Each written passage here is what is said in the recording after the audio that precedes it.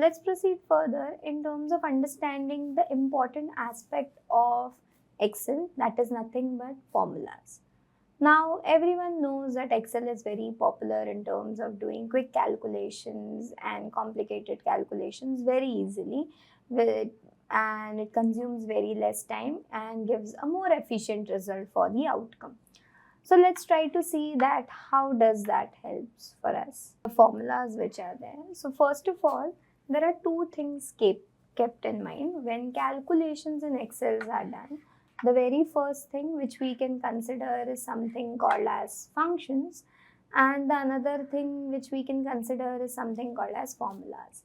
Now people think that functions and formulas is something which is same, but there is a slight or thin line difference between both of them. So as we know that there is something called as functions. Now what is the meaning of functions? Now when I talk upon function is, it's functioning something. Now what is this functioning about? Functioning something means doing some task, doing some approach or doing some calculations at the background. So that is what a function is. And in functions, with respect to Excel, we call them as a predefined logics.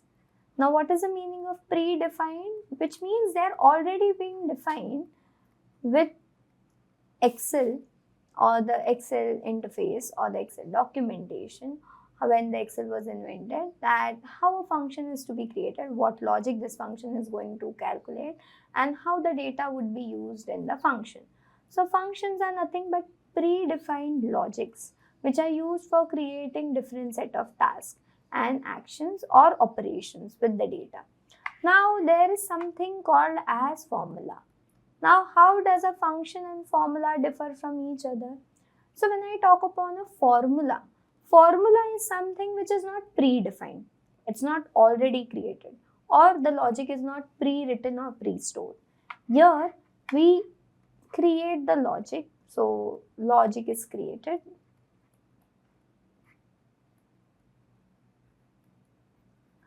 According to the task.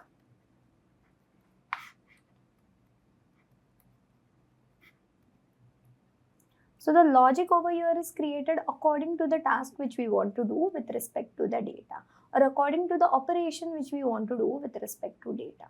So when I talk upon a function, functions are predefined logics. When I talk upon a formula, formula is something which is not predefined. It's being created manually according to the logic or the task which we want to do. So the next point of difference between a function and a formula is that functions are defined by a name, and that name has a logic stored which is running in the background. So functions are defined by a name.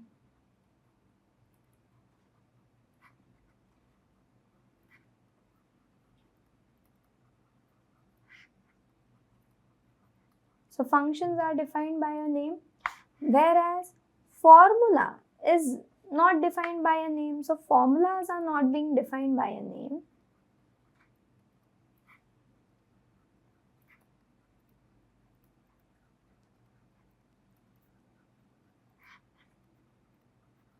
So there is no name associated with the formula, because formula is something which we will create according to the data logic. Now functions take arguments, like each function has specific set of values to be considered to make that function execute properly. So each function has specific elements or specific set of values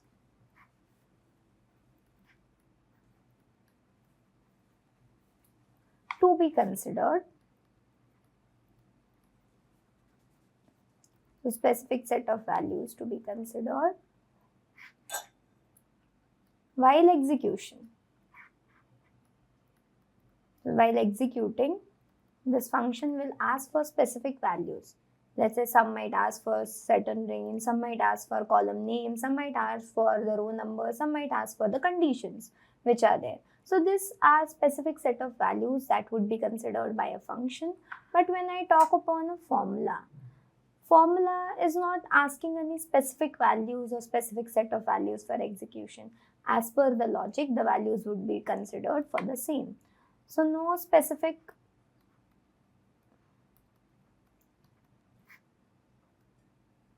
predefined values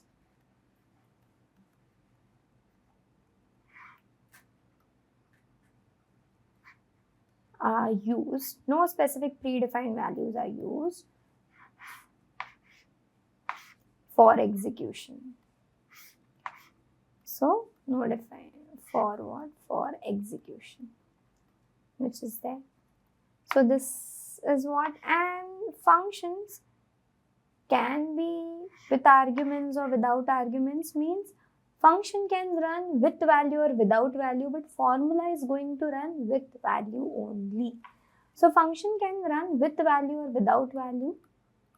A function can execute with or without any value.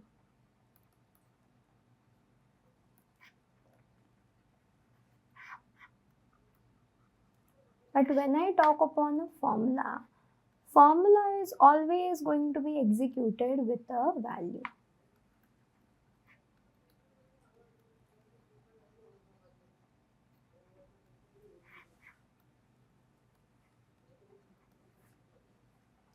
So formula is going to be executed with a value. Now, what is the difference? Let's try to see with an example. If I want to find out sum of values, let's say if I want to find out sum of values. So sum of, let's say, cells. I have values in cell E1, E2 and E3. So if I want to find out sum, what I'm going to write over here is sum, that as know that calculations start with equals to. So sum is a name where the logic of summing up the data is being stored, and there will always be a round bracket associated with it. And here I'll write what? E1, E2 and E3. That this cells will be selected and summation would be based on the same.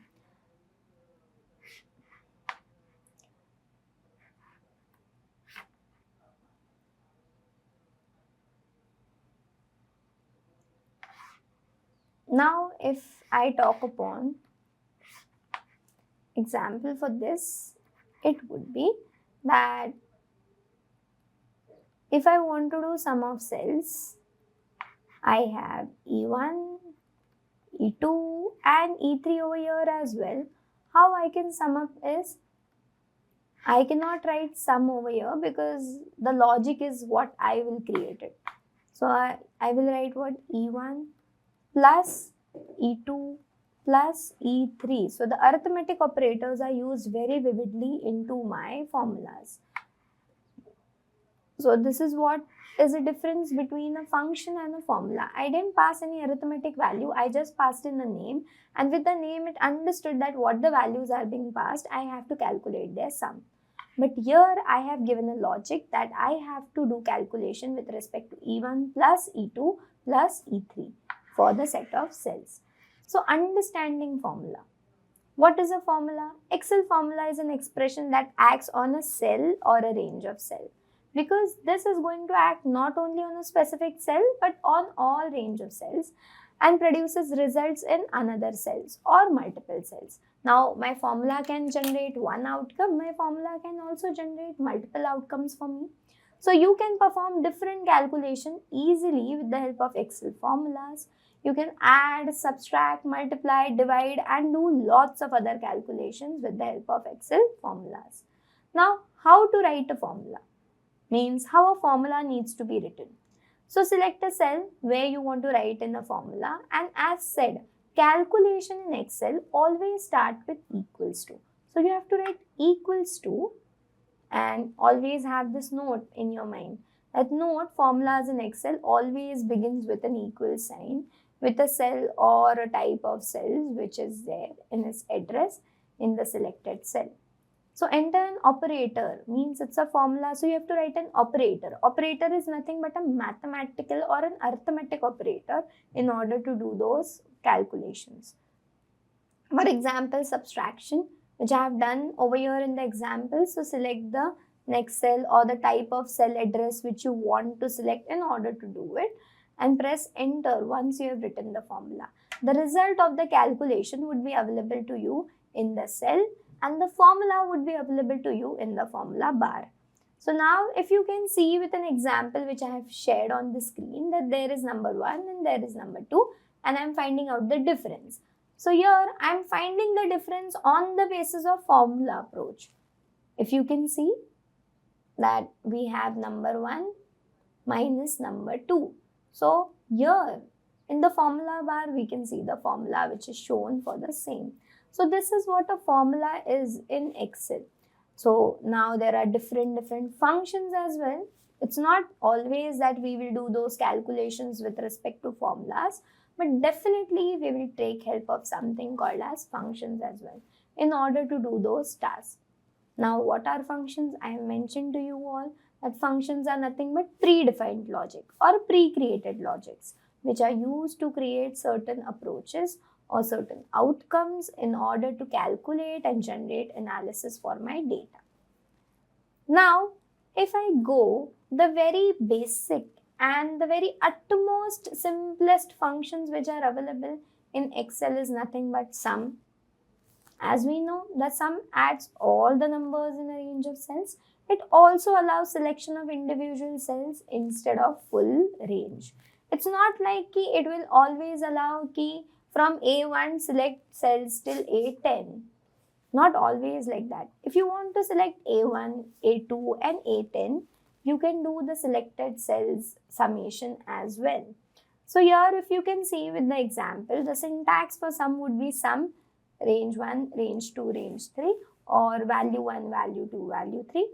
Now, if you can see, you can select a range, you can press specific elements and then you can generate the outcome for the same.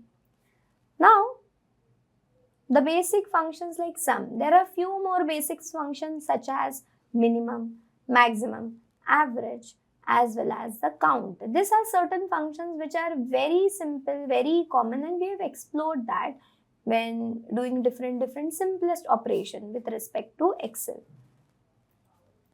So, there is a little advanced function which we have in terms of sum. That sum was helping me to sum up all the elements. Let's say someone has worked on different projects. Let's say there is a data related to employees and they have all worked on different projects such as project 1, project 2, project 3 and project 4. The data is available for 100 employees and all 4 employees have worked upon different projects. So if I want to find out the total hours for a particular project, that means if I want to find out the total hours worked by an employee on a particular project, how I would do? Because when I just calculate sum on the project hours, it is going to sum up all the elements which are there. But I don't have any approach of just mentioning a specific element. Let's say I want to select that employee number 1. How many hours he has worked on project 1. Employee number 2. How many hours he has worked on project 2. Employee number 3. How many total hours he has worked on project 3. I don't have that kind of approach to be implemented with my sum. So here I have a criteria. Criteria is nothing but a condition that I want to sum up the data, that is for sure. But this sum up is not specific for all the cells. It is specific for certain specific cells. That if I say that find out the total numbers of hours for project 1, I definitely have a condition where sum of hours needs to be there, but the criteria needs to be mentioned as project 1. So what I will do is I'll use something called as sum if. So sum if is nothing but sum of cells given by specific criteria or condition. So it returns a sum of cells specified by a given condition or criteria. if you can see with the syntax, it has sum if. Sum if means sum the data if the given condition is being satisfied. Now in this given condition, what are the values which are required over here? The first element, the first value which are required for this function to execute smoothly and efficiently is nothing but an range. Now what is a range? Range is something from where I will calculate the values or I will find out my criteria. So let's say I said that I want to sum up the total number of hours for project 1. So definitely all the cells where project related information such as the project name of the column would be selected as my range, because in that range of values I have criteria which I can fetch. So there is range, then there is something called as criteria. Now what is criteria? Criteria is something but a condition needs to be matched. Now from those project column, what I want to match is nothing but project 1. So the criteria over here is from the range of cells, what is the value which I want to filter and then sum of the same. So I want to filter project is equals to 1. That is my criteria. And then there is something called as sum range. Now what is sum range? Sum range is what I want to sum up for project 1. Means for that particular criteria, what is the value which I want to sum it up? I want to sum up the total number of hours worked by the employee. So I will use sum if, where the sum range is the total hours, range is the project column, and the criteria is nothing but the name of the project. So to find the sum of salaries for all hunters, you can see there is an example which I have written where sum if, I'll select the cells where the criteria which been modified. So here if you can see the range, and then there is a criteria which is nothing but hunter, and then there is something called as sum values. So ranges would be available for us. So there is a basic definition which is given to us and simplest formula which is mentioned over here. Now there is some ifs as well. It's not only that I can filter out the data based on one specific condition, but there are certain things where I can filter out the data based on not specifically one conditions, but multiple conditions as well. So how will I try to take help of the same?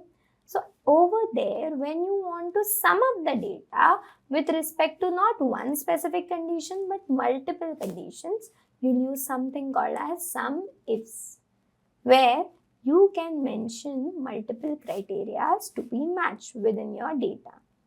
Now, if you can see, sum range would be coming first into sum if and not the last which was there in sum if. So here, we'll try to understand the same with respect to code, that how does a sum if works.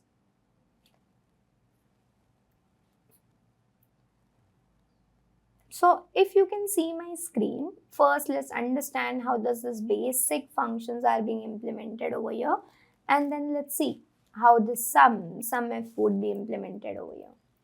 So first of all, as I said, I'll give highlight to all the cells, give them border, and then give all borders to this table because it becomes very efficient for me in terms of handling. Now, let's find out and use the basic functions over here. Now, the basic functions which I want to do. So, I have written certain questions over here which we will solve with respect to the data which is available to you. That is, the very first is total insured value. If you can see, there is an insured value column. This is an insurance data, and there are certain policies which are there, which are being took by candidates, and I want to find out certain calculations for the same.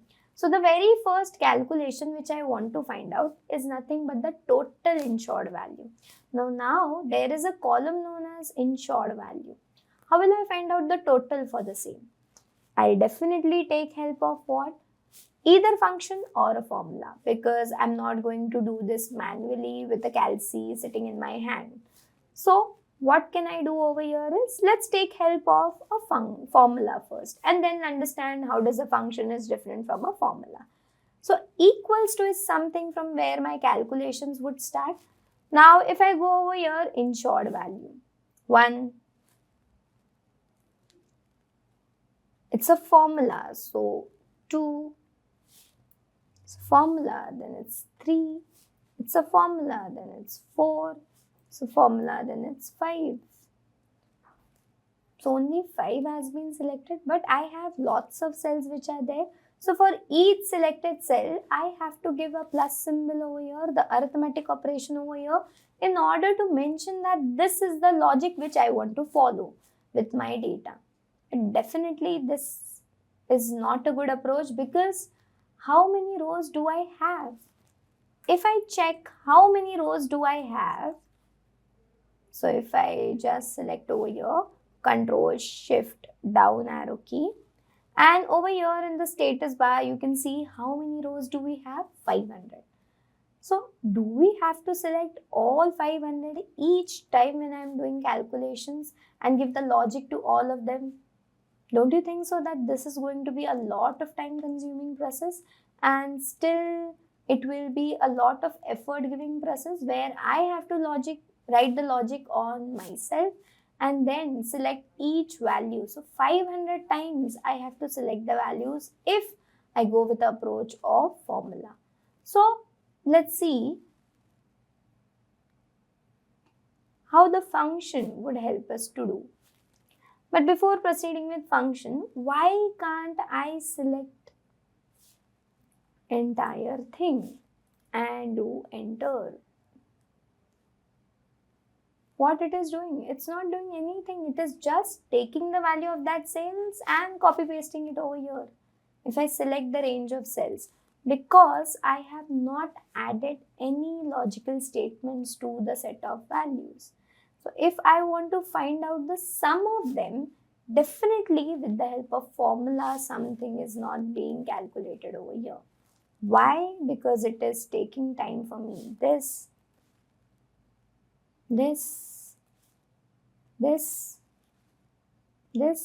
and this step I have to repeat for 500 times.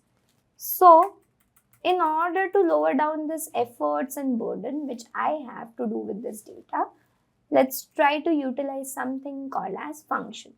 So as I'm writing sum over here as a function, as said that functions are nothing but predefined logics. So the logics are being always defined with that name. If you could see that when I select this sum, there is adds all the numbers in a range of cells. That's what it is trying to say me. Now there are other functions with respect to sum as well. I will definitely go and hover with them with respect to my down arrow key, and above with respect to my up arrow key. Now if I want to find out sum if adds a cell specified by a given condition or criteria. If I go below, adds a cell specified by a given set of condition or criteria. When I go below, returns the sum of products and corresponding cells. Now I don't want to do all of them. I just want to simply go with sum. So I have selected this function from here with the help of arrow keys. Remember never to press enter, because if you press this enter, it's incorrect, because function has not got any value and sum is just a name which is being showcased in the output. This name is not having any value to execute, so nothing is being shown. So when you are trying to utilize functions and when you find out this value, but when you press an enter key, that approach goes wrong. You have to ideally press tab key in order to select the function. Now when I press this tab key, can you see certain sections or certain values which it is asking for me? The very first value is nothing but number 1. The second value over here is nothing but number 2, number 3 and so on. If you can see, number 2 is in square brackets. Now what does this square bracket means? It means that it's not mandatory that you pass number 2. You can also pass one value and it can sum up the data. It's not going to give us error. But when I pass sum is equals to any one value, definitely the answer is going to be the same value. So, comma, square brackets, whenever there are square brackets given in any of the function, the argument is asking as square bracket, which means that it's not mandatory. So over here, what do I want to do is I want to calculate the total insured value of the total rows which are available to me. So how will I go? I'll definitely not go and select each one of them, because it is asking all of them to be selected like this. There are 500 rows as we saw over here. So 500 times I have to select. That's the reason why we were not selecting formula over here. So how a function would help me to do the same is I will go over here and I'll select the entire range. I can drag the cells or I can select the cells with the help of cursor, which we have understood, or I can use the shortcut key, which is nothing but Control Shift and right arrow key to select all the regions till where I want to stop. And it's a simple function, basic function. I can directly enter even without closing the bracket. But if it was something function where it is asking more than only the cells, then bracket needs to be closed. So here, for a safer side, let's close the bracket and then enter. And you can see the sum of values is being calculated. But you can see that there is hash being showcased, which people think that it's an error, but it's not. We actually have a value being calculated, but it's not being fitting into the column width. So I can adjust the column width over here and you can see the total value is being calculated for the particular column. This is how a function can work and this is how a simple calculation could be performed.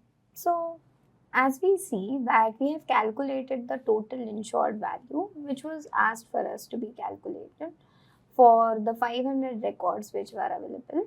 Now as you see that for sum, the function which we used, we can select the range of cells or we can select the specific cells in order to find out the specific cell calculations which we want to do. If you want to see over here, you can just observe it. Let me delete it off and I can do sum. Let's say someone is asking me to select only first, then comma, second, this one, comma, and then this. So there are 3 cells selected and it's possible to select certain specific cell and run the sum function over here. So when I click enter, you can see the summation which has been calculated is based on all those cells. Now you can see in the cell, we can see the value. But in the formula section, the formula bar, the formula is available to us. Now, how I can interpret and make and modify the changes into formula or the function which I have mentioned. I can double click over here on the cells where the formula is being available. So wherever I double click, my cursor would be incorporated over here in order to insert certain values. So here if you can see enter, if I double click on the same, you can see over here this cursor has been added. Now I want to add a cursor at the end. So for that we have F2 as a function key to add your cursor at the end. Now as said that function keys F1, F2, F3 keys which are available into laptops, for some of them it's directly accessible. So if I click F2 on my system, it's helping me to lower down the volume over here because it has certain other function associated. So I have Fn key which will help us to utilize the F2 key as a function which we want to use. So Fn and F2. So when I do Fn, F2, for some of them F2 can directly work. For some with Fn, that is a function key in your keyboard, F2 key would be associated. So here you can see when I press F2, wherever I keep my cursor within the cell, the cursor or the instructions or the value changes part or the addition of the cursor will be added at the end. So here you can see, if I double click on the cell, so wherever I double click at that particular moment or at that particular location, the cursor would be added. So I'll do this. Now what I want to do is I want to calculate the average insured value. definitely finding the average, we need to find out sum upon the total number of observations, because average is nothing but sum of all observations upon total number of observations. So sum of all observation is this, and total number of observation is what? 100 for me. So can we do with the help of formula over here? Yes, we could do. So let me take the sum which is being calculated in this cell, divide. So the division symbol is given by this. And divide by what? I know how many cells do I have. I have 500 cells. So I've mentioned this 500, and you can see the average insured value which is being calculated from here. But the approach which I used in order to find out the average was not with respect to function, but was with respect to formula. So this is how a formula is implemented over here. First, the total which was being there, I have selected that, and I have divided by the total number of observations which I have, because average is nothing but sum of all observations upon total number of observations. So this is how the average is being calculated, but I don't want the average to be calculated this way. So how will I do it is, I have a function known as average, which is used to find out the average of the range of values which I have. Average is nothing but the mean. So let me press a tab key, and you can see the number 1, number 2 which is being selected. So this is number 1, comma, this is number 2, comma, this is number 3, and proceeding, there are certain numbers. So if I just select specific numbers, for only those specific numbers, the average would be calculated. So here if you see, the average is calculated only for those specific numbers. But do I want for those specific numbers? The answer is no. I want for all the cells, the average insured value. So what I am going to do over here is, I'll delete this and I'll write equals to, and I'll write a function. When I'm using average as a function, definitely I am not going to use and utilize any logical operators or any operators as such in order to utilize a mathematical approach with respect to average. I just have to select the cells and I have to close the bracket and enter. You can see that the average value for that particular part is being calculated for us.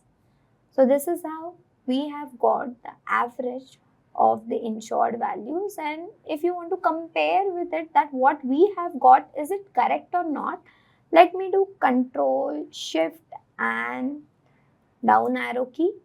You can see this, the status bar, which is helping me to see that the quick calculations or the quick analysis of the selected cells would be shown. So here it's an average cell which I have, so 4964411, and if I compare with the average which is being calculated, it's correct. And if you can see the sum value which is being calculated for the same, so this will be available for us over here. Now I want to find out the minimum insured value. So what's the minimum insured value? I'll give minimum, and over here I'll find out Control Shift and down arrow key, enter. So if you can see, the minimum insured value is what? It's 30,000. And if I go and find out max, it's still the same, that I'll consider over here and I do enter. You can find out what the maximum insured value is this. So this is how we have done certain basic calculations such as sum, average, min and max, where we didn't approach any complicated approaches with respect to data or functions. The functions were very simplified, that we just have to select the range of cells and use the function, and the function will automatically understand that what it has to do with the selected range of cells. So this is what is all about basics of functions, the very basics functions which we do have.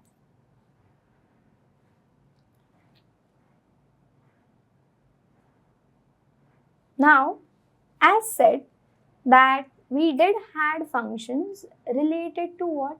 Related to finding out the sum, but with certain criterias or conditions. As we understood that there was something called as SUMIF. So similarly, there is something called as average if as well. So if you can see, as there was something called as SUMIF, there is something called as COUNTIF and COUNTIFs. There is something called as minimum, maximum, average, which we do calculate it, count. So there are certain questions which I want to solve, and I want to explain you that how these functions are being executed and how they are working for the same. So the very first question which we will solve with respect to the data which we have, that is, what is the total sum of insured value for each location? Which means for each location which is available into my table, I want to find out the insured value for it. Now, how I would do it is,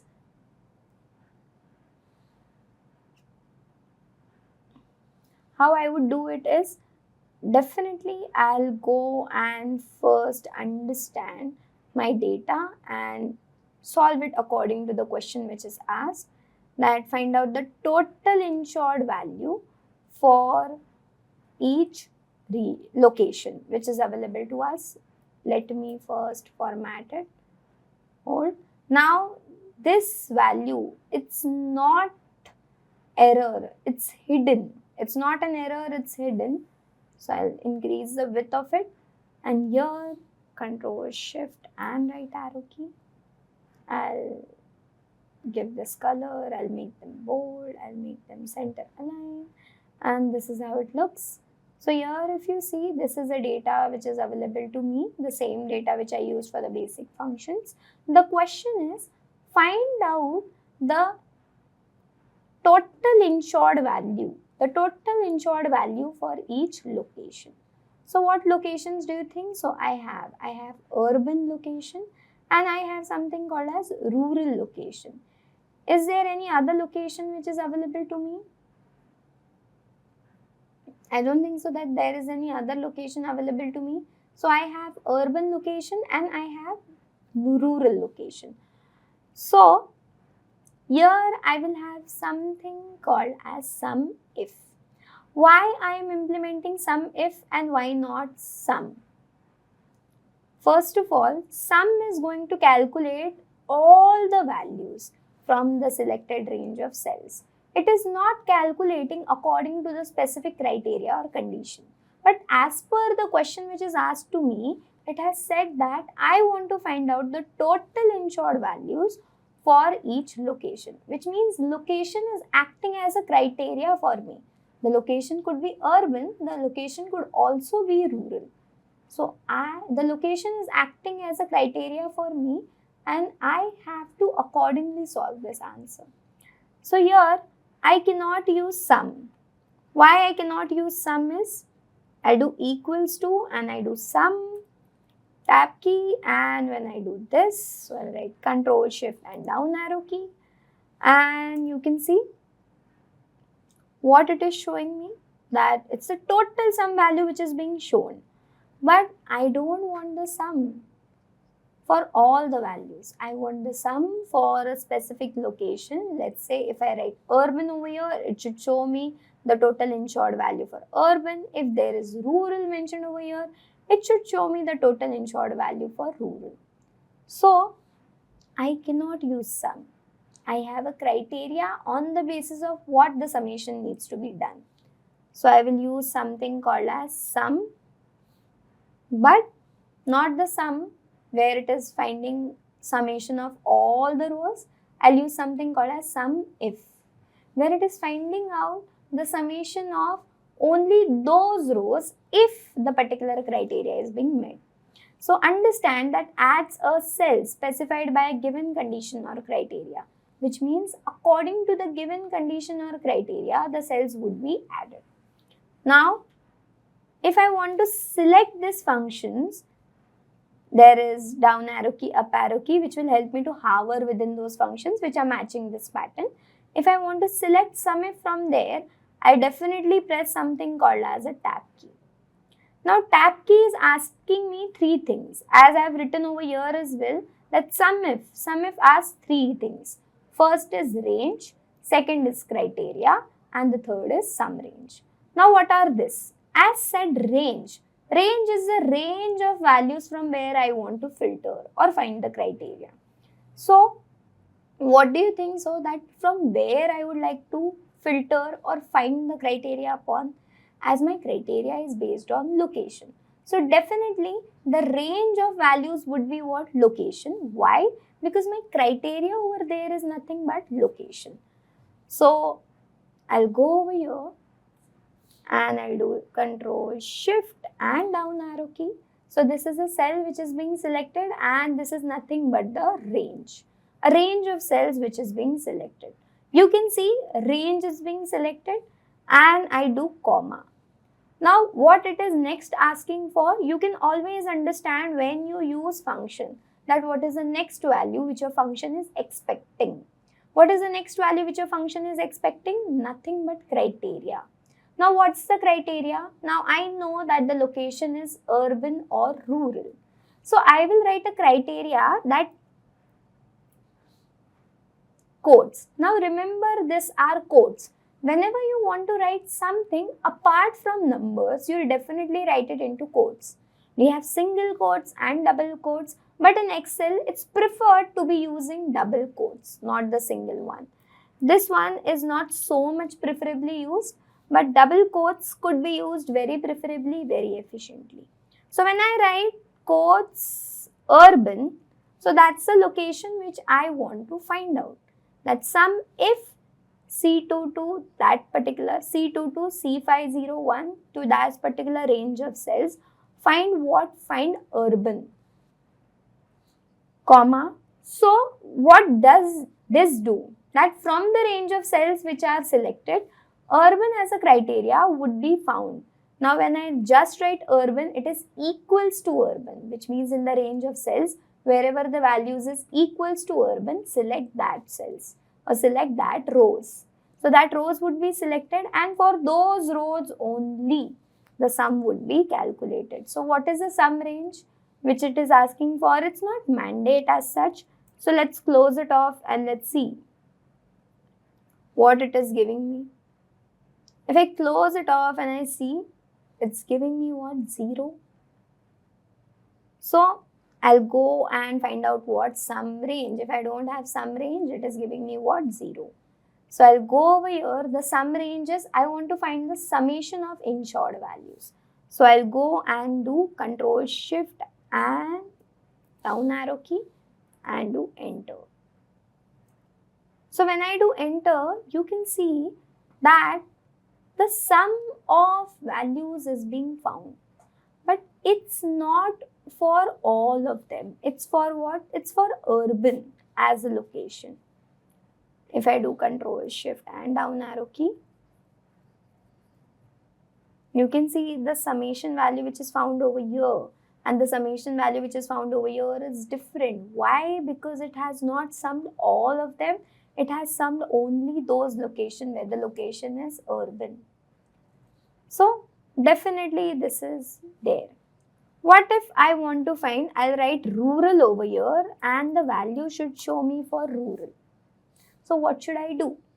Definitely I'll go into my function where instead of urban, I'll write what? Rural. And this is how it looks. That rural is being filtered like this. For rural, this is a value and for urban, that was the value. But what if when I am changing urban over here, the value must change. I don't want me to be going manually into the function which I have used and changing the values. I want whenever I mention urban over here, the insured value should filter accordingly. Whenever I use rural over here, the insured value should show out the summations accordingly. So what I can do is, I can go over here, instead of rural, which is being selected as a static value. Now what's a static value? Which means it's a fixed value which is being set.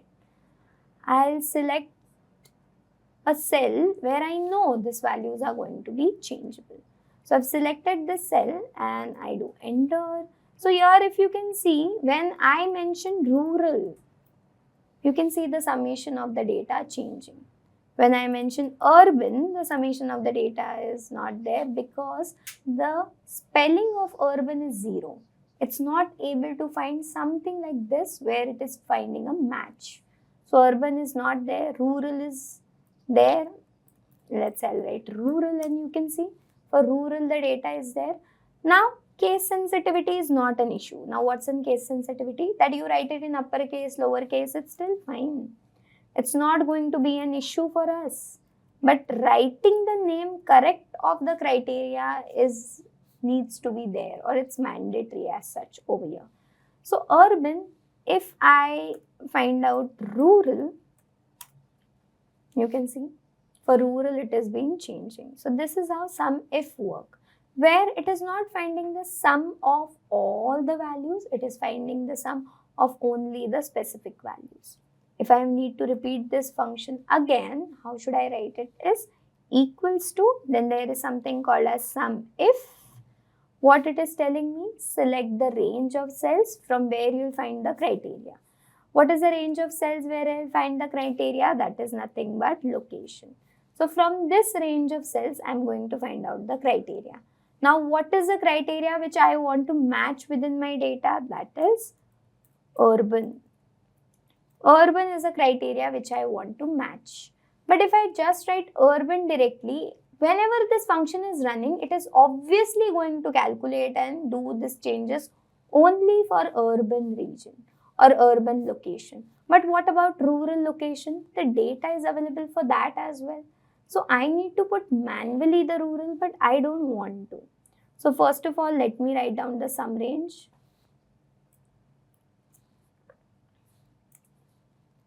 So here if you can see, in this, instead of urban, what I can do is I can select this cell where this urban and rural as a value is changing. So when the change is happening, the same change can occur in the condition within the formula. So here I'll select this. So this value is being selected and enter, and when I do urban, you can see the value is changing. If I do semi-rural, now there is no such criteria like this, and you can see it is showing me what? 0, because sum of that condition is ideally what? 0 for me. So this is how sum if works. So it is not summing all the values, it is summing only if the given condition or criteria is being met. So I hope this is clear. So as we have seen over here that we understood that how we can calculate the sum of the data, but not for all the cells. I am calculating the sum only for specific cells or only according to the criteria which is there. That is the meaning of what? Sum if. That if a particular criteria is being mentioned or if a particular criteria is being satisfied, then and only there this condition would be followed, and this would be able to filter out the data and find out the summation for the same. So that was sum if. Now sum if is taking only one condition and filtering the data based on one condition. But let's say someone says me that where you are filtering the data on the basis of location, also filter on the basis of region. So now as I want to find out the sum of insured value for location as urban but the region as east. I know that how I can find out for the location as urban, but how I will be able to find out for the location as east. So let's try to understand over here. So if you go with respect to the questions which I have shared over here, so you can see that what is the total sum of insured value for each combination of location and region. That's what the question is. That I want to find out the sum of insured value, that is for sure. That sum is what we implemented over here. But here there is a criteria.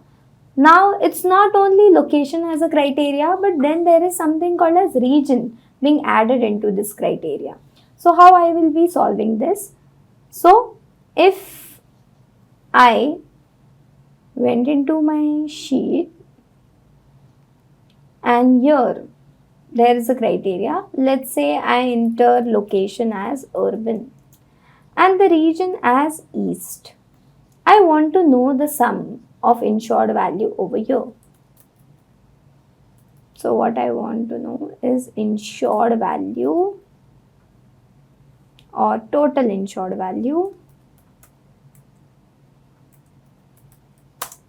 Total insured value for the same. This is what I want to know. Here I want this format to be implemented over here as well.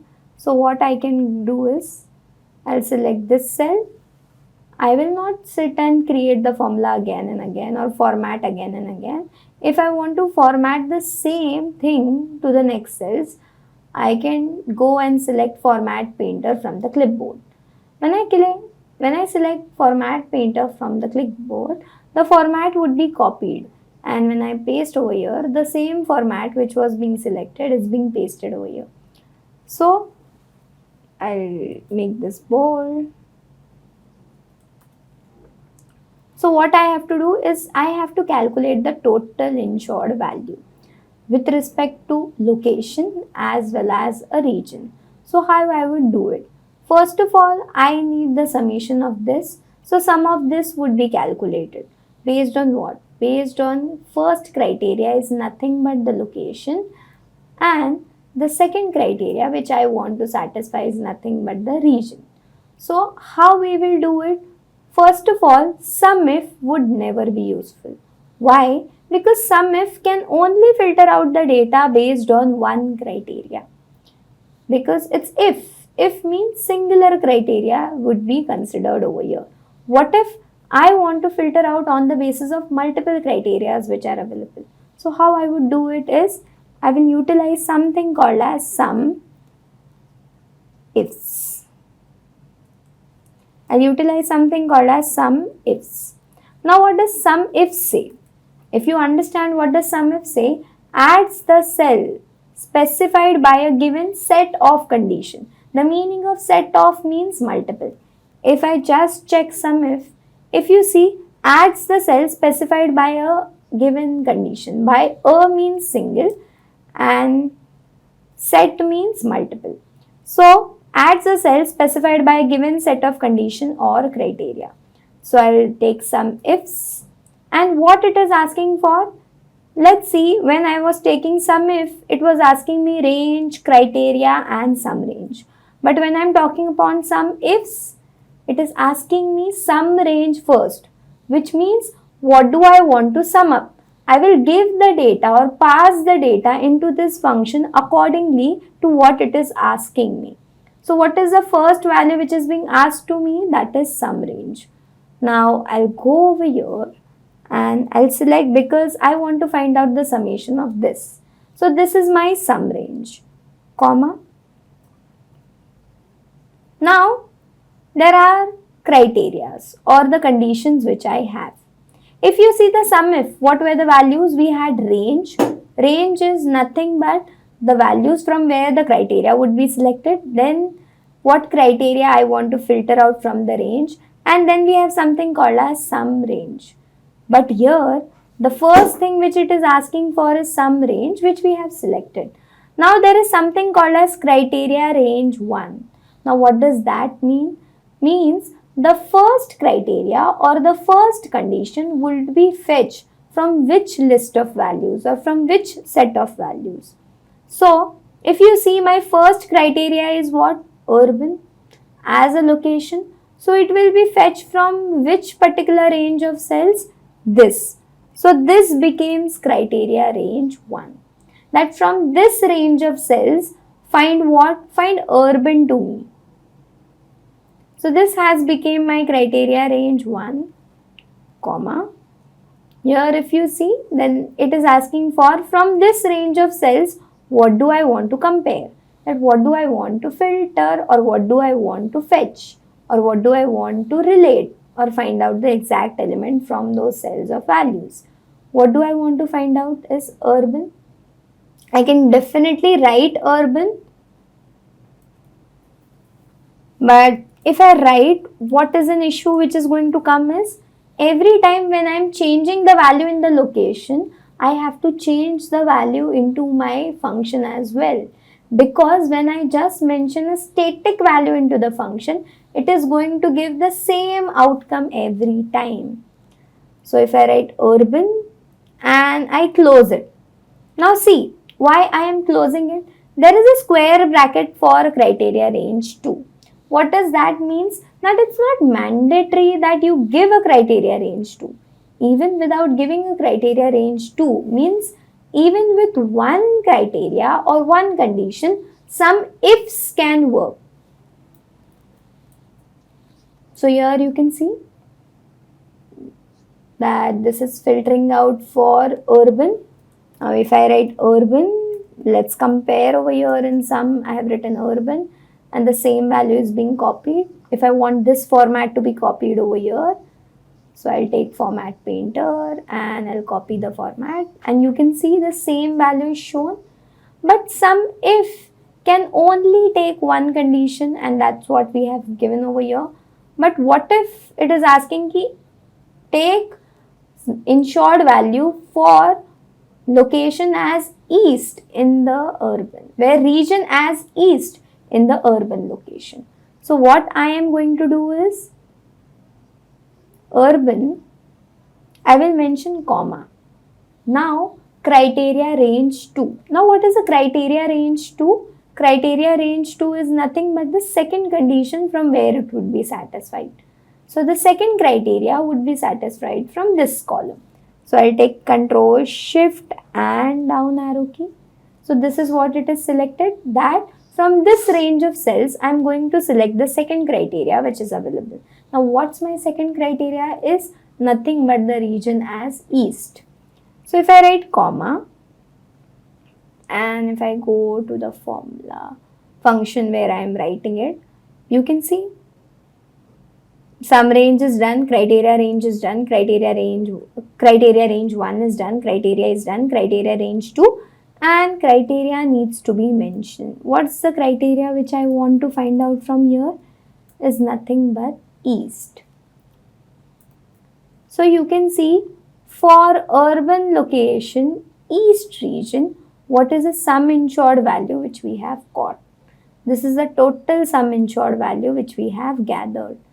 What if I want to find out for the west region? Is it changing dynamically? No. Why? The reason is we have used specific value over here instead of selecting cells where the values are dynamically changing. So instead of urban, what I am going to do is I'll select this cell from where I can change urban to rural or rural to any other condition, and that would be considered into my function as a value to be compared into the criteria. And from here as well, when there is east,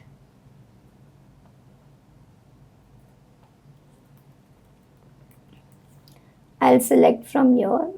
Now let's say west is being selected. So in that cell, the region can be anything east, west, north, south, and that would be selected, and that would be added as a criteria into my data when the function is being executed in order to filter it out and give the required outcome. So when I do enter, you can see urban and west. It's showing me 0, which means urban and west as a region is not there. Let's say we have Midwest. Let's understand that urban and Midwest is possible. So Midwest, and you can see yes, there is a range which is being followed.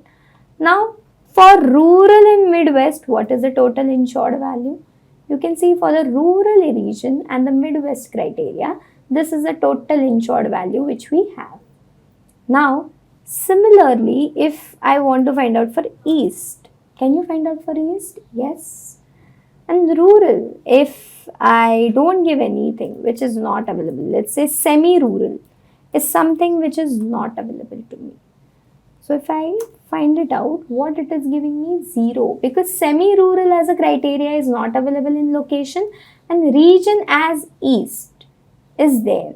But semi-rural and east is what we were expecting, but it's not found. So the answer is what? 0. So I hope this sum ifs is understood to you all. This is how sumifs work, that we are able to find out the summation of data based on one or multiple criteria. Now, what is the difference between sum and sumif? Sum, sumif and sum ifs. And which one is preferable at what condition? Let's understand the very first thing, that is nothing but sum. Now, what is the meaning of sum? Sum means addition of all the selected cells or all the cells in a range. So, when you do sum, it's taking all the cells. There is no criteria, there is no condition which is being followed. So, by default, all the cells are being calculated and the total of all the cells is being given out. And the total of all the cells is given out. Now, when I talk upon sum if, what it does is, it will sum up the data, that is for sure, but there will be one condition. Now, if is a singular word. So, if means one condition would definitely be there as a part of my data. That's sum if. That is, if means one criteria would be followed. But what if someone asks me to filter the data based on multiple conditions? As it was shown over here, that I want to filter the data on the basis of location as well as region and then find out the sum, the value. I cannot do with sum if because it's a single condition taking data or a criteria part. So I will take help of something called as sum ifs.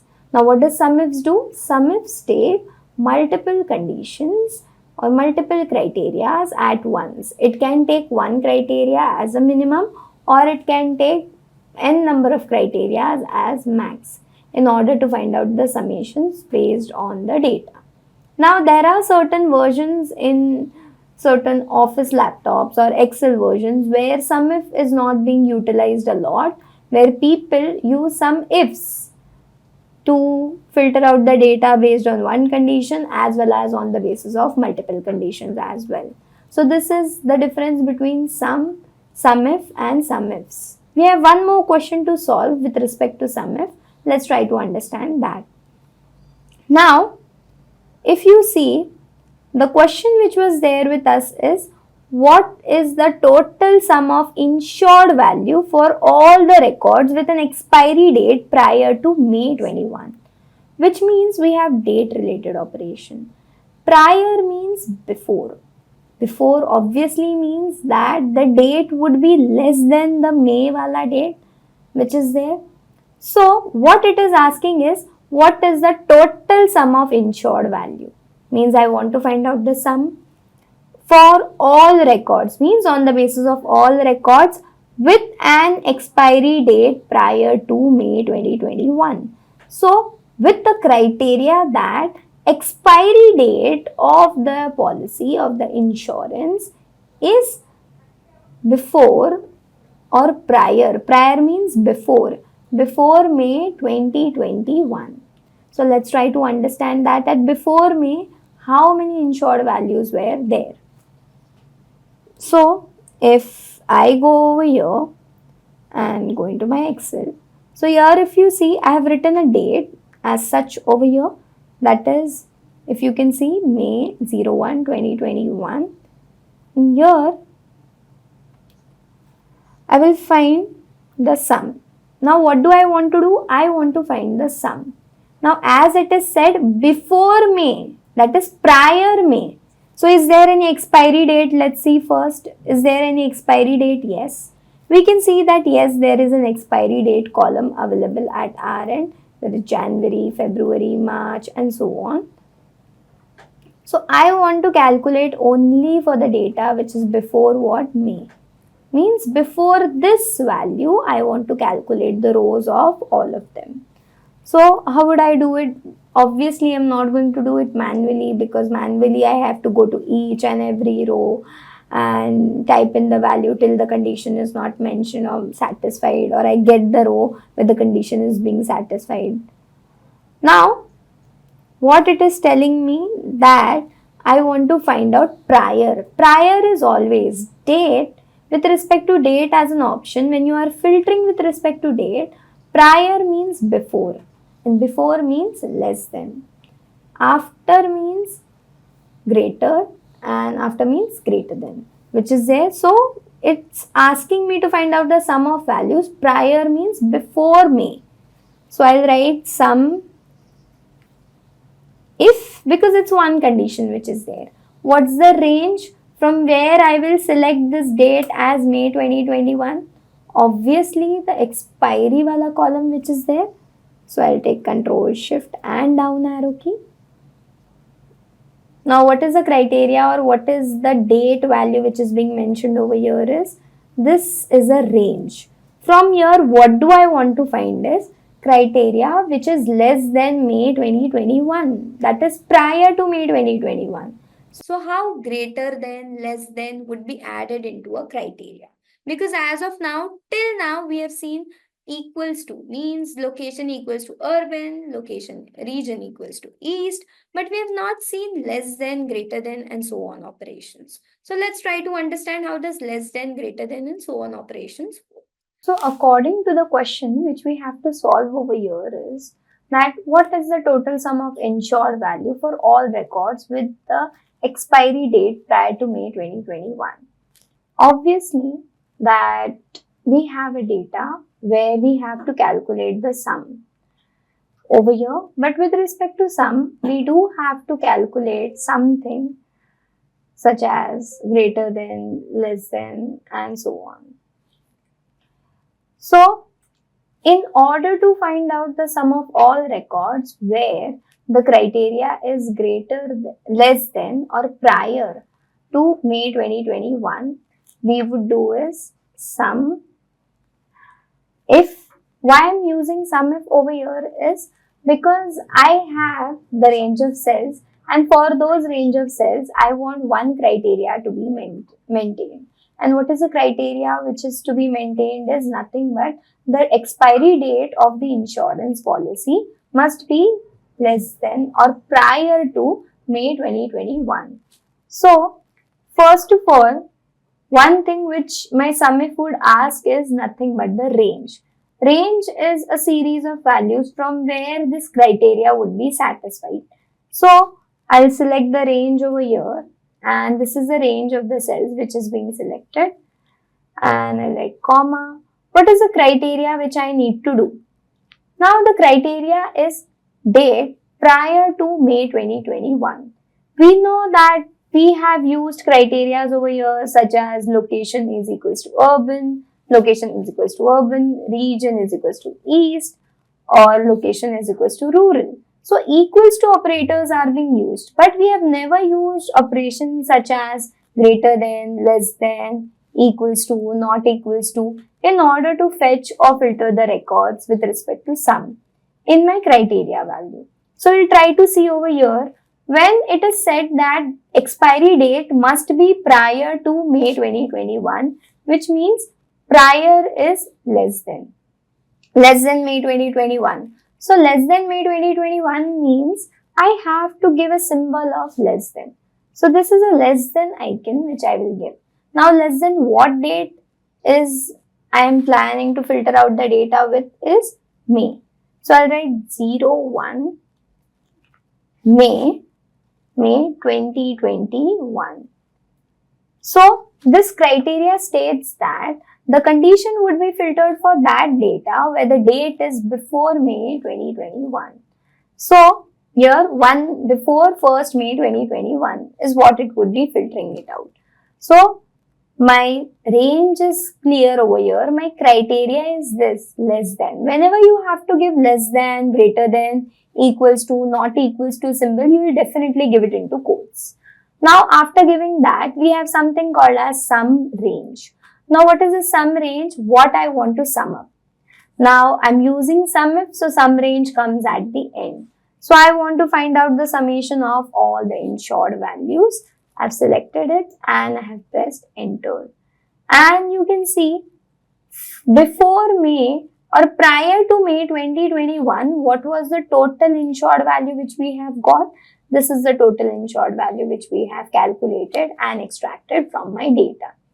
Now, less than, equals to, less than, equals to, not equals to, greater than, equals to, and so on operations are definitely used into the criteria part, but we have to mention it into strings. Let's say if I want that the values must be greater than this particular value, or let's say 3000, 4000 or 8000, definitely I'll give this criteria into quotes, greater than and the numeric value. Even though there is a numeric value, I'll mention it into quotes whenever there is greater than, less than, not equals to symbols which are used. So, this is what we have seen, that the data or the value is being calculated before May 2021. So, I'm applying a format painter over here which will format the values from the above cell to the below cell. So, same format would be copied. So, if we go according to the questions which were asked to us with respect to data, we have tried to solve the three of them.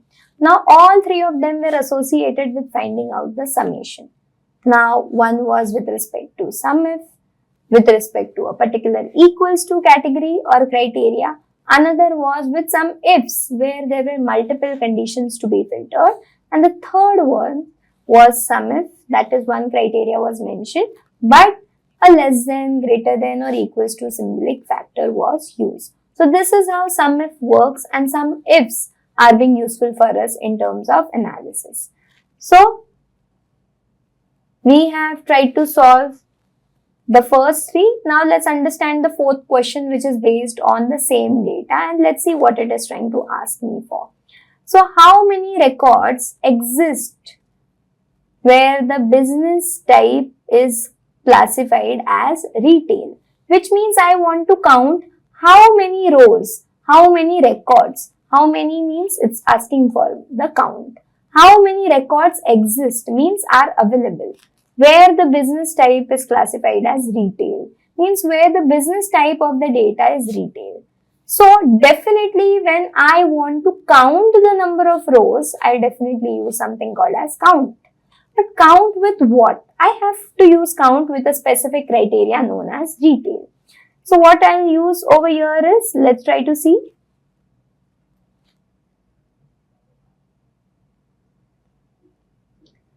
So here if you see, I've made a section. What it is asking me, that I want to count the number of records which are available where the value is retail. So the count if is very simple. You have to use count if.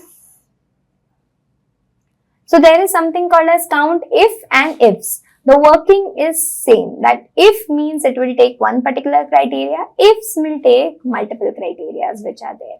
So I'll take if. So count if. Count the number of cells within a range that meet the given condition, which means it meets the given condition which is there. So I'll press a tab key. What is there? I'll take range. Now there is no sum range, average range taken into consideration over here. Why? Because it is just finding the count. So from the range of cells where the criteria is being satisfied, that cell's count would be took over here.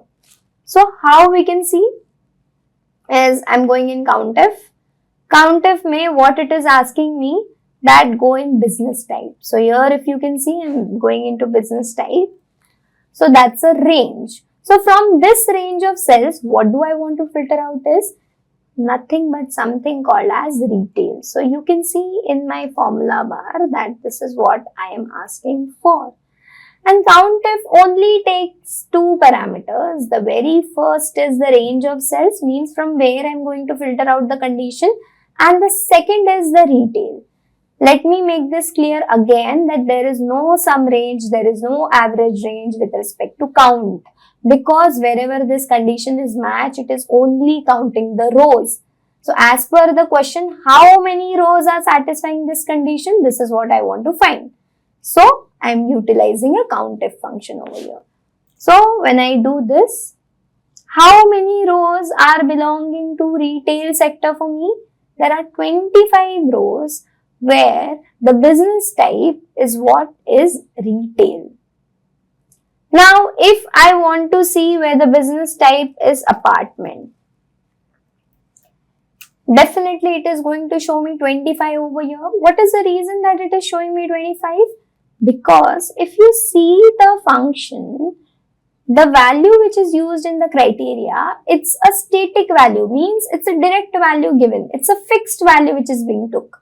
There is no cell being referred over here. So if I refer a cell, so whatever value is being used into the cell, that would be utilized over here. So let's say I take this and do this. So here if you see, if I say that business type is apartment, then the insured values, or not the insured values, let's say I write total records. So how many total records are available for the business type as apartment? 169. If I say that the business type is farming, how many total are there? 117. If I say the business type is, let's say, medical, so what are the total records available for me? 2. So this is how I'm counting a record based on a specific criteria or a specific condition, that is the business type is equals to retail. I can change dynamically by not passing the static value into the formula or the function which I am using, but passing in a dynamic cell where the values will repeatedly change. This is how we do in terms of count if.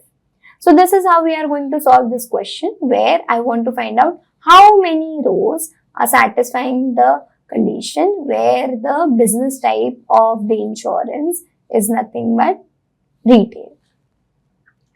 Now, when I go over here and understand from the next one what it is, that the next question is how many records are there where the region is east.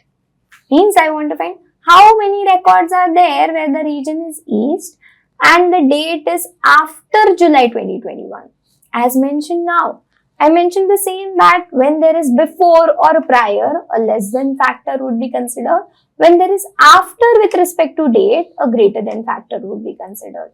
So if you see the question over here, how many records are there where the region is east? So the first criteria which I want to find is region is equals to east and the date is after July 2021.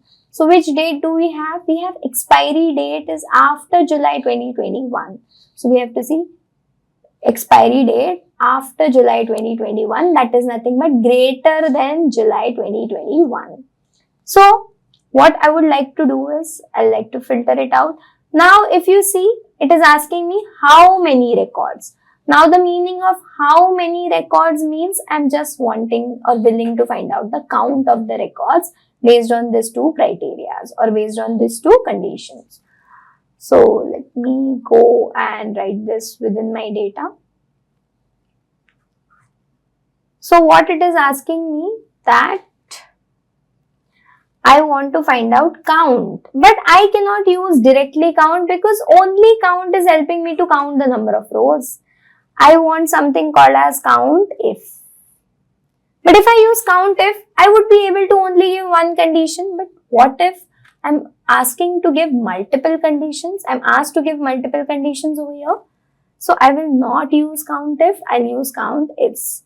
You can see, counts the number of cells specified by a given set of conditions. Wherever there is set means one or many. So ifs, and here if I press a tab key, this would be used. So here you can see criteria range 1, that is the condition 1 would be available in which range of cells. So the condition 1 is nothing but east. So I'll go in this region and I'll select it. What is the condition 1 which I will like to give is nothing but east. So if I give only one condition, is it able to solve it out? Yes, it's able to solve it out. Why? Because count ifs can take one or more than one condition over here. So if I use count ifs and do this operation, let's say according to the first condition, I'll go in region, comma, what is the factor which I want? That it is east. And what is the next factor which I do want over here is nothing but the expiry date greater than. Greater than means after. So I'll take Control Shift L, the expiry date, and I give a condition. Now for less than or prior, we have a less than condition. For greater than, we have a greater than. So greater than this, so greater than what? Greater than July. So not 1st July, let's say 31st July 21 or 2021 is something which I want to filter it out. And you can see how many rows are after that. I didn't consider 1 July over here because it's asking greater than July. So I cannot consider 1 July over here. So it took 31st July 21. So I cannot consider 1 July. The reason being, because if I say 1 July, to 2, 3, 4, 5, 6, that rows will also be there. I am asking greater than July. So last day of July, let's say I've considered 31st July 2021. So after that, how many rows are satisfying that particular condition is what I want to check. So after that, 173 rows are satisfying the condition where the region is East and the date is after July 2021. So this is what we have solved with respect to count ifs. And this is how count ifs will help you to count the data based on one particular category or multiple categories which we have, or multiple criteria which we have with our data. So I hope this is clear with you all in terms of understanding what is count if and how does count if work in terms of a real world analysis. Now the next question which has been passed to us is nothing but related to what is the average insured value for records where the state is New York. Now they're asking me that what is an average value, average insurance value or insured value which is available for a state of New York. Now let's first see that is state related operations available to me. So if you go over here in this data, yes, the state related operation is available to me, New York, so NY is what I want to filter my data upon. So there are multiple symbols which are available to us in terms of data, and I definitely want to find out the average insured value for the individual or for the people or for the records where the value is or where the state value is New York. So here, as they are asking me to find out the average, but average would be associated with if, because I don't want to find out the average of all the records, I want to find out the average of the specific records where the state is New York. So I'll do average if. Now in this average if, what do I want to do? First is nothing but the range. So I'll do Control Shift and L. So in this range of cells is what you want to go. So range, and here you can see criteria is something which is same, which was there in some if, right? You can see over here average if, it takes average if, range, criteria and average range. So what's the criteria which I have? I can select the cells where I am writing New York, NY. So, or I can write it manually into double quotes. Now what it is asking me? Average value. Instead of some value, if you can see, instead of some range, average if is asking me what? Average range. So what values or which values average do I want to calculate as insured value? So I'll select this cells.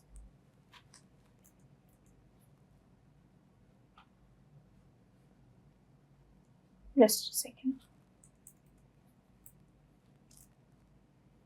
24. Control Shift and down arrow key. And then when I enter, you can see the average insured value for the state as New York is this. I can do a format painter over here. I'll copy it and I'll paste it. So you can see a format painter has been added. So for New York, this is this, let's say OH, Ohio. This is what it is changing. And you can see the dynamic change is being visible to us. Let's say NG. You can see this values, the average insured value is changing. So this is how I can calculate the average if of the data based on the specific criteria or the condition which is there. Now, let's understand and observe the next question which is there with us. What is the next question which we do have?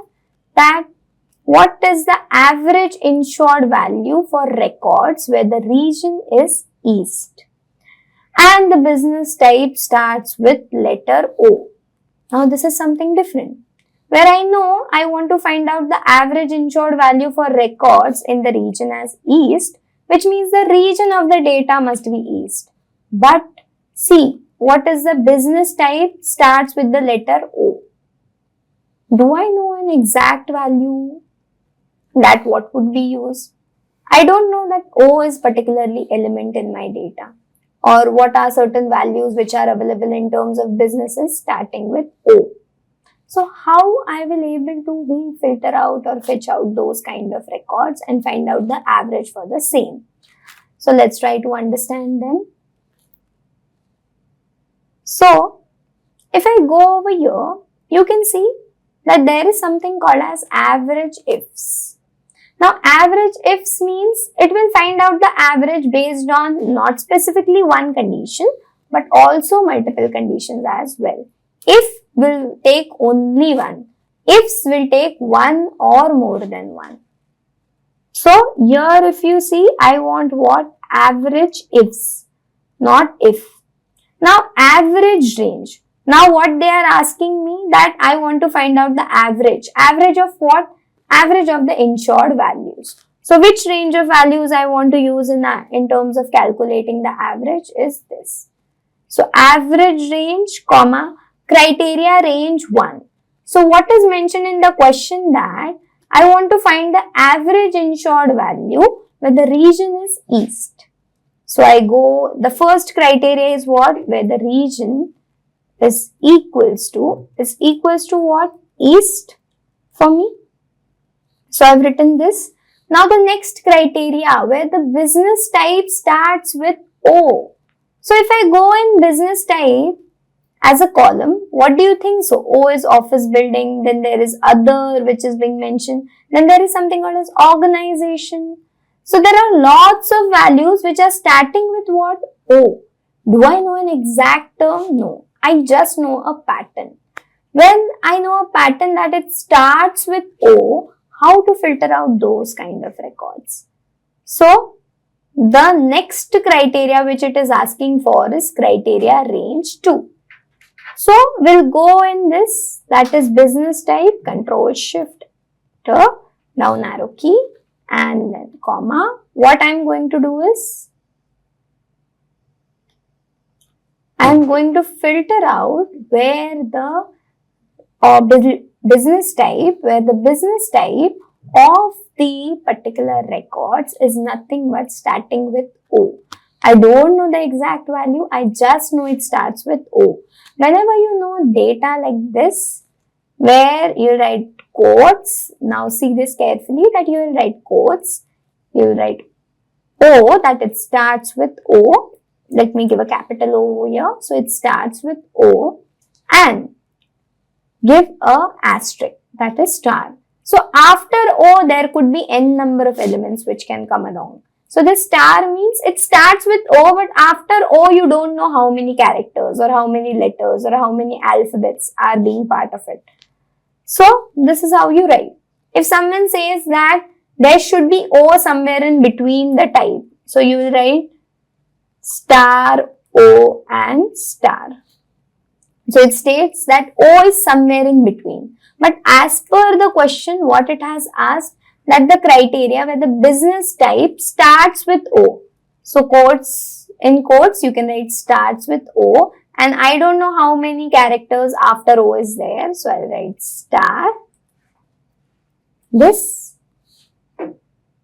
and I enter, and you can see where the region is east and the starts with O, this is how it is there.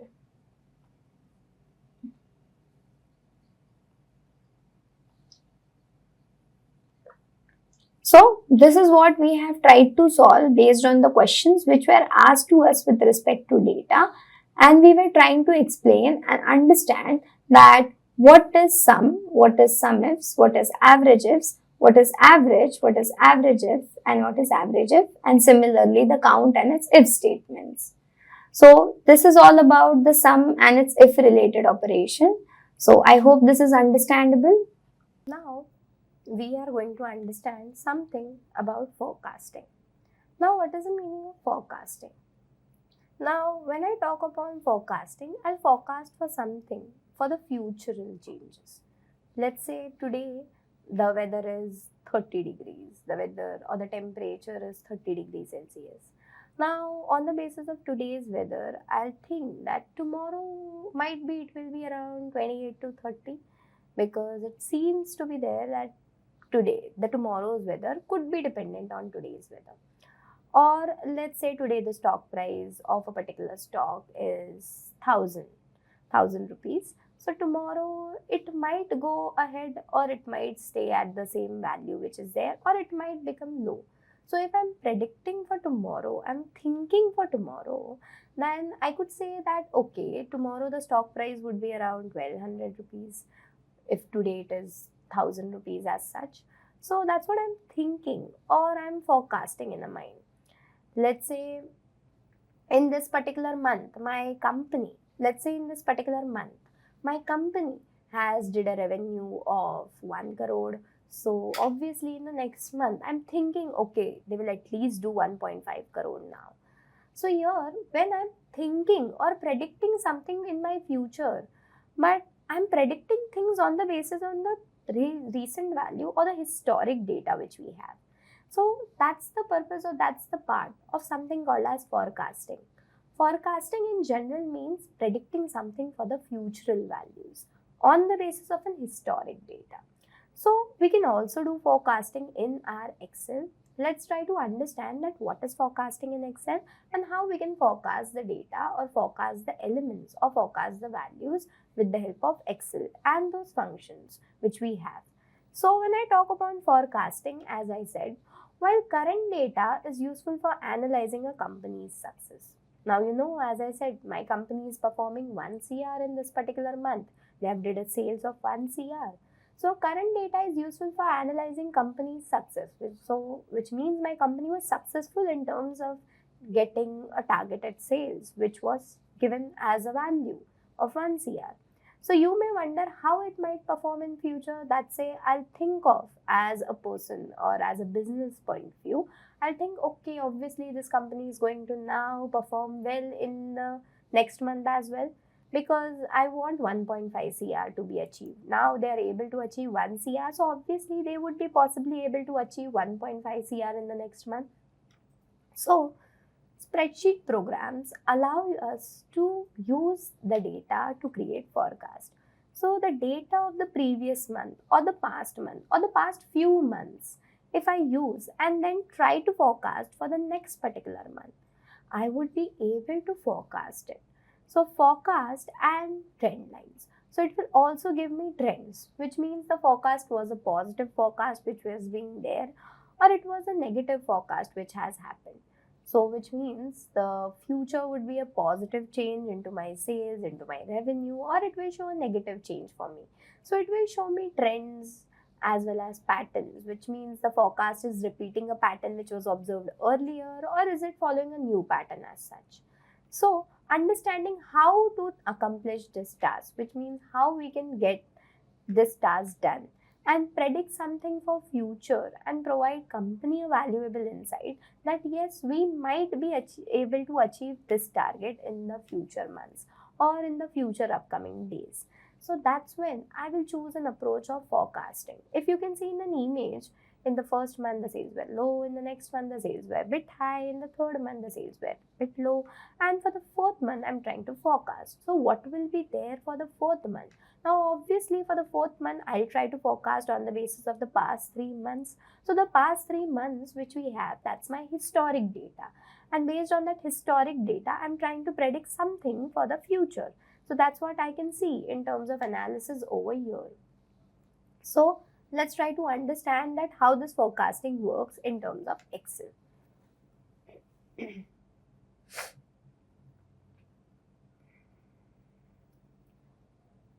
So if I show you a data over here, as you can see on my screen, that there is a date and then there are sales value.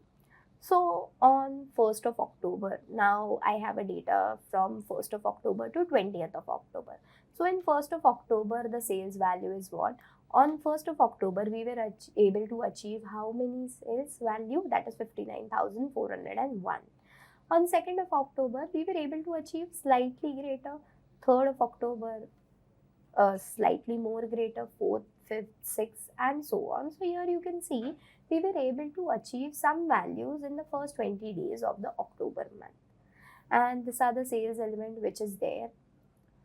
So this is my one feature, this is my date component, and this is what? This is the sales value which is being generated. If I want to plot a graph on this, how the graph would look like. So if I go and if I do Control Shift down, you could see I can select the entire sheet. I can go in terms of graphs, I'll do insert, and in this obviously I'll try to insert a line. So on those 20 months, how the line or the trend of data looks like. Now you can see the data was somewhat high. At some values or at some days, the sales were high. At some days, the sales were low. At some days, the sales were okay. So there was a huge rise, huge dip into my data, which was analysis. And this is a line plot which is there. As I said, line plot helps me to understand how the data changes, how the value changes over a period of time. So as you can see, from 1st of October to 20th October, how the data value or the data elements have changed itself over a period of time. And this is how we can see it's not same everywhere. It's been changing as the values are changing. Now, this is how it looks, that this is how our data is being calculated. So this is just a basic trend observed on this data which I have. Now, what is another thing which I want to see and observe over here is what will be the forecast of the data, which means what I would try to forecast or what will be the possible forecast for the next 20 days. But this next 20 days are not on the basis of October. You can see this 20 days are on the basis of what? On the basis of November for me. So I'm trying to see in first 20 days of October, I was able to achieve this sales. What will be the forecast of the next 20 days or the 20 days of my November month? So if I want to forecast over here, what is the value which I would like to forecast over here? So let's say we have a function which is known as forecast. So here you can see there are lots of functions which are given to us. There is forecast ETS, there are lots of things which are there. So here let's try to do forecast. This function is available for compatibility with Excel 2013 and earlier, calculates or predict a future value along with a linear trend by using what? Existing columns. We have this, but this is somewhat outdated in nature. So instead of this, we can use a forecast linear, which almost works similar over here. So calculates or predicts a future value along with a linear trend line. Now what's a linear trend? It will not show that the increasing and decreasing trend. It will just show that the changes were positive or negative. So that has been forecasted. Now let's try to plot it. So if I do Control Shift down and Control Shift right, this I have selected, and if I want to see that how does this plot looks like, I'll go in line chart and I'll try to plot it. Now you can see the plot which was there on the historic data.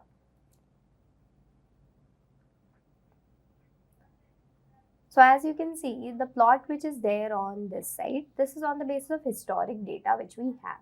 Now this plot is on the basis of the predicted data which we have. So there is no increasing and decreasing trend on a frequent basis observed over a period of time.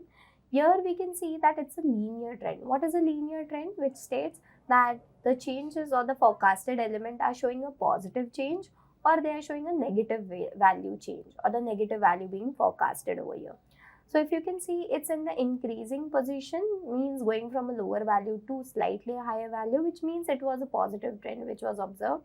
And if I slightly go below, it is showing that it's a neutral trend if it is showing a straight line. And if it is showing in the reverse direction, that's in the negative direction, which means the trend observed or forecasted are in the negative direction. So here we can see the sales value which were there initially at that particular position. And I have not considered seasonality, data completion and aggregation as such. So I take it, and you can see that this is what it's being predicted exponentially. Now let's try to see how does a plot looks for this.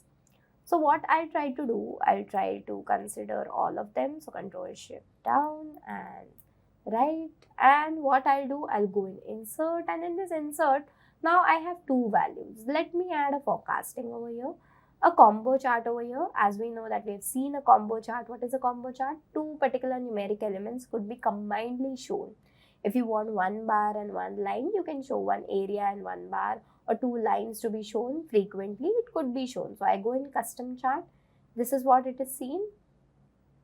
If I do forecasted sales, it should be in this. Forecasting is in the line format, and forecasted sales also needs to be in line format, and this is how it is being showing, which means it is showing a linear trend in both of them. But I don't want a linear trend to be observed over here, because if you see, both the values, both the lines are in the same part, which means both of them are showing a linear trend over here for us. So if I show you, this is the graph being calculated. I guess there is some mistake. So let's say if I want to plot a graph on this, I'll select this and I do a combo chart. So I'll try to insert, and in this I'll try to insert a combo chart, and this is how it looks. So instead of clustered column chart, I wanted a line, and okay. And you can see it is a line being plotted, but obviously both are showing a linear trend over here. And I don't want a linear trend over here happening. So I'll take this chart over here, and in my formula, obviously I'm going to make some changes. So what are the changes which I would like to make into my formula is this. Let's say the target value, I'll consider that this is the target value, and I make this changes. And you can see this is how it has been plotted. Now, one thing which to consider over here is the seasonality. Now, if I do seasonality as 0, what does this show? Which means it follows a linear trend. If I do seasonality as 1,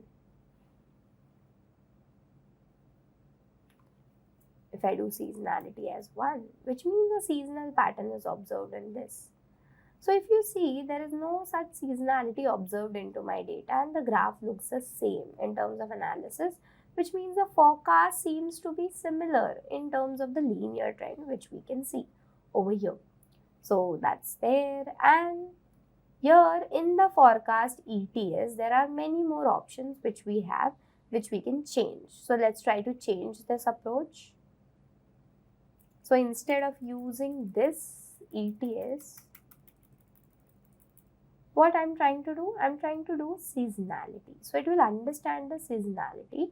So seasonality, what it will do, it will take the values. This is the value, and this is a timeline which is there. So I consider this, and it is trying to show me the seasonality. You can see the seasonality is what? The seasonality is 0, which means there is no seasonal changes happening. Now, what is the meaning of no seasonal changes happening? That means that there is no particular pattern that after 3 months the pattern is being repeated, after 2 months the pattern is being repeated, or after 10 months the pattern is being repeated. Here it's like 2 days, 3 days, 4 days, and there is no pattern repetition as such, and that's why you can see this error is encountered for us.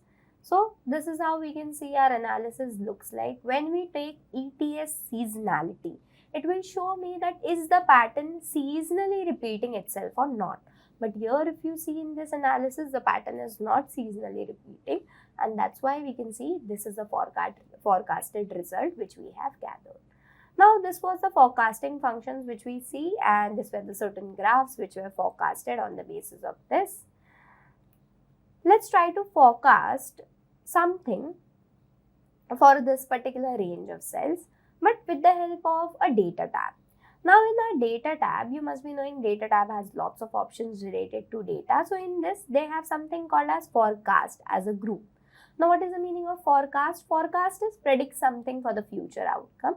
So in this forecast, I have something called as forecast sheet. You can see it has forecasted the sheet on the basis of that data, but I'll not select this data in general for me. I'll select this data because I want to forecast on this data. So I'll do Control Shift down arrow key and right arrow key. So this is being selected. I'll go in forecast sheet, and in this you can see this is what it is being forecasted for the data elements which are happening after frequent changes. So this is a forecast which is happening. So blue line is an actual data, and the red line which is occurred is the forecasted data which has been forecasted. Now instead of line chart, I could also select what? A bar chart to be forecasted over here. Now what is this region? This is known as confidence interval. What is a confidence interval? How confident we are that forecasted value will change in those ranges. So we have by default 95% confidence, which means we are 95% confident that the values when it comes at forecast, it could be within that selected range of cells or selected region. That's a 95% confidence interval, which means it's not going to be that exact value. It can be somewhere between around and that particular range. So this is a confidence interval selected. Now if you see that it has forecasted from 21st to what? Till 25th. It has forecasted from 21st to 25th, which means for the next few days it has forecasted for us. So forecast ends. If I want to change that forecast ends on what? Let's say if I want to say that forecast ends on 26th. If I want to say that the forecast ends on 21st. So if I want to say that the forecast ends at the end of the month. So this is where I am changing the deadline of the forecast for me. Now option, I can say that forecast starts from 20. Let's say if I say forecast doesn't start from 20, it starts from any other particular way. Let's say it's selecting this 20. If I want from 19 the forecast starts, or from 18 the forecast starts, if I want to say that. So this is how the forecasted elements have been considered. So I can make those changes that this is where the forecasted value can change and can show the changes for us. Now if you see confidence interval is this, I can change the confidence interval, means how confident you are, I can change those elements. So here if I change till 90, this is how the confidence interval shrinks and increases. If I change it to 100, so 100 as a confidence interval ideally is not possible for us. Let's say I change it to 90. So this is how 90 looks like. This, let's say I change to 70. So this is what 70% confidence range looks like, and this is how it seems. Now if I want to say seasonality, which means there is a seasonal change into my data. So if it is changing after 3 months, 2 months, 4 months, a same pattern is being observed. So let's say if I give 4 months, the seasonal changes are happening. So here if you can see, it's not 4 months as such over here, it's 4 days. So after 4 days or 4 consecutive values, it will show me the seasonal pattern which is there. If I show that seasonality is 3 months, so this is after 3 days over here. Now if I want to say 6, if I write detect automatically, which means it will understand automatically what is the seasonality being observed in the past data, and it will predict for the future one. So this is there, include forecast statistics, which means I want to include those statistics into my data. So if I want to include those statistics and values into my data, I do include forecast statistics. Now timeline range, value range, I've selected this is a data. Fill missing values with, let's say in my data set there are missing values. So what it will do, it will interpolate. Now by default it should interpolate, so it will take the nearby ranges and interpolate the data with that particular value.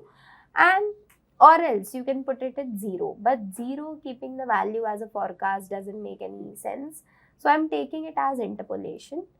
Or there is something called as duplicate values. So it will aggregate the duplicate values by certain ranges. Here I've considered it as average on the basic, and then I'll do enter. So when I have done this, you can see a new sheet is being created which will analyze, which will keep my forecasted data. Now you can see I started the forecast from 18th. So from 18, the value was 89,129. So what was the forecast? It was very similar to what we had actually. Now 19th, the actual value was 79,050. Now what was the forecast? It was 76, which means slightly less. If I talk upon 20th of October, what was the value? 99,000. And what has been forecasted over here? 82,959. And for 21, obviously I didn't have a data, but still it has forecasted me something on the basis of the historic data. So this is how forecasted looks like, and this is how we have calculated in the sheet what are the forecasted elements, what are the predicted values based on the historic data, and we were able to forecast the data elements and predict something for future on the basis of the past data. So this was all about forecasting which we understood, and this was all about the forecasting which we studied, and this is how forecasting can happen in Excel. Now it's a very crucial step which comes into consideration by many financial analysts if they want to work with the forecasted data. It works on domains such as weather forecasting, price forecasting, sales forecasting, revenue forecasting, or stock prices forecasting, into lots of domains and lots of studies. So that's how forecasting can be considered into Excel, and that's how forecasting takes place in Excel, and forecasting happens in terms of my Excel analysis. So this was all about forecasting in Excel, and this is how you forecast the data for the future purpose. So now, as we have discussed something about forecasting in the initial part, so we all know that how we were able to predict certain values or forecast certain values for the next set of elements.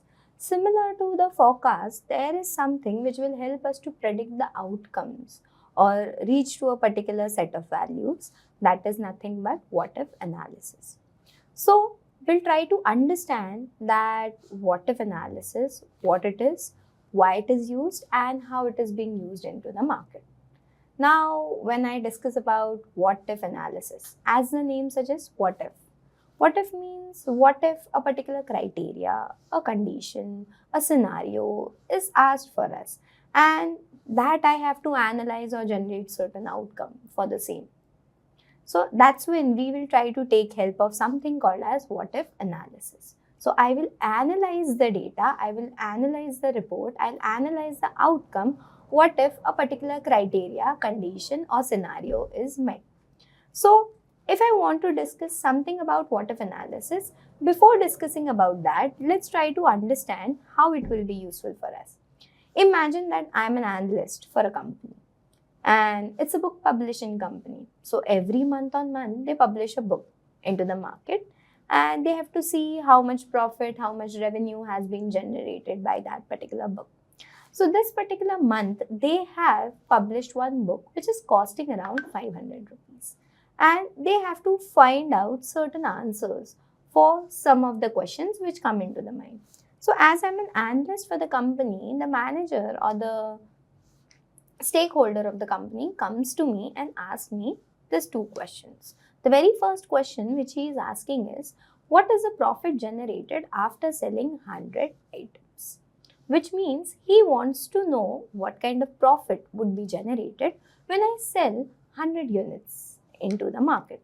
Now obviously, as I said, that this book is published in the market this particular month and it is costing me around 500 rupees.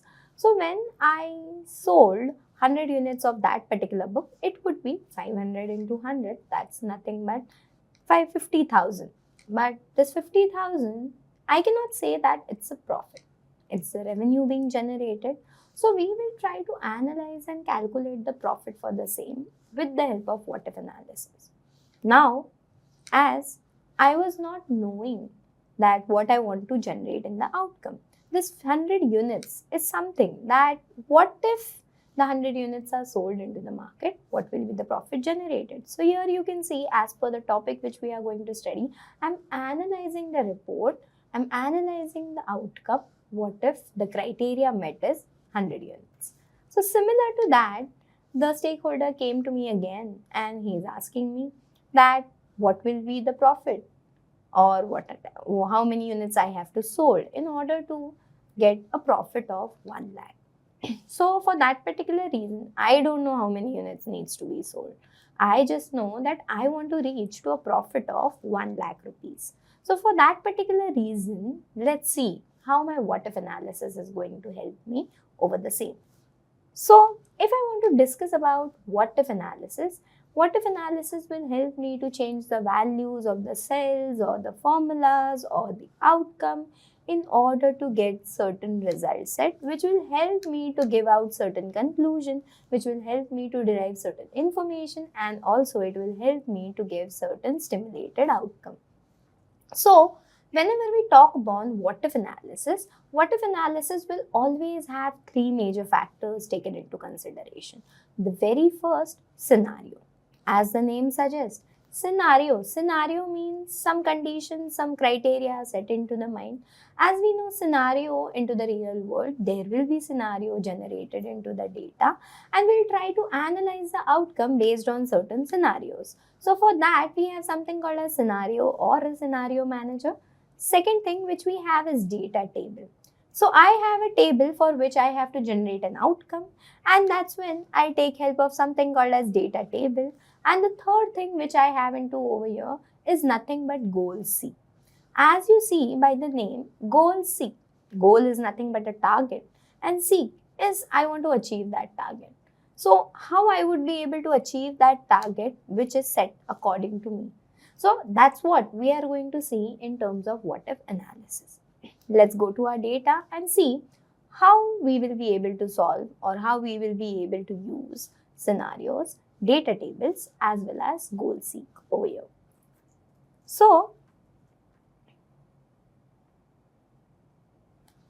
as I have said you earlier that I'm an analyst for a company which publishes book into the market, and this particular month they have published a book which is costing around 500 rupees as a selling price for the same.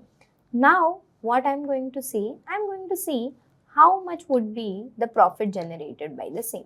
So when I know that price is 500 and the very first question was asked, how much profit would be generated when there are 100 units sold. So for that, let's try to see what is the total revenue generated for the same. So for the revenue, I'm doing this into price into the quantities. So I have one book costing me around 500 rupees. So 100 books will obviously be costing around 500 into 100. That's nothing but 50,000. But if someone is asking me, is this my profit? No. This is a revenue being generated when I sold 500 units, 100 units of book, each costing me around 500 rupees. So when I talk upon a production cost, now these guys are saying that whatever revenue is generated, 15% is the production cost. So let's see what's the 15% of the data.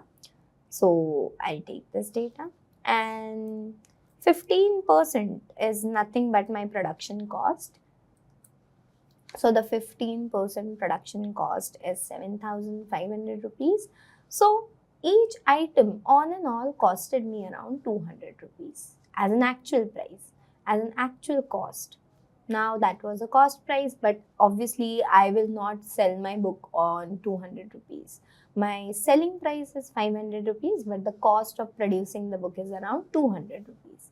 So let's see the item cost, 100 units into 200 rupees. So the item cost is around 20,000 for me over here. Now let's see what is the total cost generated over here. So the total cost which I got, the item was costing me around 20,000 with a production cost of 7,500. So this is a total cost which was taken into consideration when I was publishing or when I was using or utilizing certain materials and on into the market. So as you can see, 27,500 is the total cost which has been calculated over here, and the revenue which I have generated by selling 100 units of book is around 50,000. So my profit would be the revenue minus the total cost, and the remaining amount is going to be my profit. So let's see what is the profit generated by the same. So if I do equals to, revenue is this minus the total costing is this. So when I enter, so you can see the total profit is around 22,500. So when I am selling 100 units of book, where each book is costing me around 500 rupees, so the total profit which is going to be generated for me is around 22,500 rupees. Now the first question which was asked to me by the stakeholders has been solved over here. That is, what will be the profit generated when I sold 100 units of books? So that's what we have got over here. But what if the stakeholders comes to me again and he has certain scenarios into his mind? What are certain scenarios? Certain possibilities. Obviously, he will be having that into mind. So what are the certain possibilities when he came again to me? He asked me that what if I'm selling 200 units of book? What would be my profit generated? So what I'm going to do? I'm going to keep 200 over here, and you could see the profit changing because I've referred the cells over here in terms of calculation. So obviously when I change the values in the cells, the values in the formula and the outcome is obviously going to change for me. Now he came up with again a scenario that what if I am selling 300 units over here? So I'll do 300. So it's giving me 67,500. Now what if I'm selling 400 units over here? So what's the scenario? What's the outcome? What's the profit being generated at a scenario of 400 units being sold? 90,000. Imagine that he's selling around how many units of items? 500. So what would be the profit generated over here? 1,12,500 rupees. So here if you can see, when I am changing all the possible values which came into the stakeholder's mind, I am generating some amount of profit. But I cannot see all the result sets which are there. Let's get back to 100, and that's the profit when I sold 100 units of item. Now there were certain scenarios which were there into his mind that what if I sold 200 units, 300 units, 400 units and so on. So let's try to keep these scenarios into measure, and let's try to calculate on the basis of that fixed scenarios that how the values would be changing into an analysis which will help us to analyze it better instead of putting it one by one over here. So let's try to take help of something called as what if analysis.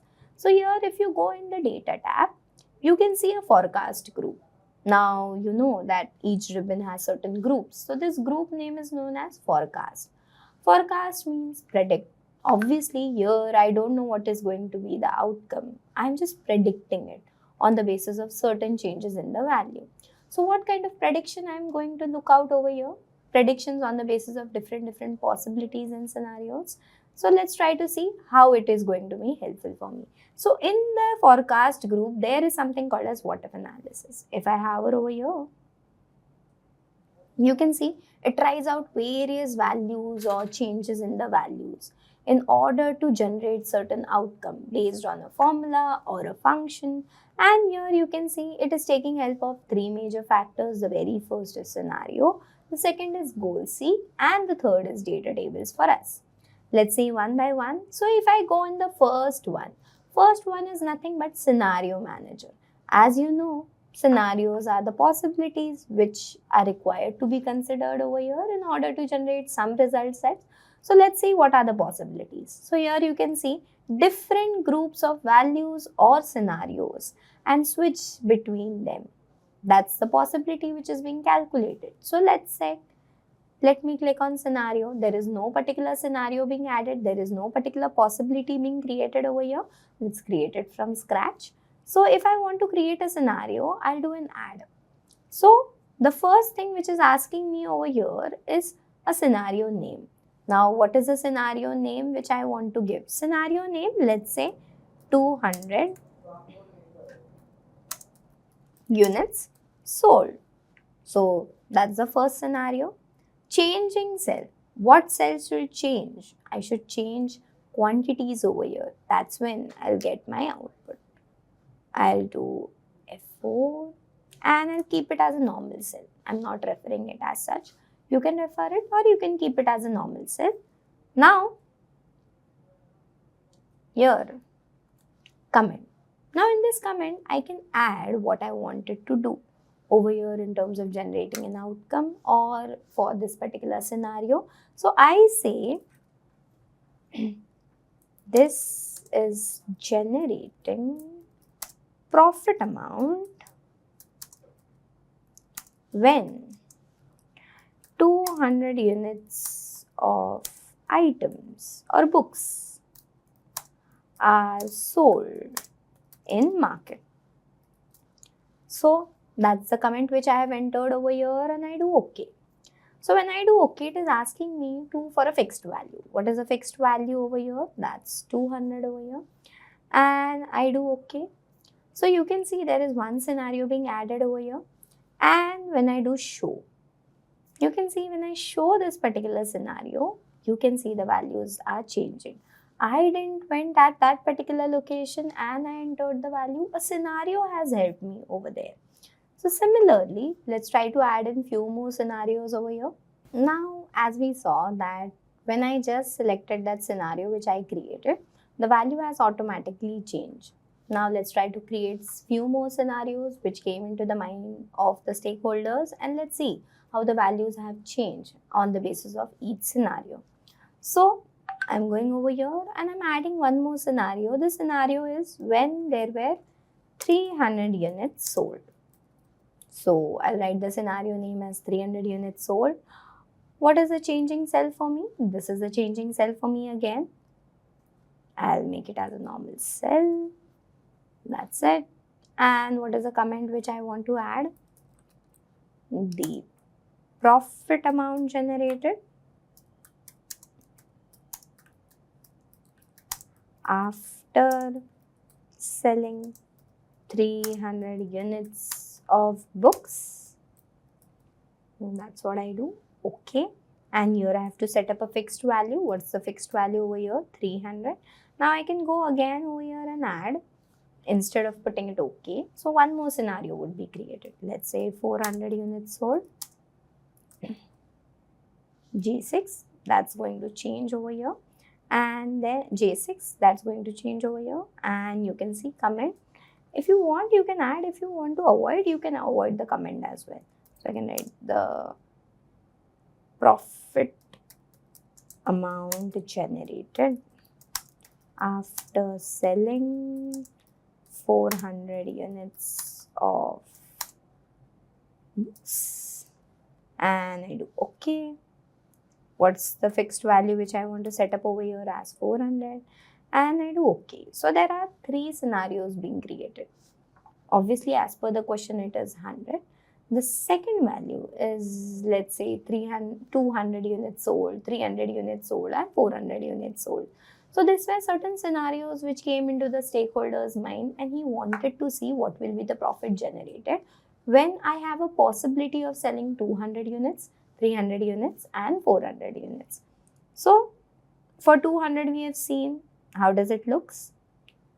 For 300 units, if I do show, you can see this is how it is changing. For 400 units, you can do show, and this is how it is changing.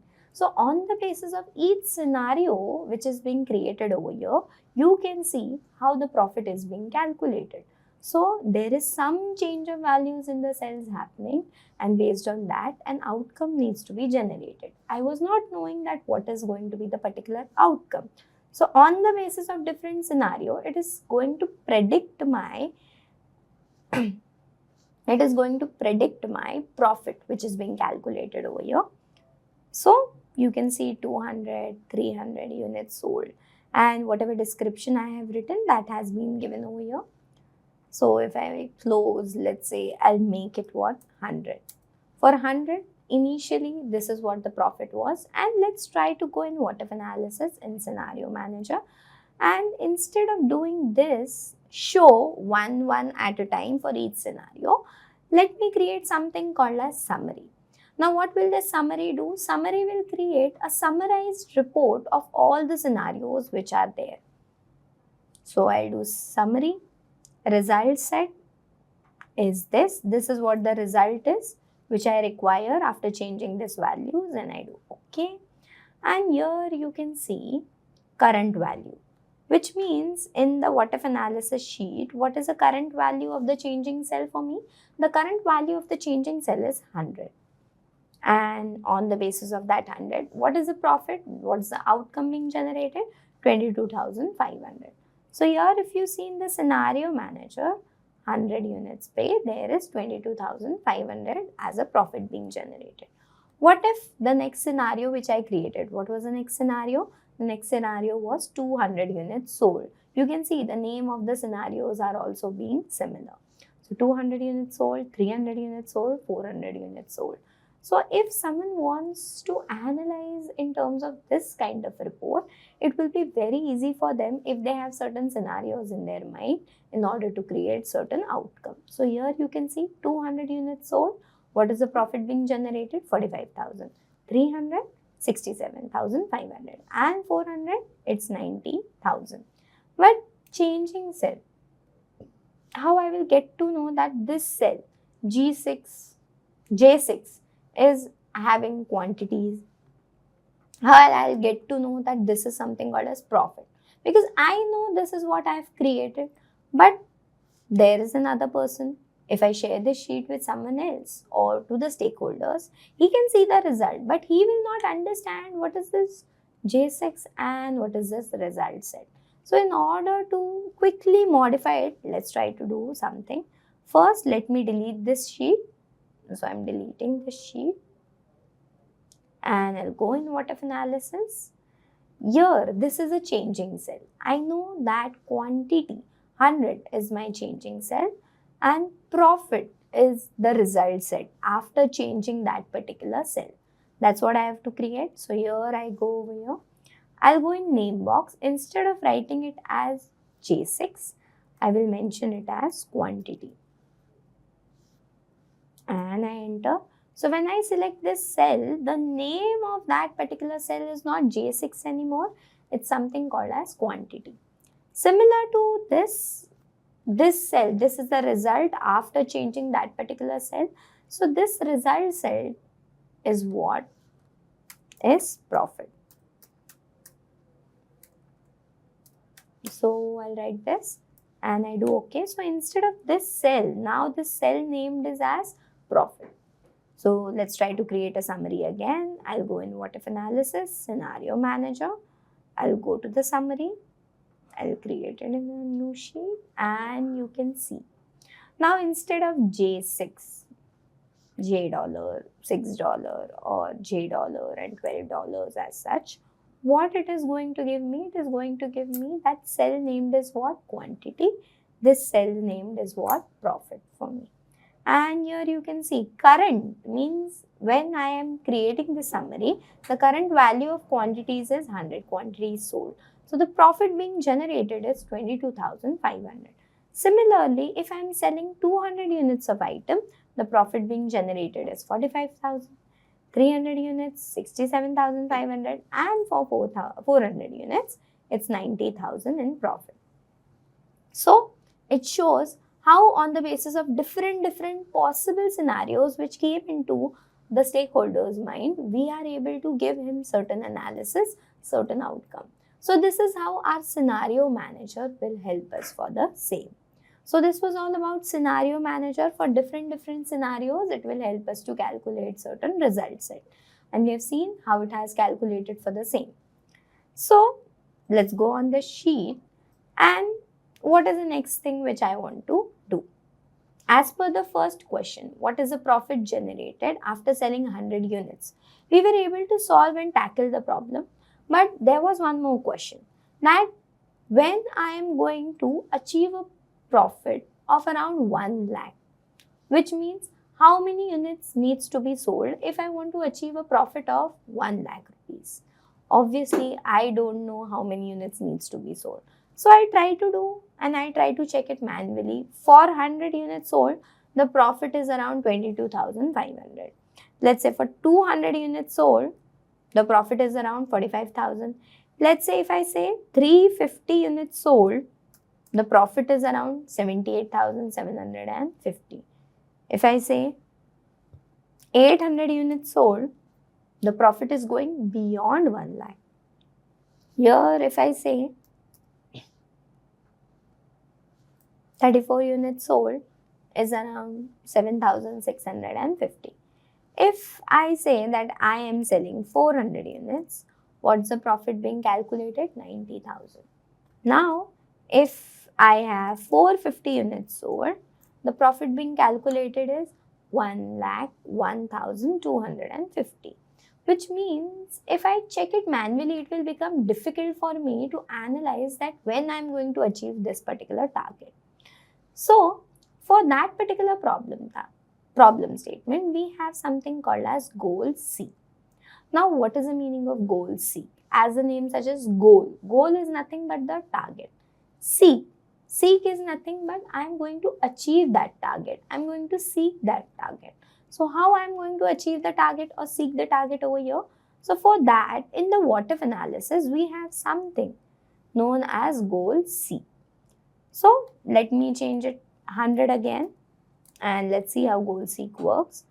So, here when I go on goal seek, finds the right input for the value you want, which means I don't know what is going to be the quantity sold for that particular item if I want to generate a price of or a profit amount of 1 lakh rupees. So, here an input needs to be calculated and I am not going to do it manually. I'll let my Excel to do it for the same. So, find the right input for the value you want. So, we are going to find out the right input for the value which we require over here. So, for this, let's see how are we going to achieve this goal. That is, how are we going to seek this goal. In order to do it, let's click on goal seek. Now, goal seek will have 3 parameters. First is set value. Now, what is the meaning of set value? What value I want to set means what value I want to show, where the target needs to be achieved. So, what value I want to set? I want to set this cell, and this cell is nothing but calculating me the profit. So, that's the set value. This value needs to be achieving which target? So, to value, what value I want to set it? I want to set this into 1 lakh. So, that's the value which I want. Now, when I am telling that profit is what you want to set, into how many value? You want to set it in 1 lakh rupees. Now, 1 lakh as a profit. Now, what cell should I ideally change? Which cell should I ideally change? The quantities, because I know the price of the book is going to be fixed. Production cost, anyhow, revenue ka 15% is being calculated. Item cost is for the number of units. It will have a particular item cost of 200, the cost price, and that is being calculated, the total cost. From this, the total cost is being calculated, and then the profit is being generated for the same. So, I want to set the profit into 1 lakh by changing what? Obviously, I will be changing what? Changing the quantities. So, I've selected it and I do OK. When I do OK, you can see that goal seeking with cell G12. That is, it is seeking a goal for cell J12 to find a solution. Target value. What was the target value? Which was there? 1 lakh rupees. 1 lakh rupees as a target which I want to achieve. What was the current value when the data was there? Current value was 100 units being sold. So I can cancel. If I cancel, you can see it's back to the basic which was there earlier. So similarly, if I select over here, I'll go on this. I'll go to goal seek, and goal seek, I'll select profit value. What is the profit amount which I want to generate? It's around 1 lakh. By changing which cell? By changing this quantity as a cell, and I do OK. When I do OK, you can see how many quantities needs to be sold in order to generate a profit of 1 lakh.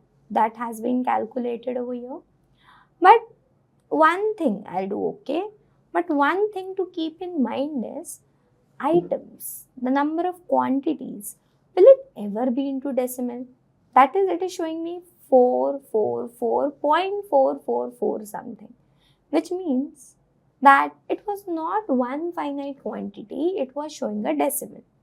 That could possibly happen into my data. So I need to avoid it before taking it into my analysis, because keeping data into proper format is much more required.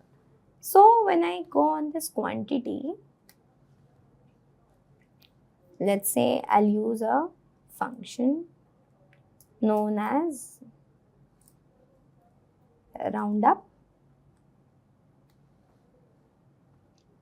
Roundup is a function which will help me to round up the value and go to the highest element. So what it is going to give me? 445 units which needs to be sold if I want to generate a profit of around 1 lakh. So 1,125,000 is the profit being calculated after selling this. It was earlier 444.44, but with the help of roundup, it has rounded up to the other value. You can do this, or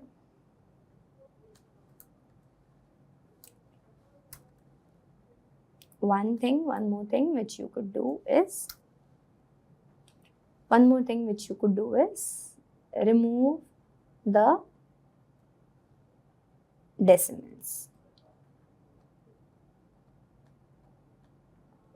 So it has removed the decimals, and you can see the profit is still around 1 lakh for me. So this is how I have used goal C. Now I can say that if I am selling 100 units, what should be the price of the product in order to reach to a profit of 2 lakhs. So I'll go in data tab, forecast, goal C. This is a value which I want to see. To which value? 2 lakh. By changing cell. Which cell I need to change? Now let's say price. I want to fix the quantities. The quantities are going to be 100 units only. But the price is fluctuating over here. So price, I've done it, and when I do OK, here you can see price needs to be 2,588 rupees when you are selling 100 units of item in order to get a profit of 2 lakh. So this is how a goal seek has been helpful for me in terms of analysis. So when I talk upon goal seek is achieving this goal. So there was a goal which I required to be achieved, and we were able to predict certain values which will be essential for me in order to predict the goals or in order to predict the outcome. So this was what if analysis, and this was all about the goal seek as an option into the what if analysis. Now there is something called as data table. So sees the results of multiple inputs at the same time, which means we have seen the result of multiple scenarios at same time in this particular part. But similarly, you can see in that what if analysis as well. Now, here I'm creating. Now here what I'm doing, I'm taking equals to and this cell value. Never copy it as it is. If you do Control C and then paste it over here, it's not going to make sense. Why? Because the reference is not being matched. There are blank rows coming in between. So what I can do is I'll do equals to, and this value profit, you can see it's 22,500, which is being created. Now I want to see how many units, how many price was being generated. They're selling 200, 300 units, 400 units, 450 units, and 500 units. So for this, I am not creating different scenarios just like we did in Scenario Manager, but still I'll be able to do this task. Let's see how. So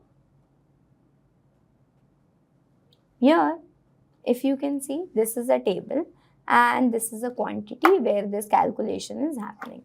And this is the total profit which is being generated after selling each particular set of units. Now let's see how it is going to be helpful for me in terms of data table. So for this data table, I'll select this entire range where I want to copy the values, and in the what if analysis sheet, there is a data table. So I'll select data table. Now the data is not with respect to rows, it's with respect to columns because it's one after another. So column cell, let's say this is what I want, and you could see, okay, this is what is being created over here. So for 200, for 300, for 400, for 500 and for 600. This is a data table.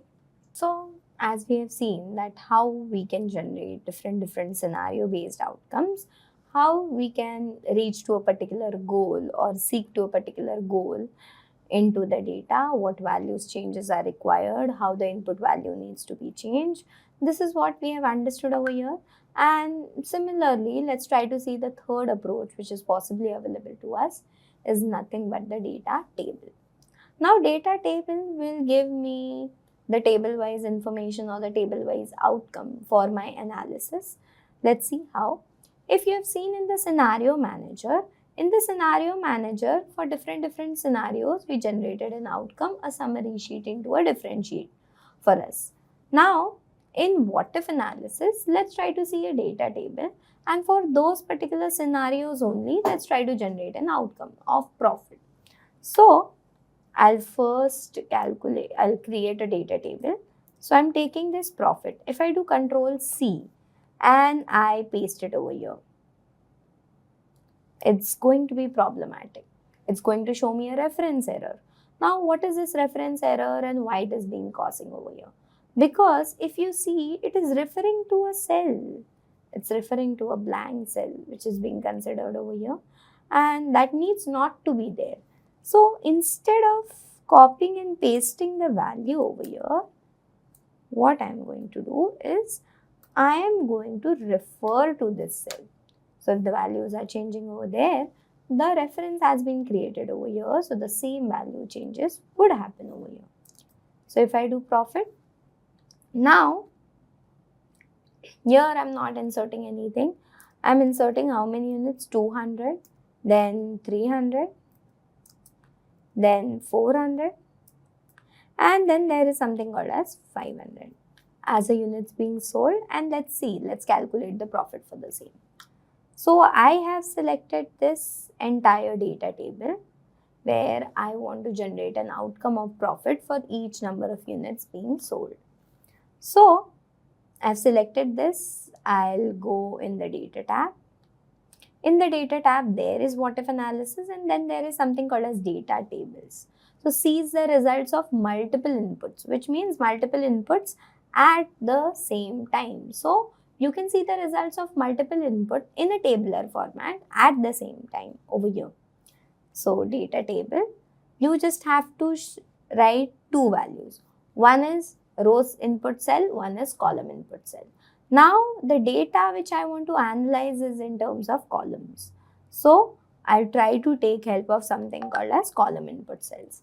Now column input cells are selecting this, the quantities which needs to be inputted into this formula in order to work it correctly. So if I do OK, you can see the profit being generated. Let me format it. So here I am formatting it and removing these decimals.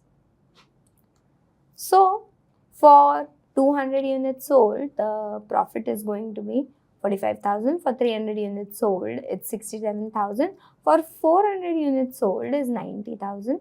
And for 500 units sold is 1,12,500 rupees. So this is what the total revenue being generated after selling each particular unit item. So this was about the data table which we were talking about and which we were discussing about.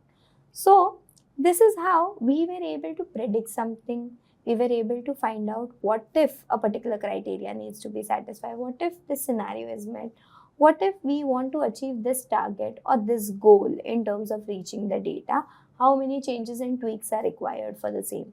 So for this, we are doing something called as what if analysis. So here we have understood a simple approach of how does what if analysis work, how it is useful for us, and how it makes help for analysis of something. So as the name suggests, what if analysis, it will analyze what if a given criteria is possibly satisfied in the data or outside the data for us. So that's when we have something called as what if analysis, which will help me to forecast and predict the outcome for the same. So this was all about what if analysis. I hope it is understandable to you all. So now let's discuss about a new topic which we will be studying, understanding and trying to explore that how this topic will help us for our certain analysis or certain task which we want to do with respect to our data. So the newer topic which we are going to study over here is nothing but macros. Now, when macros as a name is suggested, what is macros, how a macros is helpful, why should I create a macros and so on, this all questions comes into mind. And many people think that macros is something where I have to write a hard code, I have to write lots of code logic and then I have to implement it into my data so that it helps me to do my particular task. It's not like that. Let's try to see how macros it is and how it is useful for us. So when I talk upon macros, macros are nothing but recorded steps, recorded actions or recorded set of instructions which I will do in order to do certain analysis, repeat certain tasks, because there are many instances. Let's say for a time being, imagine that I'm working as an analyst for a company and they're giving me data on a weekly basis. Now in week 1, they shared certain data with me with similar set of columns, and in week 2, they shared certain data with me with similar set of columns. What I have to do is I have to eliminate or I have to remove or I have to highlight the particular rows, particular cells, or I have to format the cells or cell values on all the weekly data which is given. So at the end of the day, I'm repeating the task which I am doing every week. So instead of repeating the task, let's Excel understand what task I'm doing, let it keep it into its memory and then let it execute on itself. I'll not do this task. And that's when macros will come into consideration. So when I talk upon macros, as I said, it's a recorded set of instructions. So it will record whatever action I'm doing with the data and that it will try to replicate when I run it again on a newer set of data. So if I want to talk upon a simpler definition of macro in Excel, so macro in Microsoft Excel is a set of action that can be used to automate repetitive tasks, which means I don't have to manually do this repetitive task again and again on a weekly basis, on a monthly basis, or on a daily basis as such. So macros are very useful for us, but macros are recorded. So they are recorded in Visual Basics applications, where Visual Basics is a coding part of the Excel world. So macros are recorded over there, macros are setting their instruction in the Visual Basics in order of Excel to understand what of instructions I'm trying to do with respect to the data, and then it will convert itself into the programming language of Visual Basic, so that an Excel will understand the task which I am doing and it will replicate it accordingly. So when I talk upon macros in simple term, they are a recorded set of instructions. So if I want to create a macros, let's say as I have said that on a weekly basis the data is coming to me, how the data is coming to me, how a macro needs to be created, how should I record, and how is an Excel going to understand what I have recorded and repeat it again and again.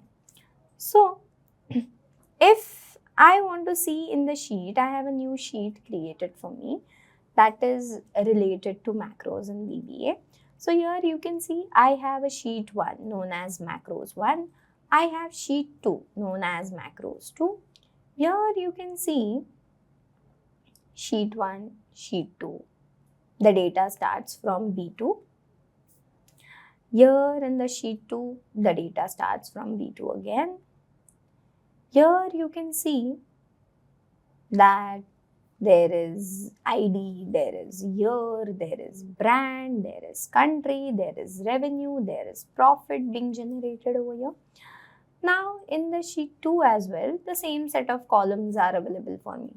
So the information in both the sheet looks similar, but in sheet 1 it's for week 1 and in sheet 2 it's for week 2. Let's try to see how both the information could be repetitively doing certain tasks, which I'll record it with the help of macros and then run it accordingly or execute it accordingly. So before going to that, I'm trying to add few more records over here. So let's say if I'll select this, I'll do Control D. So I'm copying the value. I'll do Control D.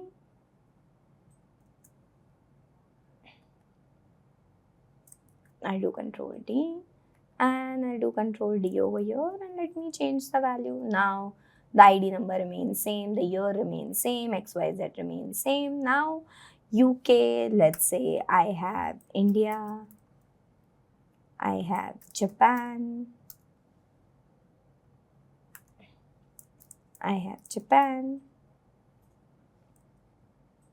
and I have Russia, where the data is. Now India is giving me a profit of the revenue of around 20,000 and giving me a profit of around 4,000. Japan, and spelling is wrong, just a second. So Japan. Now Japan is giving me a revenue of around 30,000 with a profit of around 5,600. Now, Russia is giving me a revenue around 15,600 and giving me a profit of around 2,400.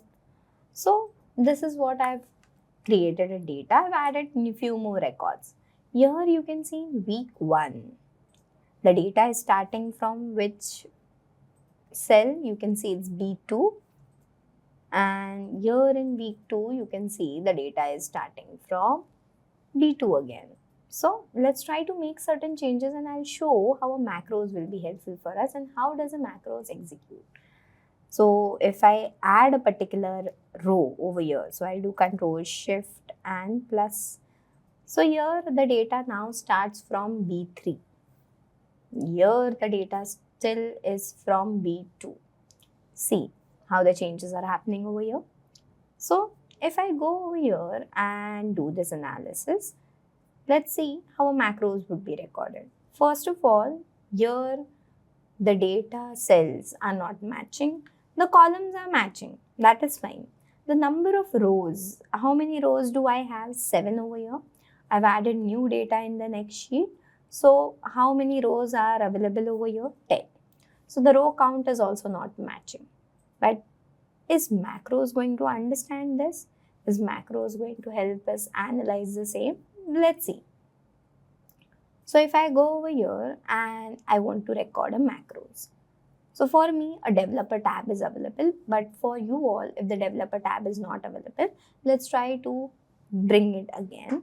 So let me remove this. You have to just right click on any of the ribbon which you have anywhere in the empty space over the ribbon. Just right click and you'll see customize the ribbon. Now when I go and customize the ribbon, in the customize ribbon option, for you this developer tab would be unchecked. because it's not by default given to you all. You have to bring it. You have to customize your ribbon and bring in the developer tab. So when I click on the developer tab, you can see that would be given. You just have to do OK.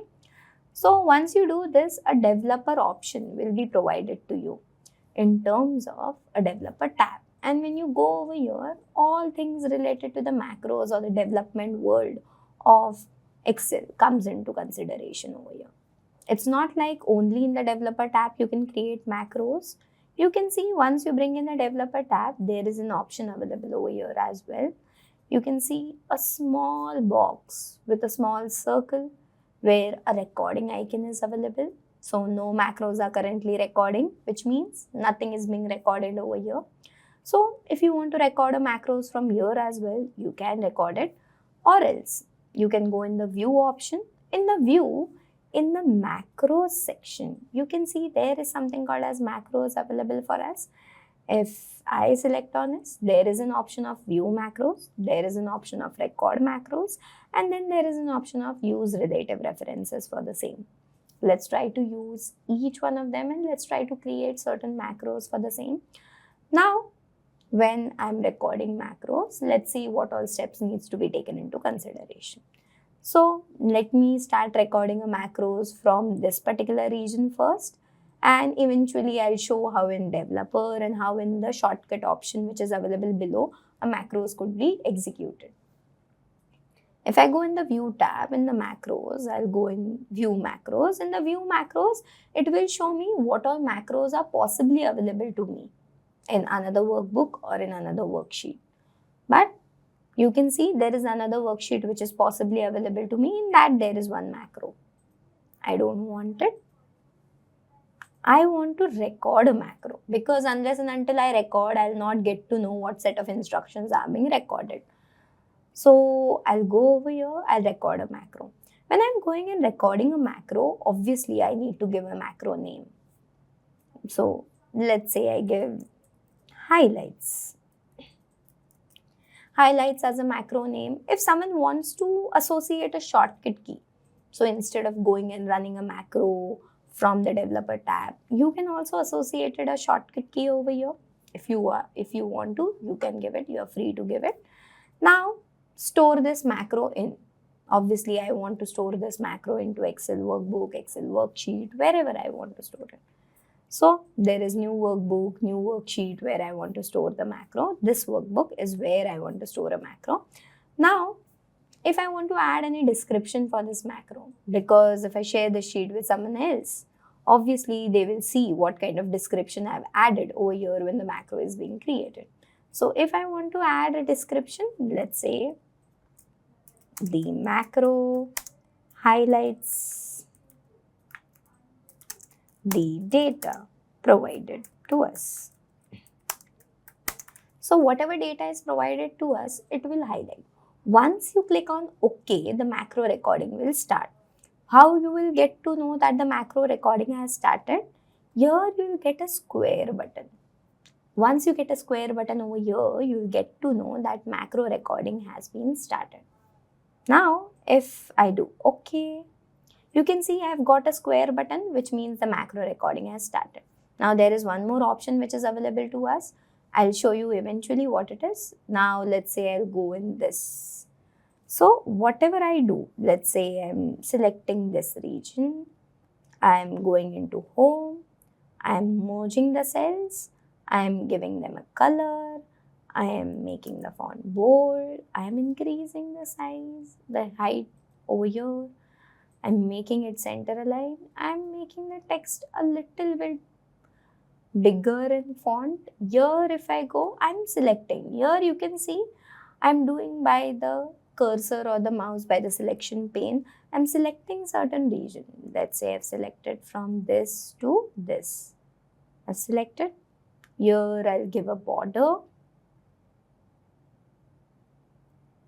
From here I'll do select all the columns and I'll give a column color for here. Let's say blue. I'll make it bold. I'll make all the data center aligned. So I am selecting it over here. by the selection pane, and let's say I'm making all of them center aligned, and that's it. This is what I want to do in the macros, and I'll stop it. How I can stop it? I can stop it from here. So a macro has been created, a macro has been executed. Let's see, I want to repeat a macro task which has been done over here on the week 2 data. Now, as I have shown you that the data starts from B3 over here the data starts from B2. Here there were 7 records, here there are 10 records. The column count remains the same, but is it going to affect when I repeat this task again on this sheet? Let's try to see. So, in order to run a macros, how should I run the macros? Here in the view option, you can see the macros option. Now we can go in view because we have recorded a macro over here. So when I go in view, you can see highlight as a macro being created in this sheet. So if I want to run it, I can run it. But when I'm executing this macro, don't you think so there is possibly an error which has occurred over here? What is an error? Now when I started recording, after starting the recording, I selected the region. So whichever cells I have selected with the cursor, with the mouse, that cells has been captured. So here if you see, the first step which I did was I went in over here in B3. So when the macro is being repeated on another sheet, you can see it has started again from what? Again from B3. So this region has been merged. Now here you can see it is starting from B5 to B12. So here also you can see it's starting from B5 to B12, even though there is more data that has not been captured. So what happened over here? When you started recording a macro, wherever you select a cursor, wherever you have dragged certain region, only that part has been captured. If you want to see how, let's see. Let's go in macros. You can see, you can go in view macros. In that highlights, you can go something into edit. Now, once you go into edit, you'll get this. You'll get this. Now you can see highlight. What is the comment which I have added? The macro highlights the data provided to us. You can see the selection has started from range of cells B3 to D3. I have selected it. Then I did center alignment, I did bottom, I did text orientation. All those things are there. I have merged them, so that has also been captured. Here you can see selection of font. The rows which I have captured over here, that has also been selected. Column width, row width. You can see range of cells. It's from B5 to G5 for the column part, which is there. So, and B5 to G12 for the rows.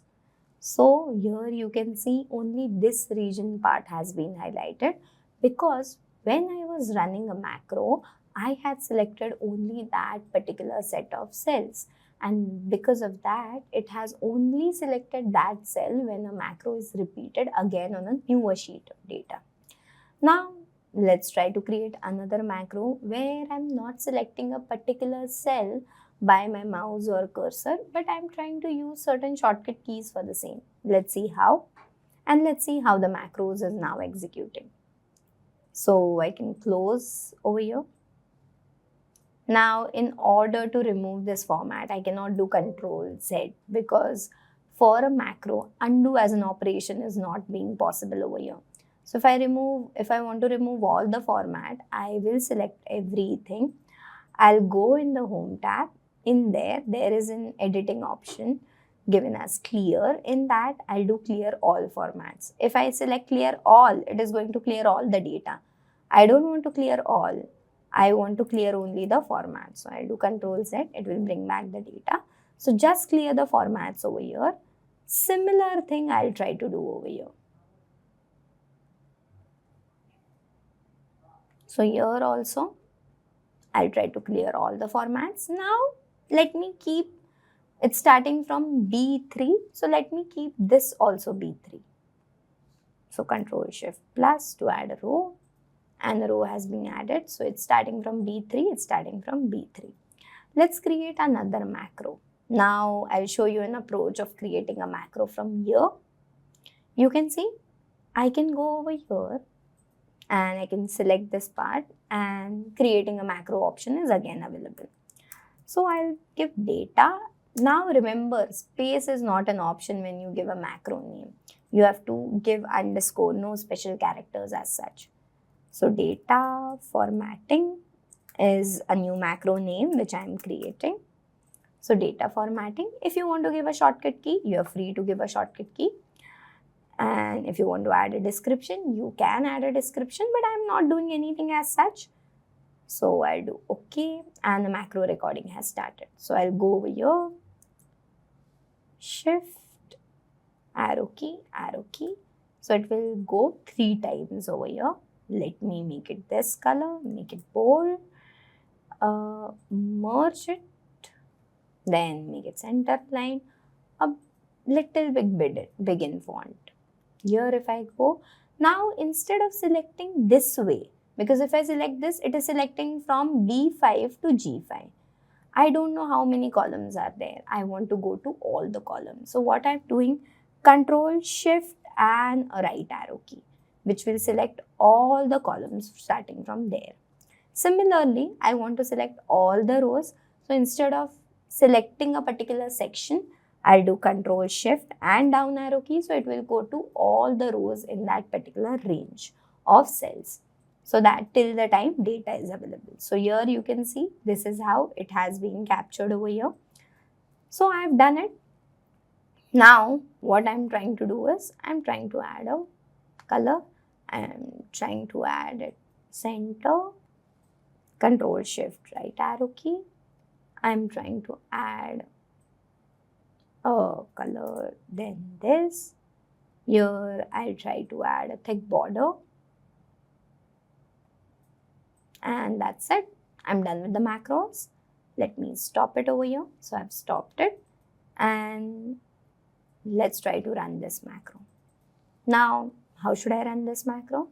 You can go in developer now, because we have seen view tab, how a macro would be seen over there and how it will be recorded. Let's see the developer tab, which has everything related to the macros or the Visual Basics part.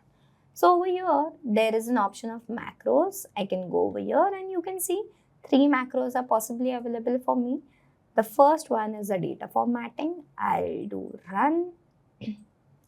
So when I run it, you can see a macro has executed the task within a fraction of seconds. So I didn't need to repeat the task which I did in sheet 1 to the sheet 2 data. And you can see in the initial approach, it was just selecting only this region, only from B5 to B12. But here in this, instead of selecting that particular section, I have done Control, Shift, right arrow keys and down arrow keys, and that's how it has captured the data over here. Let's see how it has executed and how it has understood by my Excel in the Visual Basics. So I can go over here, data formatting, I can go into edit, and when I open the edit option, you can see this is available for me. The macro name is data formatting macro. Now you can see it has started from B3 to D3 for the merge option. Here it's there. Now you can see it started from B5. Select started from B5 and selection starting from B5 to what? To the Excel to the right, means extreme end toward the right. So I did Control, Shift and right arrow key, and that's why it went into the extreme right of the data. So similarly, you can see I did Control, Shift and down arrow key. So it went into the extreme low or the extreme end of the number of records which are being provided. And the selection error which was there, that I selected only that particular region, B5 to B12. So that has been avoided over here. And that's why even if I give 100 records in the data, the macro will be executed for all the 100 records, because instead of selecting only that particular section, I have done Control Shift and down arrow key. So this is how my macro is being executing, and this is how it has been understood by my Excel. I didn't write any of this code. I don't know how to write VBA. But still, by recording certain set of actions, these actions are being converted into the Visual Basic language, which my developer tab, the Visual Basic applications understand, and that has been repeating accordingly. So this is how a macros is being created over here. So let me close it, and you can see a macro has been generated over here. Let's try to create one more macro, which is, let's say, if I'm taking this, let's try to create it from here now. In the developer tab, I'll go in record and I can go in charts. So charts insert is the macro name, and I'm giving a description. The charts are inserted by this macro. So I'm giving a description and I do OK, it's being started. So I'll select this, I do Control Shift down and Control Shift right. So these 3 columns, I know weekly these 3 columns are going to come into my data. So let me add a chart by going into insert, and I'll add a combo chart over here. I'll add this. You can see I'm changing a data color over here. In the home, let's change the color of the data, or let's make it a bit better. This, I don't want this value, so I'll delete it. I don't want the chart title, so I could delete it. I don't want the grid lines, I could possibly delete it. And I want the data labels, I could possibly add it. Now I'll add this and make it bold. I'll select this and make it bold. Same goes for here, and I'll make it bold. And this is how my data looks like in terms of analysis. And I'm done with the macros. Let's stop the recording and let's see, is it being recorded over here or not. So instead of going in developer tab, running the macro again and again, let me add a button like action over here, so that when I click the button, the macro will automatically be executed. So how should I do it? Let's say I'll go in insert and there are illustrations. Let's go in shape and let me add a shape. Any shape of my choice. So I've added a shape over here. You can see shape. So shape fill, if you want the shape color to be changed to something. Let's say this is a shape color which I want. Shape effect, if you want a shadow, let's say I give a shadow over here. And I write a name. Charts, macro. That's being executed. Now I can increase it. I can increase the size. I can go into this. I can change the color. So here, if I select entire thing and let's change the color of this and make it bold, and I've changed the color. But when I click on this, nothing is being executed because no macro has been assigned. I've just inserted a shape. So in order to assign a macro, I'll go on this and I'll right click. When you do a right click on the shape which you have inserted, you can see there is an option of assign a macro. I go over here, and what's the macro which I want to assign? I want to assign a chart insert macro. So I've selected it and I do OK. So when I click on this, you can see there is an error being encountered over here. So maybe that when I did the macro, it has not captured all the set of instructions correctly. So what you can do in terms of this, you can go into the VBA, do the changes, or you can delete the macro and run it again accordingly. So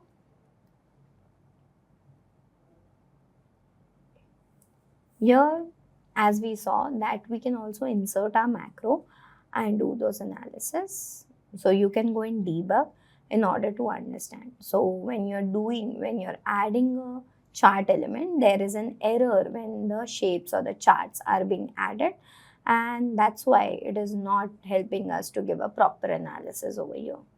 So what you can do, as I said, you can debug it over here if you know how to write VBA, or else you can create a chart or the macros again. So I don't want it. So, okay. So I've stopped it, and this is how my macro has executed till the time it was executing properly. So this is how certain macros are being created. Let's see one more example for the same. So as we have seen in this macro, there are certain errors which are encountered. And when the macro is executing, the errors do encounter. What we can do is we can go into the debug part and we can debug the macro in terms of minimizing the errors or eliminating the errors which have occurred, or else we can go and create a new macro with a fresh start so that a macro is being executed properly. So let's see one more example of creating a macro with different approach. Now I'm not going into the debug part as of now. Let's try to debug it in the next coming part. So let me eliminate it. So I'll do delete, and let's try to run one more macro over here. What kind of macro do I want to create it now? Now the macro which I want to create it over here is I want to go to this particular cell, and when I run a macro, this cell needs to be highlighted. If I select this particular region and when I run a macro, this particular region needs to be highlighted. So that's the set of tasks which I wanted to do. Let's see how a macro will help me to do this task. Before starting and executing a macro, I will first select a cell. Because if I start running a macro and then select a cell, it will capture that I'm capturing or I'm selecting only that particular region. So what I am doing is I'm selecting a cell first over here and then I'm running a macro, so that a cell which is being selected is not being captured. It is just capturing the task which I am doing. So let's see how it executes.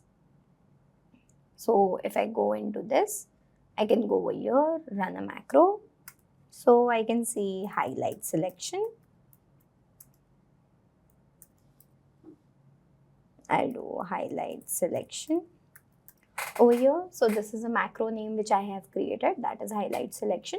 If you want a shortcut key to be added, you're free to add it. Now it highlights the selected cell or range of cells. So what does it do? It highlights a selected cell or a range of cells over here. And I do OK. So when I do this, I have selected this region.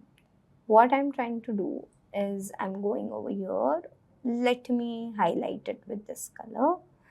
Let me make it a bit bold. And let me bold the data, whatever it is there. And I've done it. And I'll stop it. I've not done anything. I've selected the cells before I created a macro. And then what I have done, I've just selected a cell color. And then I have given that I want thick border to that particular range of cells. And I want a bold format for the same. Let's see what a macro has understood over here when I have done this action.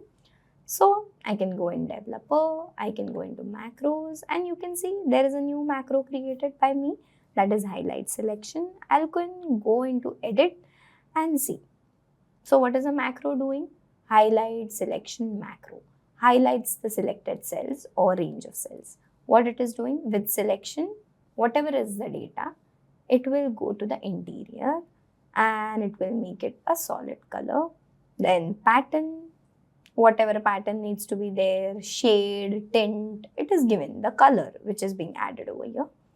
and then end with. Here you can see dialog box. If you want to change the formats, orders, nothing is being created. Borders, you want to give a top borders, thick borders, everything has been selected.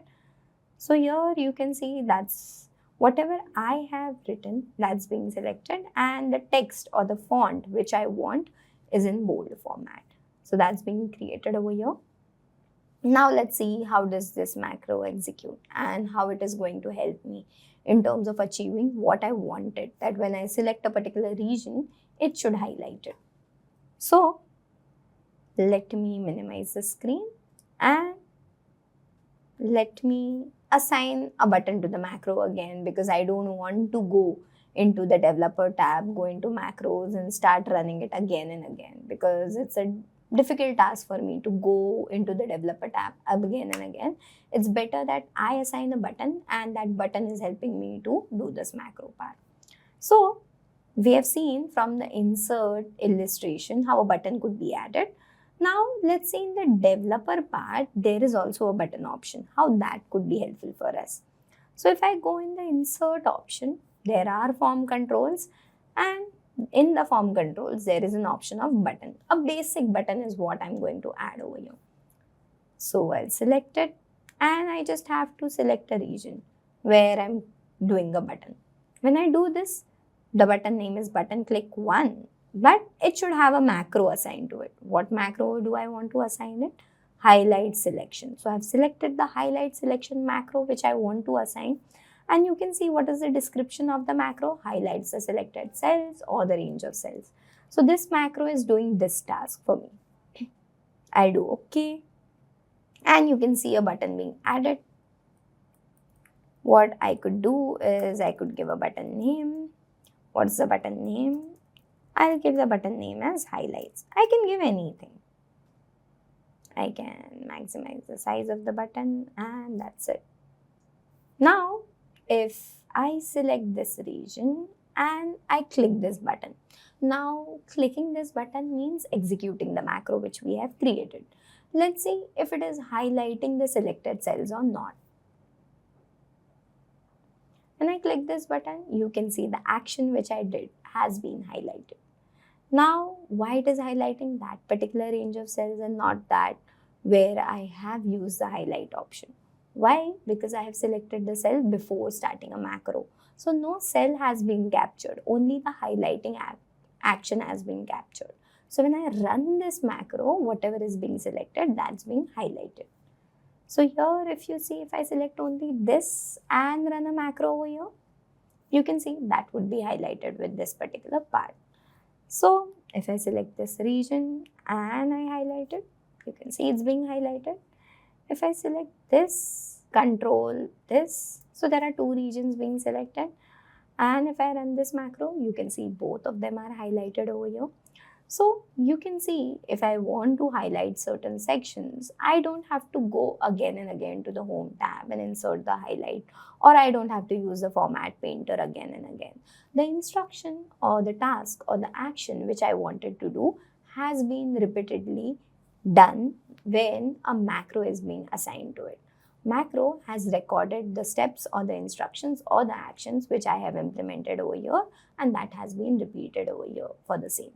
So this is how a macro is being helpful for us in terms of doing certain repetitive tasks. So as you saw that this is how a macro is being created, and this is how a macro is being executed, which is repeating my task again and again, which are being recorded over here, and it's being converted into the Visual Basic part. Now, when I started creating macro, you can see this option is coming to me over here as a save as. When I do Control S, now remember one thing, that whenever you create a macro or you add a macro or you do anything related to the VB approach, you should never do Control S, because when you do it, it will obviously save it into the Excel extension, that is XLSX.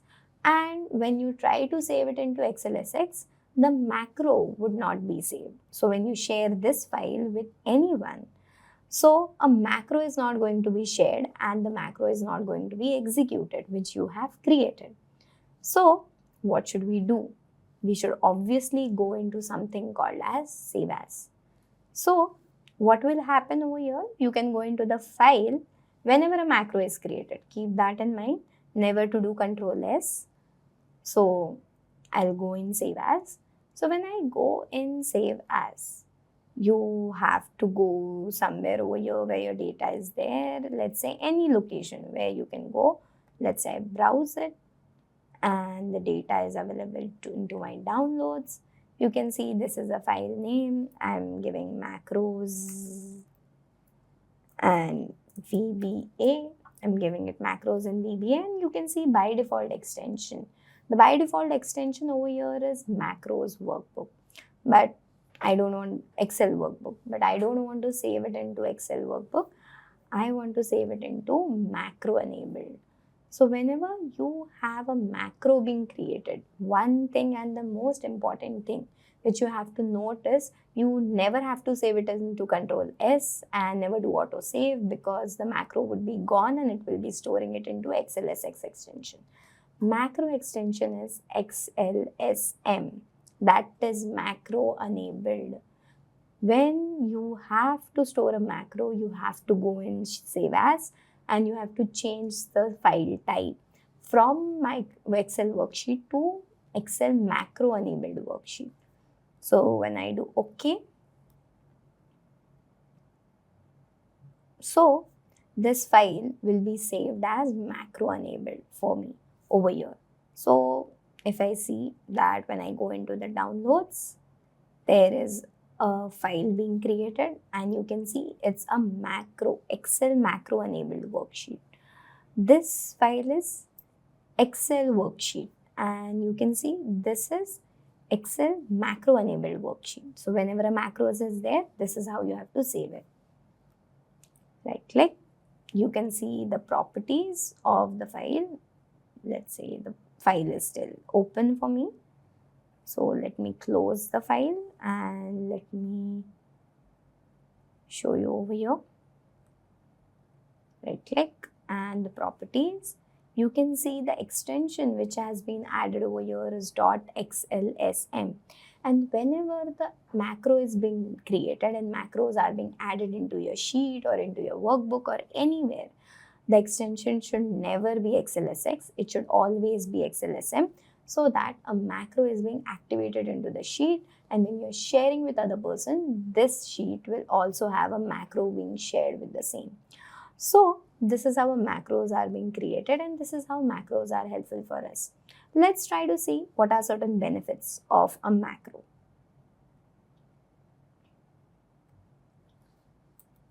So if I want to talk upon macros has several benefits taken into consideration.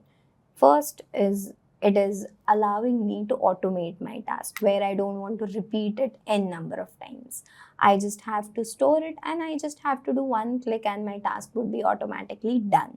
So automates the task, eliminates the requirement to perform redundant action. That is, it will not allow me or it will not ask me to do action again and again. Once you have done the action, it will record it accordingly and it will execute it in a later instance. Execute complex and multi-steps task with a minimum number of clicks, which means I'll just record it once and I just have to click it once.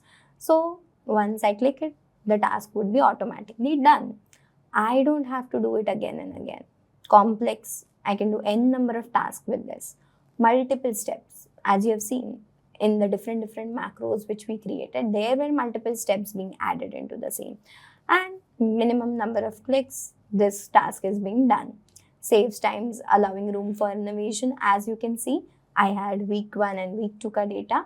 The time has been saved in terms of formatting them so that I can think what all new changes I can do in terms of repeating the task again into the newer sheet.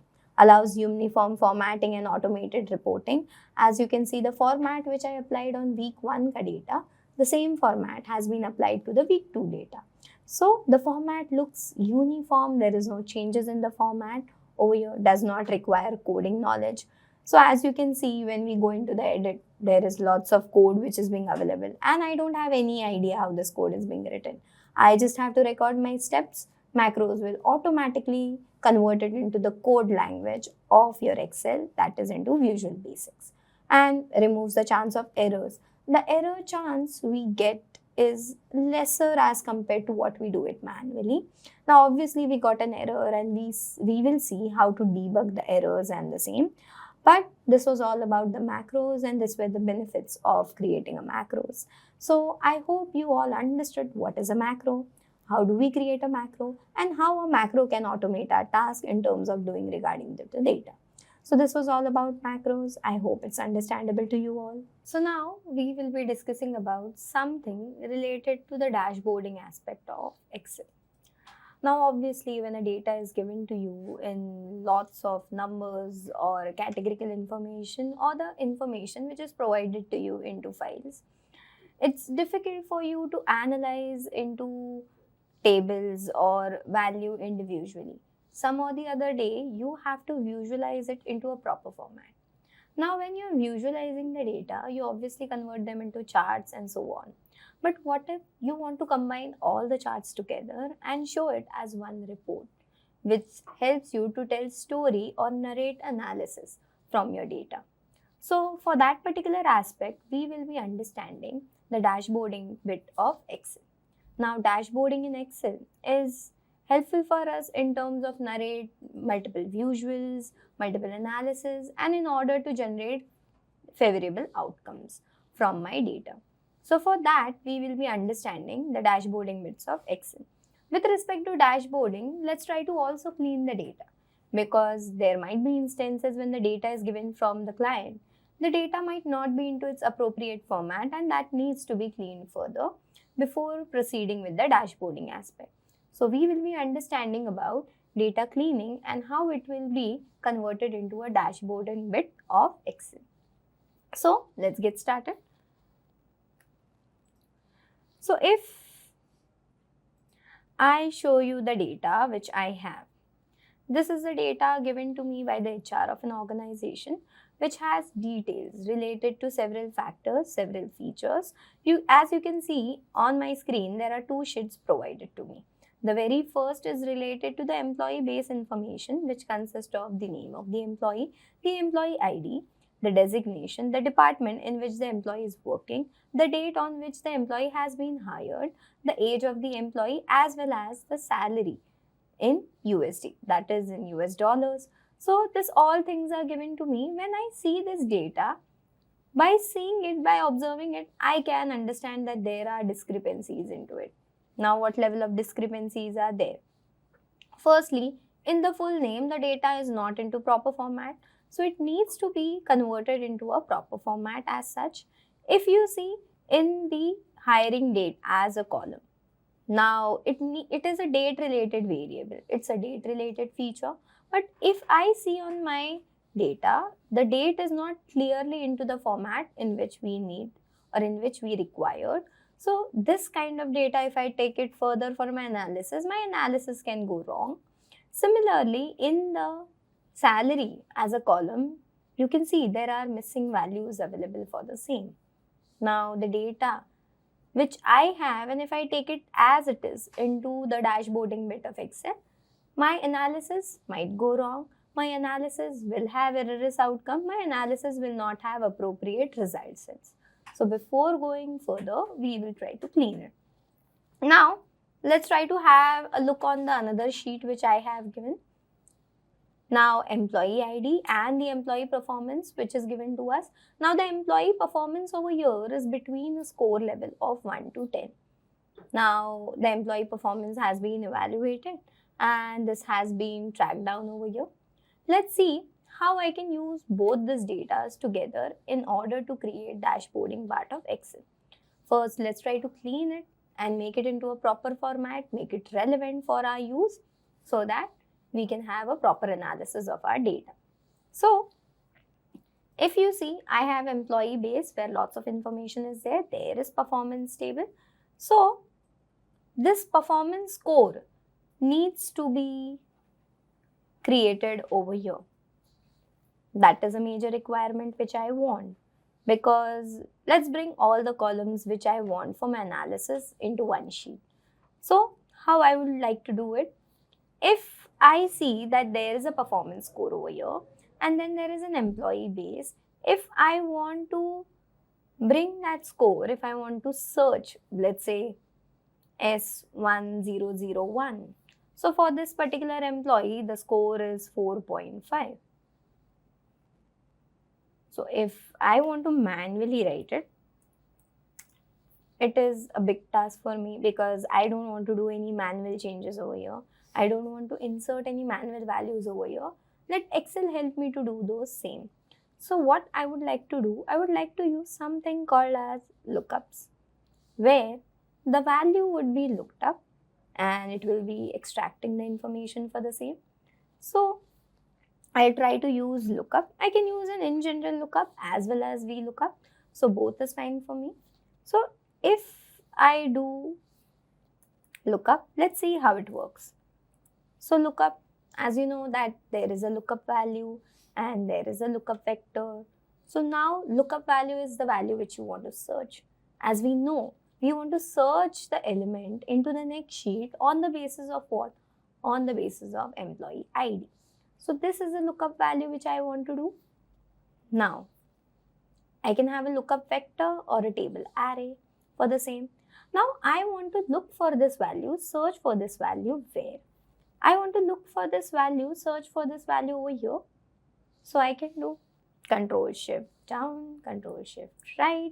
And let me fix this column by absolute cell referencing, because when I drag this values, drag this formula below, I don't want that selected table to change its reference position. So I'll do F4 over here, and there is no need of mentioning that which column information I'm trying to fetch, because lookup, it looks for a value and by default it is trying to get the end column value, and my end column over here is performance score. So if I do this, you can see 4.5 and so on is being extracted. If I drag this formula below, the score has been given to all the employees, as we can see. Let's try to see if this lookup has given me a right result sets or not. Let's randomly check for some of them. S1002, it's 6.5.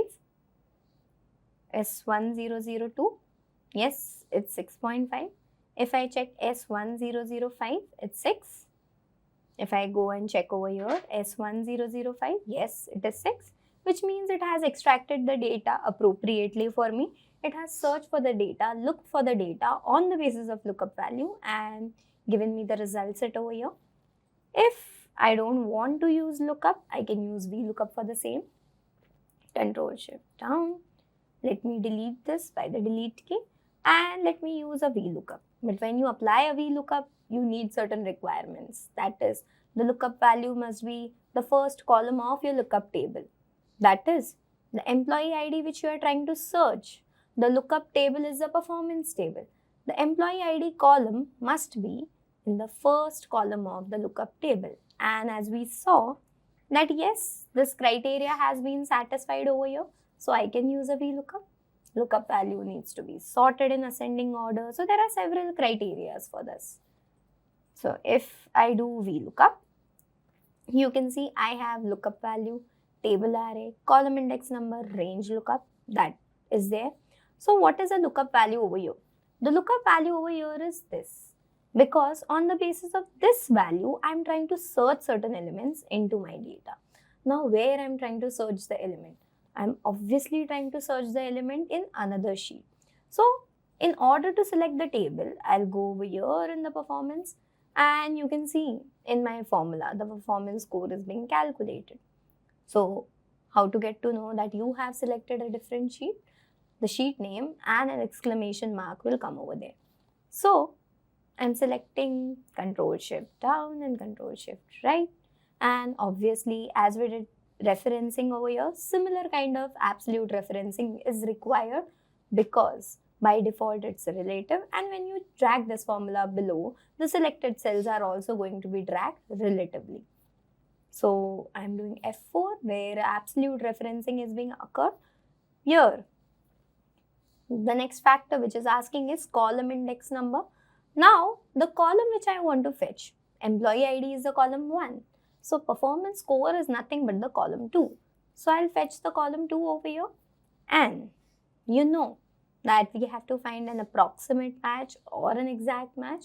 Obviously, if the exact number is found, if the exact search is available, then and only then I'm going to find out the element, or I'm going to extract the performance score for the same. So I'm taking false as a parameter, and that has been considered, and you can see if I drag this formula down,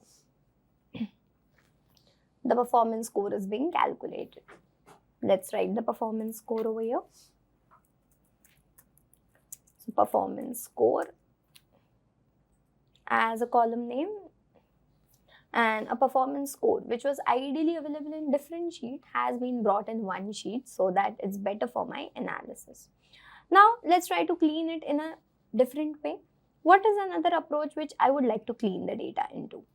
Now if you can see that here the name of the employee, John Smith, Jane Doe, Michael Johnson, Emily Brown, David Wilson. So there are different names which are given, but the names are not in proper format.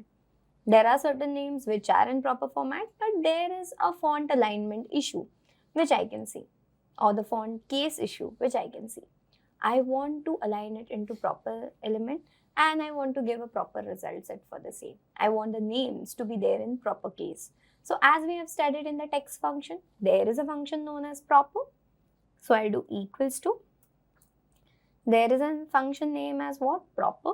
If you can see, converts a text string to a proper case, that is the first letter of each word to uppercase and all the other words into lowercase, and that's what I require. So I have to proper, I'll consider this, and you can see the name is in proper format which was required. But if you can see over here, there seems to be an extra space between this name. So let's try to trim out the extra spaces over here by applying an approach of trim. So how will I do it? Ahead of proper, I like to add trim. So I've added what? Trim over here, as you can see. So it will trim out any extra spaces if there are any. So all the extra spaces, if there are into the name, has been trimmed out. So that level of duplicacy has been, or that level of error, not the duplicacy, that level of error has been removed from here. So if I want to use this name, I cannot create another column with full name, because it will have a complexity issue on me. It will make me confused that which column should I use. So let's try to paste these values over here. How? If I do Control C and if I do Control V, obviously there is going to be an error. Why? Because if I do Control C, that is copy, and Control V, that is paste. So it is pasting everything, that is formula, the references, the format, and the value which is there. If I do Control Z, if you can see in this cell, what it is doing, it is having a reference, the reference of that particular column. So when I'm copying the value and pasting it over here, the reference is also being copied, and that reference value is not being found, and that's why the error is being occurred. So I just want the values to be pasted over here, but the formula, the format is not required for the same. So what I could do, instead of doing Control C and Control V, normal pasting, I will do something called as paste specials. As you know, when you do paste specials, only the values, only the format, if you want to copy and give it to the another range of cells, could be possibly available. So if I do Control Shift down, Control C, instead of going over here and pasting it with Control V, let's right click. So if I right click on the same, you could see that there is something called as paste values. So when I paste values over here, you can see the values are being pasted correctly without any formula being referred, and that's why it's not giving us any error. So it's not always required that you do Control C and Control V. Sometimes paste specials can also be helpful for you. Now there is no requirement of this data because the data is now into its proper format where the names looks evenly aligned. So what I could do is Control Shift down and delete, because I don't require that values elements now because I have the data into proper alignment. So here you can see we have tried to deal with the cleaning approach for the same. Now one more cleaning approach is required, that is regarding the hiring date. Now in the hiring date which is there, you can see that the date is not into proper format.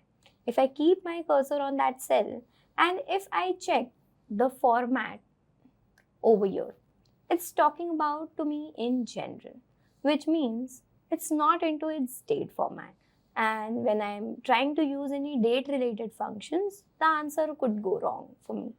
So what I would like to do is I'll go into over here and I can convert it into short date. So here you can see a general text, a Unicode which was given to you has been converted into a proper name, a proper date format. So if I double click it down, you could see that is there, or Control Z, just copy pasting the values for the same. So what I could do is Control C, Control Shift down, that has been considered, and I'll go over here and click on the short date. So all the Unicode has been converted into a short date element. So from a general text alignment, from a general format, the date has been converted into date format. How you got to know that the date is in date format? Because when you keep your cursor over here, the format which is available over here is for us is date. So date related operations would possibly be available for us for our analysis. So that is the another cleaning approach which we tried to take over here, which we tried to consider over here. Now, as you can see, there are missing elements into our data points. What are the missing elements? The salaries are missing for certain individuals.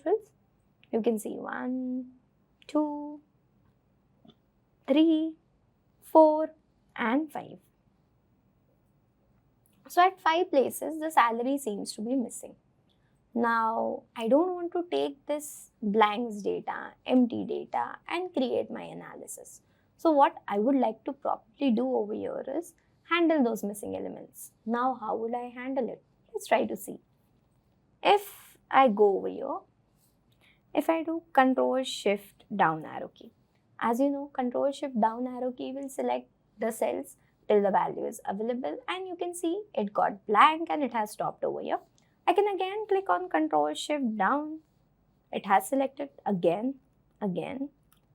I'll go till the end.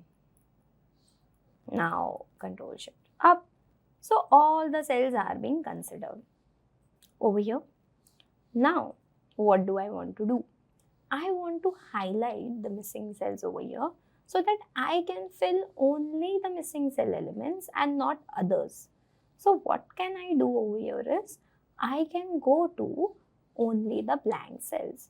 Now as I'm saying go to, we all know that there is a shortcut key for the go to option, that is Control G.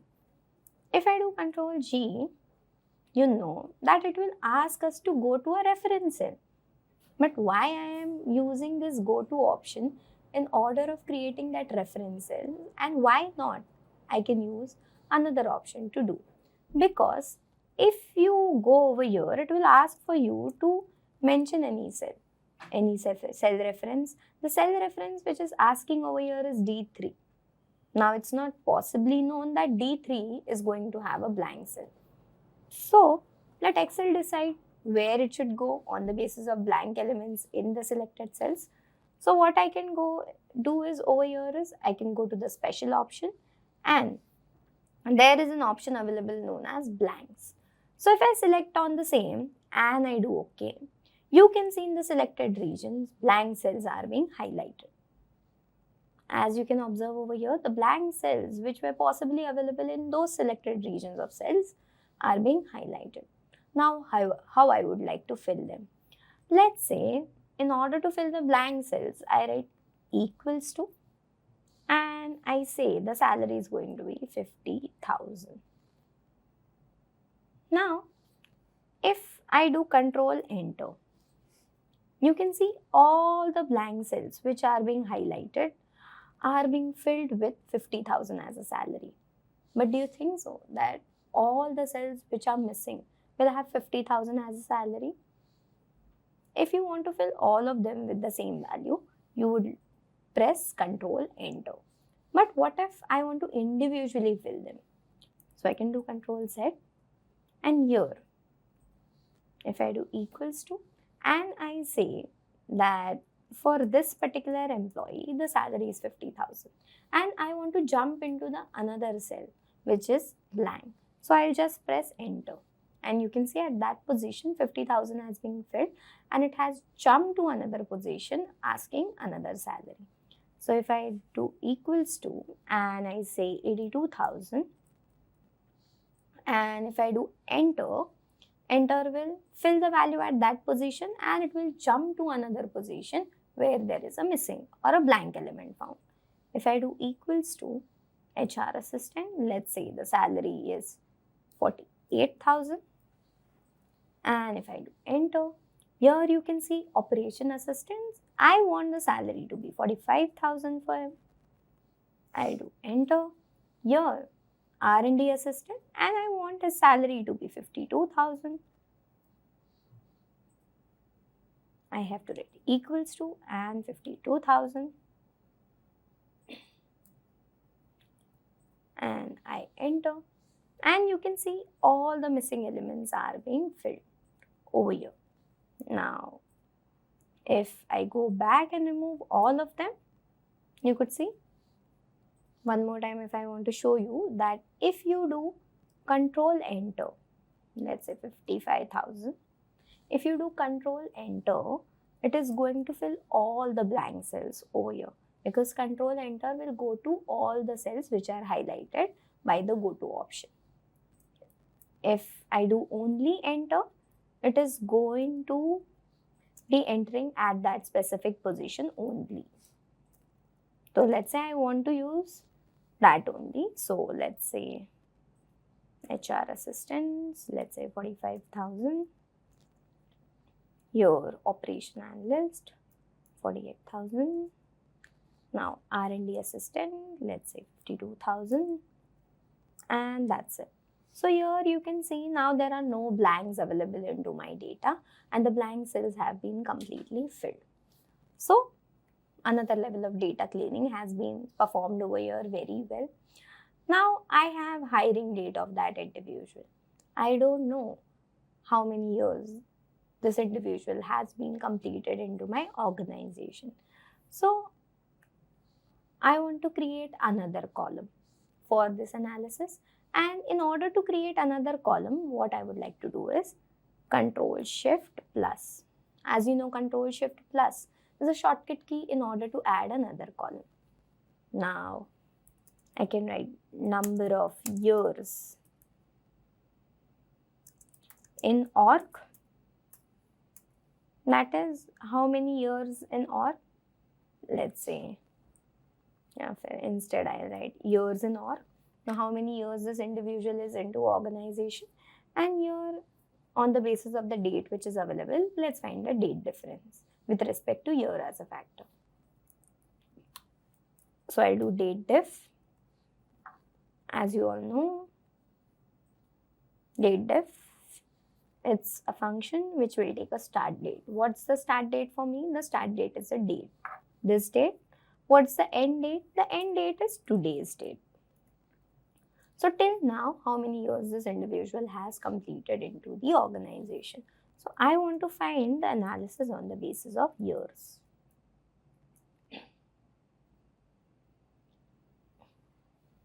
As you can see that this is given, but number of years should be in 1, 2, 3, 4, 5. Why it is showing you into date format? Because the date as a data type is formatted over here. So instead of doing it like this, let's make it general. So here you can see that 1 year, 0 year has been considered over here. So how many individuals have completed 1 year has been given, as well as 0 years has been also been given for me. So this is the data which I have. So I made it a bit ready for my analysis. So let's try to go further and create certain analysis. Let's see what all features I can add into my dashboard, and let's try to create it the same way. So as you can see, employee ID, full name, department, designation, age, hiring date, years in organization, annual salary, and the performance score. If I am a data analyst of a company and an HR gives me this data and she wants me to make a dashboard so that it can be presented into the performance meet of the individuals and get a clear analysis for the same. So what all key factors are important over here? Let's try to note it down and let's try to create it one by one. Let's try to create one visual related to the average salary. Now, the first thing which I would like to create is the average salary and how many employees are there. So, total number of employees which are there into the organization. So, that is another thing which I would like to create. Now, what is the average performance score? So, what is the average performance score which I would like to showcase for the same? Now, what is the next factor is number of employees hired in each month. As we know that the data belongs to 2023, so I can see the monthly analysis or the monthly hiring pattern, that how many employees are being hired into the organization in each month, in order to see which month where the employees were hired the most and which was the month where the employees were hired the least. Now, department-wise performance score.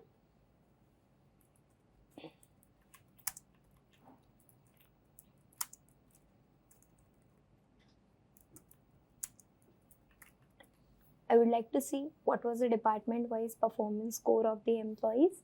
Now, I can also see top 5 employees based on performance.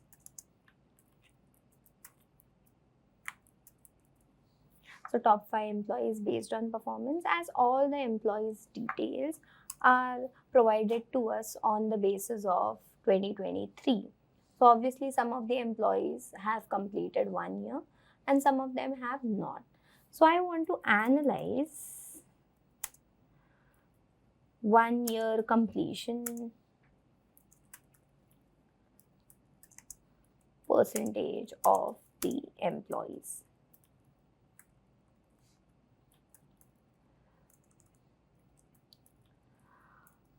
So these are certain factors which I would like to add into my dashboard when I am creating it for the same. So let's try to get started with the same. We'll try to create one by one at a time and let's see how this dashboard will look like. As you can see, we have noted down the matrix which are primarily required for us in order to show the narratives of the data which is provided to us. So let's see how this would be created with the help of Excel, and how this will help me to understand what data is given in order to betterly represent this data to stakeholders and get certain insights from them. So if I go into the data over here, I have this. Let me create another sheet which will have info, or let's say tabular info. I'll add this sheet. Let's say contact info, and I would like to add a sheet which is related to dashboard over here. So dashboard has been added over here. So in this contact info, I would like to add another column which will be on the basis of this. So let me add this details. Let's say this. Control shift down and shift right. I've selected this 2 column, Control C, and in the contact info, let's say I want to generate email over here for the employees. Let me format it over here for all the employees. Now I could do with the help of flash fill, I could do with the help of the concat formula for the same. Let me do it with the help of flash fill over here. So what I want, John.Smith @xyz.com. So XYZ is my organization name that has been considered. I'll select all of them and I've selected it. I'll do Control E, which is a shortcut for flash fill. So this sheet is majorly having the employee ID's full name and their emails, which I would like to direct from my dashboard if any of the individual wants to see the email ID and the details regarding the employees. So I have this dashboard as a sheet available to me. Let me create certain things.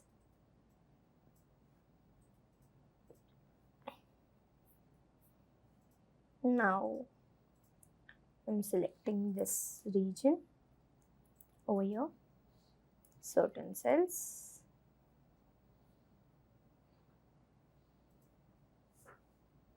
and I would like to give a color to it. Let me give a color over here and let me add a border, a thick border for the same. You can see it has been added over here, and I would like to add things in terms of images and so on. So I'll go on this and I would like to add employees images icon. So I'll go over here and let me take any icon for the same. So images. Let us take this, copy, and I can go over here and paste. So I'm bringing this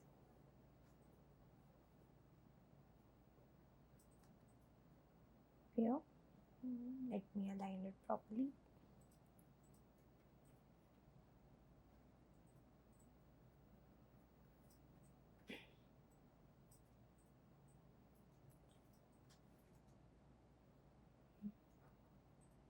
So I have kept this over here. So this is an employee's information which I would like to show.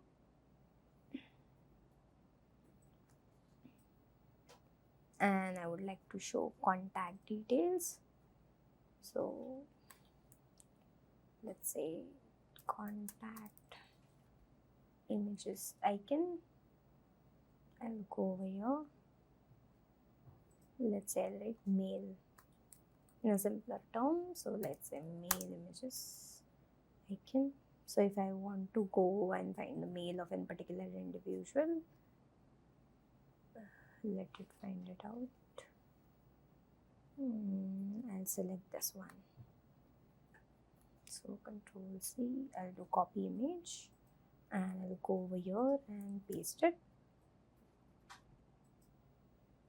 So I'll bring it short, and this is where I want this image to be there.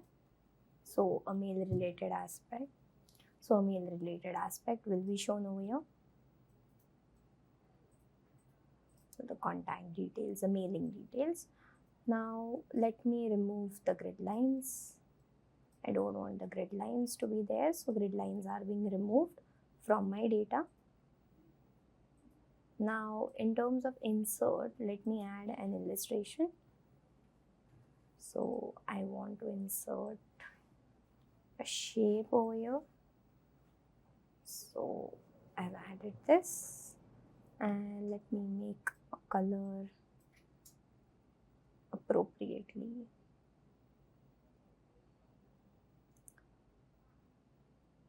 Let's say this color seems correct. Now outline, I can give no outline for the same. So this is how it looks.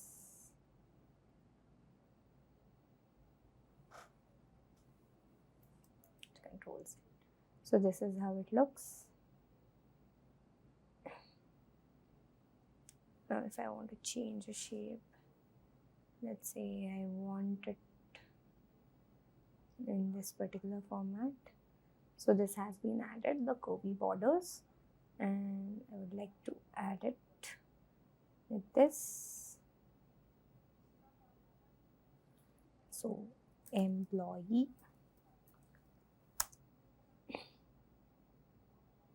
performance analysis. Let's say I give this title over here, and I'll do Control A. I'll go in home, make it big, bit, change the color of the font. Let's say make it black, make it bold, and this has been given. So employee performance analysis. Control A. Let's say I'll make it a bit more bold. So this has been given, and this is what I require. So I'll do Control C. Control V. Let's say I'll take the shape and I'll add few details, as we have to add the count of employees over here.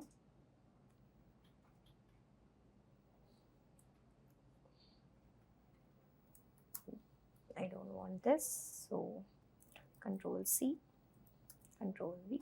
I am making a text alignment for the same.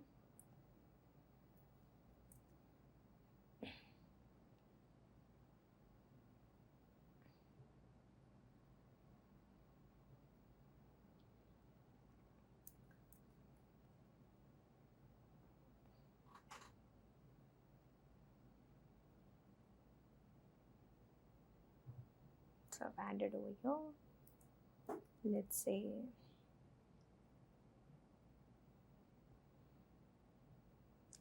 I'm adding this.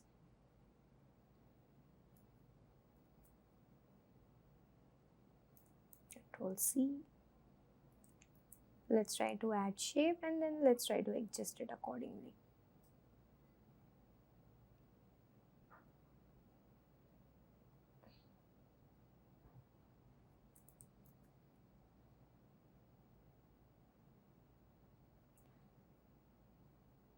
So I have tried to add a few over here. Let's see how this helps us for our analysis.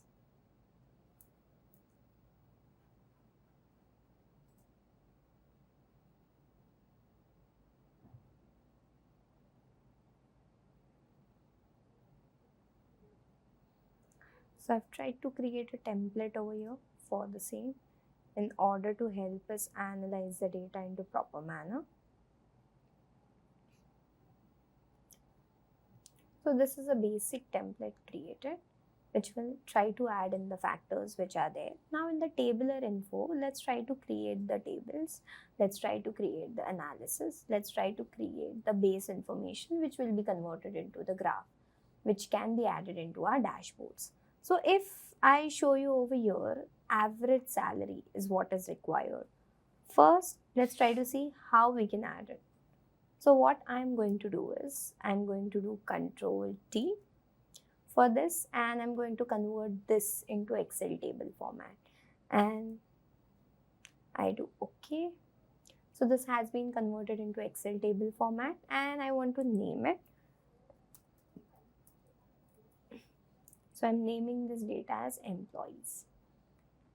So I would like to go into tabular info, and I would like to add a pivot table over here. So instead of, I'll go in pivot table, I'll go from table range. So what is the range of table which I would like to take is this. This is the entire table considered. That's my employees table, because I have converted it into Excel table format. Now, existing worksheet, new worksheet, obviously I'm going to do it in existing worksheet. This is where I want to find it out. So I'll do enter, and I'll do OK. So as you can see, I have added it as a pivot table over here, and I would like to make some analysis or changes. the first thing which I primarily required is the average salary. Now, how I'm going to analyze it over here? I have salary in USD. I'll take it as values, and you can see it is showing me sum of salaries, but I don't require sum of salaries as such. I require average. I can double click on this and go and find out the average for the same, and I do OK. So average has been considered over here. The average salary is around 55,360. Now I would like to format it. I'll go in home, give a dollar symbol for the same. I don't want the decimals to be added, so the decimals are being removed. So the format has been given over here. Now another thing, what is the next factor which I would like to see? The total number of employees. Let's see what are the total number of employees which are required. So I can go and again create a pivot table, or else I can just copy it and paste it over here. Instead of this, what I would like to do, I'll remove this and I'll add employees ID over here. And here, value field settings, if you see, it's count, because S1001, S1002 was the value, and for that sum is not ideally calculated. So when you have a categorical data, count would be calculated, and that's it. But if you see the count which they are giving, dollars are not required, so you can go over here and you can type in as general. So how many employees do we have? We have in total 50 employees with us in our data. Now, what is the next analysis which we have? Average performance score. So, what is the average performance score of the individual? That's what I wanted to see over here. So, let's see what is an average performance score. So, I'll copy it. Let's say I'll copy this because it is having average. So, I'll do this. I'm having this. What is the average? Instead of average salary, I'm taking this performance score. So performance score is being considered over here. So it's sum. What do I need? I need an average. So I'll double click. I want what? Average, and OK. But this is not into custom format. So general. So when I take it in general, you can see 7.34. is the average performance score of the employees. That's there. I can also find out the average age of the individual. So I can do control C, and I can do control V. Although I have not mentioned average age of the individual, but I can add it into my analysis. So age as a factor, let's say I'll add it. Instead of sum, I would like to add average age and OK. So here I don't want rounded off, so I don't want decimals, so I will round it off and I'll remove this decimals. So I have created 4 measures. First is this, second is this, third is this, fourth is this. Let me name this pivots which I have created something so that I know what is this pivot talking about. So I'll go over here. There is pivot table analyze given to me, and here I go, instead of pivot table 1, I'll write average salary as the name of this pivot. I'll go over here.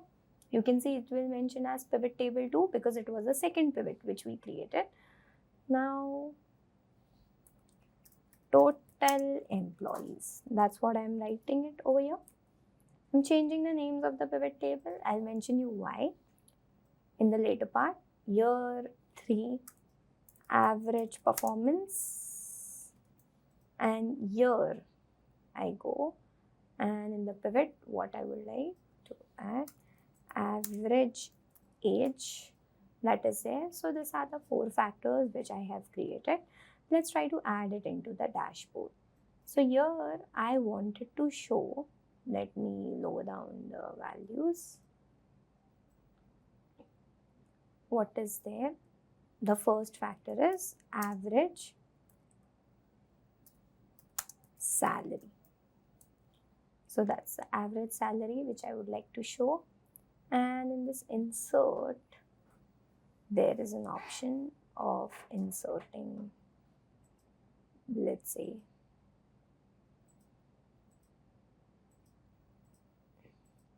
a text box. Not over here. I'll go in this and I will try to insert a text box. So let's say I would like to insert a text box over here, but a little alignment, not for this one. Let me try to adjust it. Yeah. So here you can see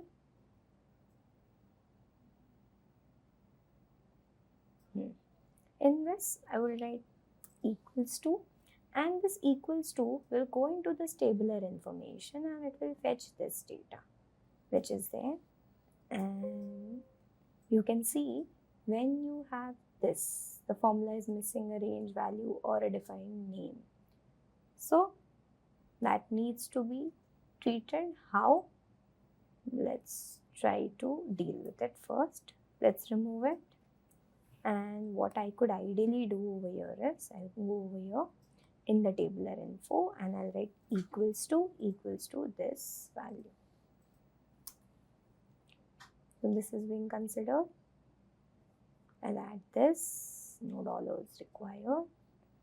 And in the dashboard, if I go, I'll do equals to what? Tabular info, and this needs to be selected.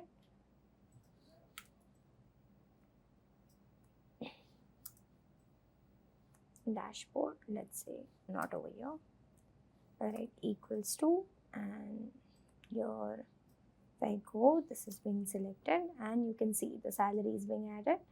Let me make it a bit Control A, bit bold, let's say bold into a format, and that's it. As you see that in the shape format, shape fill, you don't want any fill, so the shape will not be filled, and this is a salary which is considered.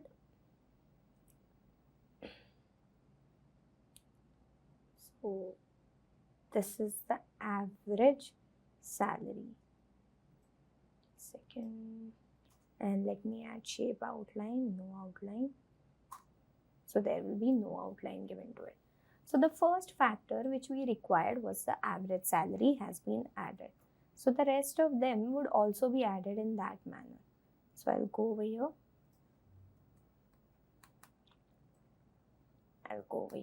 Just a second. So I'll do Control.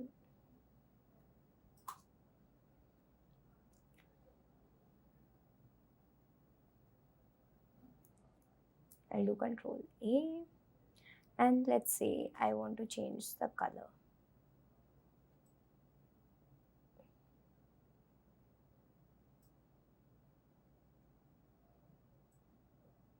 Into some different format, and let me increase the size.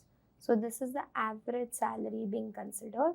Same I would like to create for what? I'll try to copy and paste it over here, but so instead of average salary over here, I would like to create the count of employees. So how I would add it? This with this, so it will refer this value, and here if you require, I'll go in tabular info. This is the part, and you can see a 50 has been added. The format, Control A, format painter, you can see for this, let's say I'll make it manually. This is bold, which is there, and let me make it center align.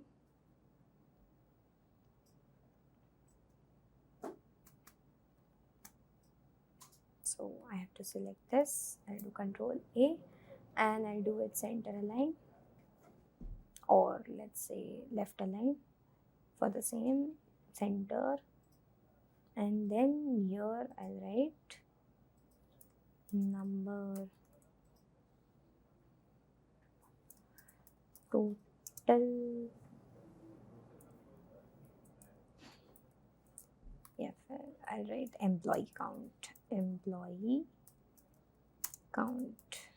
Obviously, this data is like too huge. Let us see what's the format available. Control A. So I'll do format painter. I'll do it over here.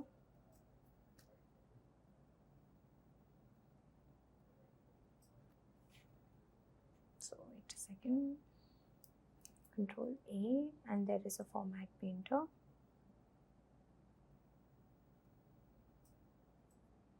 Let me copy. What is the format? Let's see. This 10 with bold. Let me do it manually. So I'll do this, and it's 10 with bold, which is there, and this is the employee count which we have. So total employee counts are 50. That's the average salary. And the next part which we saw over here was related to the performance score, the average performance score. This is what I'm considering over here. So the average performance score is this. Let me write it down by taking it as 10. And here, let's say the average performance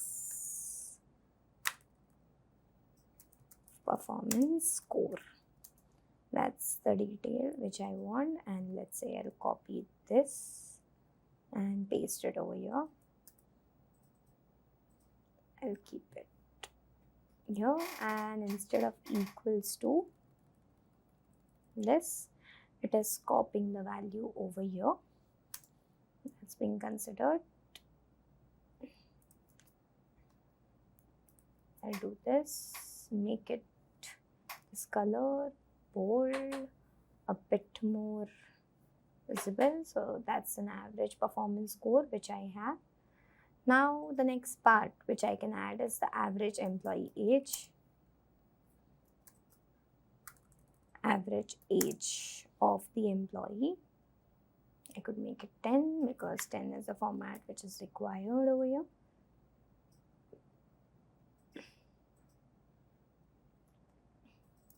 I'll do Control A, or let's say I'll do Control C, and I'll do Control V.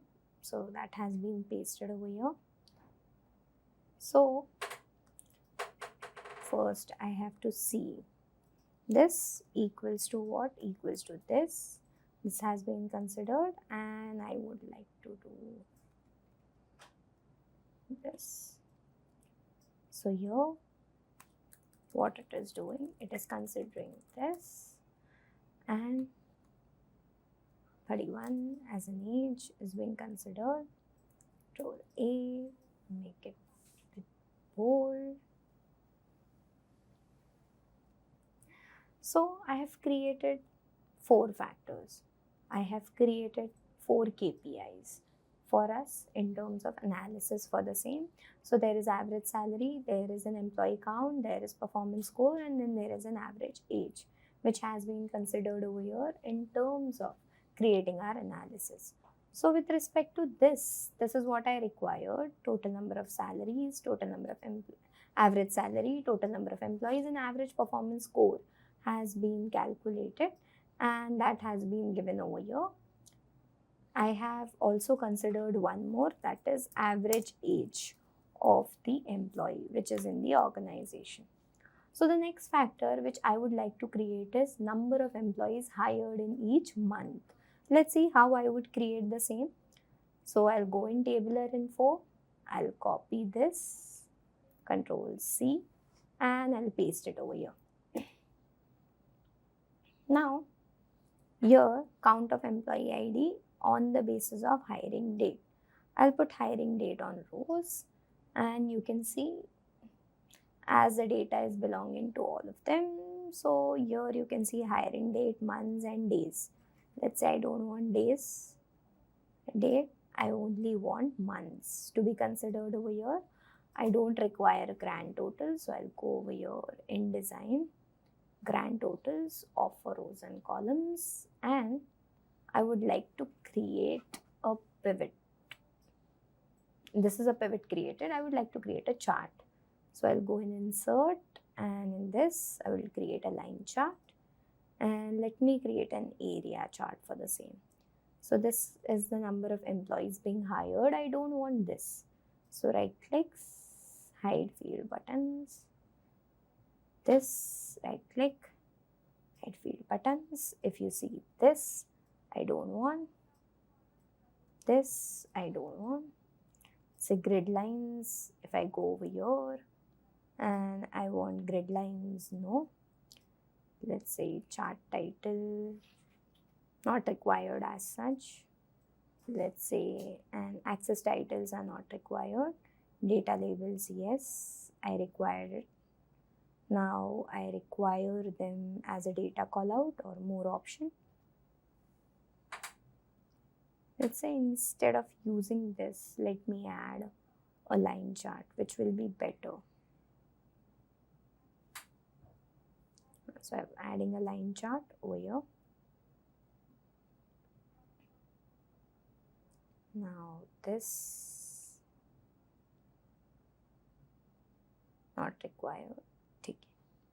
So this is what I have considered. I'll select this and make it bold. I'll select this and make it bold, and let me change the size of them. Bit increasing. Now let me change the size of the line. Let's say format. That format, let's say this line.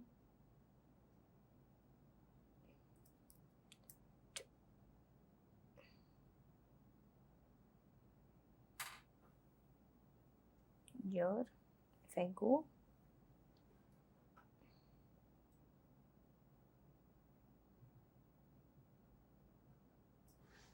so here if I go line outline, I can add a color. Let's say I'll add this color to this. And here in this text, I would like to add different color.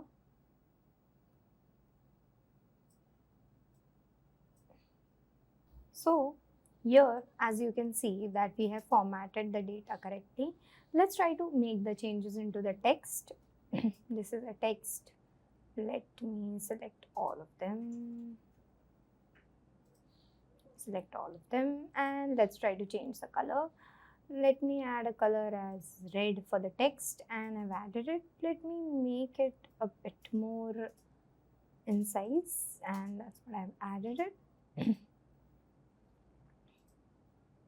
So I would like to change the positions, the alignment, so that it looks proper. Just a second. As you can see, this is what I'm changing the position of them, so that when I am exploring this data, it looks appropriate for me. This is in terms of May, this is June, this is July. Let's say I'll add it in this. This is for the month of November. And this is for December. This is how it looks. This has been added. Now let's try to bring this into my dashboard.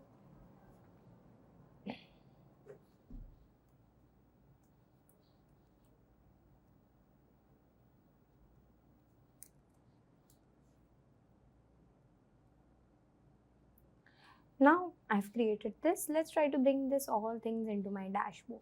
How? Let's see. So I go in this dashboard. This is a file. This is a place where I would like to add this column.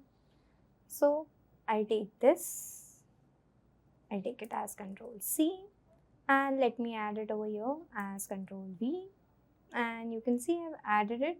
Let me adjust it accordingly. So when I am adjusting it, you can see the changes which are happening. Now, obviously, I need to align the box also appropriately. So I have aligned it. Let me take this text and make it here so that it's properly visible. And I don't want, let's say I'll add this. I don't want this to be taken ahead. And I don't want this background. I don't want this borders to be there. I'll go in format. In the shape fill, I'll do no fill. In the outline also, I'll go over here and I'll do no outline. And this has been considered. This is a data. This is a hiring pattern which we can see on all the months. As the data is belonging to only 2023, so I'm not considering year-wise analysis, but the month-wise analysis for the same. So, number of employees, I'm writing the name as number of employees hired is this. So as you can see, this dashboard, this analysis will tell me how many number of employees are being hired into the organization in each month. Now let's try to add another analysis over here with respect to certain few more factors which are there. So if I see this, all things are being covered, let us highlight them in some color so that we get to know that this is what we have completed. Now what is the next thing which I would like to show? Department wise performance score. Now I have several departments, and on the basis of several department employees, the performance score is given. And obviously I need to see the performance score of the department. Means which department you think so has been performed good, which department has performed bad, and let me take the average performance score of each department. So let us see how we can add it. So I can go over here in that tabular information. Let us remove this because it's not any use for us. Let me copy this. I'll copy it and I'll paste it. So instead of months, I'm removing the months. I'm removing this. And I want departments. So I've added rows and departments. And you can see performance score into the values, and it is showing me sum. Obviously, I don't require sum. So I can double click on it and I'll do average. That's it. And here if you see that I want one value after the decimal. So this has been formatted. So this is a score on the basis of each department.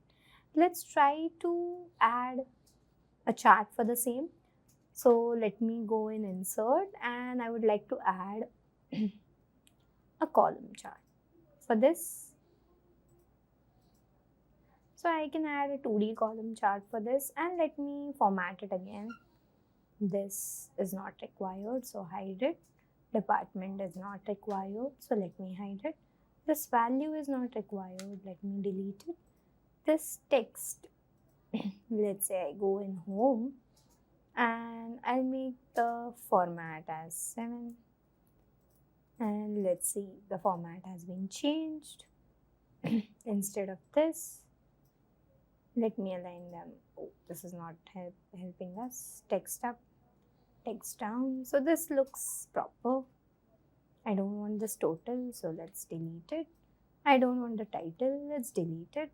I don't want the grid lines, let me go over here and let me remove the grid lines for the same, but I do require data labels for them. So I have added data labels and I have made all of them bold, and let me change the color to red, and let me change bar of each color. So I can change it manually. I'll go in human resources, and let's say for human resources I want this color. Let's say for human resources, I require this color, but my background is same. Just a second. I require this color. And for sales, let's say for sales, I require, let's say I'll go in more colors and I'll take some color from here for sales and I do OK. And I'm manually adding colors. So let's say for finance, I'm going and adding a color related to money, that's green. Information and technology, let's say I'll try to add another color, yellow. Quality analyst, let's say I want to add a color, which is this. Now research and development, let's say I'll go and add another color, which is this. Production, it's gray. Marketing, let's say I'll add this color. Customer service, let's say I'll go in more colors and I'll try to add some color from here and I do OK. And here let the operations be in this manner. I'll do bold for all the text which are being provided to us. Let me select it and let me make it properly aligned.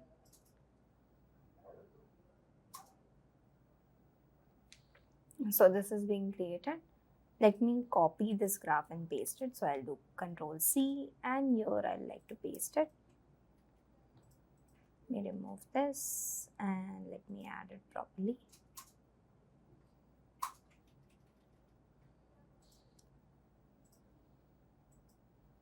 So as you can see, this is trying to add in properly. And here it is trying to fix itself properly. And there is in format, I don't want any shape fill, so no fill for the same. And in format, I can go and do no outline, so no outline for the same as well. So a graph would not have any outline being considered. So this has been considered and I would like to give a heading for the same. Let's say make it 14. So what is that? Department wise performance score. So we can see the department-wise performance score is being evaluated over here. Obviously, you can change the colors of the graph if it is not looking appealing for you. Let's say for me, this graph is not looking this. So I'm selecting only this particular graph and I'm changing the color. So with more colors, I can go over here and I can change it into any color which I require. Okay. And this is how it looks. So for all the departments, the performance scores are being given and a bar chart is created for the same. Now let's try to create another analysis which is required. So this is also done for us. Let's say I'll do select this and I'll highlight it that this is also done. So now top 5 employees based on the performance. That is what I required. So let's see how top 5 employees based on the performance would be considered. So I'll go in tabular info. Now this is not required. I'll take it, delete, and let's say Control C and I'll do Control V. Here in pivot table analyze, field list, you can get this fields. Let's say instead of departments, what do you require? The employee name. So I'm considering the full name of the employee and this would be the actual score of the employee. Right click. Let's say I want to sort it to largest to smallest. So an employee has been sorted from largest to smallest, and if I go over here, label filters and value filters are there. So instead of label filters, I would like to add value filters of top 10. So I would like to see top 5 values on the basis of the performance. So here you can see these are the top 5 employees which are being considered. Let me write the name over here. So employee name, and instead of writing this, I would write performance score, and I'll do OK, but performance score as a column is already available. So score is what I would like to add, and I'll do OK. So this is being created, and I'll add it as a table over here for us. Now I'll take it, say equals to, I'll do equals to, and this is being considered. This is what I have created. What I would do is, I would like to make it all borders. I would like to give colors, let's say highlight to them. With this, let's say the shape fill option, not with respect to this, but let's say brown, and let me highlight the color into black with bold, and let it make center align, and this is the score which is given. Let me add this, Control C. So I'll go in dashboard and I'm adding it this as a data, and you can see this is being added over here.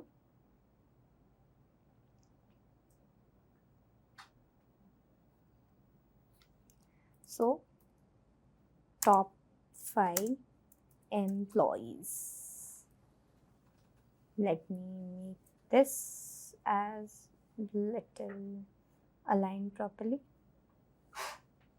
So the employee name and the score which is given, let's say if you want to align them in center, you could have aligned them properly over there, and then this analysis would have made. So these are the top 5 employees on the basis of that, and this is what we have created it. So let's say I've added this. And what is the last thing? So we have got top 5 employees over here. What is the last thing which I require? That is top 5 employee based on the performance that is being created. Analyze 1 year completion percentage of the employee. So I want that analysis to be there. So if I go over here and I would like to add this, Control C, and I'll add it over here, Control V. Now instead of this, let's say full name and this, I would like to add years in organization in rows, that is zeros and ones, and let me try to put it in values. Instead of this, I'll go in value field settings and I would like to bring in count. Do OK. So right click. You can see summarize values as % of grand total, which is there. So 90% of the employees which are there in the organization has completed 1 year and 10% have not. So let me create a chart on this, and I'll do insert, and with respect to this pivot which I would like to create, this is a pivot, or else let's say I can change the chart type format, or let's say I can change the chart type. Instead of pivot, let's say I can add a donut, and I do OK. This is being added. Now this donut could have data labels, but shown in a proper manner with a data call out.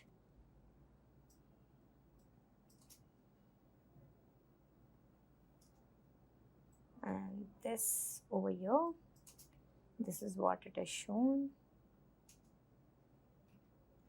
Let's say you go over here and you don't require legends, that's it. You don't require chart title, that's it. You go over here and you don't require this, so hide value field settings button. So 0 and 10% has been considered over here. Instead of that, let's say only show could have been possibly available. I can uncheck, only do show. Let's say this particular values, I want to go in home, make it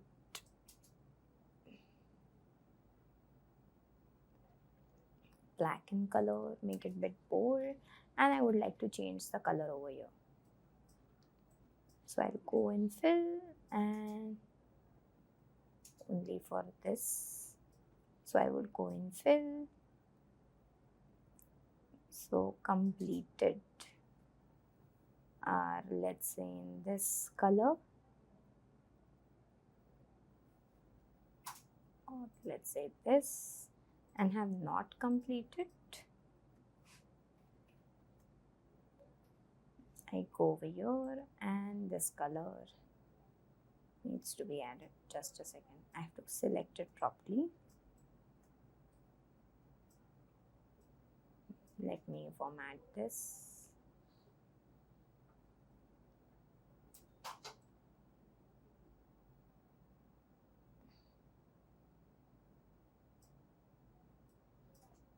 But this is there, or let's say I would like to format it in this, and let me bring them together. So you can see 90% have completed and 10% have not completed as such.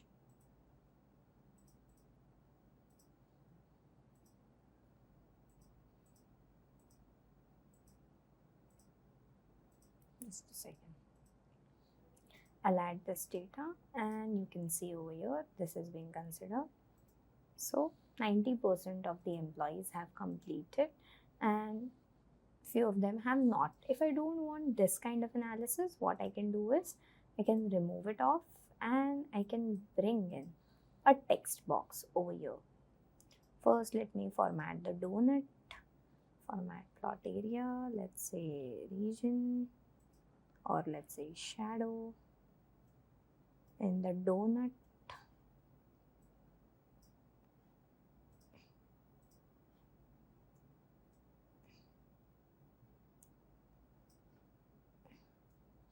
so let's say I'm formatting this chart itself. So chart type,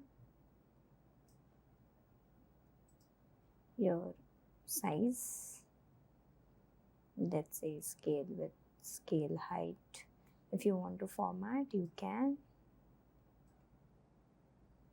Let's say I want to format the size at 4. So this type of formatting would also be done. No fill. So there would be no fill which will be considered. So this is a chart which we have created. Let's try to add it into our data. So there is design, there is format. Let's say in insert, let me add a text box. This, let me add a text box over here, which will have a text box, and let me adjust it.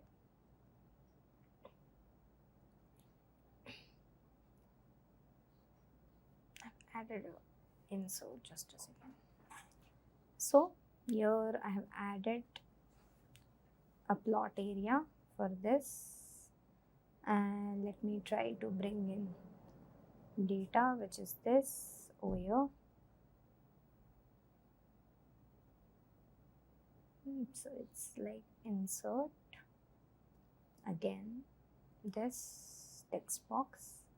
I've inserted a text box over here, and it is asking me equals to of what? Not this, equals to of this. And you can see this is the issue which can be caused into our data. So what we can do is I can do equals to over here, and it is going to give me in percentage. So I'm giving it in percentage. So that's 90%. I'll add a text box now, and you can see this will work. So I've added a text box. Let me shift it accordingly. I'll add equals to of what? This 90%. You can see. Let me align it in center. Make it a bit bold. Make the font size big. That is 90% of the employees have completed a year. Let's say Control C. I'll take this in dashboard. Let me remove it. And I would like to take it over here.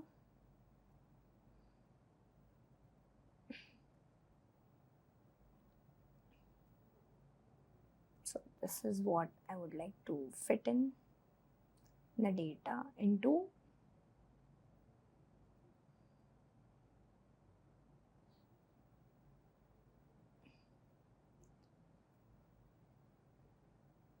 Donut explosion, let's say. Donut explosion I don't want. Let's say donut hole size. I want this.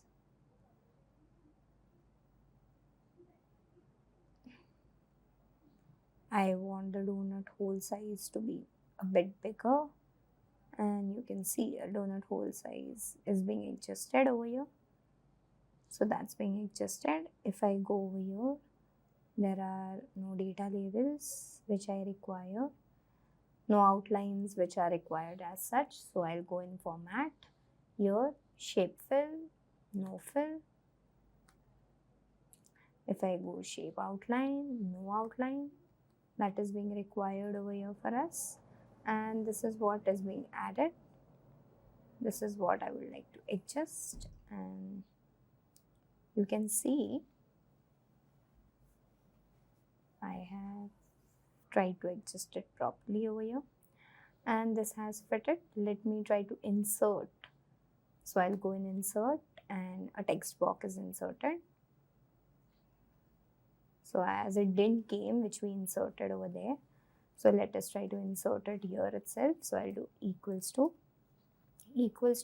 in the tabular information. I want this 90% to be added, and I would like to add it properly.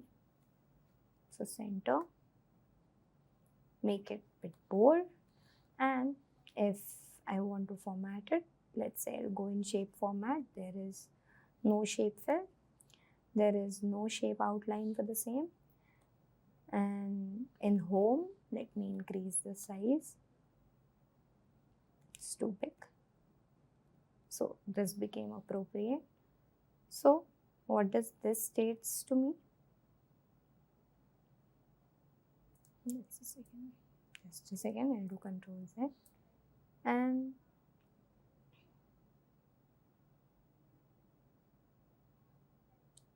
this will help me to understand how many employees have completed 1 year in the organization. So for us, how many employees have completed 1 year in the organization? That is around 90% of the employees have completed 1 year in the organization. Let me adjust this again. Just a second. And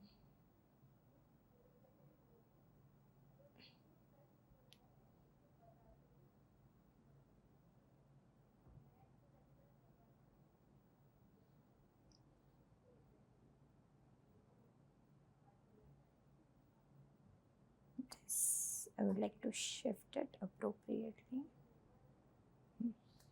So let me add a text. So number of employees completing a year in the organization. So I'll do Control A, and let me lessen down this. And this is what the analysis looks like for us as of now. So this is a simple dashboard which we have created. With those, let's try to add some visuals, some bits over here to make it a bit more attractive. So I'll go and try to search for images. Let's say salary. Salary as an icon, I like to select. So I'm trying to bring in the pivot over here, and you can see the pivot has been brought up. And So when you want those pivot wise changes to happen, so this, let me remove it. Let's say if I select February, select March, those changes should happen, and this is not going to change. Why? Because these performances are going to be fixed for that particular part. The salaries you can see are being changing over here. So let me try to make this properly as your picture is being considered. So let us try to make it properly, and let me try to analyze and keep filters of departments. We do, and clear all the filters, and then let me delete it and try to add the filters of departments. So I can go over here in this design, pivot table analyze. I can add a slicer on the basis of what? On the basis of department, and I do OK. So there are several departments given to me. So there are n number of departments which are being added, and that's what I require to be there. So here you can see these departments are available to me, and I want this to be used as a filter. So this one, if I add it over here, let's say I want to see the finance department, what is being changing? Nothing is seen that what is being changing. Let's see where this slicer is being activated. So I can go in slicer settings, I can go in report connections, and the slicer is activated on top end. But here the top end is what? A picture being added, so it will not be calculated for the same. Let's say in the month, I want to see the percent amount, I want to see the average age, average performance. I don't want to see the department performance. I obviously want to add this slicer into average salary, then monthly hire in terms of finance, top end, let's say, or total number of employees. This is where I wanted to show. So if I select finance as a department, how I would like to now narrate a story, because now this is helping me to analyze it in better terms. So I have added what? A slicer over here. So I can go in slicer settings, and I don't want the headers to be there. So I do OK. Let's say the department names are not there. Let's say if I select finance as a department, we can see the average salary of an employee in a finance department is 63,000. There are total 6 number of employees who are working in the finance department. The average performance score of a finance department is 6.8. The age is 31. How many number of employees have completed 1 year in the organization? Almost 50%, which means 6 employees are there. So almost around 3 have completed 1 year in the organization. How many employees are being hired in the last year? In September, they hired 1. In October, they hired 1. And in November, they have hired 4. So for the finance department, the employees were hired more frequently in the month of November. The chart is not changing on the basis of this slicer. Why? Because the slicer is not connected to this report. Now this is an image which is being added, and that's why this is not also changing. Now let's try to see this. Let's say I'm trying to add information technology. So IT, information technology as a department. What is the average salary of the employees over here? How many employees are there? What is the average performance score? You can see the average age, and how many employees have completed a year. Almost all the employees have completed. Let's say for an employee with quality assurance as a department, you can see this is being added. Now human resources. So as the slicer is changing, you can see the reports or the analysis or the narratives which I have created are also changing. So when I create this dashboard, it is easy for the person or the other individual to explain the textual information or the numeric information which was particularly earlier into the tabular format to be mentioned in terms of graphs, charts, and the reports which are being changed on a very frequent basis. So this was all about the dashboarding bit of Excel. Let's try to add a contact list over here, because from this dashboard, if someone wants to go and get the emails of that individuals, so how they can go? So here you can see we have added this image. Let's try to add a hyperlink on this. So I'll right click and I'll try to add a link. But obviously I don't have a link of this page which I want. I want to add it to the documentation. So place in the documentation. So where do I want it to go is in the contact info. And I do OK. So when I click on this,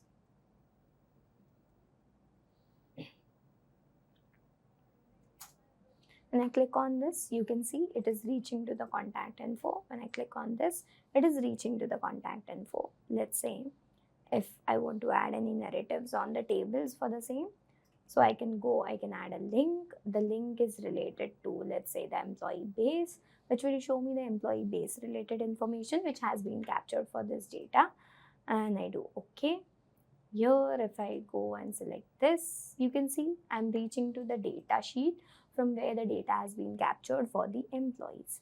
So this is what dashboard analysis will help us to do. This is what dashboard analysis will help us to create the analysis upon. Here I can go in slicer settings. Let's say I want this department names. I want the slicer to be there and I do OK. You can see slicer part is there. I can remove all the filters and this is the data. This is the report which I have created. So the data which was initially available for us has been converted into the visual formats with the help of certain narratives which could be given with the data, with the help of certain information which could be given to the data. There were certain filters used with our data which were not applicable on all the visuals which we created, but was applicable on certain of them. So this is how dashboard is very helpful in terms of Excel. But there are certain limitations which Excel can also have in terms of dashboarding. We have other tools which are also helpful for us in terms of dashboarding, such as Tableau, BI, QuickLook, Data Studios, Google Data Studios, and so on. But Excel will also help me to analyze my data in terms of dashboarding and reporting, just to create a good narrative of the data and showcase it as a storytelling approach. So this was all about the data dashboarding and the cleaning up approach of our Excel. So I hope this is understandable. So now we will be understanding something about VBA.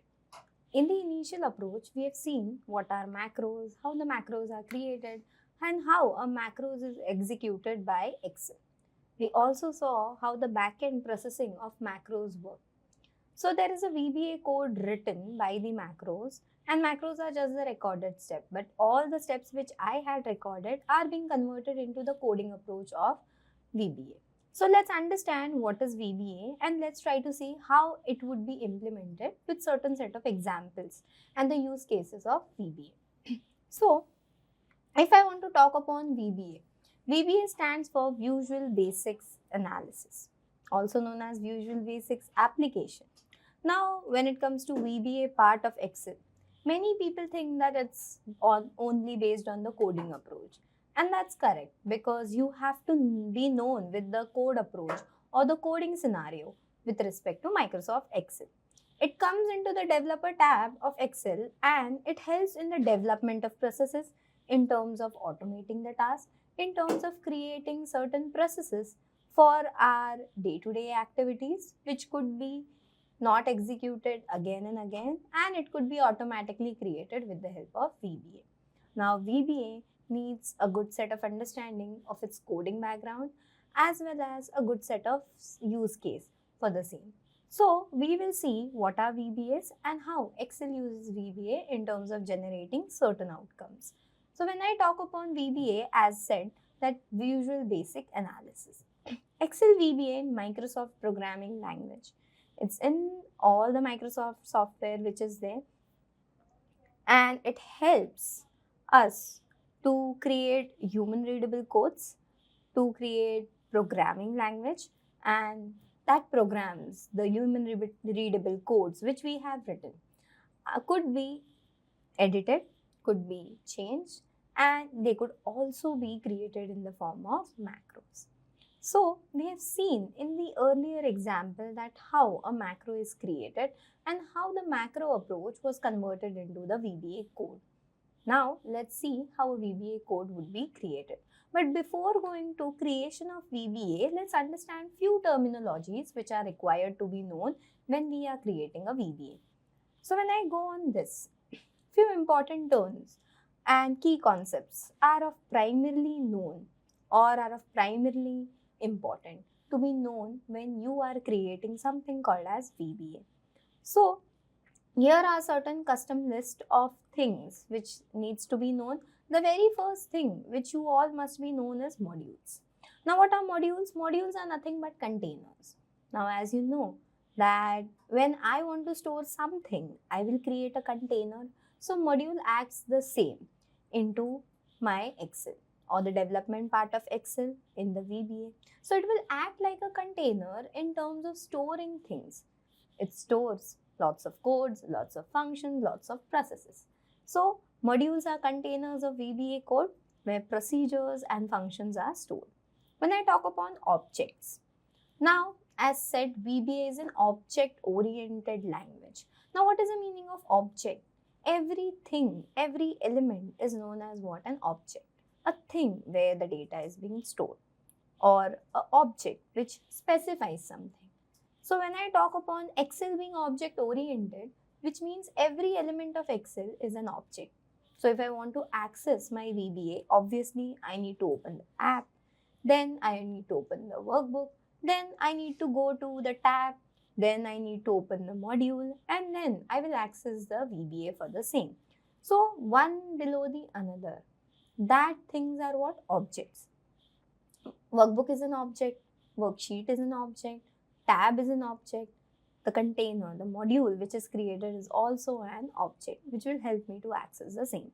So objects are building blocks of VBA. They represent elements like workbook, worksheets and cells because all of them have been a part of the data and that's when the data is stored and could be manipulated the same. So that's what an object is. Now when I talk upon procedures, as the name suggests, procedure means there will be some process, something which will happen. Now when I am creating procedures, obviously I will do step by step. So procedures are step by step instructions which you give to your Excel in the development part in order to create that logic. So procedures are the block of codes, that is the step by step approaches that perform specific tasks. Let's say if I want to perform a task of inserting a value, if I want to perform a task of applying an if-else, so that line of code which I will write is nothing but my procedure. So procedures are nothing but block of codes that perform specific tasks, often categorized as sub-procedures or functions. So they are known as sub-procedures or they are also known as functions. So in both the way we can create the procedures. Now then comes statements. Obviously statement is something which you want to give, some instructions which you want the Excel to perform, the VBA to perform. So statements are the instruction within a procedure. Means what do you want to perform? What type of statements, what type of outcome do you require over here? So these are the instruction within the procedure that tells Excel. Now it's not particularly Excel because as we know that VBA is not only for Microsoft Excel, it could be done with Microsoft Word or Access. So here it tells my Excel or Word or Access what actions to perform, means what I need to do into those procedures. Now variables. Now you know that variables are nothing but helping me to store certain data value, to give certain data value. So variables store data that can be used and manipulated within your codes. And then comes your logical statements. As we have studied about logical statements, it will help us to make some decisions and it will also help us to give certain result sets. So they will include operators such as and, or and not. So these are certain key important factors, these are certain key important words which needs to be created, which needs to be known, which needs to be understood when you are working and understanding something about VBA. Let's try to see how the VBA works. and how the VBA would be created. So let's get started.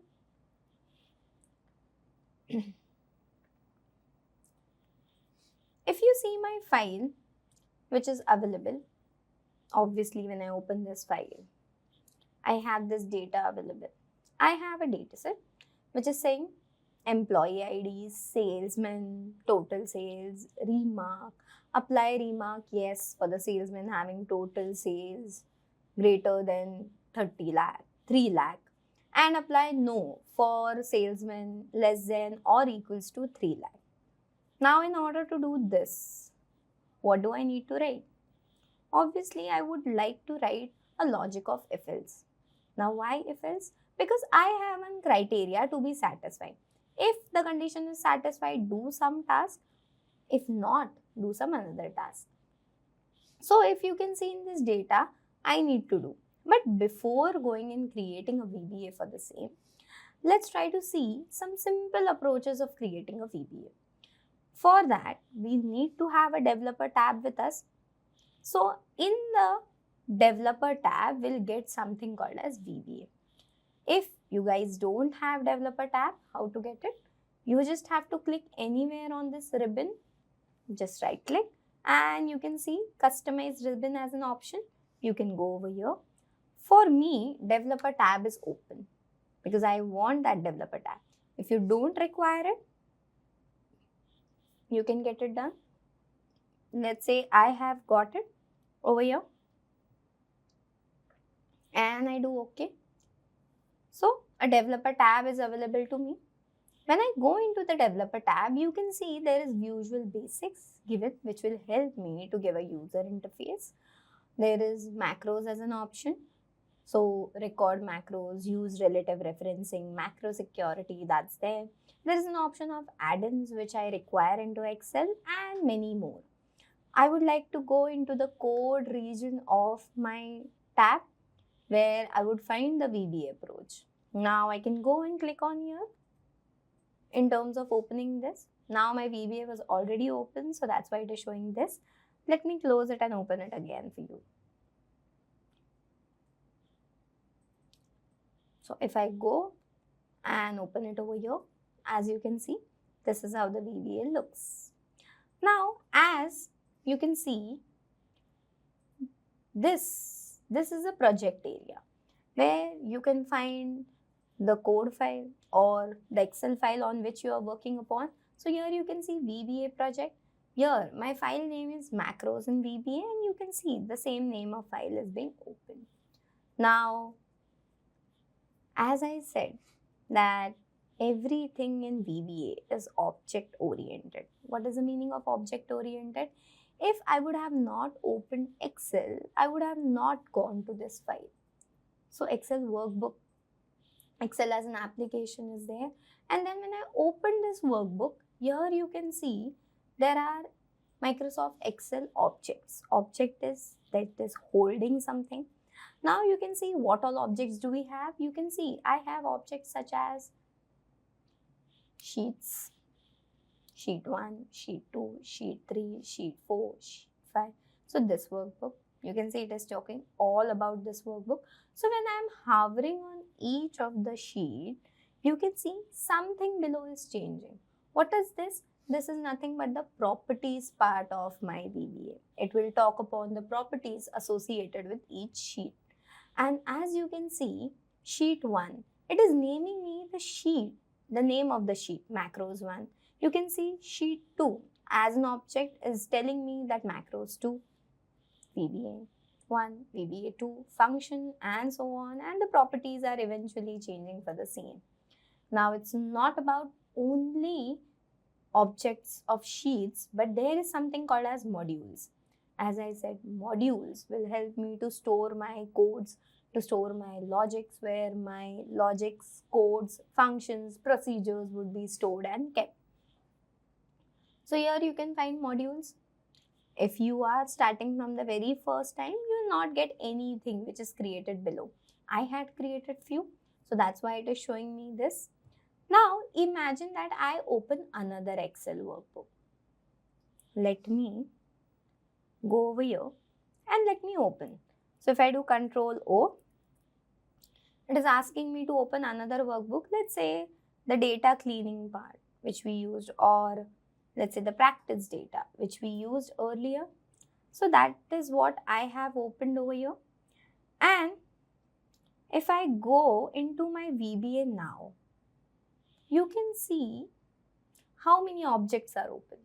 The first object, the first project is what? Is the macros VBA. And then later on, what do you have? There are modules which are there. You can see there is a second project because we opened second worksheet. So all the things associated with that worksheet are being found over here. So here you can see there are multiple objects, such as we have different sheets as data navigation, this, data validation, and so on. So each sheet information is there, and there are no modules being created in that sheet, so there is nothing related to modules. So as you can see, all the things, as you open another file, that will also be shown over here, and multiple sheets would also be created for the same. So let me close it, and you can see changes happening over here. Let me close it over here.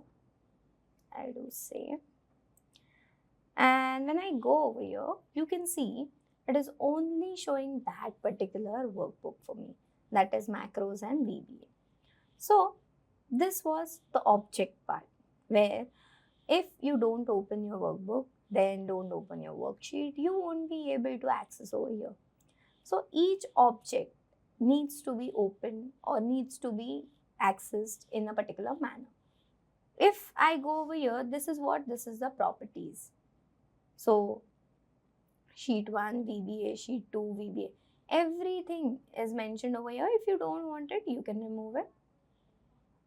Let's say if I go in insert, you can see, let's say view, properties explorer, properties window, it will be given to you. If you don't want it, you can remove, let's say view, and from here you will get the properties window, and there is a shortcut key given for the same. Let's say I want to open my VBA not from here. There would be some shortcut key associated with the same. So for that also we have a shortcut key. The shortcut key is Alt and F11. Now my function keys are accessed with the Fn key associated in my keyboard. But for some of them you can directly press Alt and F11. So I'll do Alt, Fn and F11, and you can see the VBA part, the VBA tab is available to me. There are lots of options available to us, that is file tab, edit, view, insert, format, debug, run, and so on. Let's try to create something with VBA. And here I'll go and create modules. If the modules part is not available over here, no need to worry. You can go in this insert and you can get something called as module. So if I click on module, you can see there is a module given and the name of the module is given. The name of the module is module 2. Let's say I remove from here and I'll write it as basic. And I enter. You can see basics as a module being created. Now, if I want to write some codes, how will I write it? I'll go over here. I'll start the code as sub. Now, what is the meaning of sub? Sub means sub-procedures, sub-routines. Every function, every logics, as I said, there is something called as procedures, processes, which will store my lots of codes or lots of logics or a block of code which I would write into the development part of my Excel over here. So I'll write sub. In this sub, what I would like to write is basic insert. Now, no need to give any space into the function name. Now, after this, I'll give brackets. These are curly brackets, the function brackets, which we call known as parentheses. And when I press enter, you can see something called as end comes, because if you're starting a procedure to be created, it should also be ended. So when you press enter, this will be shown.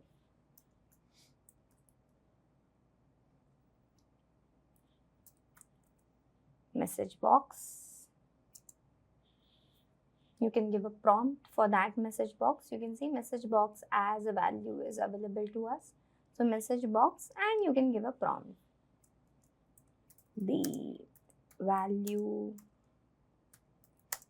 is 5. Let's say I do this, and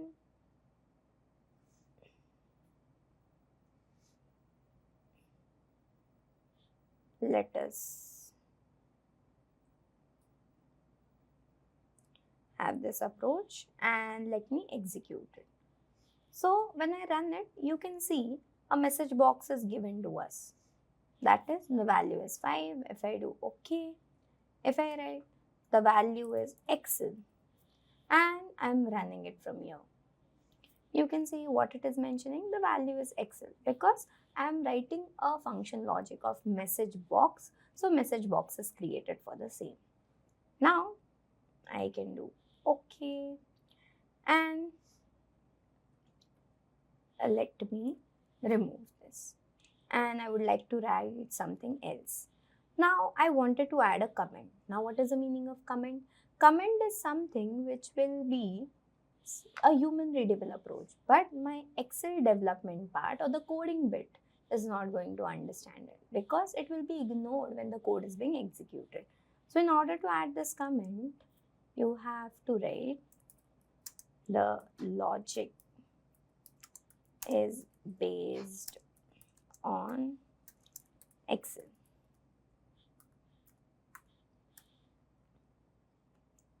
So this is a comment being used, and you can see it's highlighted in green color. So when things are highlighted in green color and there is a quote, a single quote followed by it, and this is known as a comment.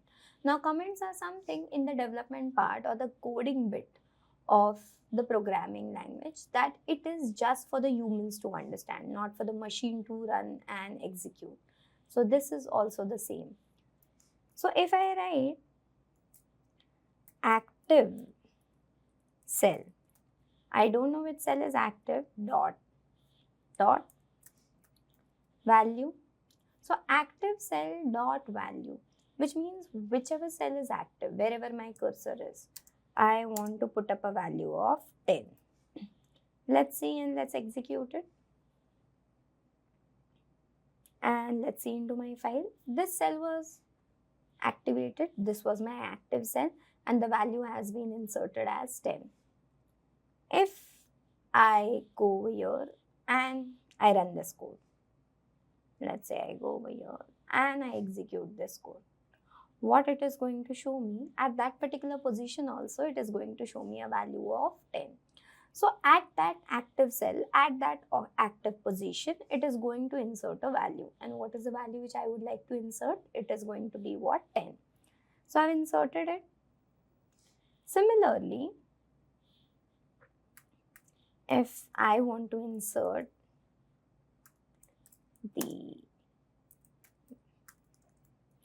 code is for testing, let's say I insert a text and I execute it. You could see it has been replaced because what was there? There was an active cell. Imagine that I don't want to replace something at an active cell. I want to see something at G3. I want to write something at G3. I want to write something at G5. So let's say if I go over here, instead of this active cell, I write range. Range is, I want to mention cells. G3, that's the cell which I have, G3 dot. Now with this cell, what do you want? You want dot value. What value do you require? I require the value as, let's say, 55. And I execute this code. When I execute this code and I go over here, you can see at G3,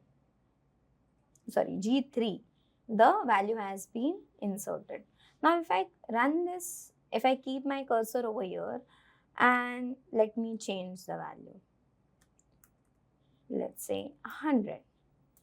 And if I'm going to execute, if I see over here in the data file, it's executing at that particular location. It is not executing where my cell is actively available.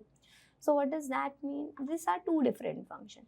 Active cell as a function will work wherever the cursor is activated at that particular instance. It will throw out the outcome wherever the cursor is there at that particular instance. Now, range as a function was taking a particular cell position. What was the cell position did I mention? The cell position which I mentioned was G3. So no matter what happens, I'm going to different cell positions, my value is going to change only for that particular cell. So that was the use of range as an approach. Now, if I go over here,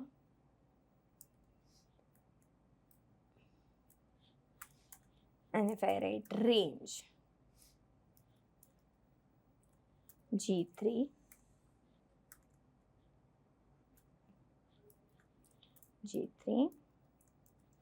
dot value, instead of dot value, let's say there is something called as interior dot, and if I want a color to be added, which color I would like to add? Let's say if I go over here and I'll go in home, in this color part,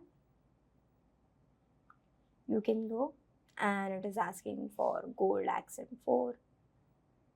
Let's say this color which is there. I can add any color for the same, or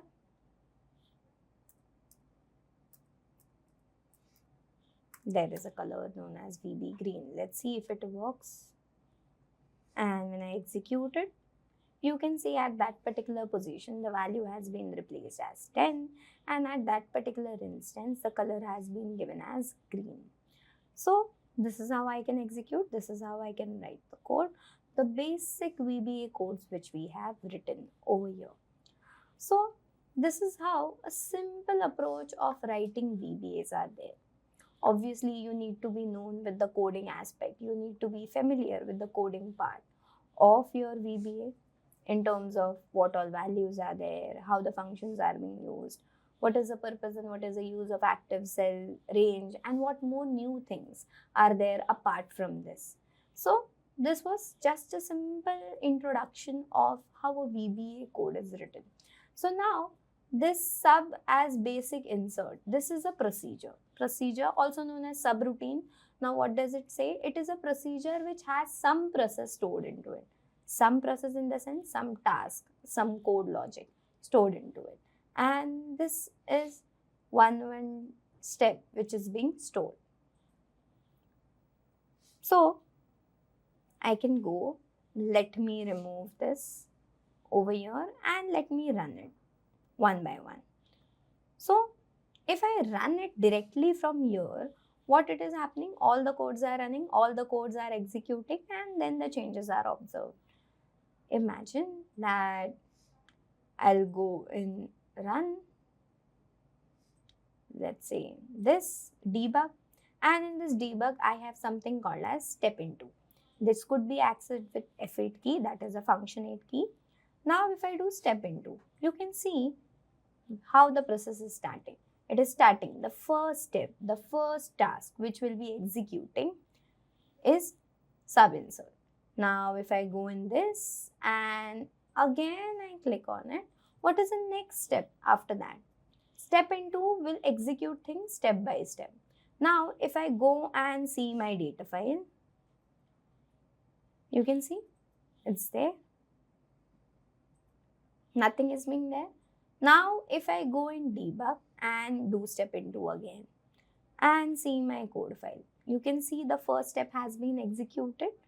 So 100 is being executed. The next step where the highlight is there into my code is giving it a green color.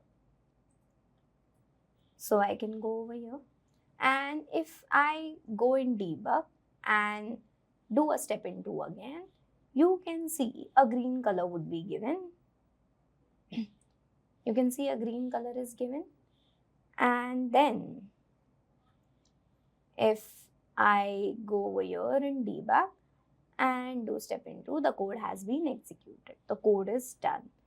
So this is how you can run your logics and see how it is being executed line by line, as well as you can also run all the codes similarly in terms of just running it by run. So when you do just run, it will execute all the codes at once, but when you debug and run it one by one at a time, what it will do, one by one the code would be executed line by line. So this was the basic introduction of creating a VBA. Now we will see how few more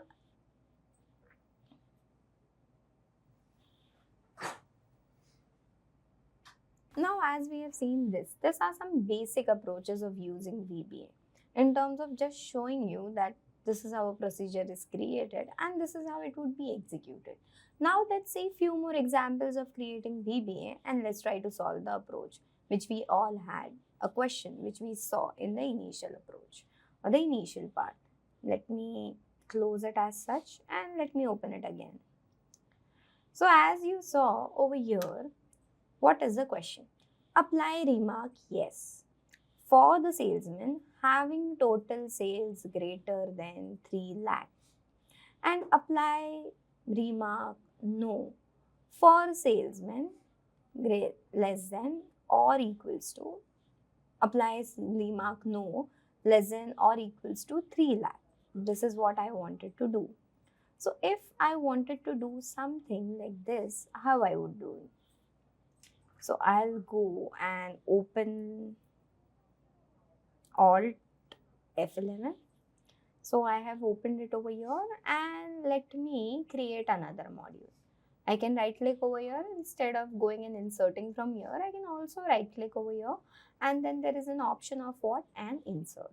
Now with this insert as an option, I'll go in something called as module and let's try to create some approach. So as we are starting a module creation with something called as sub what? Let's say with this sub, what I'm trying to do is if, okay. So I have to write if else logic. I'm writing the name of the module as if else logic and I'm giving a parenthesis. And when I enter, the sub would be created and it would be ended. Now, what do I want? I want, let's say, if, what is the criteria? That is, let's say, range. See, what is the range value? Let's see. What is the criteria over here? This, D5. So let us write if D5 dot value. If the D5 cell dot value is equals to, but it's not equals to as per the condition, it should be what? Greater than 3 lakh. So it's greater than 3 lakh. What you have to do then you have to do range. Now which cell I want to replace with? So in this cell, what I want to write? I want to write yes. So what is the cell number over there? E5. So if I go over here and I write E5 dot value, this is what I want. Range D5 dot value is greater than 3 lakh, then range E5 dot value equals to yes. Yes, the salesman would be rewarded with the incentive. If not, I'm going to write something called as else, which means if this condition is not satisfied, I'm going to write the value as no. Now, if I'm writing if else, this is very important. When you're writing if else over here, indentation matters. Now, what is the meaning of indentation? Indentation is the space. As you can see, there is the space which is given, which makes sure that things are into if. But let's say when you want to come out of if, you are coming out of that indented space. So when you come out of that indented space, the else should be just besides your else. The else should be just besides your if. So if I write else and then I write range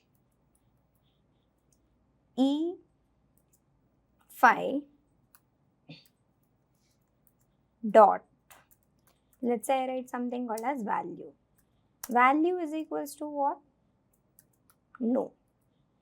This is what I want.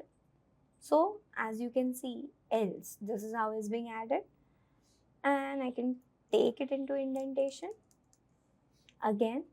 Now when an if is created, there is else. The if creation has started, but you have not ended it. So this code is still incomplete.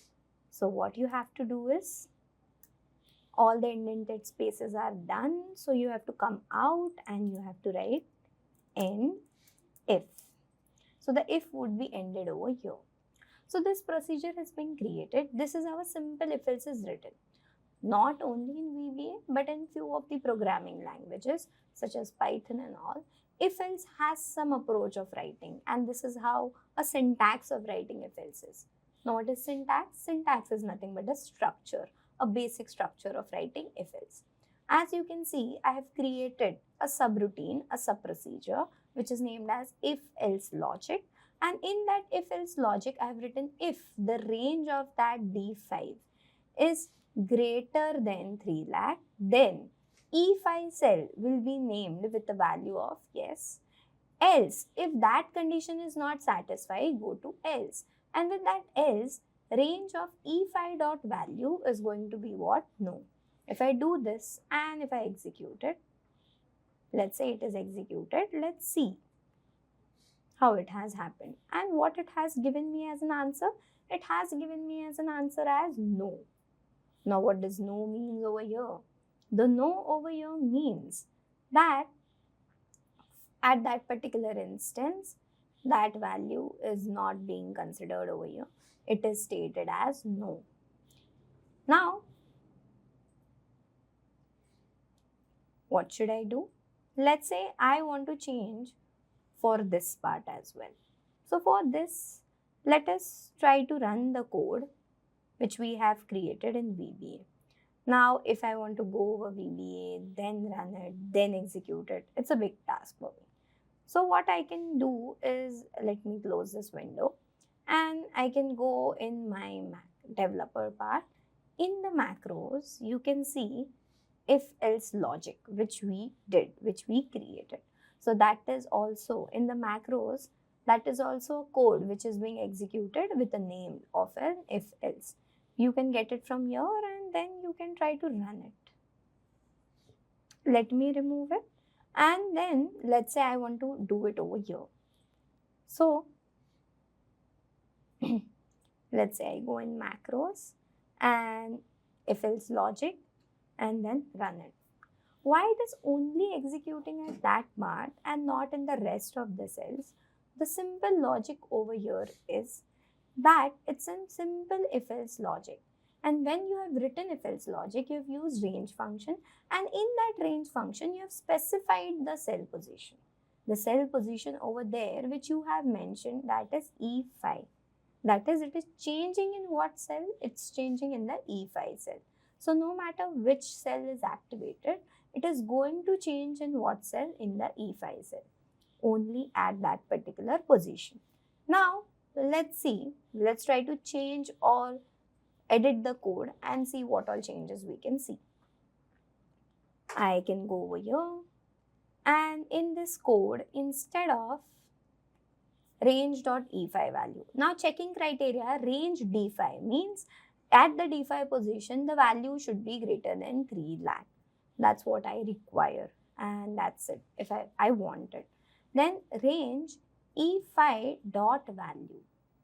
That is at the E5 position dot value, it should be what? Yes. But I am not writing that. It should only give at E5. Let's say whichever cell is active at that position, it should give me E5. So I can write active cell dot value. So active cell dot value is going to be what? E5. Same goes over here. I will write active cell dot value, and when I do control S, this is being saved, and I go over here, the code has been edited, executed. If I go over here in the macros part, if else logic, and I run it, you can see I keep my cursor over here, go into macros, if else logic, and then run it. You can see at that position also it is showing me no. But yes, the no is valid over there. If I take the value over here, that is 3,50,000, and let's see if it is giving me yes or not. So when I go over here, I'll go in macros, and then if I do if else logic and execute it, it is still giving me no. What would be the reason of giving me no? Is into the criteria, it's into the condition which we have been using. Now what is that? Let's see. If you see over here, what is the value? That is range D5.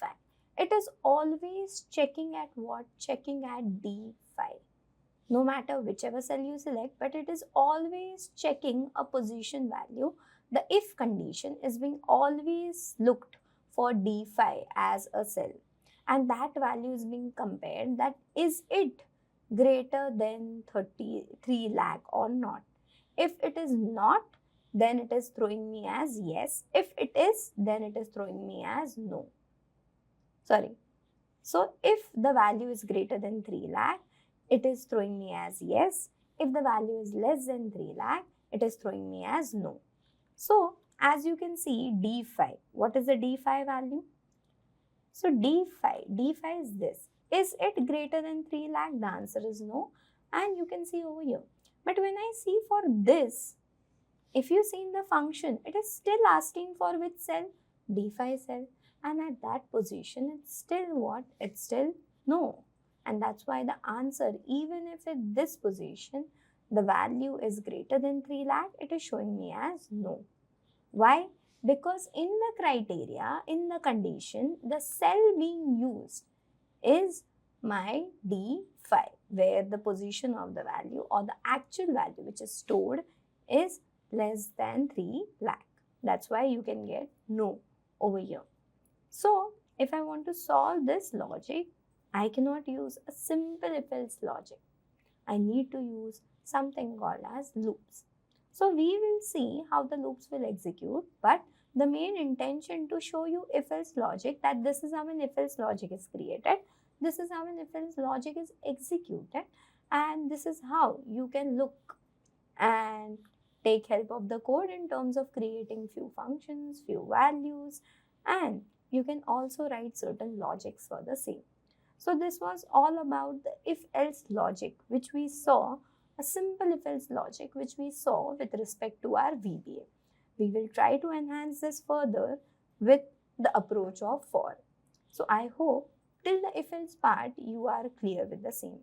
As we have seen in the earlier example of if-else, that we were able to write an if-else VBA logic, but it was not being executed for all of them. Let's try to use and apply logic for all the cells with the help of a looping criteria. Now, what is the meaning of looping criteria over here? Looping criteria is nothing but the looping structure which I would like to add in over here. Now, in terms of creating loop, there are certain steps needs to be taken into consideration. Let's see how, and let's try to learn a new approach, a new thing related to a procedure which we have created over here, or the VBA logic. So when I go into the VBA bit which is being created,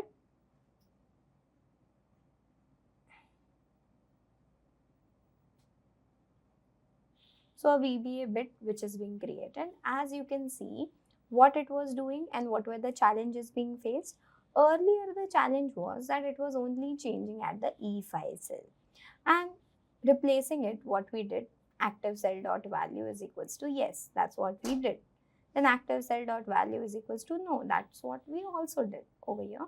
But the only criteria, the only thing which needs to be there is range d5.value. Why? Because it was only checking at d5. It was not checking at all the cells which were there. So in order to ask to all the cells which are there, let's try to see how we can do it over here. So we would like to create something called as dim. Now dim as an approach is helpful for us in terms of creating a variable. Now what is a variable? Variable is something which will hold some value with us. Now what is the meaning of some value? Some value means some data element. Now let's say I'm creating a variable known as x. Now what does that mean? That I am creating a variable, a parameter or a container, let's say, with named as x, which will have some value.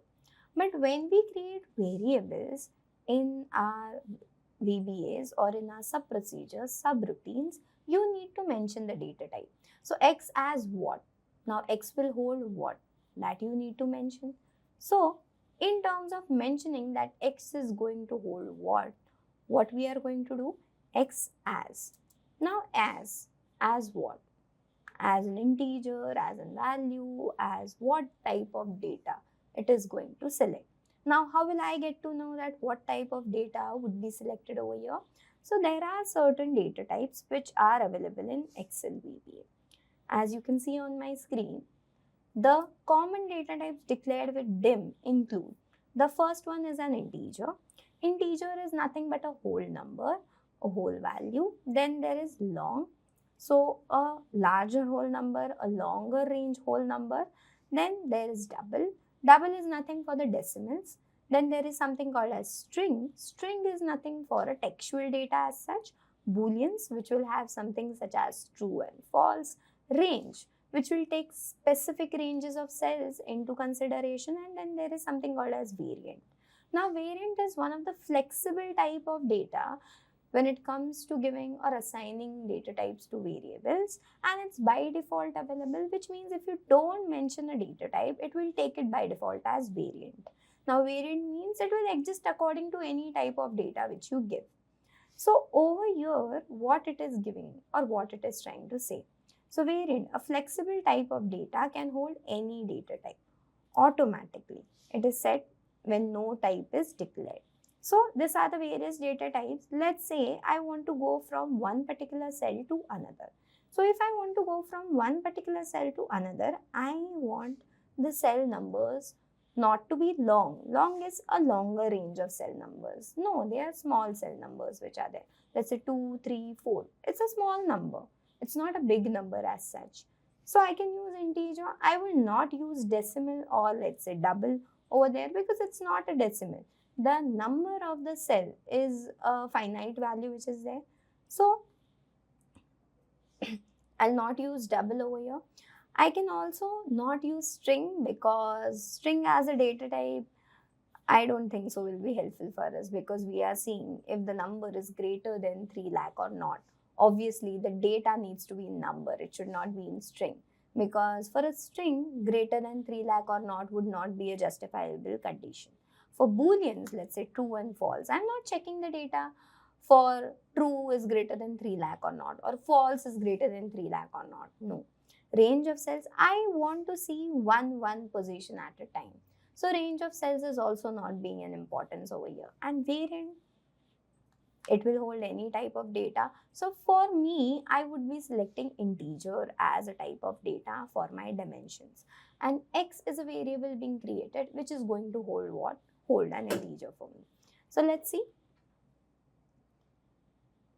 So if I say x is what? X is integer.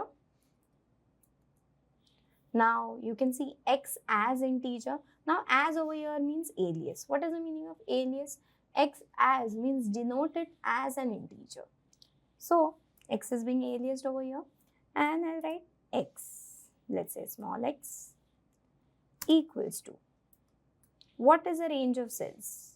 From where till where I want to repeat it. So the cell number over here is 5, the row number over here is 5, and then it needs to go till what? Till 14. So over here from 5 to, let's say something called as 14. So when I give x from 5 to 14, this is not an ideal condition which needs to be given. And if you do something like this, it will give you compilation error that the statement is ended and this is a wrong type of code which you have written. But I want to run this code from 5 to 14. So how will I do it? We'll have something called as for loop. Now what is the meaning of a for loop? For loop means it is an iterative loop. Now what is the meaning of iterative? What is the meaning of a loop? Loop in simple terms is a block of code. It is a programmable construct which execute a given set of instruction n number of times. Which means the logic which I will write, that logic is going to be repeated n number of times. So that is a simple approach of what? A loop. Now, which loop would be helpful? We have different types of loops and I would be expecting to use a for loop. And as I said earlier, iterative. What is the meaning of iterative? Iterative means it traverses, it travels, it goes to each and every element of the sequence. Now, what is the meaning of each and every element of the sequence? Let's say I want to run this logic from D5 to, let's say, D14. So I want this logic to not only be executed in D5, which we saw earlier, or with respect to D5, which we saw earlier. I want this logic to travel from D5 to D6, from D6 to D7, D7 to D8, till it reaches D14. And in order to achieve that, I would use something called as for loop. Now, how does a for loop helps over here and how it would be executed? Let's try to see. So I will write something called as for x is equals to 5 to 14. So I have x starting from 5 to 14 and here the indentation again matters. If I have to mention that these things are happening within this, I have to mention something like this, active cell, else to be a part of this. Let me remove it and write it again. Let's say I write if. Now the approach of writing if also slightly changes. How? I'll write cells. Cells from what?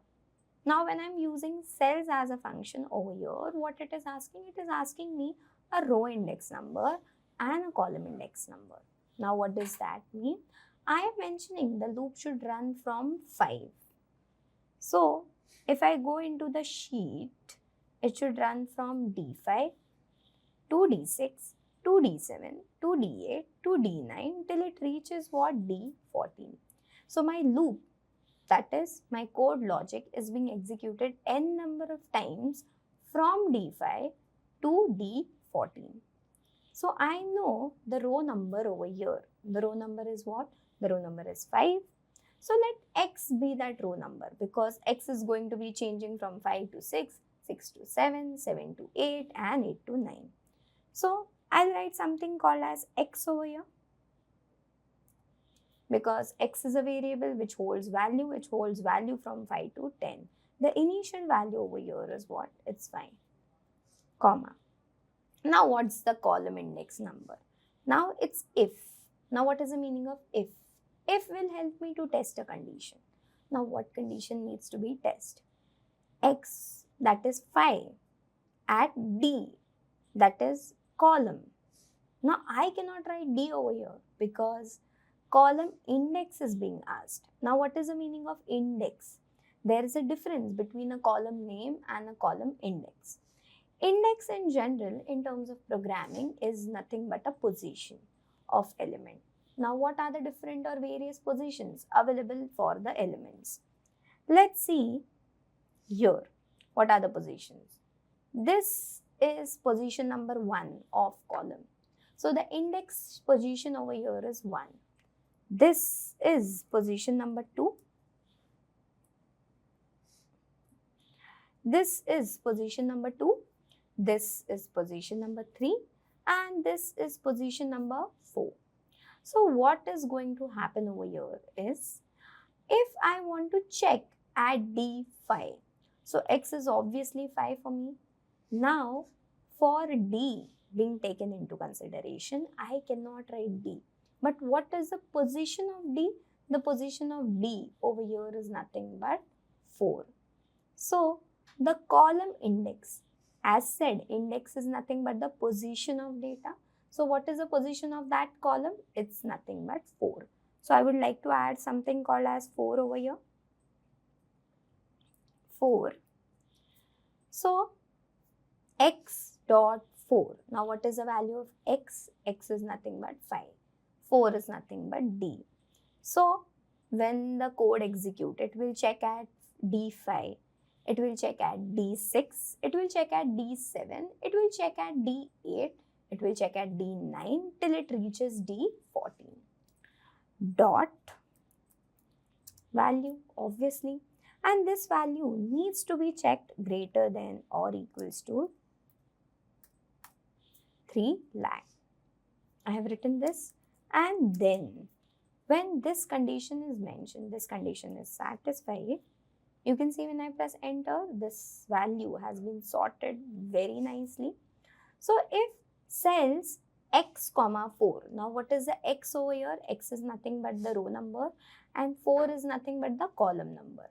Now D5 is being considered. If it's greater than 3 lakh, what do I want to do? I want to print at a particular cell. Now I'll write cells again. Cells with cell X and 5. Now why I have written 5 over here? What is the reason behind it? If I go into my sheet, this is the 4th column. This is the 5th column where I want the value to be printed. I want the value to be given as an outcome. So if I want to use it, what is the position of this column? It's 5 because D was at 4th position. So I will write something called as 5. What it is doing, D5 dot value equals to, I'll write equals to as yes. So what is happening in this code? I know it seems to be complicated, but if we understand things one by one, we will be able to understand what we have done. Let's try to think again what we have done till now from the beginning, as we were earlier having a code of simple if else, but it was only checking for D5 cell as a value and the condition was given as an output. But I wanted it to check for all the cells. Now what is the cell number which is there? It is starting from 5 and we have to check till 14. So if you see in our data, the information is starting from D5 for the particular amount or for the particular sales value which were there, and it is going till D14. So I want my logic, I want my code to run from D5 to D14 and give some outcome in E column. So for that, I am running a loop. Now as I said, what is a loop?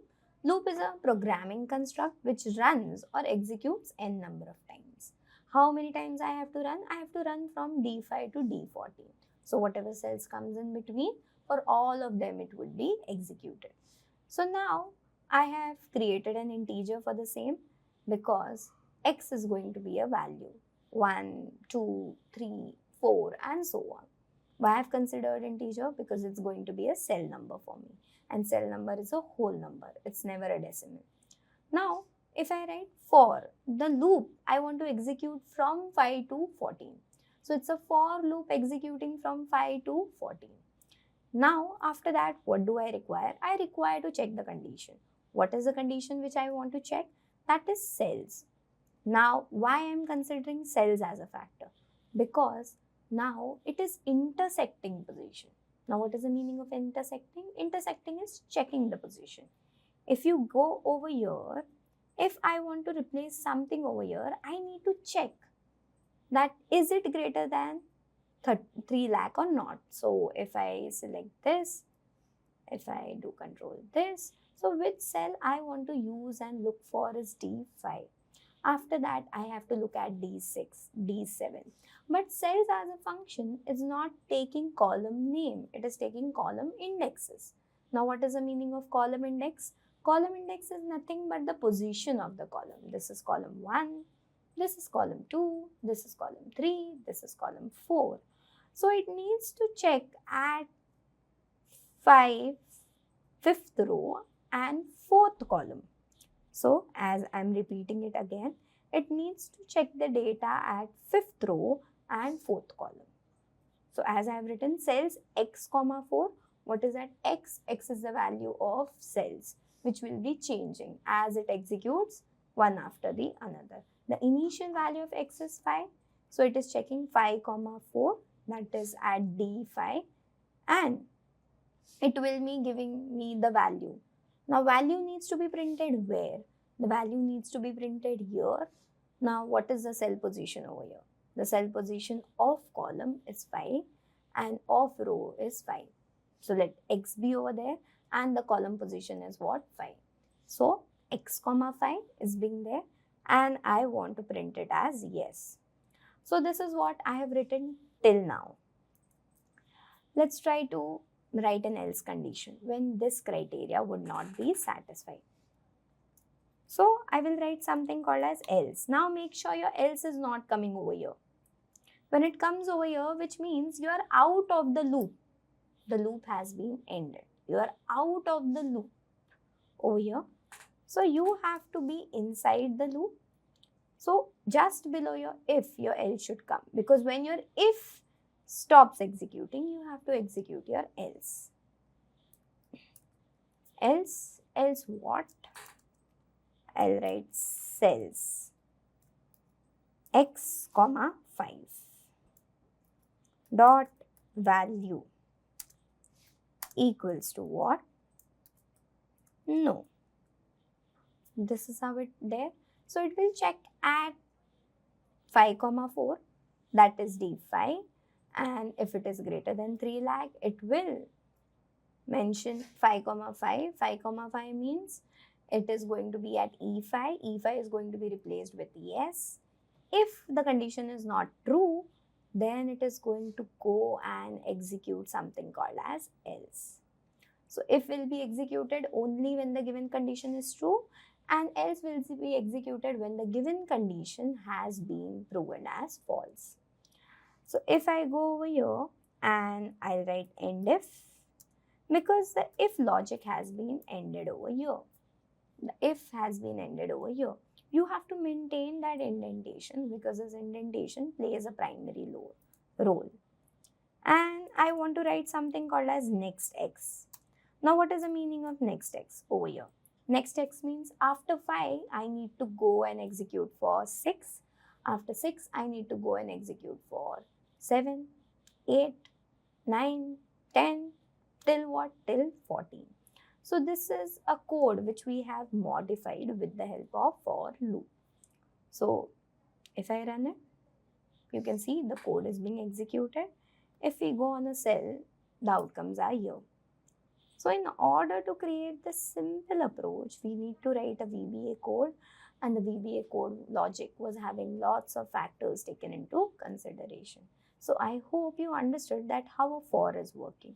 Let's see and let's debug one by one. So, what is happening? Let me show you over here. And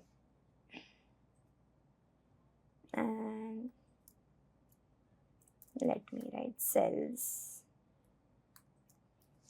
x comma 5. Let's say x comma 5 dot. It's not having that color, so let's be like that. So I'm having this part, and let us run this code one by one. So let me first remove this. So I'll select this, put delete, and I'll go over here. This is there. I can select this and run this. simultaneously all at once. I'll save it. And in this debug, you can see in debug what it is going in step into. For that, shortcut key is there, function F8. So let's say F8 key,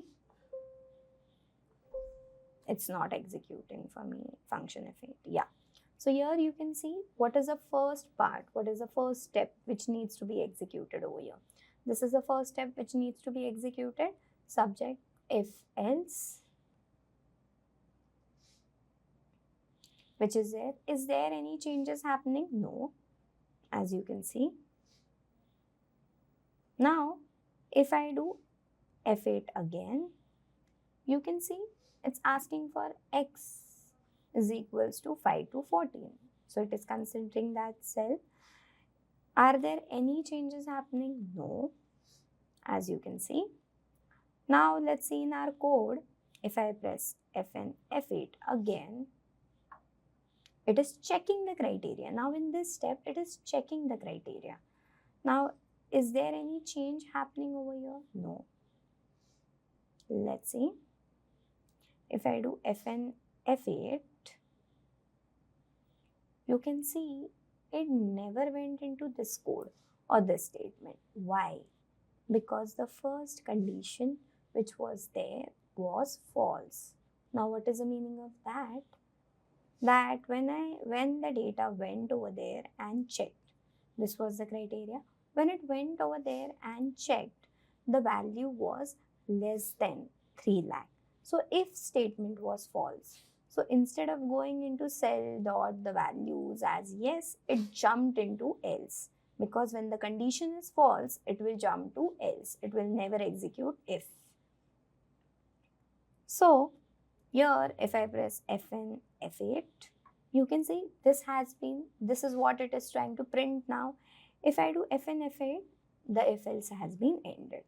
And when I see my code, you can see it's going to print me as no. If I go here again, what it is going to do, Fn F8. You can see next. Now what it is taking, after 5, it will consider the row number as 6. So if I take Fn F8, it's going over here, Fn F8. Now after the first condition, it is coming to the else. It will execute when the given condition is true. Let's see what is the condition, what's the value over here. What's the value over here? It's 3,20,000. Obviously, it's greater than 3 lakh. So this condition is true and that's why it jumped to this. When I do Fn F8, you can see the if has been ended by printing what? Printing yes.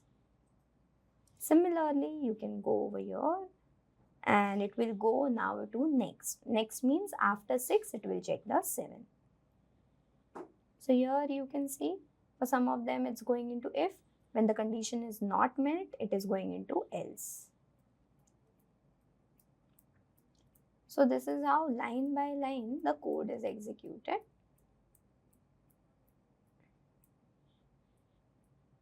And this is how it's being printed for us. So here, when you press F8, you can see the debug part of code where step by step the code is executing.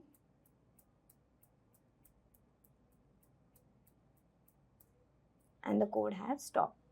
Let's see if all the values are being done. Yes, all the values are being done and the code has stopped executing.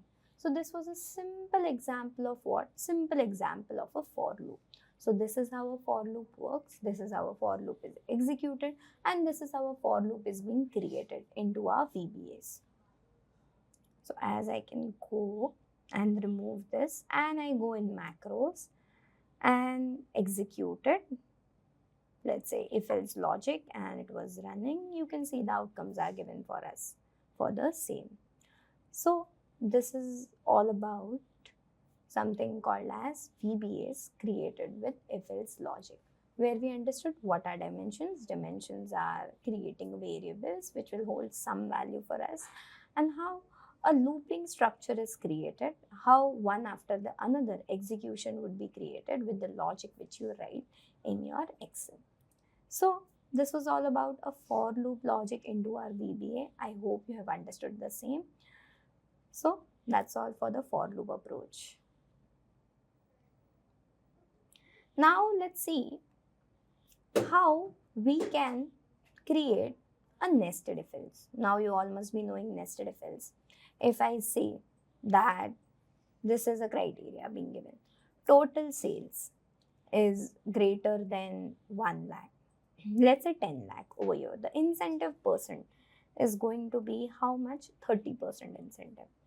Now it's greater than 5 lakh, greater than or equals to 5 lakh, then the incentive is going to be somewhat, let's say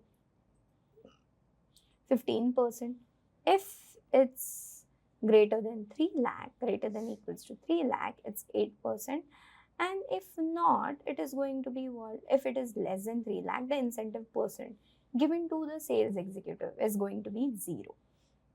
That's what we want to see over here in terms of this. Let's try to execute it with the code which we will be creating. Now let's try to create one by one how the code will be executing, and let's try to create the logics for the same. So incentive is a column where I want to run this code over here. Now let's try to check the positions before proceeding further, because you know that we understood the column indexes and row indexes over here. So what are the row numbers from where we want to execute the code? From 3 as a roll number, I want to execute the code till 12. So row indexes is this. Where I want to check? I want to check in D as a column. So what is the position of the column? This is column 1. This is column 2. This is column 3. This is column 4. You can see it's written as 4C. So 4C means 4th column. Now, where I want to print this value? I want to print this value at 5th column.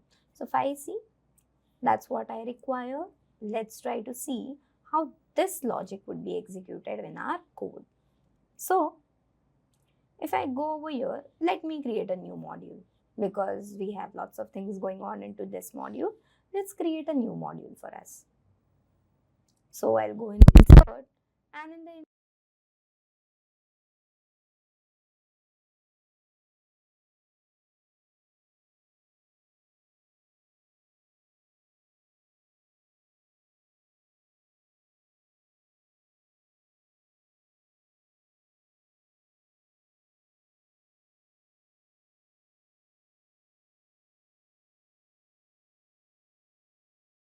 So let's try to create a VBA for the same.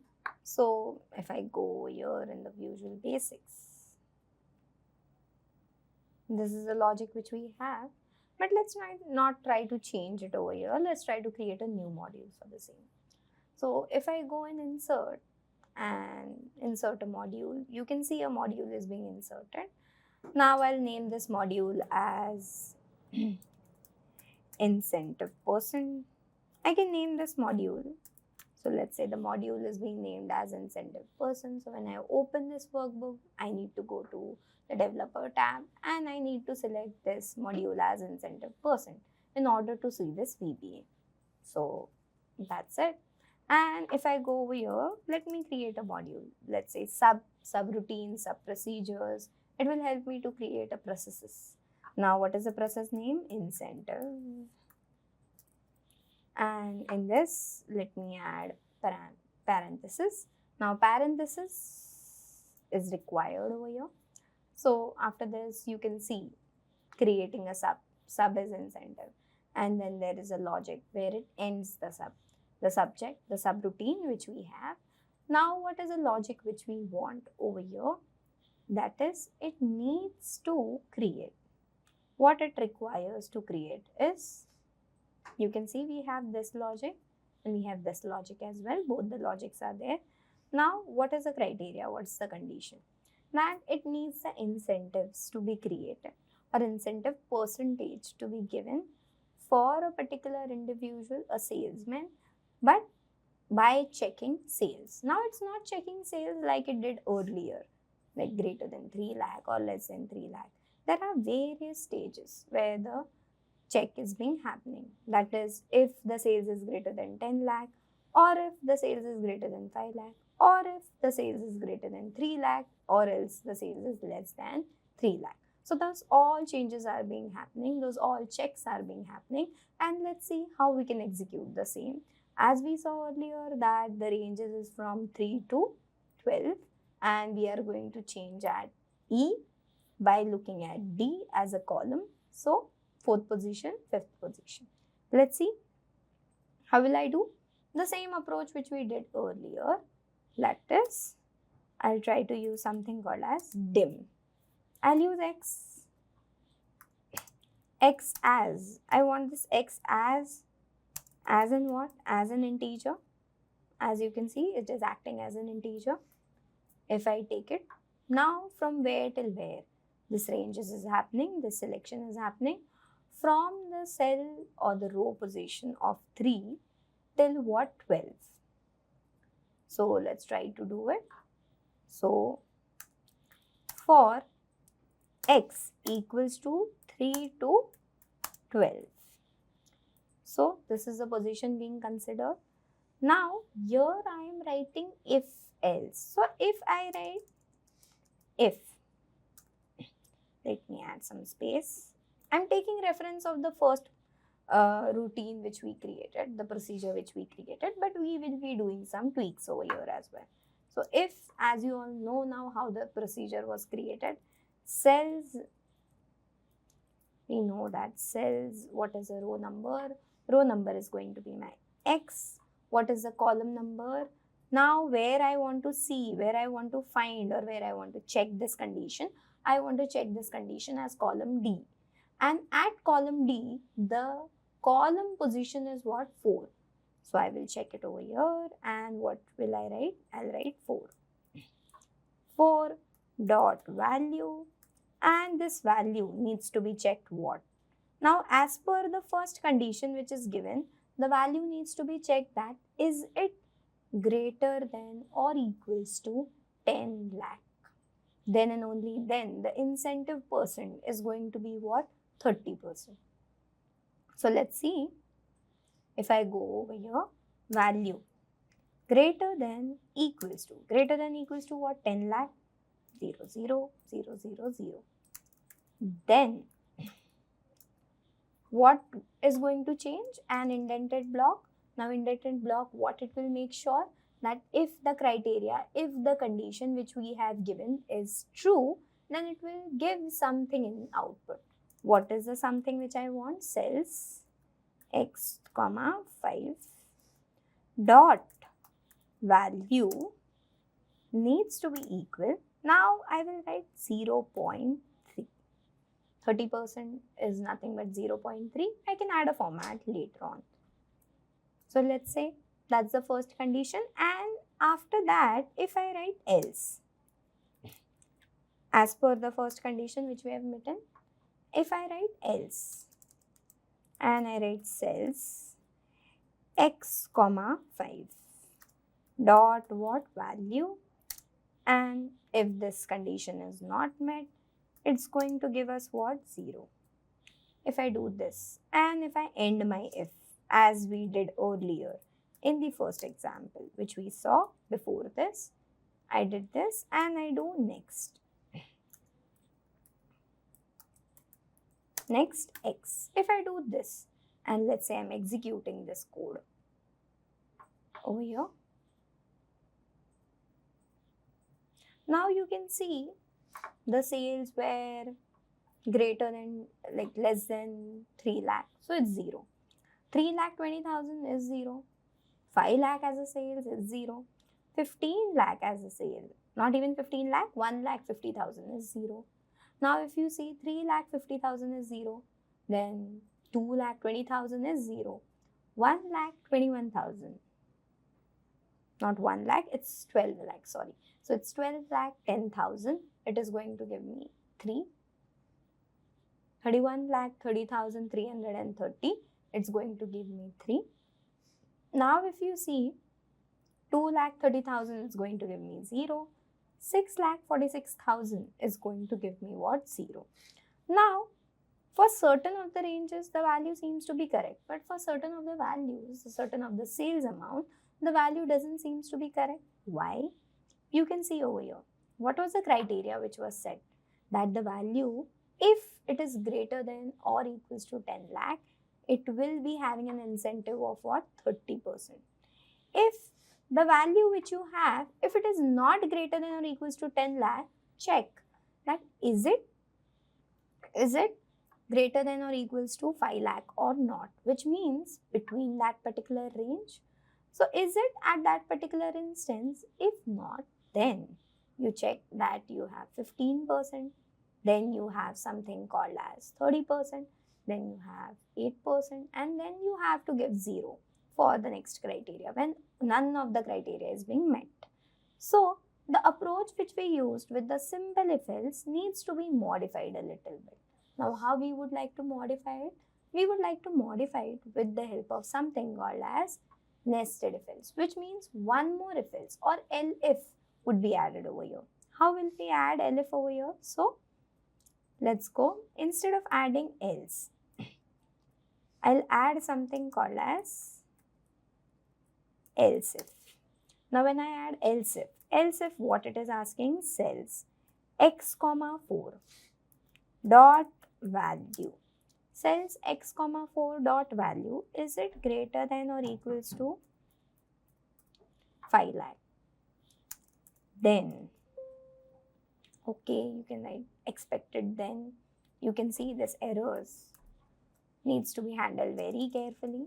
So if I do cells x comma 5 dot value is going to be what? 0.15. That's what the percentage which we have written. So if I execute this code and I see into my data, you can see for this, the value is greater than or equals to 5 lakh. It is being given as 0.15. So elif is being added over here.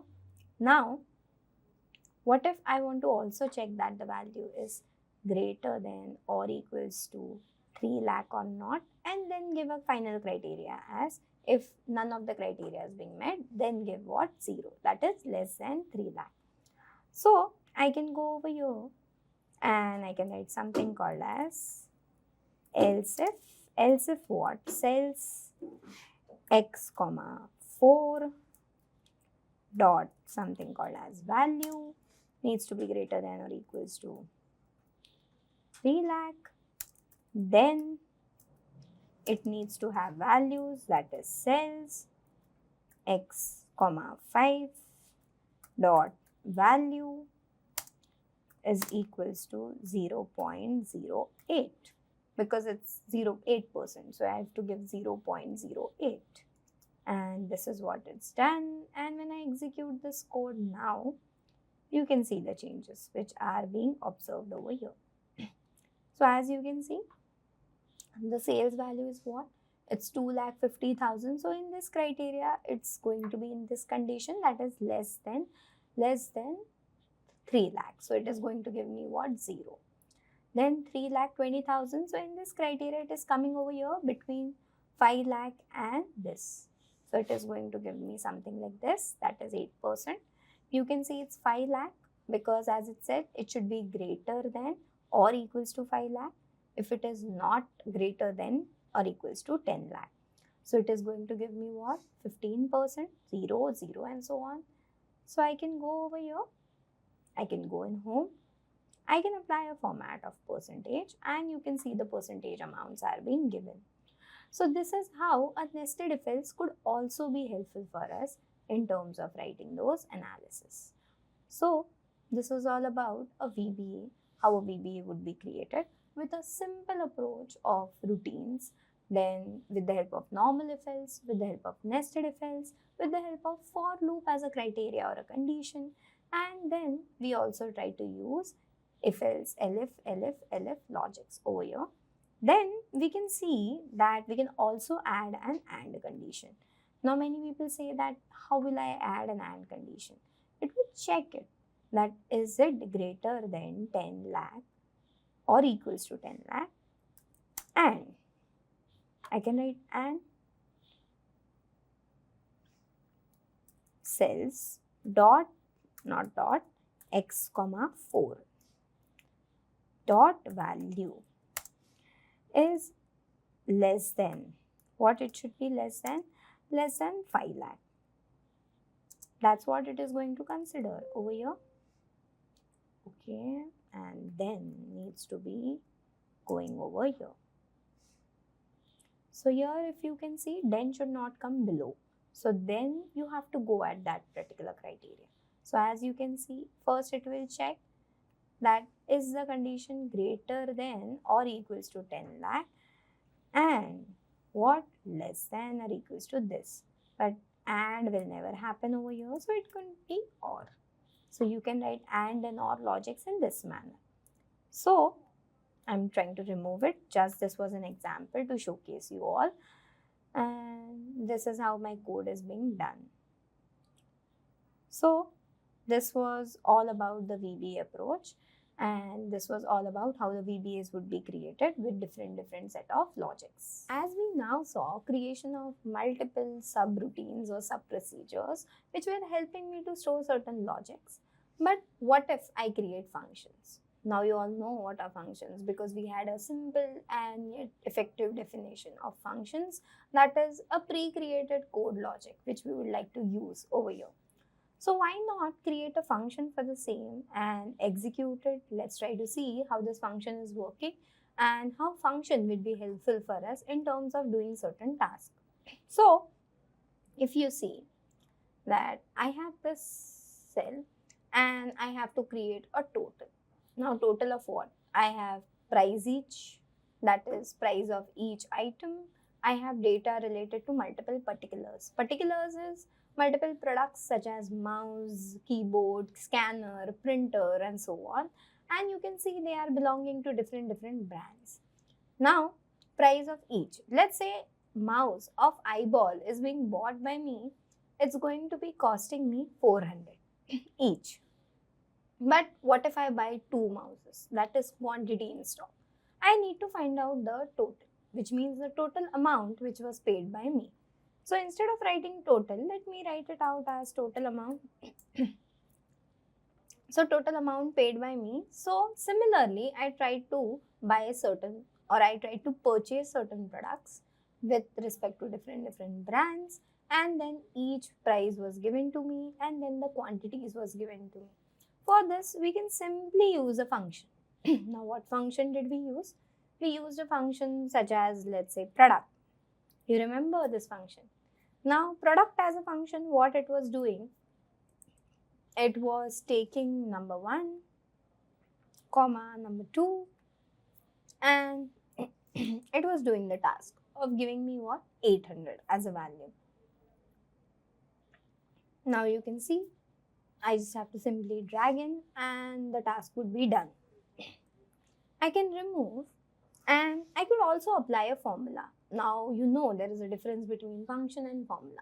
Functions are pre-created code logics and formula is you will write it, you will modify it, you will use it as per your requirement. So if I go over here, star, this asterisk is for multiplication. If I use it over here and let's say it's going to show me the same value. What if I want to use certain logic and with this total amount, I want to add 2% GST or let's say multiply 2% GST over here. So 2% GST which is giving me what? This value.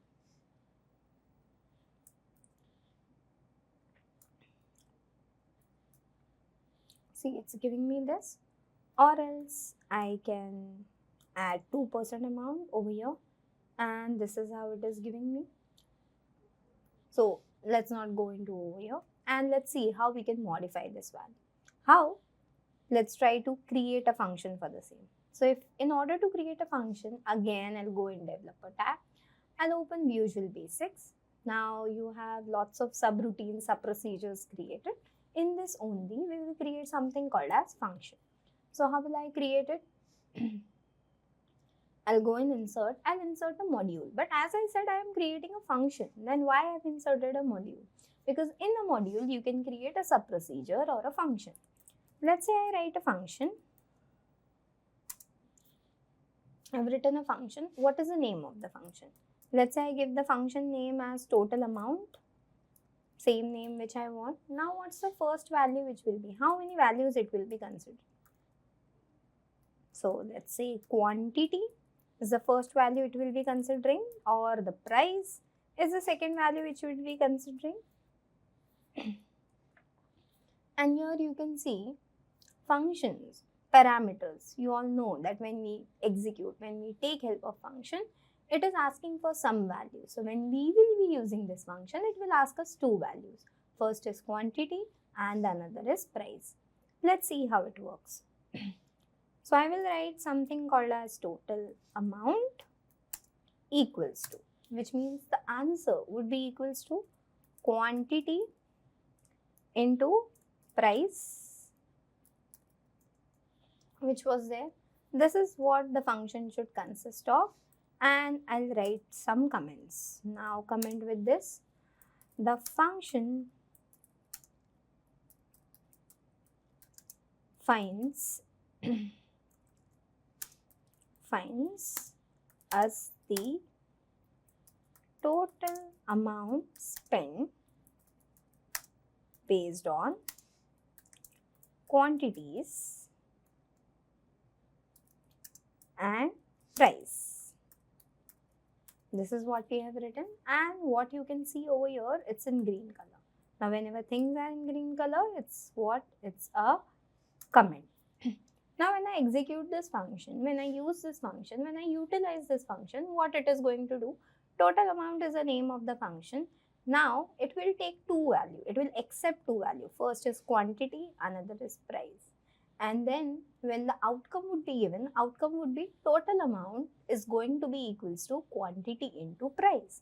So this is a function output which we want. I will save it. And let's see, I can find this function or not. I'll do equals to, and I will write total. You can see total amount as a function is being used. So the function which we created is being used over here.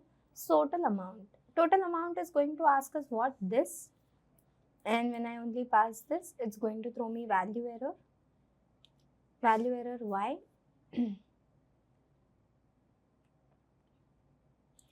So a value used in the formula is of wrong data type. Why? Because it was asking for us how many values? Two. So let's say total amount, comma. What is the next value which was asking? Is quantity in stock. And you can see here, let's say I'm removing this percentage.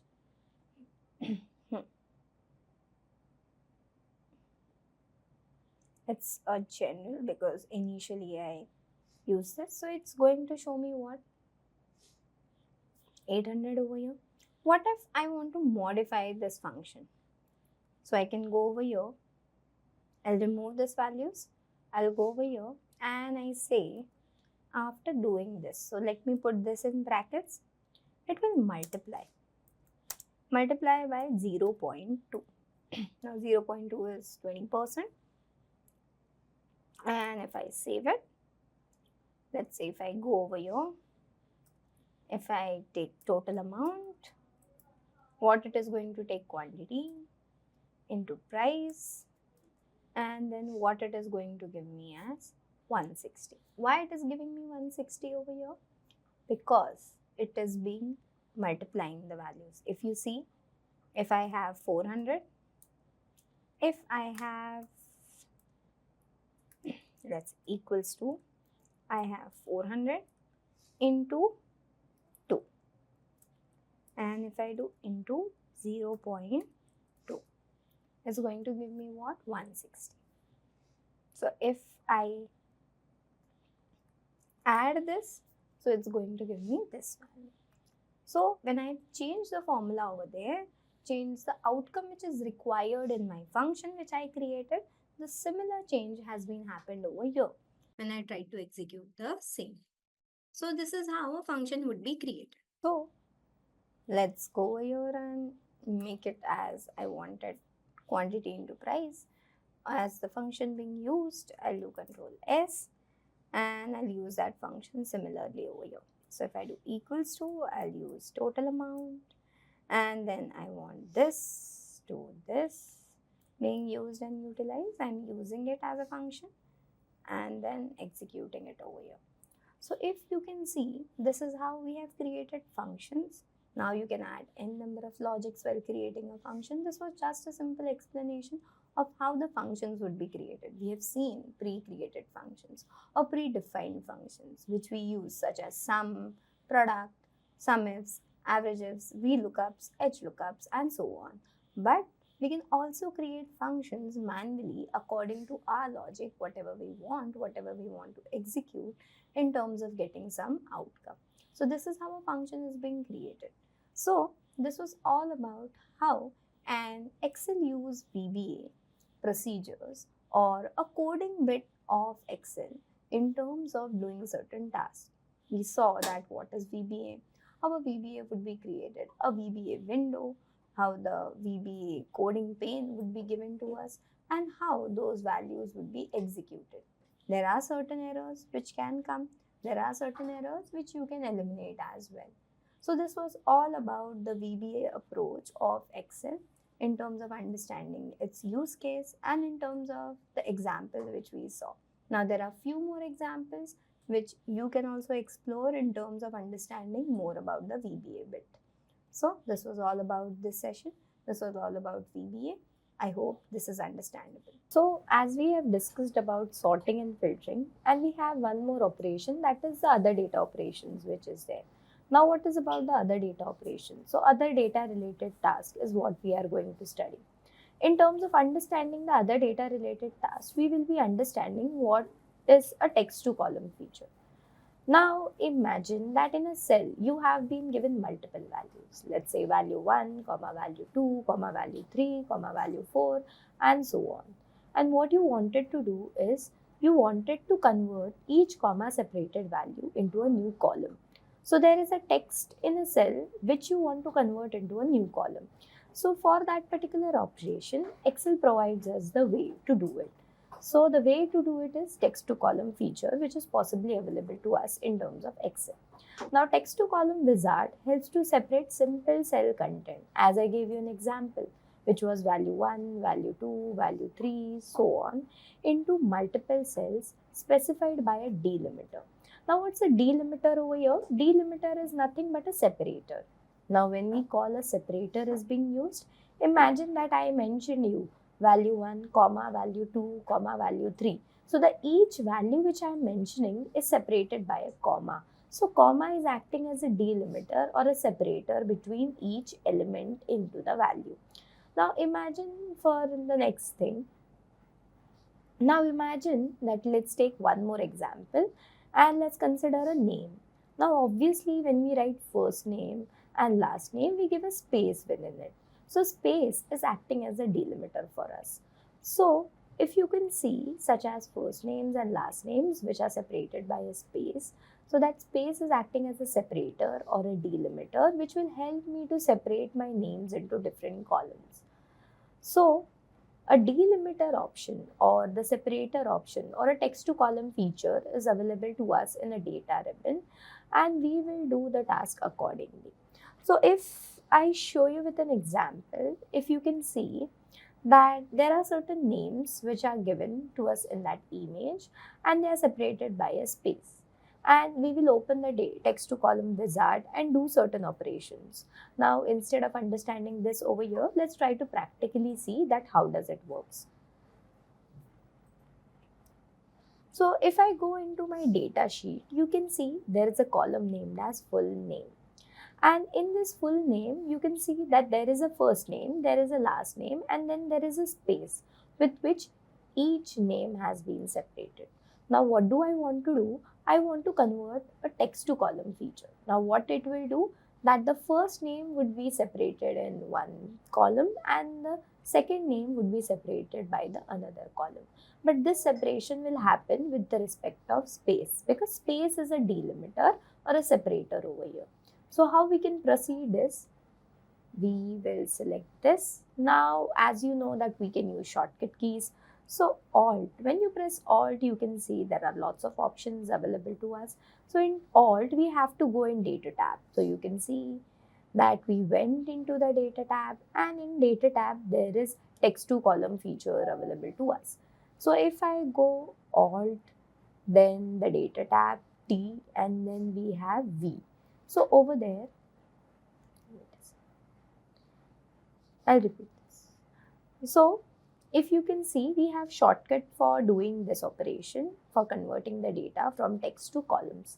So in order to do the shortcut, what I will do is I'll first press Alt. Now when I press Alt, you can see that a value or a number is associated with each tab. Obviously, this operation which is available to us, that is text to column, will be considered from data tab. So I'll consider A over here. So when I go to A, that is a data tab, in the data tools, we can see a text to column feature. And to reach that text to column feature, we have to press an E. So when I do this, this text to column wizard dialog box is available to us. Let's try to do further. So we can do it with the help of shortcut keys available, or you can directly go into the data tab. Let's say I'm in home, you can directly go to the data tab and you can see data tools as a group. Now, as I have mentioned earlier, that ribbon groups or the data tools group will help me to do data related operations. Now, in this data tools option, you can see that text to column feature is available to us. Now, what it will do, it will split the text which is available into multiple columns on the basis of a separator. So I'll go to text to column features and a dialog box or a wizard is available to us. In that we can see that you have two options. First is delimited width and the second is fixed width. Now let's go with delimited because we want to separate it on the basis of separator. So if I go next, you could see that a tab related approach is available to us. You could see that by default, this is an approach which is available to us. Now, you don't see that the data is separated because in the data preview option, you could see if you use any separator, the data will show that how it will be looking, the preview of the data or the view of the data before those changes happen. Now, tab in general is a tab space. Now, the text or the value which I am wanting to separate or convert into columns is not separated by a tab space. So, because of that, the data preview is not showing me multiple columns in general. Now, if I unselect the tab, if I press semicolon, obviously the separator over here, the delimiter over here is not a semicolon, and because of that, the separation has not yet happened. Now, if I select a comma, once again, the text which I am using is not separated by comma. So, it will not convert from text to columns. But let's say we have a space. Obviously, my data or the values are separated from each other with the element of space. And when I selected the space as an element, you can see in the data preview, there are two columns being created. First is John with respect to the first name, and the next is Smith with respect to last name, and the values are proceeded further. So as I discussed that in my data or in my content which I am sharing, there is a space which is separating the values or separating the text into multiple columns, and we can possibly see in the data preview that how does it looks. Now others is a customized version. Let's say I don't have anything. Let's say someone has selected or separated the data with the respect of hyphen, semicolon, or exclamation mark, question marks, hashtags, and so on. So based on this other operation, I can give multiple new such of separators or delimiters over here. But as of now, we have stick to space. We have to stick to space. So if I go next, you could see that general, the data type remains general over here. You want text. We also have date related operations and then do not import.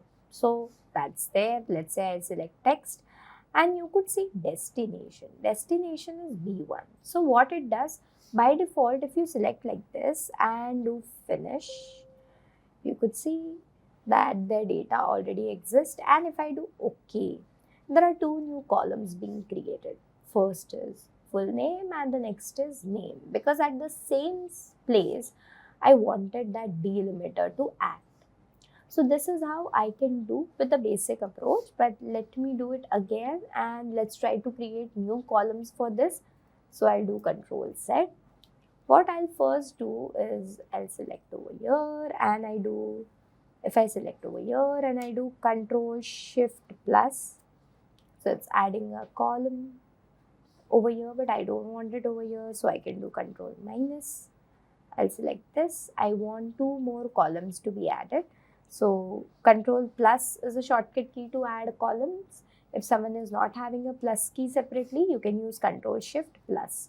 So I'm using Control Shift plus, so you can see 1 column being added. I'm using again, so another column. Let's say I'll write first name, and let's say I write something called as last name. So over here, I want this whole name to be separated as a first name and the last name, which are separated by a space. So how I could do? Same thing I'll do. Control Shift down arrow key to select the entire range of cells. I'll go to the data tab. Data tab mein there is an option of text to columns. We'll select the delimited. Next. Now obviously it is separated by space, so I've selected space and then I go next. Now instead of adding a destination at same place, now it's B2. I don't want it at same place, so I'll go over here and you can see destination is this, because I want to create this text to column feature over here. The answer needs to be separated over here. So I select this and I do finish. You could see that the existing data still remains the same, but the separated elements are added into the another columns which are possibly available to us. So this is how we can use text to column feature in order to convert a text element into multiple columns separated by a delimit. Now, for an example, I can show you different use cases for this. Now imagine that I have certain products, let's say milk, sugar, ice cream, coffee, which is available to me. Let me increase the width. Milk, sugar, ice cream, coffee, then tea, chocolate,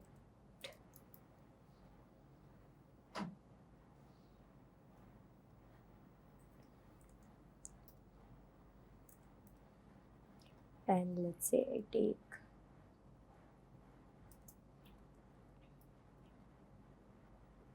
coffee, tea, milk. I took this. So if you can see in an example, this is a text. I want to convert each element which is after a comma into another column. So how I will do? The same thing which we'll do. I'll select this and we have the shortcut key, that is Alt A, and we have to go to E. So when I go over here, you can see the data text to column wizard is available to us. When I do next, now it's not separated by space. So you can see a data preview is not possibly available to us. The data preview, if you can see, if you select a space, it's not possible there. When I select a tab, no preview is available, no changes happening into columns. Semicolon, no. But if I select something such as comma, you could see that each element is separated by comma and a new column is being created over here. So I do next. Now if I want to do it at the same place, I'll do it, or I can select the next destination. I do it over here and I do finish. You could see that it has finished the certain values, and the elements which were possibly available over here, which were separated by commas, that has been converted into new columns. Similarly, we can do, let's say, the book belongs to me. And here, if you can see, there are delimited, which is a hyphen, which is not possibly available to us in terms of the by default delimited elements which are there. So I'll select this and I go in data tab. Similarly, text to columns, delimited. Next, now I cannot select a tab. No preview is available to us. No semicolon, you can see, no semicolon related approach. No comma separated, you can see the preview still remains the same. The data is not separated, not even with space. I'll go with others. And what's the other element to me? Once I give that hyphen, you could see that data has been separated. A vertical line has been added, which means each element after a comma is being separated over here. And I do next. So where do I want? Let's say I don't change the destination. So you can see the text which I wrote. So each element was separated by a hyphen. And with respect to the hyphen, the elements are being separated over here. So this is how text to column feature works. So if you have multiple text stored in one particular cell, separated by certain delimiters, and if you want to convert those values into a column format, you can use this text to column feature, which is available to us in terms of Excel. So this was all about the text to column feature, which we can use and utilize in order to separate the text into multiple columns. So now we will be discussing upon a newer topic, which is data validation. Now, with respect to the name of the topic, what do you understand? That there is a data, there is a value, there is an element, and we are going to validate it. So with respect to this topic, what we are going to understand? First of all, what is a data validation? Second, why do we require a data validation? And third, that how do we implement a data validation with certain restrictions? So first of all, what is a data validation and why do we require it? Imagine for an example that this is a table. Now in this table that I have certain columns such as ID, name, age, location and salary. So this data is related to the employee's information, and in those IDs that I have number of the IDs, that is 101, 102, 103, 104, 105 and so on. But if I possibly type in A in the ID wala part, that information seems to be incorrect. But with respect to the basic approach of Excel, a sheet, a cell can accept any value which is there. So we won't be applied to restrict that A would not be possibly available at that particular position by default. So here you can see when I enter A over there, it's a wrong information which is there. So now you can see name, Ria, Raj, Eric, which is still fine. Now if you see age, now in that age, you could possibly see 1000 as an age is obviously not possible for an employee to have. So that age element is incorrect. That cell value, even though it's a number, it's an incorrect element. If you can see 23 as an age, okay, it's fine. If you see minus 10, employee's age obviously could not be minus or a negative element. But I am entering a number and Excel cells can accept anything within them. So location, if you can see, I have location as Mumbai, I have location as Chennai, but do you think so I will have location known as Priya? Obviously that element is incorrect over here. Salaries, if you see for an example that 1000 or the salary is into a negative element or 0.6, that possibly value is incorrect over here. But how does Excel understand that these values are incorrect? This values needs not to be there, or we don't allow this kind of elements or this kind of value. So at that particular approach, we use something called as data validation. Now, if I want to talk and discuss about data validation is a feature in Excel which is used to control that what a user wants to enter into a cell. Because by default, a user can enter anything into a cell. But if you apply certain rule to the cell, user can specify that what you want to enter and what that cell will ideally accept as a value. So you can use data validation to make sure a value is a number, a date, or has a certain drop-down menu or anything of your choice, which is required to the user. So data validation, as the name suggests, the values, that's the data, it will be validated. Validated means before entered, it will be checked. Now checked on the basis of what? On the basis of restrictions which we require. So for that, we will implement certain data validation which will show me a correct tick if the value is correct or a cross tick if the value is incorrect. For an example, we could use data validation to make sure that the number is between 1 to 6. We can use data curves with respect to the next 30 days or make sure the text has less than 25 characters or anything. Now data validation can also simply display us an error message, a warning, or some input guidance that what we can validate and what we can use in order to telling and specifying user that what is the restriction which is available to this cells. So when I talk and discuss about data validation, obviously it's a data related operation, so it's available to us in the data tab. So in that data tab, you can see data tools, and then there is a validity check, the validity group, or the control which will help us to apply this data validation. If you can see the symbolic representation of that, there is a cell block and then there is a red stop icon and then there is a blue tick, which means if the value is correct, it will insert it correctly. If the value is incorrect, according to the restrictions, it will stop. It will not make it enter. So that's an option. Now in that, we have 3 more options. First is settings, that what restrictions we want to give. First is settings and what restrictions we want to give. Then there is an error message. Then there is an input message, which we will see eventually. And this is how certain rules are implemented. And here you can see with an example that as a message said that please enter a 4-digit number from 1000 to 9999 and so on. But when the person is entering 106, it is restricting. It is not allowing it to enter as such. So this is some level of data validation which we will try to incorporate. Now with respect to data validation, we will try to solve certain questions which I have. The very first is employee IDs must be between 1001 to 2000. The age of the employee must be greater than 21. The employee joining date must be less than the current date. The departments must be from the provided list. The contact number must be a 10-digit number.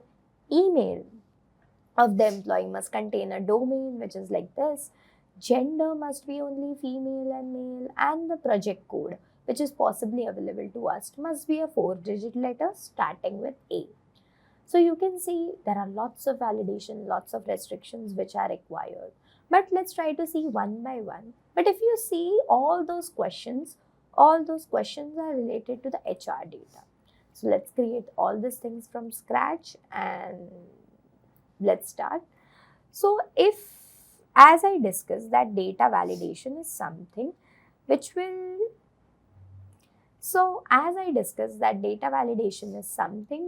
help us to restrict the elements which are there. But if you see by default, let's say I create employee ID, which is the first restriction which is required. And let's say we have this name, we have this email, we have this departments, and we have the rest of the elements which are there.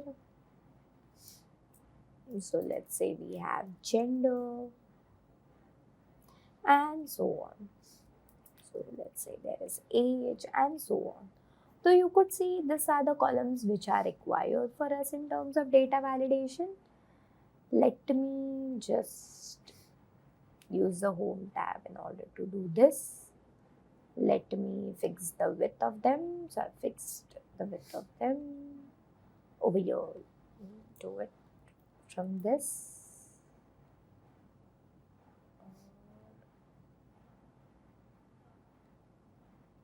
That is fixed accordingly. So this I have fixed. So it's my preferred approach in order to give borders or colors to the cell so that it helps me to distinguish that these are the headers of my data. Now, one thing, if I say that, as I discussed with an example, 101, obviously a cell can accept.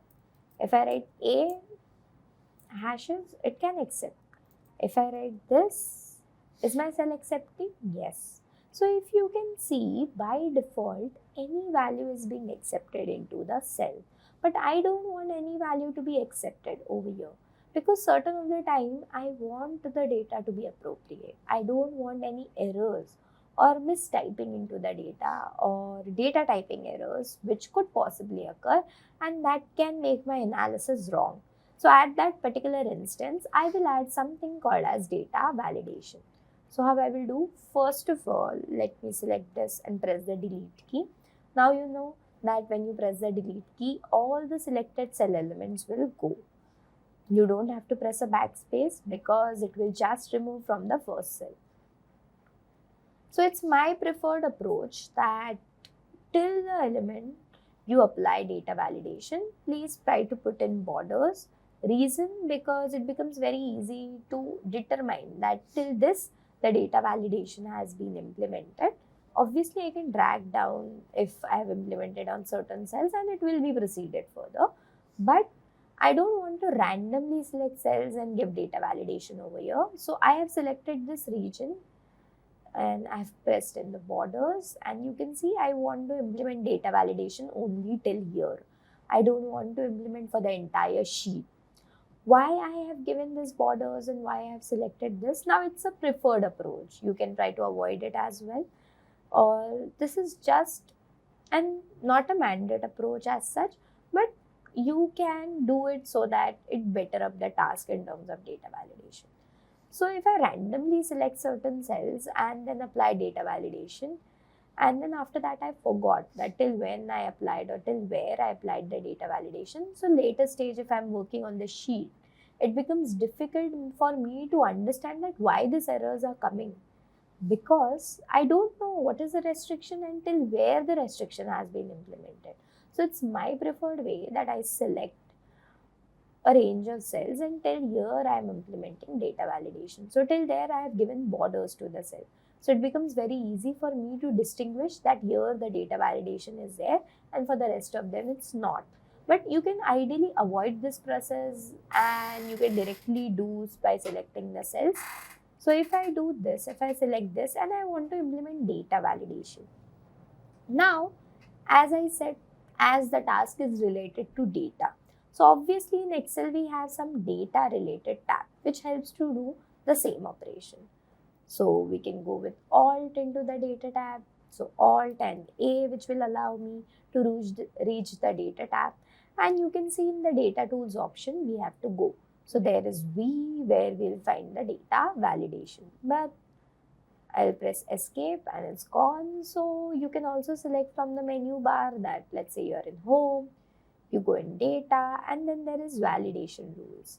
So when I click on this, you can see it itself mentioned picks from a list of rules to limit, which means it will pick up from the multiple rules which are possibly available to us in terms of limiting the type of data that can be entered in the cell, which means what type of data is required within the cell. For example, you can provide a list of elements like 1, 2, 3, or only allow numbers greater than thousands, which are there as valid entries. So that's there. So we can use it. Now let's say I've selected this cell, I go in data validation. And you could see that same options are available. First is settings, then there is an input message, and then there is an error alert. But let's go in the one step-by-step approach. I'll go in settings, and if you can see the validation criteria, the allowment criteria, by default what it is there, it's any value. Which means when you were trying to use it, initially when I was typing 101, it was accepting. When I was typing A and slashes, it was accepting, because the by default use case of a cell is to accept any value, any cell elements.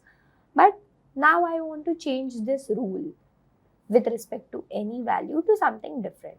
So when I click on this drop down, you can see multiple rules are available. First is a whole number, second is a decimal, third is a list, date, then you have time, then you have text length and customized option. So that is there. So you can see that multiple elements are possibly available to us. So what is this? So any value, I don't want it. I want what? A whole number. So you can see when I selected a whole number, there is a multiple options related to data. So your data needs to be between this to this, not between equals to, not equals to, greater than, less than, greater than equals to, less than equals to, and so on. And then if you select a between, there would be obviously a start value, that's a minimum value, and end value, that's a maximum value. If you go with not equals to, obviously you can see those value elements which are available, that not equals to what is the value which you don't want the data to be not equals to.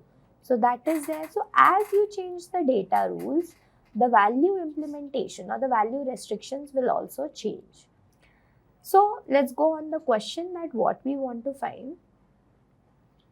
So if you could see what we want to find, the employee IDs must be between 1001 to 2000, which means the employee IDs which are given to each employee, obviously starting from 1001 and the end employee number is 2000. I don't want any IDs with after or apart from this range. So I cannot use the basic rule of implementation. Obviously, I need to go in data validation. So I cannot use the basic rule over here. I need to go in data validation. So I've selected this cell. I went into the data tab in the data tools, the data validation, and then you can see a value, but I wanted a whole number. Why I have selected a whole number or not any other option? Because 1001 to 2000 and ID cannot be 1001.5, 1001.35, 36. It could not be. So obviously I will use a whole number because IDs are going to be a whole number. And they are between because I don't want an IDs apart from 1001 to 2000. So what I am doing, I am writing a minimum element. What's the minimum element? It starts from 1001. So 1001 being inclusive in nature. Now what is an inclusive? That is start value will be included if you try to input. You can do 2000 over here. So that's the range within which I want the data to be accepted. So I've selected this and I do OK. So here you can see no changes seen, but let's try to enter certain values. 101. Can you see a message popping out? This value does not match the data validation restrictions defined for the cell. Why do you think so this has came? Because I have now set up rules for those set of cells or those range of cells that it is going to accept only the values between 1001 to 2000. As 101 being an element which is not into the restricted cells or the restricted rules. So that's why it is throwing me an error. So you can see the value does not match the data validation restrictions or the rules defined for this cell, for this range. So I can do retry. Let's try 1004. Is it going to accept? Yes. Why? Because it was 1001 to 2000. So let me randomly pick in. So 1006. You could say it's dollar. So let me make it general. I can go and it's general over here. So you could see that these elements are there. So obviously I am trying to incorporate over here. These are the elements.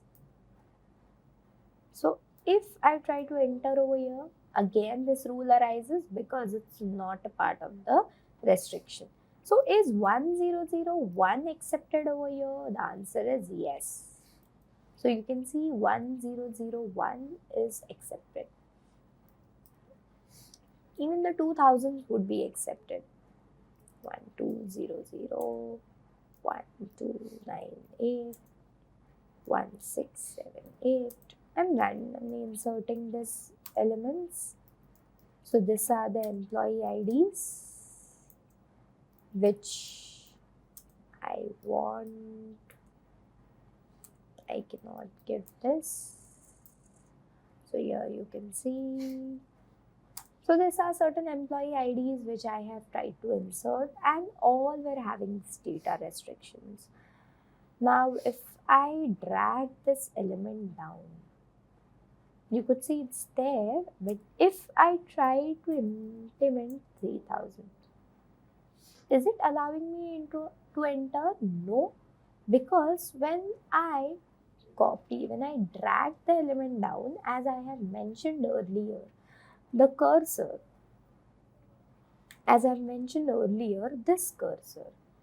this cursor, in order to drag or bring the elements down, what it will do, if the formula is available, it will copy the formula. If the value is available, it will bring out the values. If the format is available, it will bring out the formats which are there. So you can see when I drag this, the validation has also been dragged to certain cells. So it's not like once you have selected the range of cells and only till there the validation is applied. If you want to extend it, you can extend it like this. So I hope this is clear. So this was the first tool in terms of data validation, that how you can implement a data validation. But what if this file I am using and now I am sharing with you that I want you to enter the data over here, but obviously there is a data validation implemented by me and I know what is the rule being set. But do you guys know that what rule has been set? So how you will get to know that this rule has been set?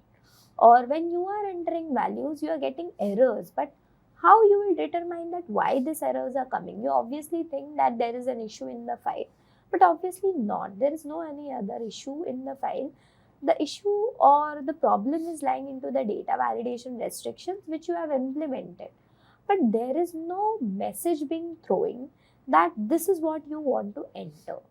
So if we want a message to be there which makes the task easy in order to enter the data, in order to suggest the other person who will be using this file, so that he also understands that some restrictions are being available. So how we can input a message over here in order to make sure that what data needs to be inserted. So I can go in the data tab again and select the data validation option.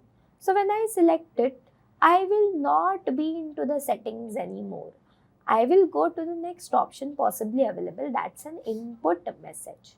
Now what's an input message? What is the title which I'll give? Let's say I give a title as correct data. So I can give any title as such. So the employee IDs must be between let's say between 1001 to 2000.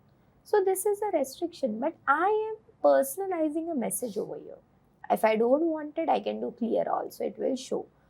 So show input message when the cell is selected. So let's see how does it look. I do okay. And you could see when I'm in this cell, what it is, a pop-up is coming to me that correct data. It's a title of that pop-up, and what it is, the employee IDs must be between 1001 to 2000. So input message as a feature into data validation makes it good in terms of explaining or giving a personalized message when a data validation is implemented, so that when another person is working on the same, he or she will get to know that what data needs to be inserted over here. So as now I am using it, I know that the data must be between 1001 to 2000. So this is how we solve the very first question in terms of implementing data validation. So now, as we discussed about the first question in terms of implementing a data validation with respect to the basic rule of whole number, let's try to understand the second question, which is age of the employee must be greater than 21. Obviously, that age as an element would also be a whole number. You can add a decimal, but it's fine that you can add a whole number over here. So how we can proceed with this type of restriction? So if I go in this and age as a column, is where I want to implement a restriction. Now what's the restriction? That the age must be greater than 21. So I write 23, it's accepted. I write A, it's accepted. Why? Because by default still it has any value as an element. The restriction or the data validation which we had tried to implement, it's only on this certain cells, and when you see, so the restriction and the data validation is only applicable on this certain cells. So when you see, when I go and select this cells, there is an input message being popped up that this is the correct data which you want to enter, and this is restricted only and this is restricted only to those limited cells or limited cell ranges. When I go on the next cell, there is no certain restriction being implemented, which means it can still accept any value. So if I go in this, you can see that A has been written and A has been accepted. If I write -0, that is still being accepted.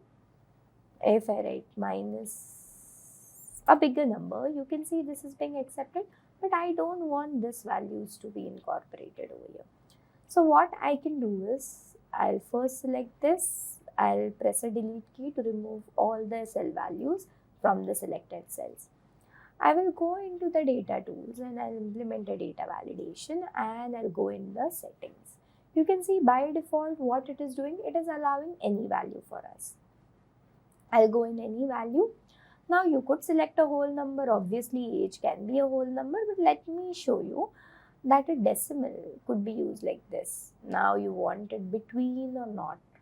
So you want it greater than what? Now, like between as a data selecting operation, like between over here, there is a minimum and maximum. Minimum and maximum means between a start value to an end value. But I don't want a between. I want that now it should be greater than. Greater than what? Greater than the value, the minimum value which I am implemented over here is 21. That greater than, it will obviously not take 21 over here, because it's an option of greater than. If I would have selected greater than equals to, so it will consider 21 as well, because I'm writing greater than or equals to. But I'm just mentioning greater than, so the values which are greater than 21 would be accepted. And I do OK. So you could see that 21 would not be accepted, because this value does not match the data validation restrictions defined for the cell, because it's greater than 21. It's not greater than or equals to. So let me try it again. So if I write 23, is it accepting? Yes. If I write A, which I mentioned earlier, it will not accept, because there is a restriction still being implemented. But I implemented a decimal type of restriction. So will the decimal be a part over here? Let's say some individual write 24.5 is my age. Is it accepted? Yes. If someone writes 67 is my age, is it accepted? Yes. If I write 34 as my age, is it accepted? Yes. If I write 23 point, a floating value, so it will be accepted? Yes.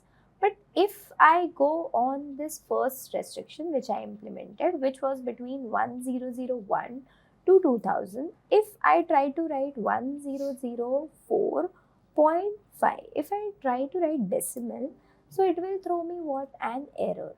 Why an error? Because a restriction which was selected over here was a whole number. But the restriction which I tried to select over here, when I gave it for the age as a column or age range cells, it was a decimal, which means it will accept an integer value, a whole number, as well as a floating elements, that's a decimal number into it. So you could see with an example that yes, it is accepting a whole number for me as well as the decimal ranges for me. So this is how I have implemented. I can also input an input message over here. So I can go over here. You can see that the settings are being implemented. I can insert an input message. So correct age. So I'll write the age of the employee. must be what? Must be greater than 21. So, and I do OK. And you can see this dialog box is opening, this input message or the input box is opening for each cell till where I have implemented the data validation. If I drag it down, what do you think so? Is this input message being repeated over here? Yes, because when I drag it, the values, the formulas, the format, the validation, everything is being copied down. So you can see this is how I can implement a decimal related operation. But age, as in general, you can also implement a whole number. There is no such restriction, but I just wanted to show you how the decimal as a restriction would work as compared to the whole number as such. So when I select this range of cells where I have implemented this, and when I try to insert a value over here, let's say I want to insert 45 and it's giving me error. If there is an employee whose age is 20, when I try to enter, obviously it will show me that it does not match the restrictions defined for the cell. Now what do you think so? Should I customize this error message according to my requirements over here? So how I could possibly do, let me do retry and remove it. I'll come out and in the selected range of cells, what I'll do, I'll go in data validation again. We saw settings in which we can implement the rules and restrictions. We saw that input message. In that we can give an input message in order to let know the user that what is the correct value which will be incorporated. And then there is something called as error alert, which means I can customize the error. So there are multiple symbols such as stop, warning and information. Let's say I use stop and the title. Error, and let me type in the error message. The age you entered is incorrect.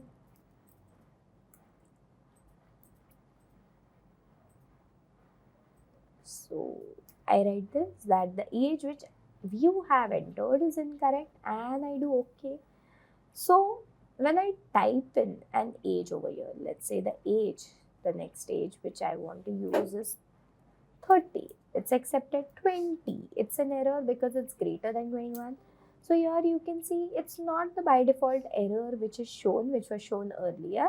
Now you have customized this error message in terms of how you wanted in the outcome.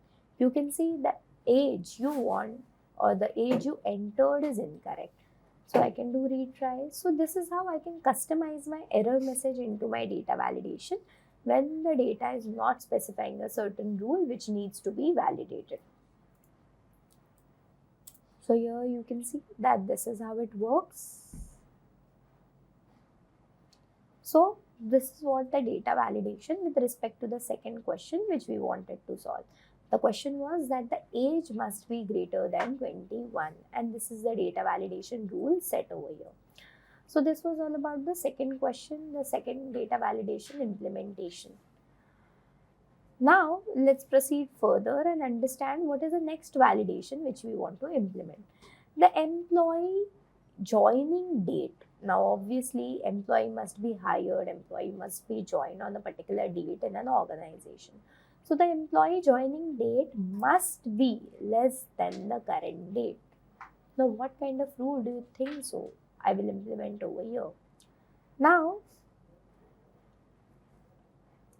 you can see that the employee joining date, as per the rule, what is the rule? That the employee joining date must be less than the current date. So obviously I'll try to insert a column known as joining date. So I'll do Control Shift plus because I don't have a plus key separately into my keyboard. Again, if you have a plus separate key, you can use Control plus. Now what I want a column known as joining date. Now in this, what I want to restrict, that the joining date must be less than today's date or the current date. So I select this range and I go in data validation. I'll go in settings, and in this settings, as you see, There is no validation implemented on those cells and any value is being selected. I go over here. Now there is something called as date as an element. Now I don't want date to be between this or between that and so on. So I want the date to be less than. Now less than what? I can insert a date. Let's say what's the date today? 16th of October 2024. When I insert, so let's say I write 10/13/2024, it's accepted. Now if I write 10/19/2024, that is 19th of October, obviously it is going to restrict me because I mentioned that the joining date of the employee must be less than the current date. So what do you think so? This is a date related restriction which we can implement, but the thing is, every time I need to change this function. Why? Because every time the current date is going to change. So I cannot keep a static value because when I select and I go in data validation, you can see this is a static element. So this is a fixed date. And always, let's say tomorrow I'm opening this file and I'm trying to insert the data, it will obviously look for a date to be inserted after this. Or let's say tomorrow I'm opening this file and I want the data validation to be implemented. So the date will obviously look that it should be less than the given date. Obviously it is going to look that it should be less than 16th of October 2024. But I don't think so that I want 16th of October to be a fixed value. I want this date to be changing on a daily basis. So you know that there is a function known as what? Today, which we have. Now today, what this function do? The function helps me to get the current date of my particular day.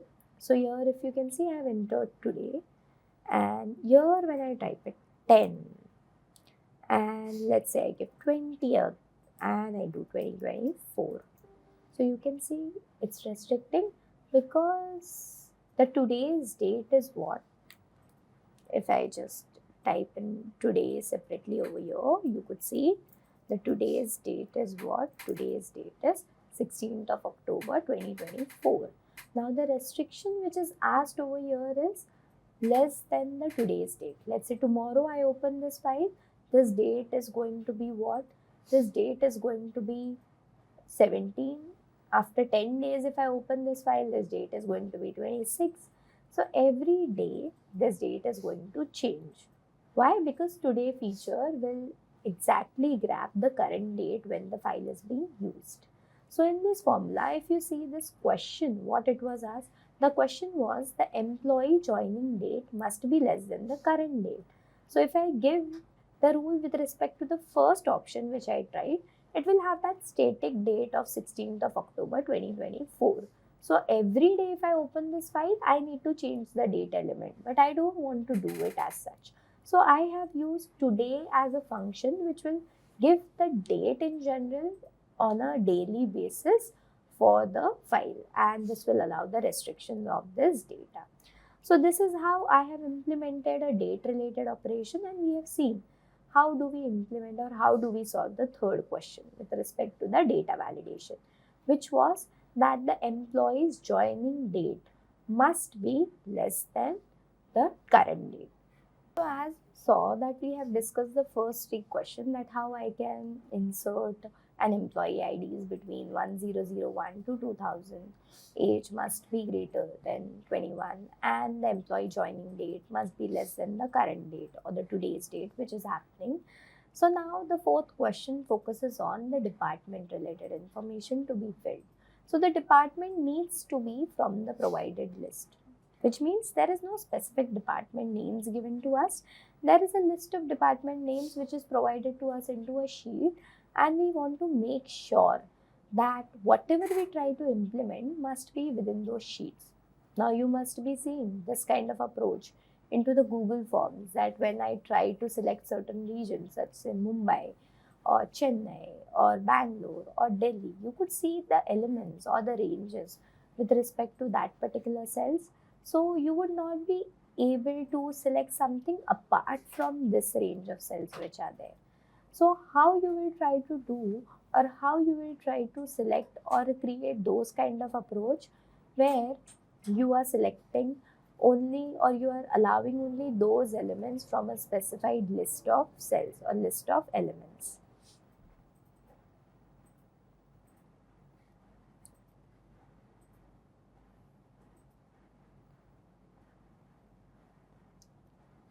So if I go over here, as the question suggests, that the name of the department must be within the provided list.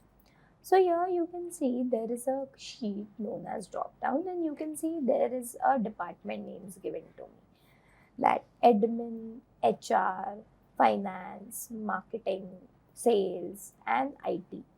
So I want the restriction of the values to be inserted within this range of cells only from the list of elements which are provided.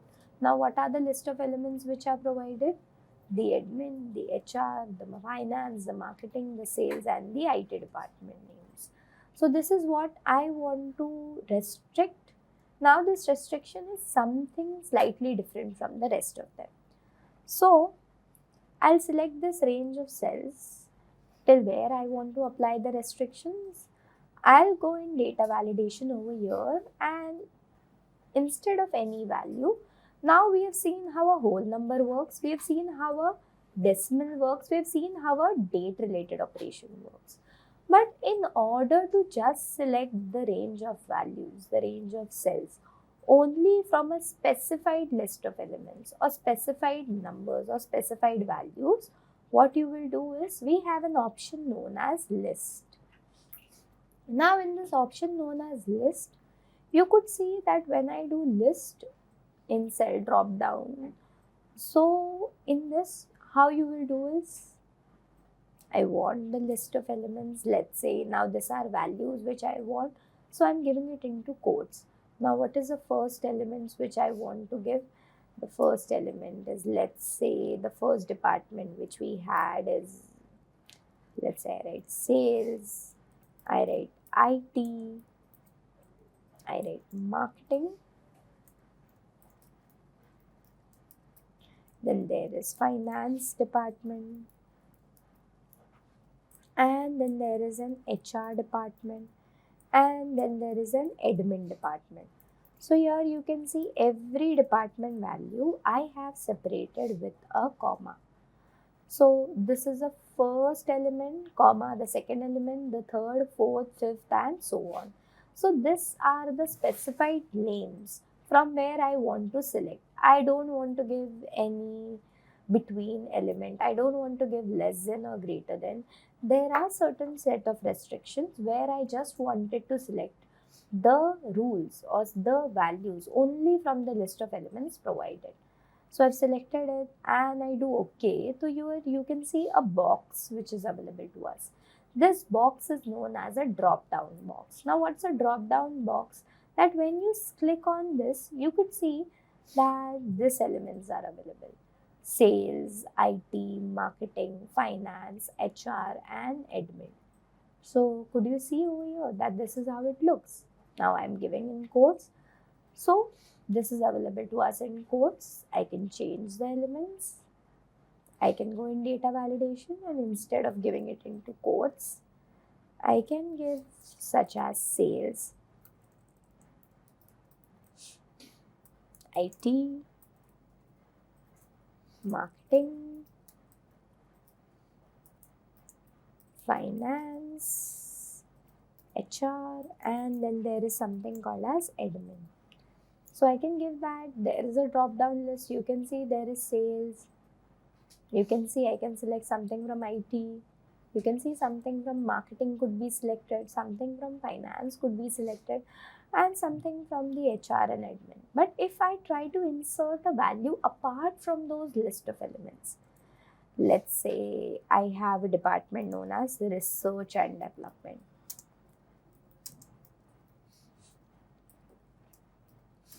So is it going to accept?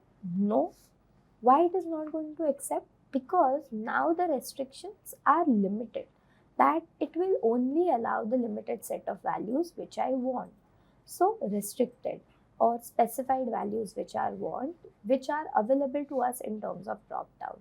So this will not be accepted. If I write it in small case, it will still throw me error. Why?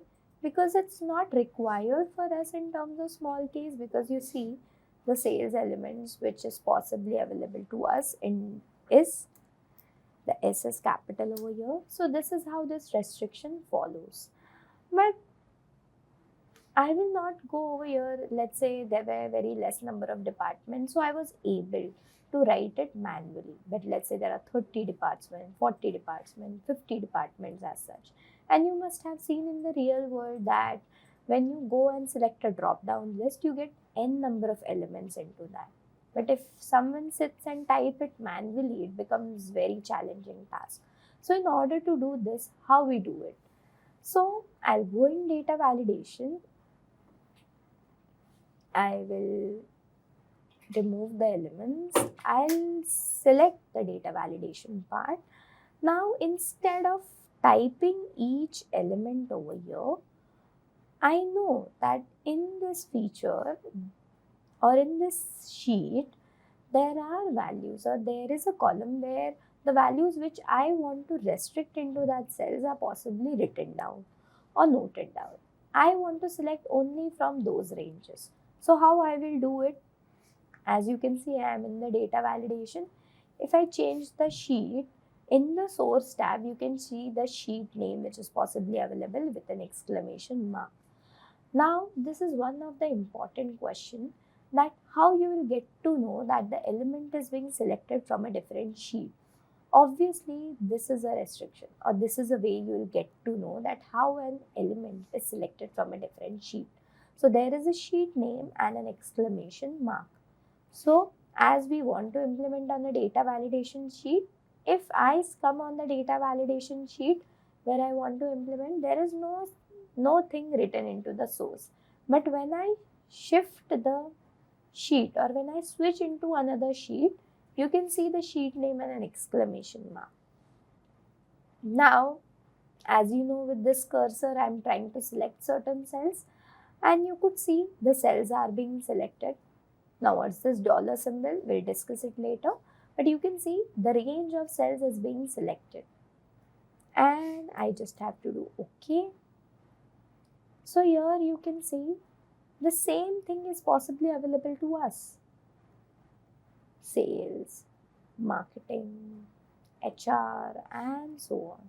So here you can see, if I want to give IT, you can see that IT is also possibly available.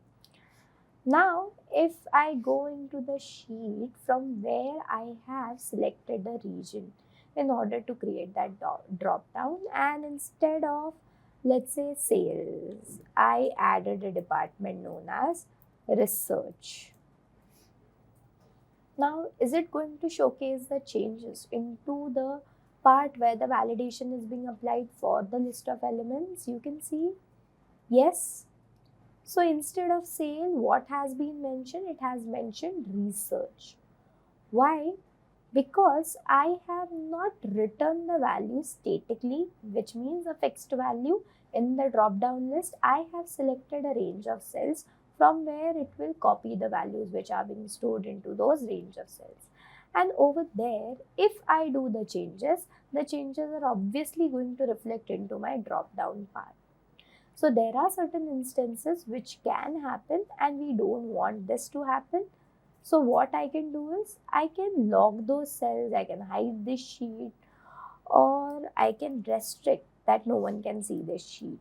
So I can protect this sheet as such, but I try to log those cells. If you can see now in data validation, if I go, so these are the fixed department. I don't want anyone to come and change the values over here, so that it won't be reflected into the data validation drop down. So what I can do, I just want to fix this cells, which means log this cells entirely. Now locking over here, which means that I want to protect those cells in order to make changes or in order to make the value entry which is there. So how I will do it? First of all, I'll select the entire sheet. So this arrow will help me to select the entire sheet, or anywhere within the outside cell I can do Control A. But what I'm trying to do, I'm trying to select it from this small triangle which is available over here. So I can select the entire sheet and I'll press Control key.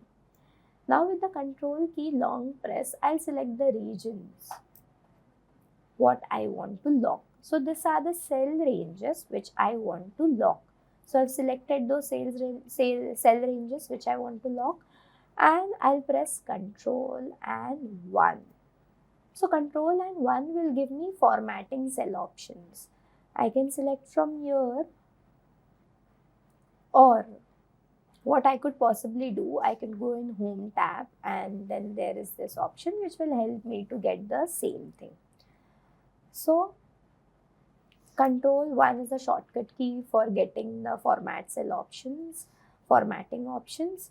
Now in this, I don't want to go in number formatting, alignment, font, border, fill. I don't want to go into this.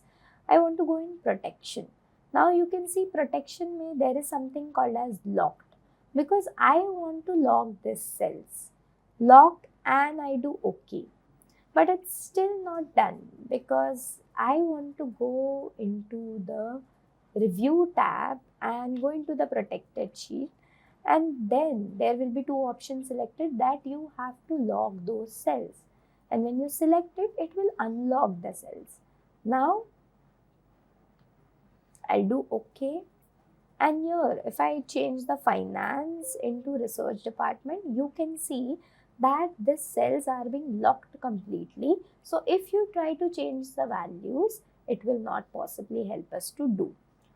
So this drop down list which we have created on the basis of this range cells is not going to change, which we saw earlier which was changing. So this is how you can create a drop down list.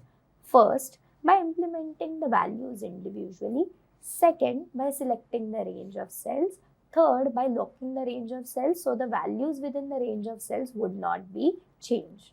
So this is a drop down list related to the fourth question which we were trying to solve. Now what was that question?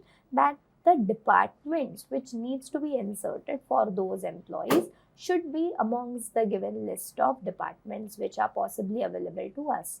And this is how we have restricted the value to be entered over here.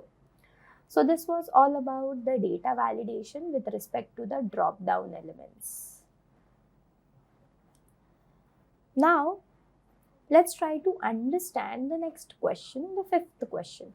That contact details of the employee must be a 10-digit numeric value. Now, what do you think so? That if I have a contact detail, or I being an employee, and I have to share my contact detail with the organization, obviously I will share it in terms of numbers, and contact details is a 10-digit number. If one digit is less, one digit is more, it will be incorrect number, and I won't be getting any mails or any messages which are coming from the organization or anything as such. So if I want to restrict that when a person enters the data, that data needs to follow the format that it should have a 10-digit contact number. So I'll try to insert a column over here again with Control-Shift+, and let's say I'll write contact number as a column, and here I'm trying to apply restriction. So when I go over here, I select it, I went into the data tab and go into the data validation. Instead of any value, I'm selecting something called as text length, because now I want to calculate the length. As we have studied the length as a function earlier, what does length do? Length will calculate number of characters in the given element. Now, I don't want between, I want equals to. Equals to what? I want the length to be matching equals to the 10 numbers. And I do OK. Let's say 1, 2, 3, 4, 5, 6, 7, 8, 9. So there are 9 elements. What is the error message coming?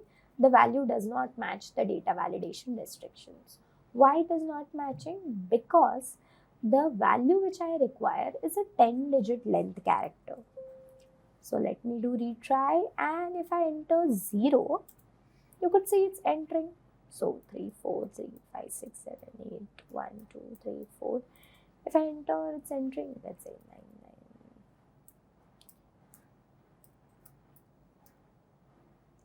So if I'm trying to enter, it's entering. So it will not allow, okay. So that's fine. But if I allow anything apart from numbers, take it 1, 2, 3, 4, 5, 6, 7, 8, 9, 10. So you can see anything apart from numbers is also being accepted. Because what is a restriction which I try to incorporate over here? That the contact number must be a 10-digit number. So, but here when I try to implement the data validation, what it had implemented over here, that the length must be 10.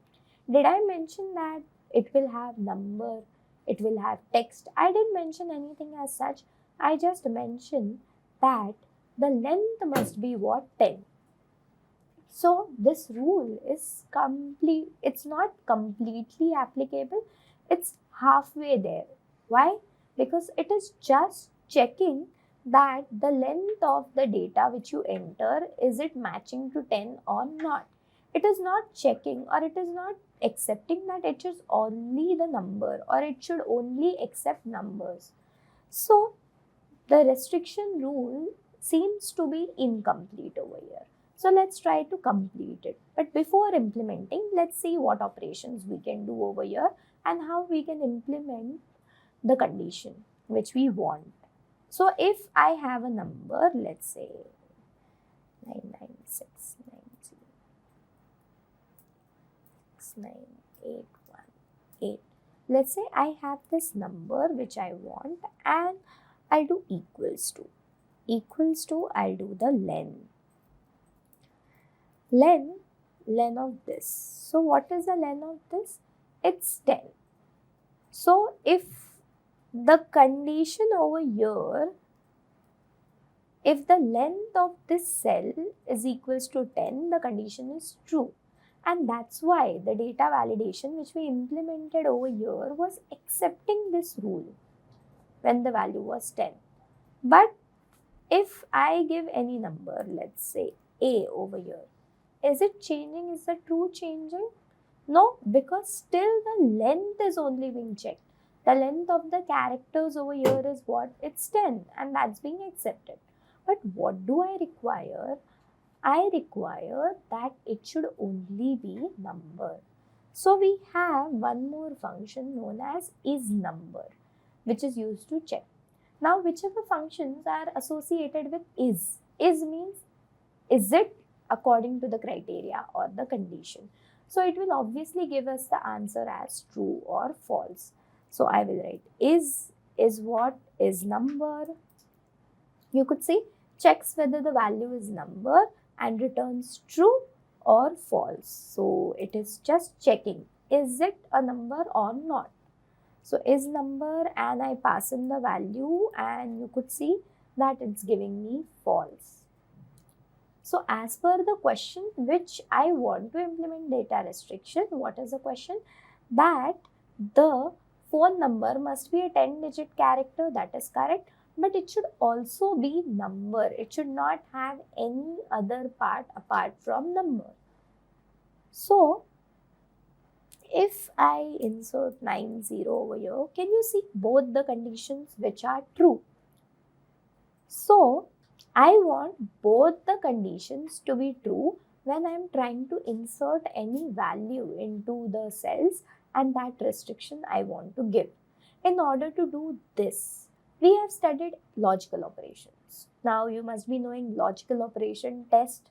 the condition either by giving the answer as true or either by giving the answer as false. And it will do something else. If the true is satisfied, it will give something else if the false is satisfied. We have also studied an approach of AND. Now what does AND say? That if we implement multiple conditions, all must be true. Then and only then the final answer is going to be true. That's what we want over here. The first statement which I want to check, the first condition or the first logic which I want to check, that is the length of the number equals to 10? If yes, okay, fine. Then check the another logic. What is another logic which I want to check? Is the set of text which is given to it all are numbers or not? This is what I wanted to check. So over here, how I can do is, I will select this range of cells and I'll implement the data validation. But here, as you see, the approaches which I used, what was the question which I said? That the length of the characters or the length of the elements which is being passed must be 10. That's the first logic which I want to check. And the next logic which I want to check is nothing but the elements which are being passed needs to be numeric. So how I would check is, I will not use only the length over here, because I don't need to just check the length, I need to check the number as a factor over here as well.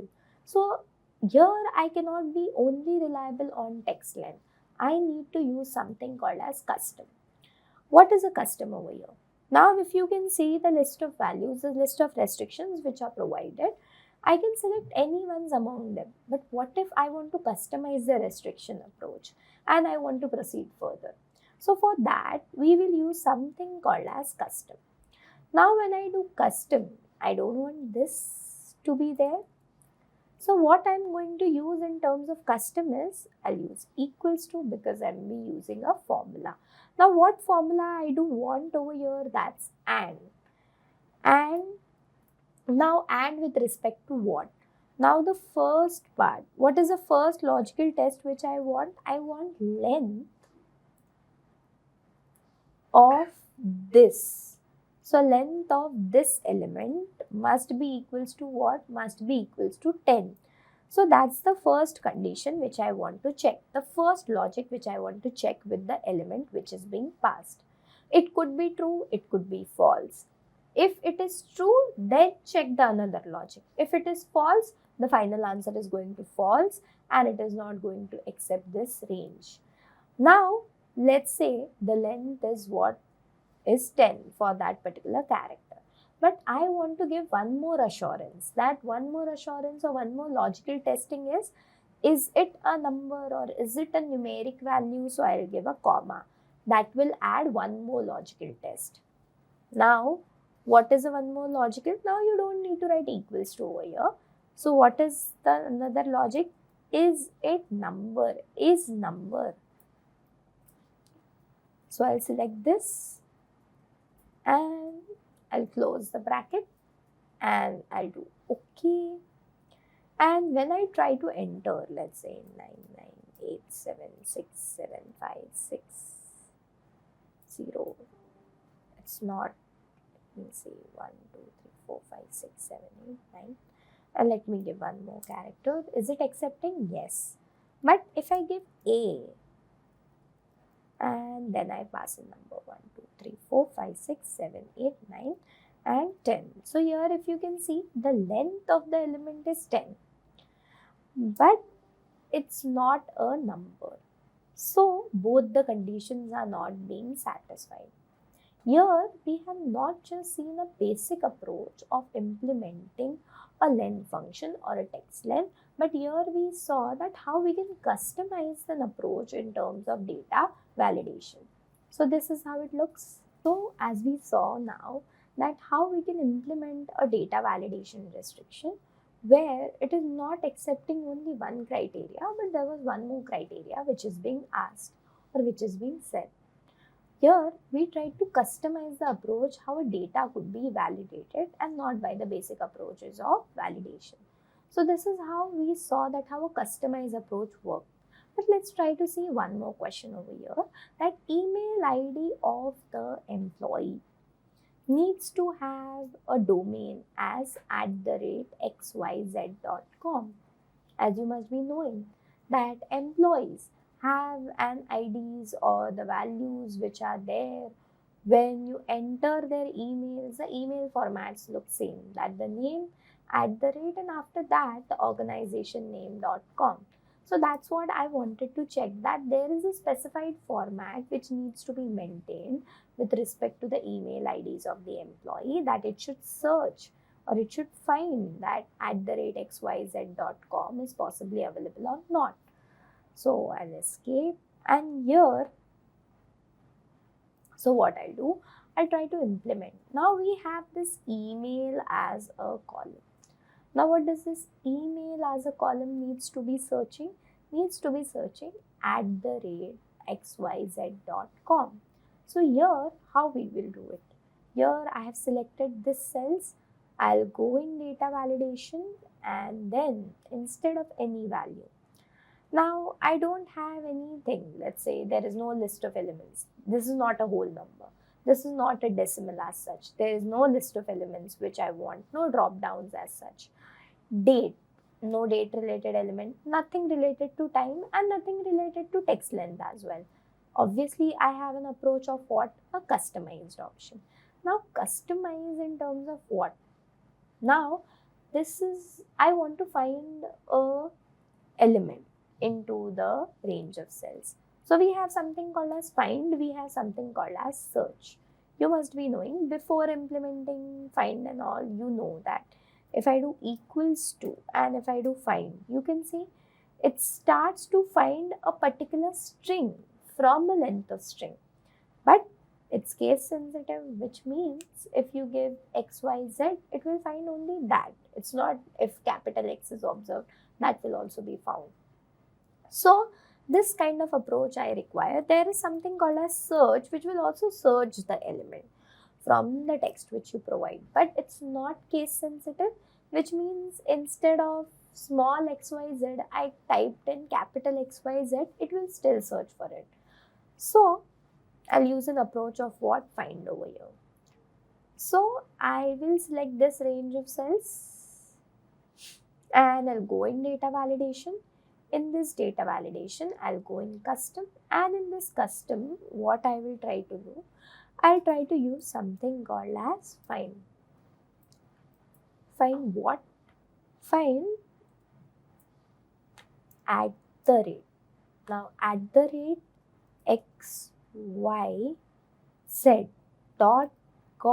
is what I want to find. Find from where? Find from this cell. And I do okay. The formula currently has error because it's blank. If there is a blank, it will show you that. So if I write, let's say my name @xyz.com, will it accept? Yes. But if I write some other name, let's say @ and if I write Imarticus.com, is it going to accept? No, because the search element, the finding element which I want over here is what is related to @xyz.com. So I am searching only that particular domain into the text range which is there. And that's why any other part or any other domain email element, if I add, it is showing me a restriction which is there. So here I have again tried to customize an approach in terms of data validation, but this customization is respect to the text element. We have an option known as find, which will find a particular text string into a big range of strings. So it will find for an element what I'm trying to find @xyz.com. So that I'm going to find over here. And then after that, why I'm using find is because I want the case sensitiveness to be there, which means it needs to be in small case xyz.com. And why I'm not selecting a search operation over here? Because when I try to do search operation over here, obviously it is going to search the data only basis of the value, not on the basis of cases. Which means if I give capital xyz.com, still it will accept it. And if I give small xyz.com, it will still accept it. I don't want that approach to be there with respect to search. So I have used a customized approach with respect to find. So this is how we can customize that I want to search a particular element into the text which is there. If it is there, it will accept. If it is not there, it is going to reject for us. And as we can see in the example that when I passed in my email ID, jagritipaushe@xyz.com, it was accepting. But when I typed rashijain@imarticus.com, it's not going to accept it. Why? Because the domain which I was trying to search was XYZ, not imarticus.com. So this was all about the restriction which we want to apply with respect to find. We can also apply with respect to search if you don't want the case sensitivity to be there. So this was the question which we tried to solve. Now let's try to look further for the next questions which are possibly available to us.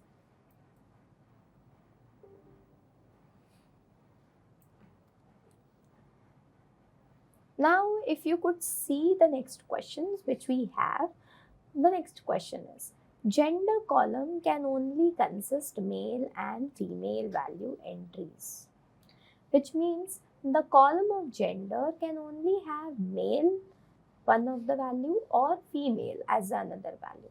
Nothing apart from that. Now we have seen that with the departments as a column that only specified values are accepted. Apart from that, nothing is being accepted. So the same approach we'll try to take it over here. So let's see how it works.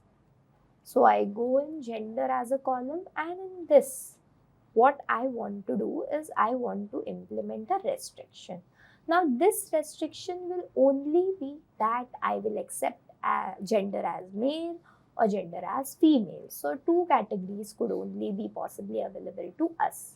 So in order to do that only specified value needs to be there, I need to create a drop down list. So I'll go in data validation. Instead of any value, I'll have a list of elements. Now, instead of going to source, because there is no source where those values are available, they said that it would be either male or it would be either female. So I can just type in that male, comma, female. And I do OK.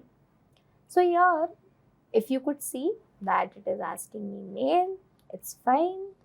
And then another drop down is what? Female. That's fine, but here the spelling is wrong. So I can go over here.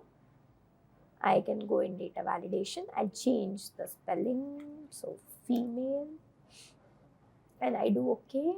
And you could see female. And here, if you could see what it is accepting, female, which is there. So these are certain rules according to which we can implement the data validations. So we have tried to cover the 7th question which is there. But here, if I want any other value, it will not allow. Why? Because I have restricted that it is going to be only male and female. And in this, when I try to implement validation, I don't need to lock any cells or anything. Why?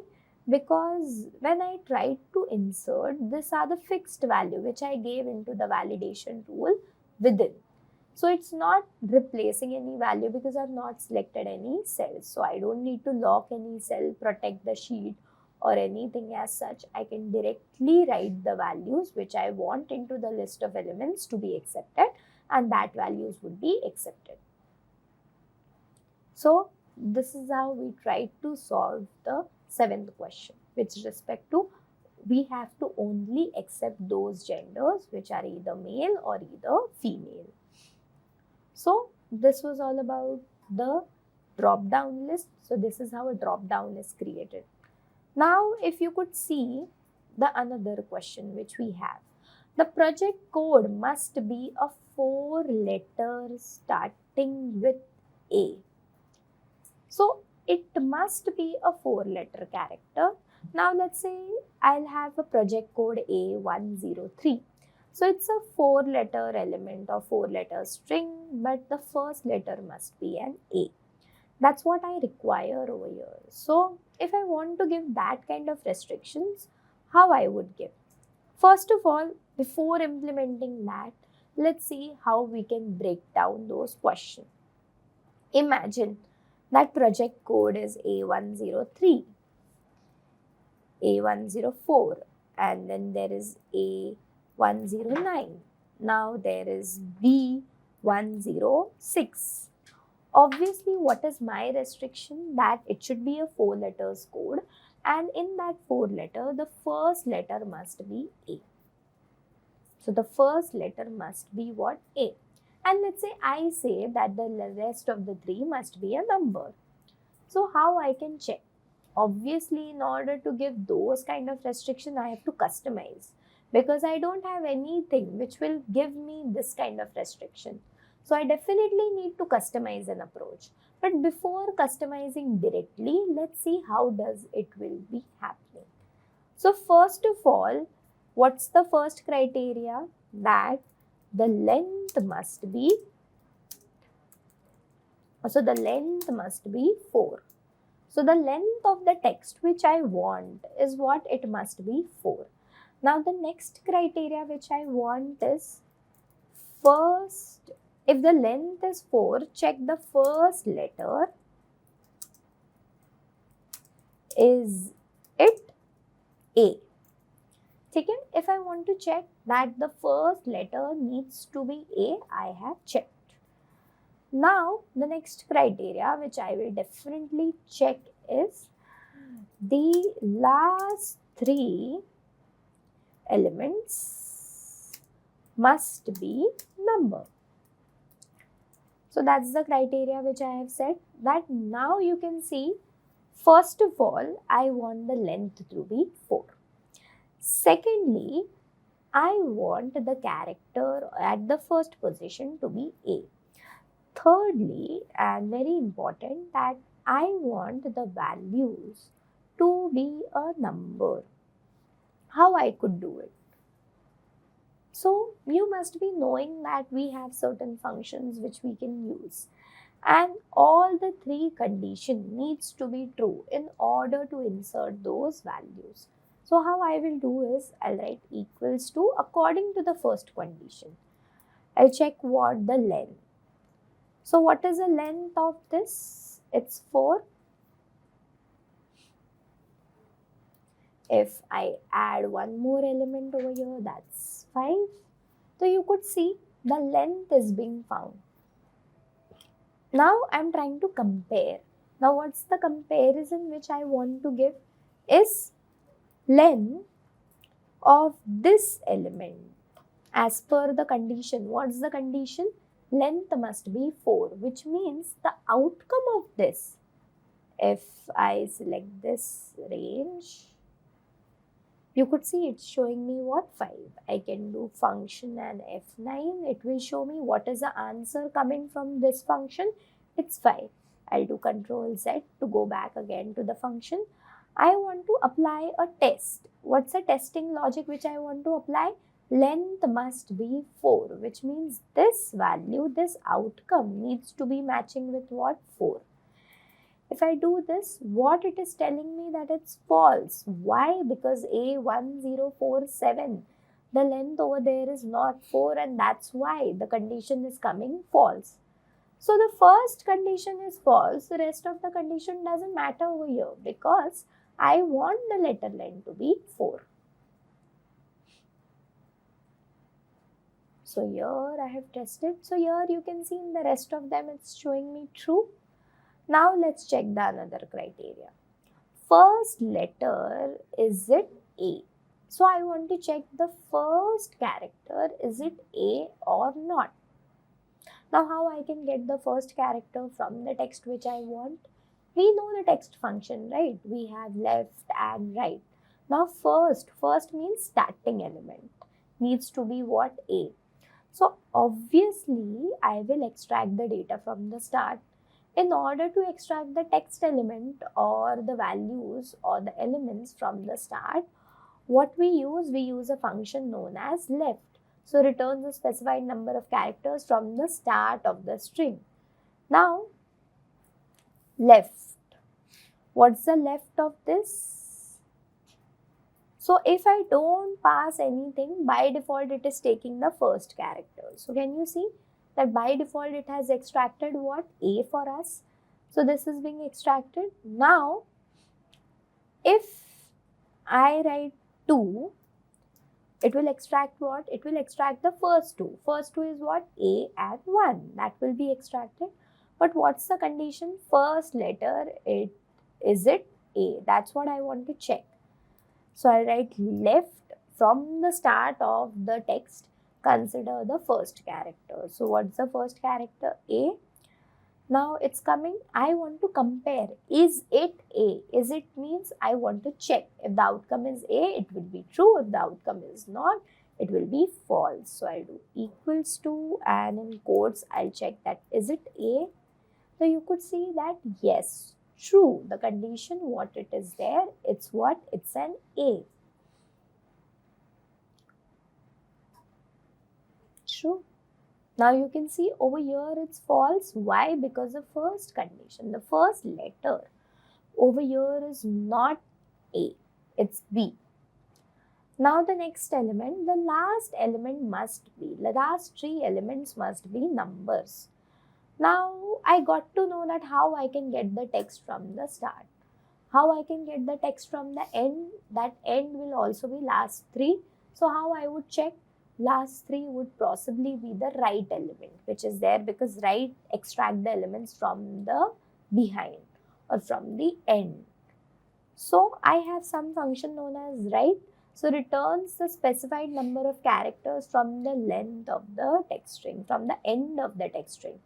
So what is there? The last 3 elements. So I want to do is what? Right of this. And what are the last 3 elements? Last 3 elements needs to be 3. So what are the last 3 elements? 0, 4, 7. If I extract this is there. But what it is telling me, the last 3 elements must be number. I can say yes, they are numbers, but I want to give a validity that is it true or not. So in order to check that, we have something called as is number which we can use. So I'll write is and number. So if I do this, if you see is number right of this. What's the right of this? You could see over there. It's in strings. It's in quotes. 0, 4, 7. Obviously, it's a number, but why it is showing me in string? Because it was collectively written with a text. So the entire element is a string. If you want to see what it is there with respect to extracting this, I'll do function and F9 key. You could see that what it is showing me, quotes 047, which means it's not a number, it's a text being thrown. So if I do Control Z, so if I see the final answer of this, is it number? Because if I write 047 into strings, obviously it is going to be a text, it's not a number. And the answer over here comes as false. But what is the question which I asked, or what is the criteria which I want? The last 3 elements must be number. It's a number, but it is showing me what? The outcome is false. So if you see, the outcome is what? The outcome is false. What I want to do over here is, I want to use another function. Now what's the another function which I want to use is, here what I will do, I'll use a function known as value. Now what does value as a function do? It converts a text string that represents a number to a number. Because into my text there is a number and I want to convert it into a number because by default it is shown it into text. So I will use this. and I'll close my bracket over here, that this entire answer, the answer which I give from the right, needs to be converted into a number, and you can see now it's being converted into a number format. So when I do enter, you could see that it's showing me true, and then there is true, true, true. Now, as per the criteria, as per the condition, what I wanted to check is, first is the length must be equals to 4. So for the first value, the answer is false. Now, if the length is not equals to 4, how does it matter that the first character is A or not? Because the criteria is not met. So, this true doesn't make sense. But if you see the next example, A109, if you can see the length is true, yes. The first letter is A, yes. And the next element which is there is what? It's yes, that it's true. So all the condition is true, so that value needs to be accepted.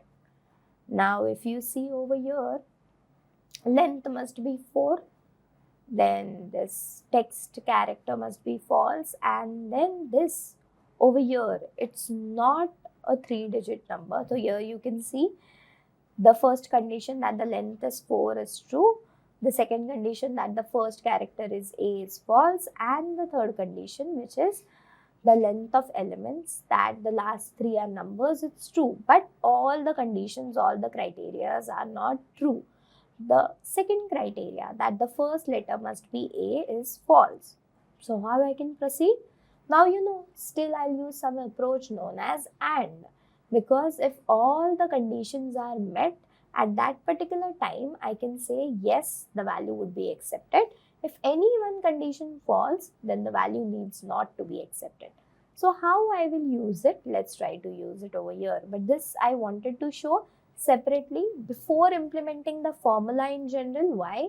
Because if I directly implement the formula, it will be complicated in terms of understanding. So how I will do it? Let's say I'll create one more column known as project ID, and I'll drag it over here. So what's the criteria which I want? Now in terms of giving this home, I'll give a border over here, and in this what I wanted to do is I want to implement a formatting, a validation. So if I go over here, I cannot use whole number, decimal, list, date, time, text length, nothing. I have to use something called as custom. Now in this custom, I will customize it. So how I will customize it? I'll write equals to, and I'll write an approach of what? An AND. So with this AND, what I'm trying to do is, I am first checking according to the criteria which we mentioned. Just check it again. What did we first check? That the length must be 4. The second check, the first character is A. The third check, the last 3 elements must be number. So let's go check by check. So here I have selected the range of elements. I'll go in data validation. Instead of any value, I'll go in custom. And in this custom, in this formula, I'll write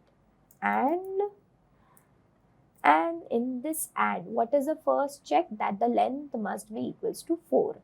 So I will write len as a function, and in this len as a function, I'll select this cell, and this cell length needs to be 4.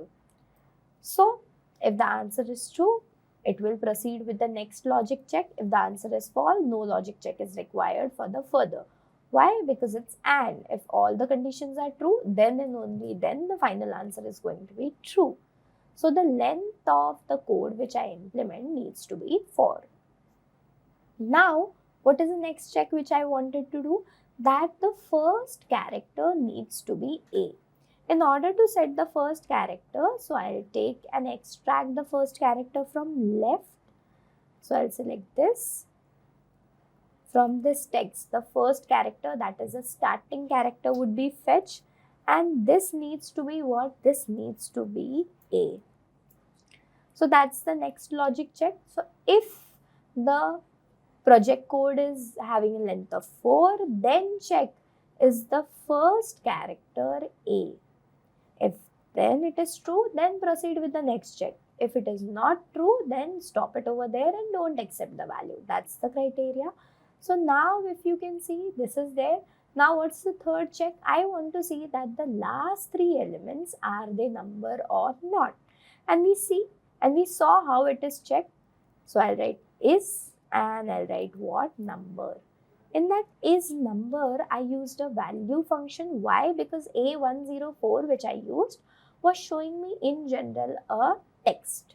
But it's not a text, it's a number. So if into strings, there is a number but it is showing a value as text or the data element as text, I can use a value function to convert that text into a number.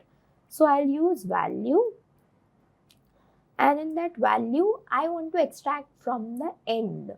End means from the last of the string. So we have something called as write. Write is, I'll select this, write what? Last three. So I'll close the write bracket, I'll close the value bracket, and I'll close the is number bracket, which is there. So here first what it will do, it will extract the last three elements from the text. Then after that, what it is going to do, if it is 007, so, and it will obviously show in string, so value as a function will convert a string to a numeric value, and then is number. Once it is converted, it will check that is it number or not. And then this entire check has happened. So let's close the AND function over here, and I do OK. So here if I insert A109, is it accepted? Yes. But if I do B108, will it be accepted? No. Why? Because as per the criteria, what's the first check? That the length must be 4. Second check, you can see the length 4 is satisfied. When it went to the second logic check, what's the second logic check? That the letter must be A, the first letter. But the first letter is not A. So there is no point of seeing another criteria or another condition. So if I write A10789, obviously the length of the project code is not a 4-digit number.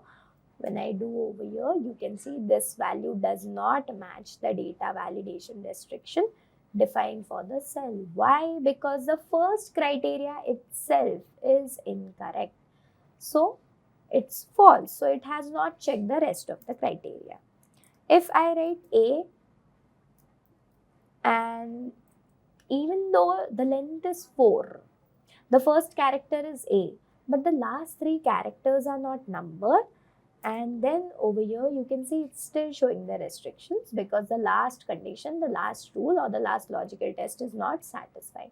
So this is how you can customize the data validation rule in order to implement the data validation operations.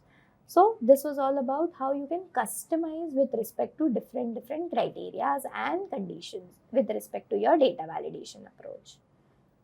So as we now saw over here that lots of variation in terms of how a data validation could be given, how you can implement data validation with the set of rules which are possibly available over there, or how you could customize the rule in order to give the data validation approach or the data validation restriction. How you can insert an input message, how you can modify the error message which is there. So similarly, what we will try to look, I try to show you a simple approach of creating a dependent drop-down. Now what's a dependent drop-down? I show you what's a drop-down. I showed you what's a drop-down. Now drop-down was from those list of elements the values would be selected. Now what's a dependent drop-down? If I want to give you with an example, if you can see I have the sheet, and from this sheet we extracted that the department names. It should be admin, it should be HR, it should be finance, it should be marketing, it should be sales, and it should be IT. You could see this values that in admin department, the designation which I have is a data admin. In the HR department, I have certain designations such as HR executive, senior HR manager, generalist, assistant, whatever. So similarly, for the rest of the departments, I have certain designations to be there. Now, when I implement a data validation, let's say I create a column over here known as designation. So let me write it down. So designation of an employee for that particular department. You could see it's showing me IT and all. I don't want this rule to be implemented. So I'll select this and I'll go over here and let me remove the data validation. So I'll go in list and any value, or I can clear all the data validation and I do OK. So no data validation has been possibly available because I tried to insert a column, the data validation was there at that particular position. That's why it was shown. Now you can see these departments are available from which I can see. Now when I select IT department, the designation drop down list should only show me the designations related to IT. It should not show all the designations, which means it should not show data admin, it should not show HR, it should not show finance related. It should only show me what the IT related designations which are possibly available to me. Which means I want my drop down list to be dependent. Now dependent on what? I want this to be dependent on the department names. So how I will create that kind of approach in terms of drop down? So I'll go in data validation and you could see that when I select finance, the department name should show. Now let's see how you can implement. If I go with the basic approach, I've selected this cells, I'll go in data validation. With respect to any value, I'll go in list, and in this I'll go in source. I'll go source over here and you could see that I'm selecting this range. So this is a source from where I'm getting the data and I do OK. Here you can see OK. The list of source must be delimited list or reference or a single row or single column, which means I cannot have this kind of approach over here. I cannot select multiple columns, multiple values into my drop down. So how I could possibly use those elements into my drop down? So first of all, let me close it and let's create it again. So before creating it, I'll give a name range. Now what's a name range? That this cell will have its name as admin. This range of cells will have its name as HR. This range of cells will have their name as finance. How I can do is, I can select the cells and I can give the name over here in the name box. That will possibly do it. But if I don't want to go with that approach, the first column has the name cells and it should be matching with the department names. And with respect to that, it will help us to create that dependent drop down. So how I could do is, first of all, let me select this cells. I've selected this with the cursor and I'll long press Control. After pressing long press Control, what I'll do, I'll select the rest of them. So you could see rest of them is selected. So what I could possibly do is, I could go into formulas. Now what the formula as a data tab will help me to do over here. Now as we have seen multiple validation rules with respect to the basic restrictions which we can put into my data or which we can use into my data which needs to be inserted, or with respect to certain customization approaches where we can customize the use of data entry into my data or into my cell range according to the criteria or the condition which I required. Now we have seen the drop down list as well, selecting from different sheet, putting the drop down elements individually and creating the drop down list for the same. But let's try to see another approach in terms of drop down, which was nothing but a dependent drop down. Now what's a dependent drop down? Dependent drop down is something where one drop down feature would be dependent on the another. Now what does that mean and how it will show the dependent feature? Let's try to understand. Now if you could see in the drop down list values, I have this designations. Let's say I am belonging from an admin department. So the designation which will be possibly available to us would be data admin. Now if I am a person who is into an HR department, So the designation which will possibly available to me would be HR executive, senior HR manager, and so on. Similarly, for the rest of the departments, you can see the designations which are possibly available. Now, when I try to insert a value, if you can see, when I try to select finance department and when I try to select the designation which I require, obviously the designation must be only visible with respect to a finance department.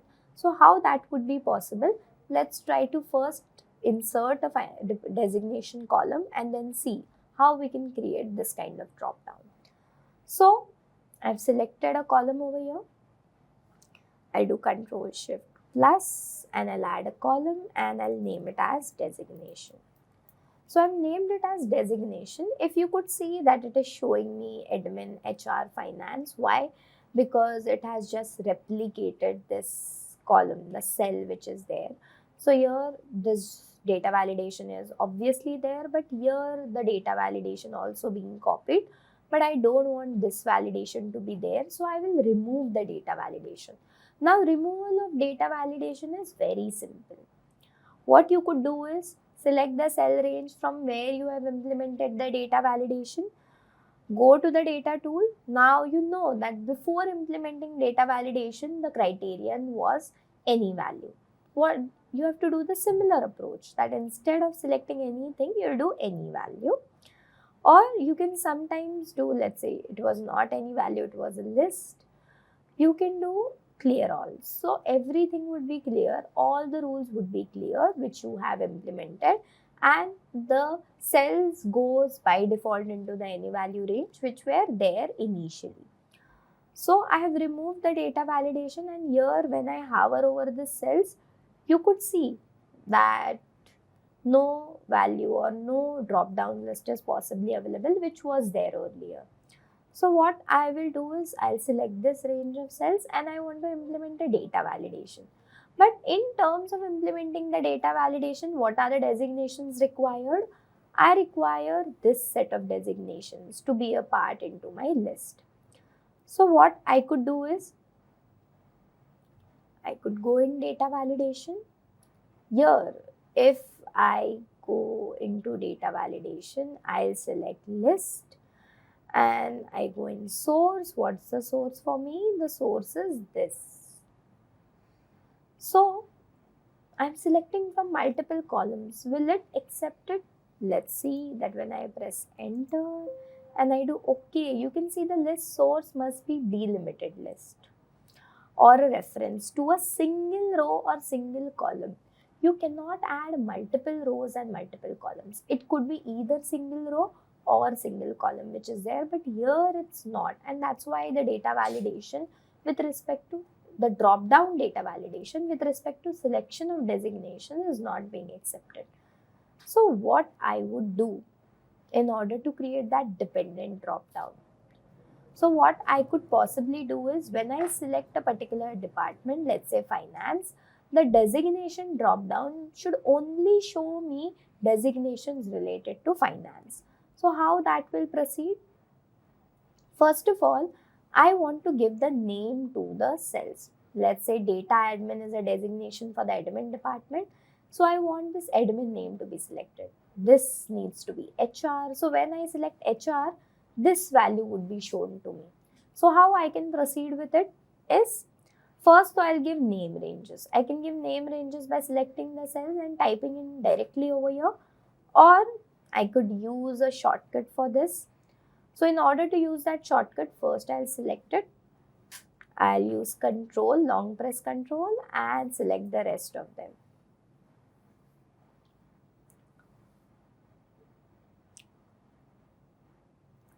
So I've selected the rest of the cells and I want to create a name range directly. So you can go in formulas.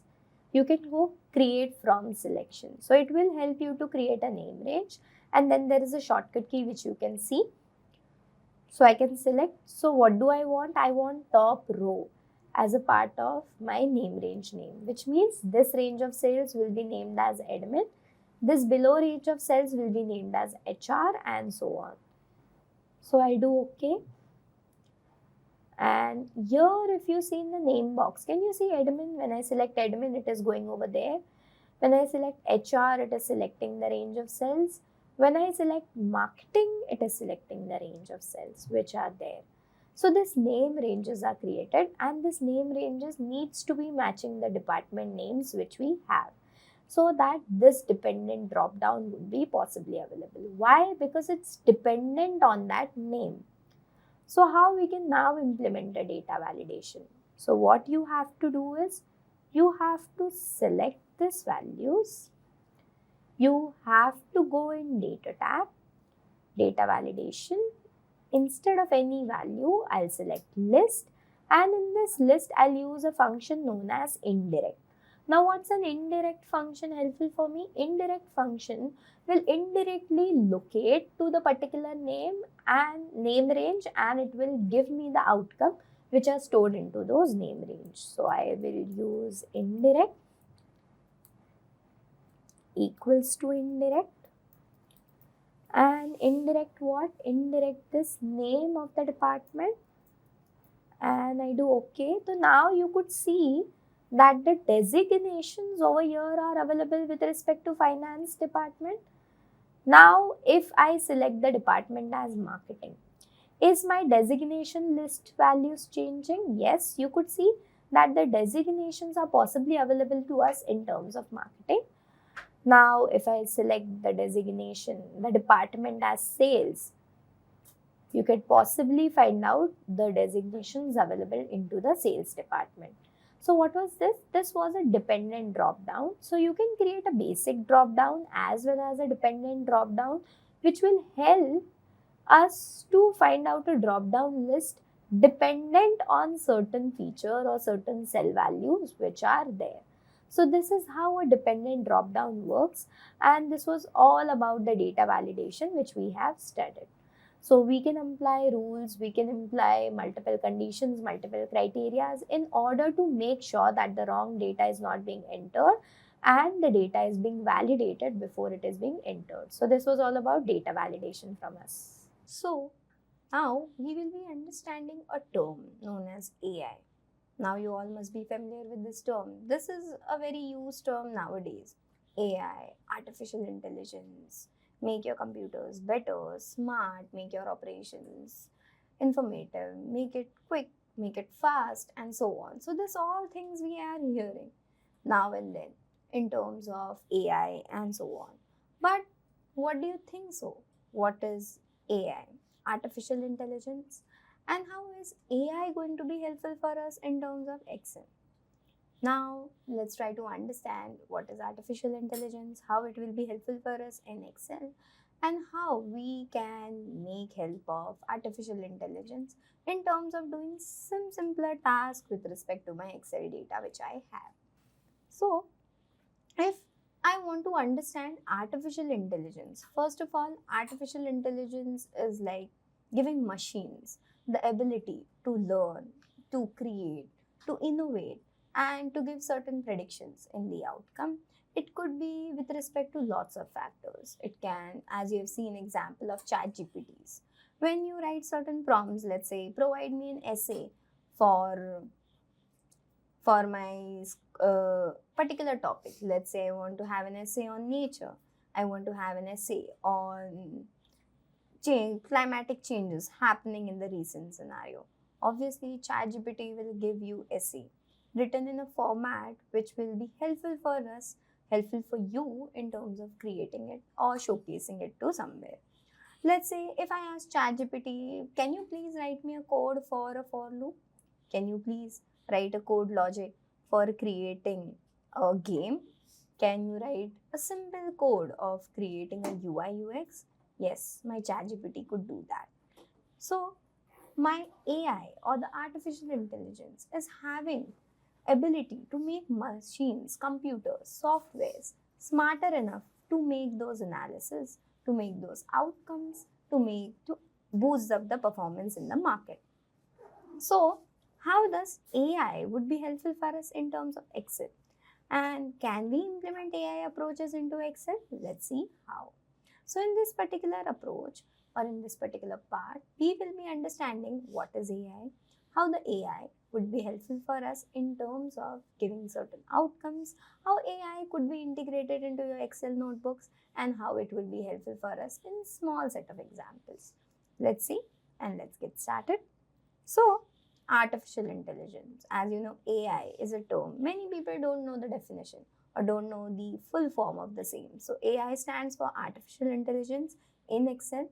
It's transforming the way users analyzes, understand, processes, make the data cleaner, tighter, as well as understandable.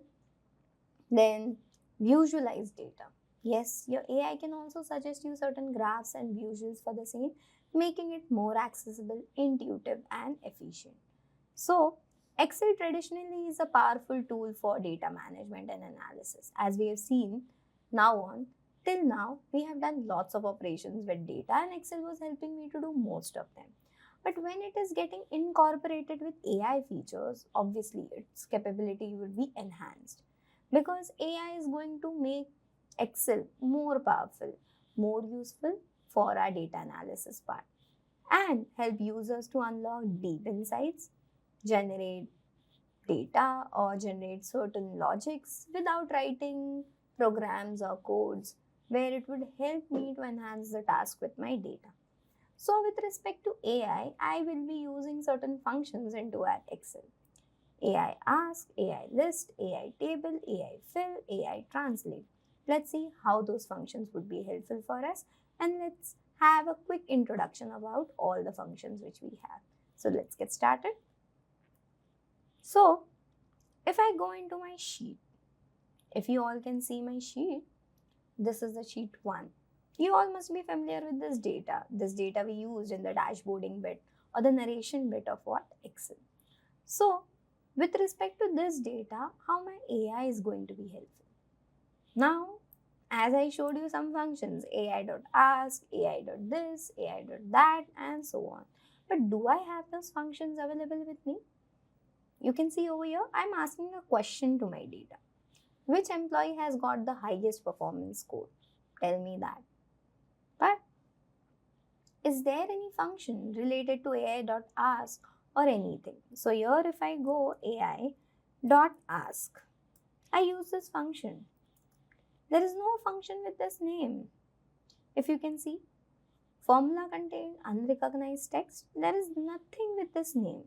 So where can I use those functions, or where can I find these functions? So these functions would be found in something called as add-ins. Now what are add-ins? Add-ins are additional things which could be added into our Excel to boost up the performance for the same. Now some of the things are freely available for us, but some would be charging for us. But here let's try to use certain add-ins in terms of understanding how we can use certain operations into our data. The first add-in which we would like to see in terms of Excel and its use case will be related to AI approach. Let's have some AI related aspect added into our data. So for that, you can see for me in the home tab, add-ins is available. But for you, if it is not available, you can go something in insert. And in the insert also, you will find something called as add-ins. If it is not found, if it is not available, in the developer tab as well, there is something called as add-ins, which is given to us. Insert an add-in, you want an Excel add-in to be added. So that is also given to us. Let's say in my home tab, it's available. If you're not getting in home tab, what you can do is right click. You have customized the ribbon, and there is an option below developer known as what? Add-in. You can select that and do OK. So add-in as an option would be available into your home tab. So if I go and click on it, you can see multiple add-ins available for us. Multiple add-in, GPT for Excel Word. Now it's for Excel Word document. Now there is mini calendar and date picker. Let's say ChatGPT for Excel, Python for Excel, Autopilot, Jira. There are lots of things. Let's say I can go and search for more add-ins.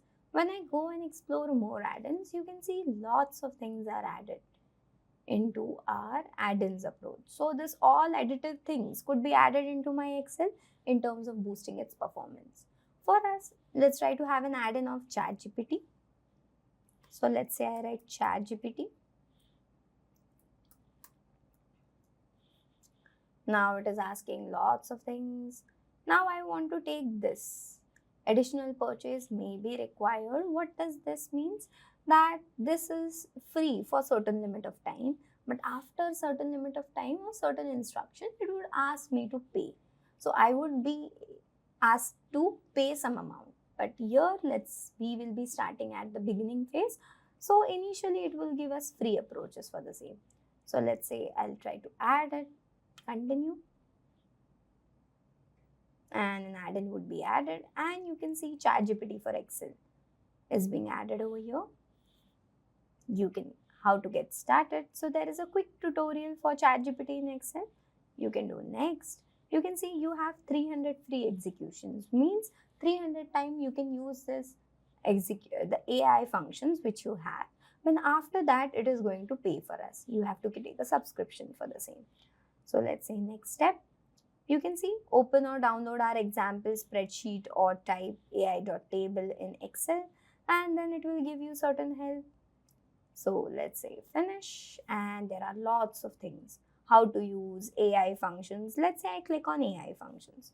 You can see it's asking, it is giving me an approach. The ai.ask function lets you to ask AI directly into your spreadsheet. Simply type a question or a prompt. Now what is the meaning of prompt? Prompt means giving something or prompting something or providing something for which you require an output. So that's called as prompt. And ai.ask will provide a helpful response. Use it to write text, summarize, analyze, and many more, having smarter help. So there is learn more option which will help me to do this. Now as you can see, ai.ask will provide a helpful response. Use it to summarize your text, analyze your text, get some more information from your text in terms of giving smarter help in Excel. So as it has provided an example equals to ai.ask, write a catchy marketing tagline for a new electric bike. So if I take this and copy it and paste it over here, so you can see it's asking me that it's being busy, and then after being busy, it has given me some output. If you can see, let's say if I close it, you can see that riding the future, power your journey with every pedal. So a catchy marketing line is being provided over here for a bike. Let's say if I delete it and I use the function like this. So ai.ask. You can see the functions allow you to submit a question to OpenAI. Now what is this OpenAI? OpenAI is a platform where whatever prompts you give, whatever data you have given will be considered by them in terms of providing some outcome. So ai.ask as a function. Now what is the prompt which they require? So if I give suggest a good intro for AI in Excel. Let's try to ask that only. And it's busy. So as you can see, welcome to the world of artificial intelligence. In this session, we will explore the artificial intelligence can enhance our data analysis and decision-making processes right within your favorite spreadsheet application. From automating responses to repeating tasks to generating insights from complex dataset. AI tools in Excel can transform your day and so on. So here you can see a complete introduction has been given. Now the question which was asked by me that suggest a good intro for AI in Excel. What was that? That was nothing but a prompt. Prompt is nothing but a question which I would be asking, and based on that question it will be providing me some outcome. So I am giving a prompt in terms of ai.ask. Let's try to remove it and let's try to give a prompt which I want to be searched into my data. So which employee has got the highest performance score? That's a prompt, that's a question which I have into my mind. And I want to ask. I want to ask where? I want to ask in this data. So I'll go over here and I do this and I'll use something called as AI dot You can see when I'm using AI as a function, there are lots of things being added. So AI.what? AI.ask. So asking what? This is a prompt. Now I've written prompt in a cell, so I can select a cell where the prompt is being written. Now value. What is the value? From where you want to find this prompt? Let's say from this to the entire table being selected, and I do enter, and it's busy. Now you can see, let me wrap the text and let me make it a bit adjustable. Not this one, sorry. This one needs to be adjusted. So now which employee has got the highest performance score? The employee with the highest performance score is David Wilson, information technology, senior IT specialist with a score of what? 9.8. You can see what is the score which is being given by David Wilson. This is David Wilson who has got a score of 9.8. You can see this is being. Now let's say which employee has got highest performance score in finance department. Now I want to be very specific that I want to find for what? Find for finance department. And you can see I want to check the value. It is changing the outcome. The employee with the highest performance score in the finance department is Michael Johnson, the financial analyst with a performance score of 6.7. Now, let's say, let me change the prompt. What is the salary?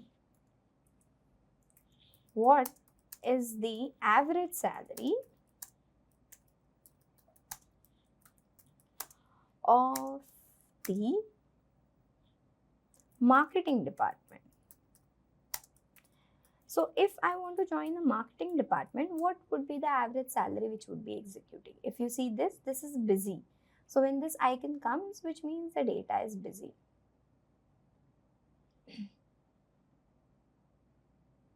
So here, what is the answer which we got? Department. We need first to identify the salaries of all employees in the department. So there are lots of things being given. Let's say instead of average salary, I can write average annual salary because we need to be more specific.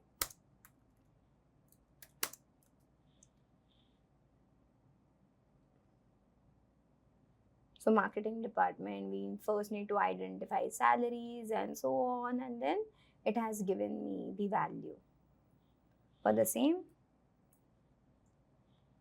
So I can also write a prompt. How many employees are there in which department? Let's see what all departments we have. Sales department. Are there in which department? Sales department. If I write this, and it will be giving a particular prompt. So it is giving me the answer. What's the answer? It's going to give me this. And you can see there are 4 employees in the sales department. They are Emily Brown, Jessica, and then Sarah. So as we can see, AI.ask as a function from the GPT for Excel is helping me to ask certain questions. That questions are nothing but the prompts. These prompts could be asked to general OpenAI library, a general OpenAI platform, or it could be asked to my data, which is there. So this is what we have seen, the AI.ask. Let's see what all new things my ChatGPT for Excel has. So when I want to get that add-in, you can click on this. You can get more examples over here for the same. Let me go into home, and then there are AI functions. Let's go and understand AI.table. Now AI.table function lets you to create a table with specific format or specific data capabilities which you want. You can give headers, you can give source, you can add your creativity level on the basis of the prompt. Now prompts are very important. Let's see. There is an example which these guys have took and consider. So let's say AI.table. Let me try to insert it over there. So the cell which is being selected, this is being inserted. So create a table listing the features of different smartphones, including brand, model, camera, quality, battery life, and so on. So it's busy, which means it's executing, it's being loading.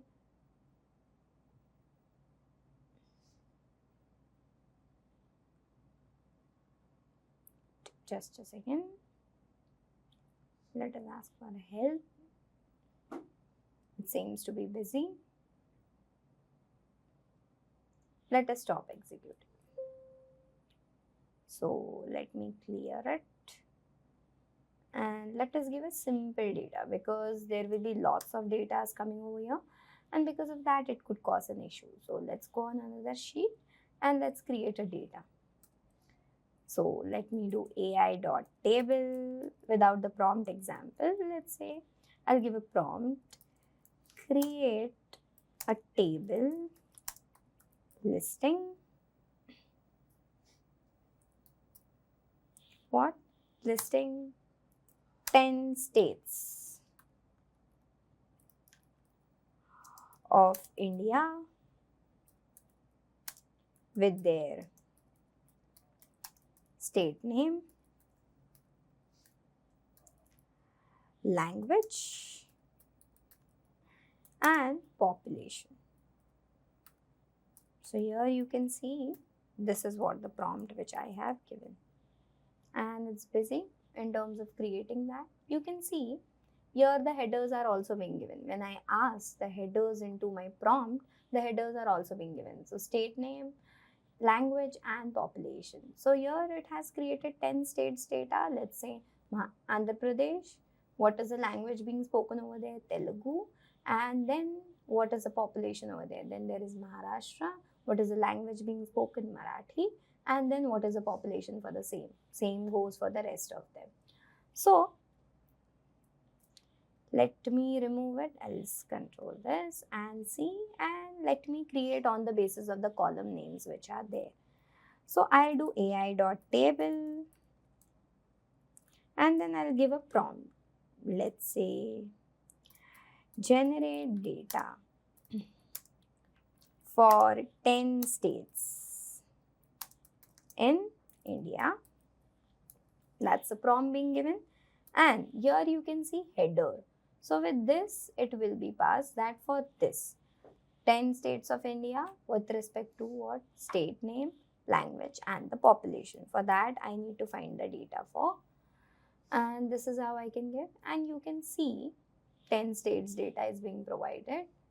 As you saw earlier, we gave a prompt, and in the prompt itself, I mentioned that this columns are required. But if I know the column headers and I want to generate data, it could generate the data for me. Let's say, for an example, if we want to see something else, so let's say employee ID, name, salary, and let's add for department. So if I write AI.table and I say create data for 15 employees on the basis of what? On the basis of this headers. So here you can see a data for 15 employees is being created, their employee ID, the name, salary, and the departments are being considered over here. So a table is being created at random with the help of AI.table. Now, let's try to see another functions which we have. So over here as well in the AI functions, there is AI.translate, extract, fill, and so on. So let's try to see here. So I will try to use fill as a function. Let's say United States is a state where, let's say,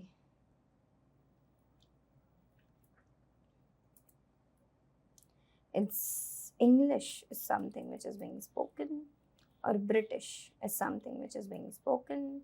Let's say I'll write English as a language being spoken. And what's the currency? Currency is, let's say, dollar. Spain is a country where Spanish is being considered, and let's say I have Euro being considered. And for the rest of the countries, I want their languages and currency to be filled. So instead of taking AI.ask, instead of considering AI.table, let's try to do AI.fill. So here we have an approach of it fills an incomplete range with ChatGPT, taking an example range, which means it will ask for an example, and based on an example, it will generate outcome for the rest of them. So AI.fill, what's the example? The example is this. Now what's the partial data for the rest of the countries? That is this.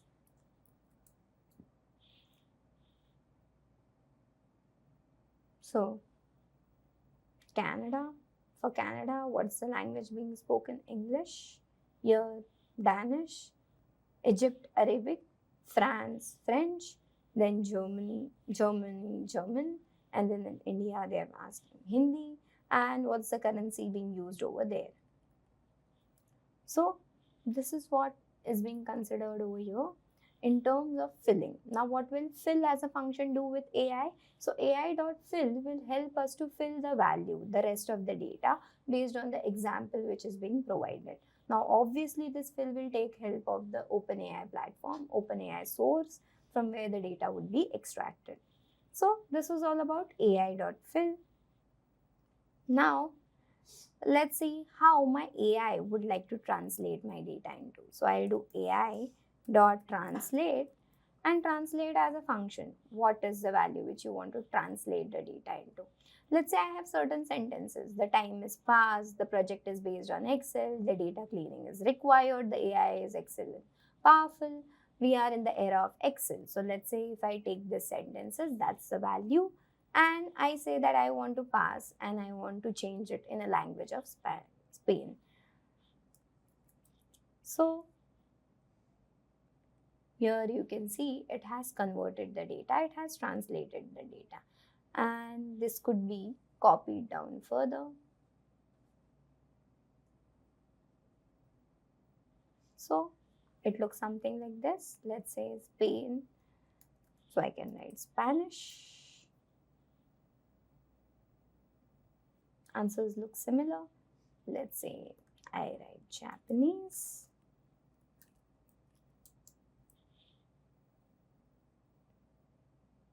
And the language is being changed into Japanese. Here I can write Hindi.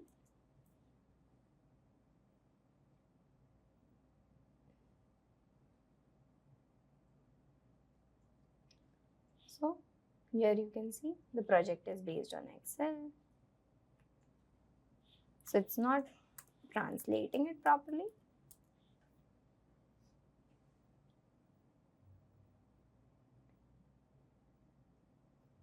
So here you can see in Marathi it is translating things very properly.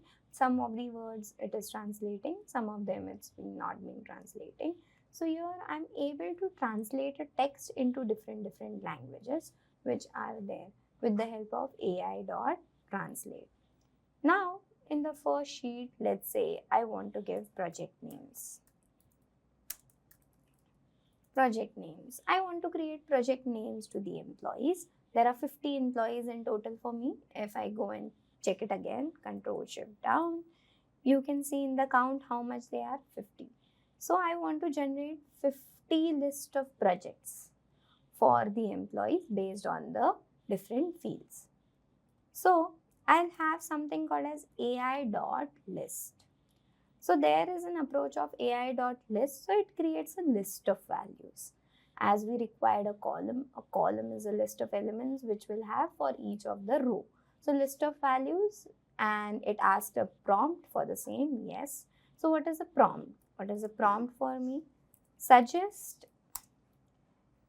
50 project names based on different fields. So it is giving me this, and 50 project names would be given to you.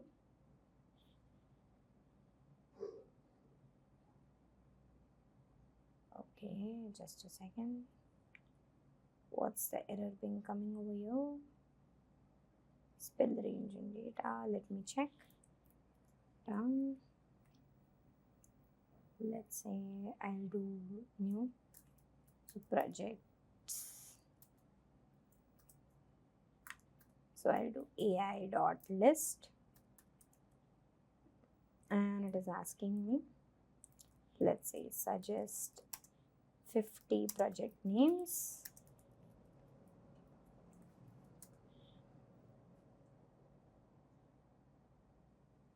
Here you can see this is being suggested. So the prompt was an error. Let's try to see over here. AI.list. What is that? Suggest 50 project names.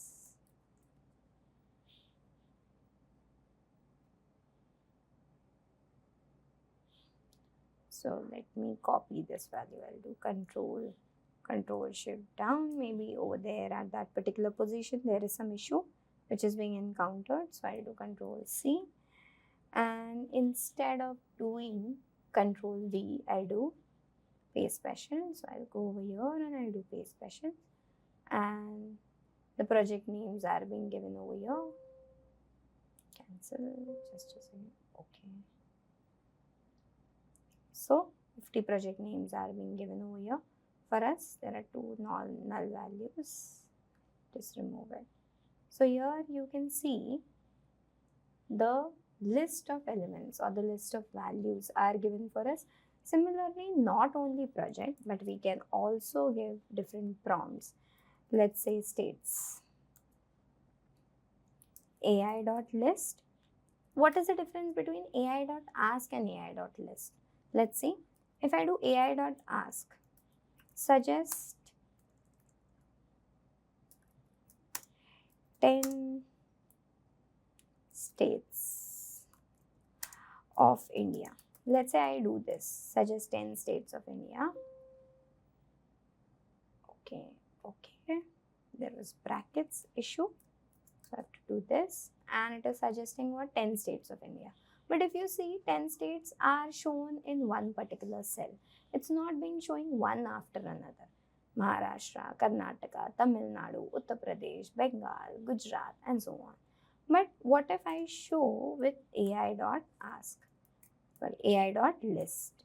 So if I do this, and what's the prompt? Suggest 10 states of India. The same prompt is what I'm giving over here. So it will give you list of elements. So there is a difference between AI.ask, which is asking you some value, and there is a difference between AI.list because it is providing a list of elements for you.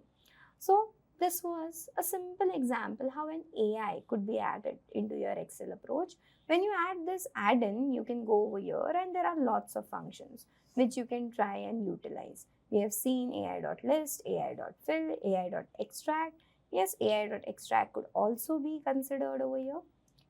Let's say I want to extract what? I have a text. The name, let's say Sarah Johnson was pretty. So if I do, and if I asked AI.extract to extract the name, so what it is doing? AI.extract specific text from the data. So value is this. What do you want to extract? You want to extract what? Name. You can see a name is being extracted. Let's say if I give another name, Priya Saroj was pretty. And you can see a name is being extracted over here. Now I can give a prompt. Let's say AI.extract. Extract what? From this value, extract what? Email. obviously email as a value is not there, and it will give us an error, not found. So let me write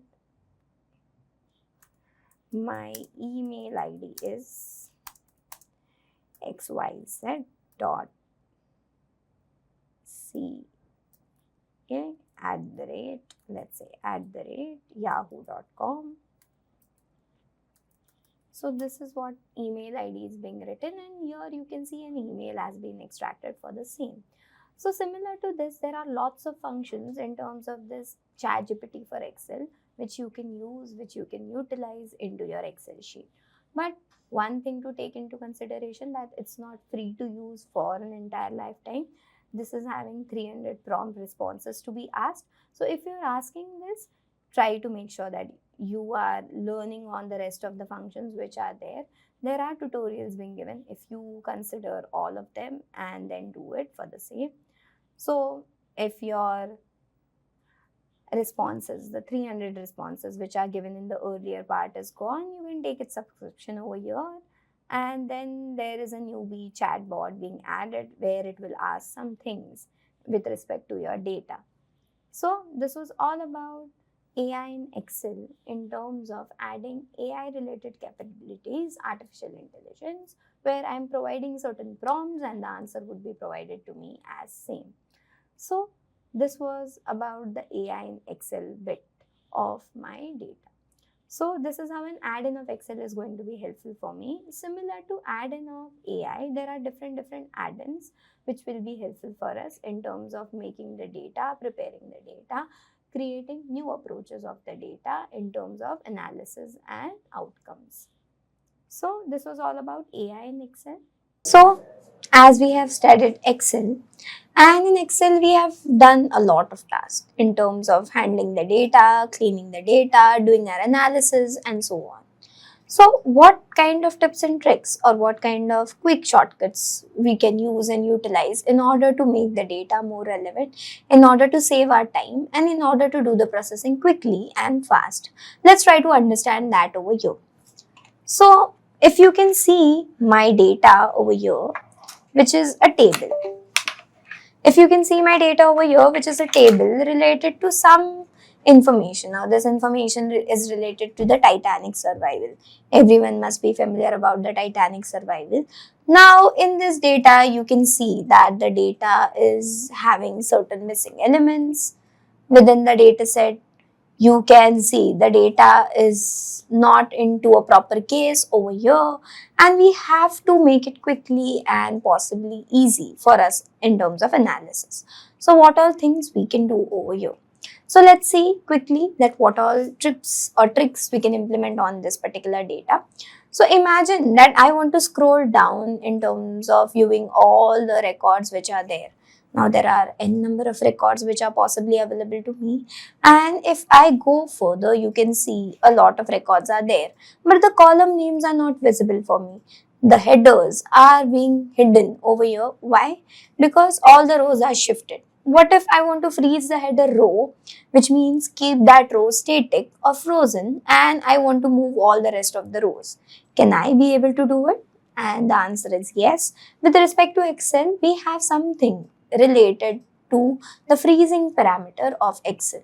In the View tab, if you are there in Home, then go on to your View tab. In the View tab, you can see that there is freeze pane option. But before implementing that, let me select the column which I want to freeze. So I've selected the entire column over here and I'll freeze it. Now, in terms of that, I'll go over here and then I'll do freeze pane. So it is freezing a particular pane over here, that is a section. I don't want it. Let's say I'll do unfreeze. So it will unfreeze that particular pane which has been frozen. If I go over here in the freeze pane and let's say it is asking me to freeze the top row, and I've frozen the top row, and here you can see as I shift towards the down records, the top row or the header is frozen and it's not leaving its position. So it becomes easy for me to analyze the values below and get the proper header for each one of them. So this is how you can freeze a particular row or a set of rows over here. So this is what I have done. So freeze has been used in order to freeze a particular section. Here we have frozen the rows. If I want to remove the freeze parameter, I'll select it. I'll go to the freeze again, and then there is an option of unfreeze. So unfreeze will help me to get back to the normal phase of the data which we had earlier. So that is one trick which you can implement in terms of analyzing the data in a very better way. So we understood that how we can analyze the data over here. Imagine that there are many shortcuts available over here. Imagine that there are many missing values available over here into my data, and I want to fill all the missing values over here. So how I can do it is Control Shift right arrow key. I can select an entire range of cells with the help of just the dragging arrow which we have, or I can use the arrow keys. Now arrow keys are very helpful in terms of navigating to all the directions into my cells on my Excel. So I can do Control Shift down arrow key to go to the end of the rows, but here there are missing values, so it is going till here. So I can click on Control Shift down arrow key in order to reach till the end. So I have done long press of Control Shift down arrow key, and you can see this is so up arrow key. So all the rows are being selected. So I want to highlight, or I want to fill, or I want to analyze only those rows which are missing, or I want to fill in only those rows which are missing. So how could I do it? There is a shortcut key which is known as go to, that is Control G, which will help me to go towards the blank cells. So how I can do is Control G. If I go on Control G, you can see it is asking for a reference cell. Reference cell means to a particular position which I want. But I don't want to go to a particular position. I want to go to a special option. So I go to special option. And what is the value which I want to go is to the blanks. And I do OK. You can see all the blanks have been highlighted over here. So all the blank regions are being highlighted. And I try to fill in. If I try to fill in as, let's say the blank cell needs to be 28, and I do enter, you can see when I enter it is jumping to the next element, that is the next cell, this one. So if I do 28 and enter, you can see now it is jumping to the next cell. If I do 23 and do Control Enter, so all the missing elements which are being traced will be filled with 23. So what happens is, when you select a go to option and it goes to all the blank cells, and when you fill with a particular value and choose enter over here, what does enter will do? Enter will enter at that particular cell and move to the next position where the blank was found. But when you do Control Enter, all the selected sections or all the special sections which are being highlighted will be filled with those values. So this is one of the shortcut key which you can use, or this is one of the trick which you can use in order to make your data analysis better. So if I want to fetch the first names or the names of those individuals, as you can see, let me increase it. So in order to increase the width, no need to adjust it like this. You can just keep your cursor over here and double click or double tap, and it will adjust accordingly till the length of the data. Now what I want is, I want the first name or the first name before the comma to be extracted into the first name. Or let's say it sounds to be like a surname. So I'll write surname. So I've written surname and I have written something over here. Here you can see it's brought. I have written over here, and the same pattern I want to repeat. So I don't have to do it manually for all of them. I have done for the first one. What I'll do is, I'll use a shortcut key known as Control E. What is Control E? Control E stands for flash fill. Now what is a flash fill? Flash fill will fill the data with the flash according to the pattern which it observed from the nearby cells. Now if you see brought, it went into the nearby cell when I implemented Control E, and what is the value? Brought was before comma, so it is coming Cummings, and then you can see all the values are being extracted in that particular manner for us. So this is how you can see Control E or the flash fill option can help us to fill the value accordingly as per the data. If I want to fill the next value, values which are there, what I can use is, let's say Mr. Owen Harris is what I'm extracting over here. And if I do Control E over here, you can see all the names in that particular manner has been extracted. So it becomes very easy for data extraction with the help of flash fill. Just you have to copy the pattern, just you have to write one particular example, and based on that example, it will go to the nearby cells and flashly fill the data with those particular values. So this is what we saw in terms of flash fill. Now, the another option which you can take into consideration is adding a particular format or dollar or a currency symbol over here with simplistic shortcuts which we have. So if you see, I have a data over here which is related to the fares. Now, Titanic survival data is what we have. So the fare of the passengers, the fare which a passenger is being paid, obviously is in the form of dollars. So there is no dollar symbol written, and then there is decimal. You can see all the values are, some of the values are having 4 decimal, 5 decimal, 10 decimal, 3 decimal, 2 decimal, 1 decimal. I want to make it very simplistic and same formatted, which means all the values should have 2 decimal outcomes, which needs to be there. So how I can do it? I can do Control Shift down. Now when I do Control Shift down, it goes to all the rows till the end. If there is blank cell, it will stop at that particular position. So here if you see, it has gone to all the cells till the end. Now I use a shortcut key known as Control 1. So when I do Control 1 will give me a shortcut for the formats. Now for the formatting part, as I said that I want to implement a currency of dollars over here because the fares which were being paid by the passengers were in the dollars. And I want 2 decimal values after the floating point. So here I go to the currency because it's in the currency format, and I will think about the currency which is there over here. And let us think in terms of United States, the dollar symbol in terms of United States. And how many decimals do I want? 2 decimals, and I do OK. And you can see the entire data which I have selected over here is in that particular format. That is, the currency part of dollars is being added and 2 decimals are being added after the decimal point. 2 decimal points are being utilized over here.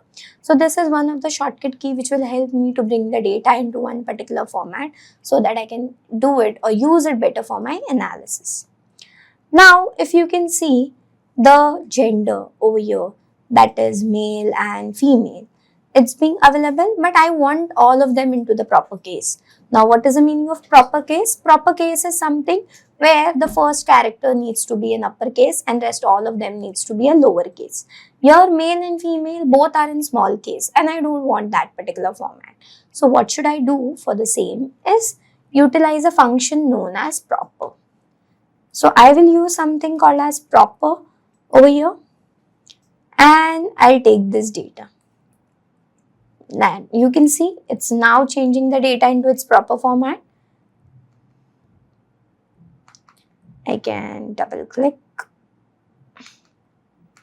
or I can drag it off and it shows the data element which are there till the end of the cell. So I'm dragging it below.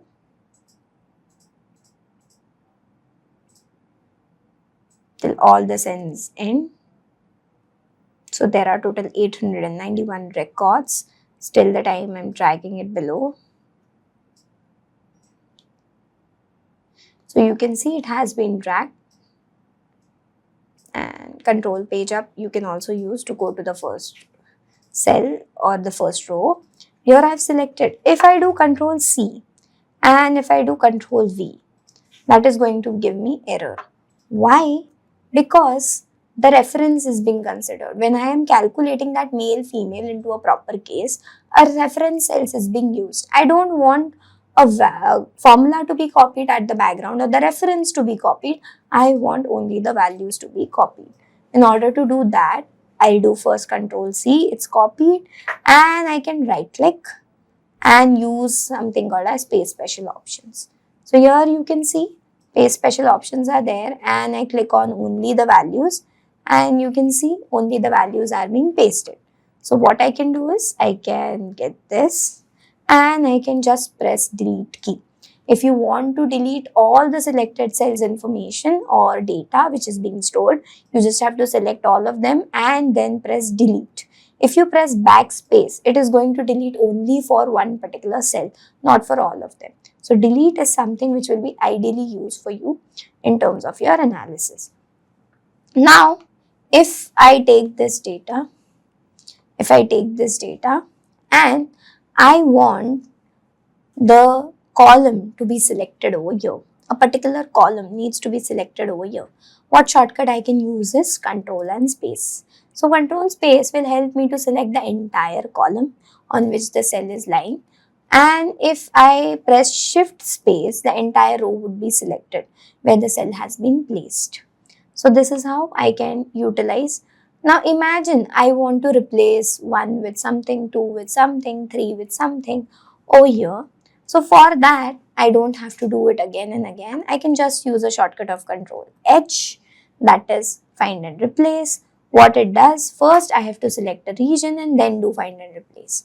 So Control Shift right, Control Shift and down arrow key. It will help me to select entire thing. So when you do Control Shift down arrow key, right arrow key, left arrow key, it is going to extract or it is going to the end of the cells. So I've selected and I do Control H. What it is going to do, let's say I want to replace 1 with first class.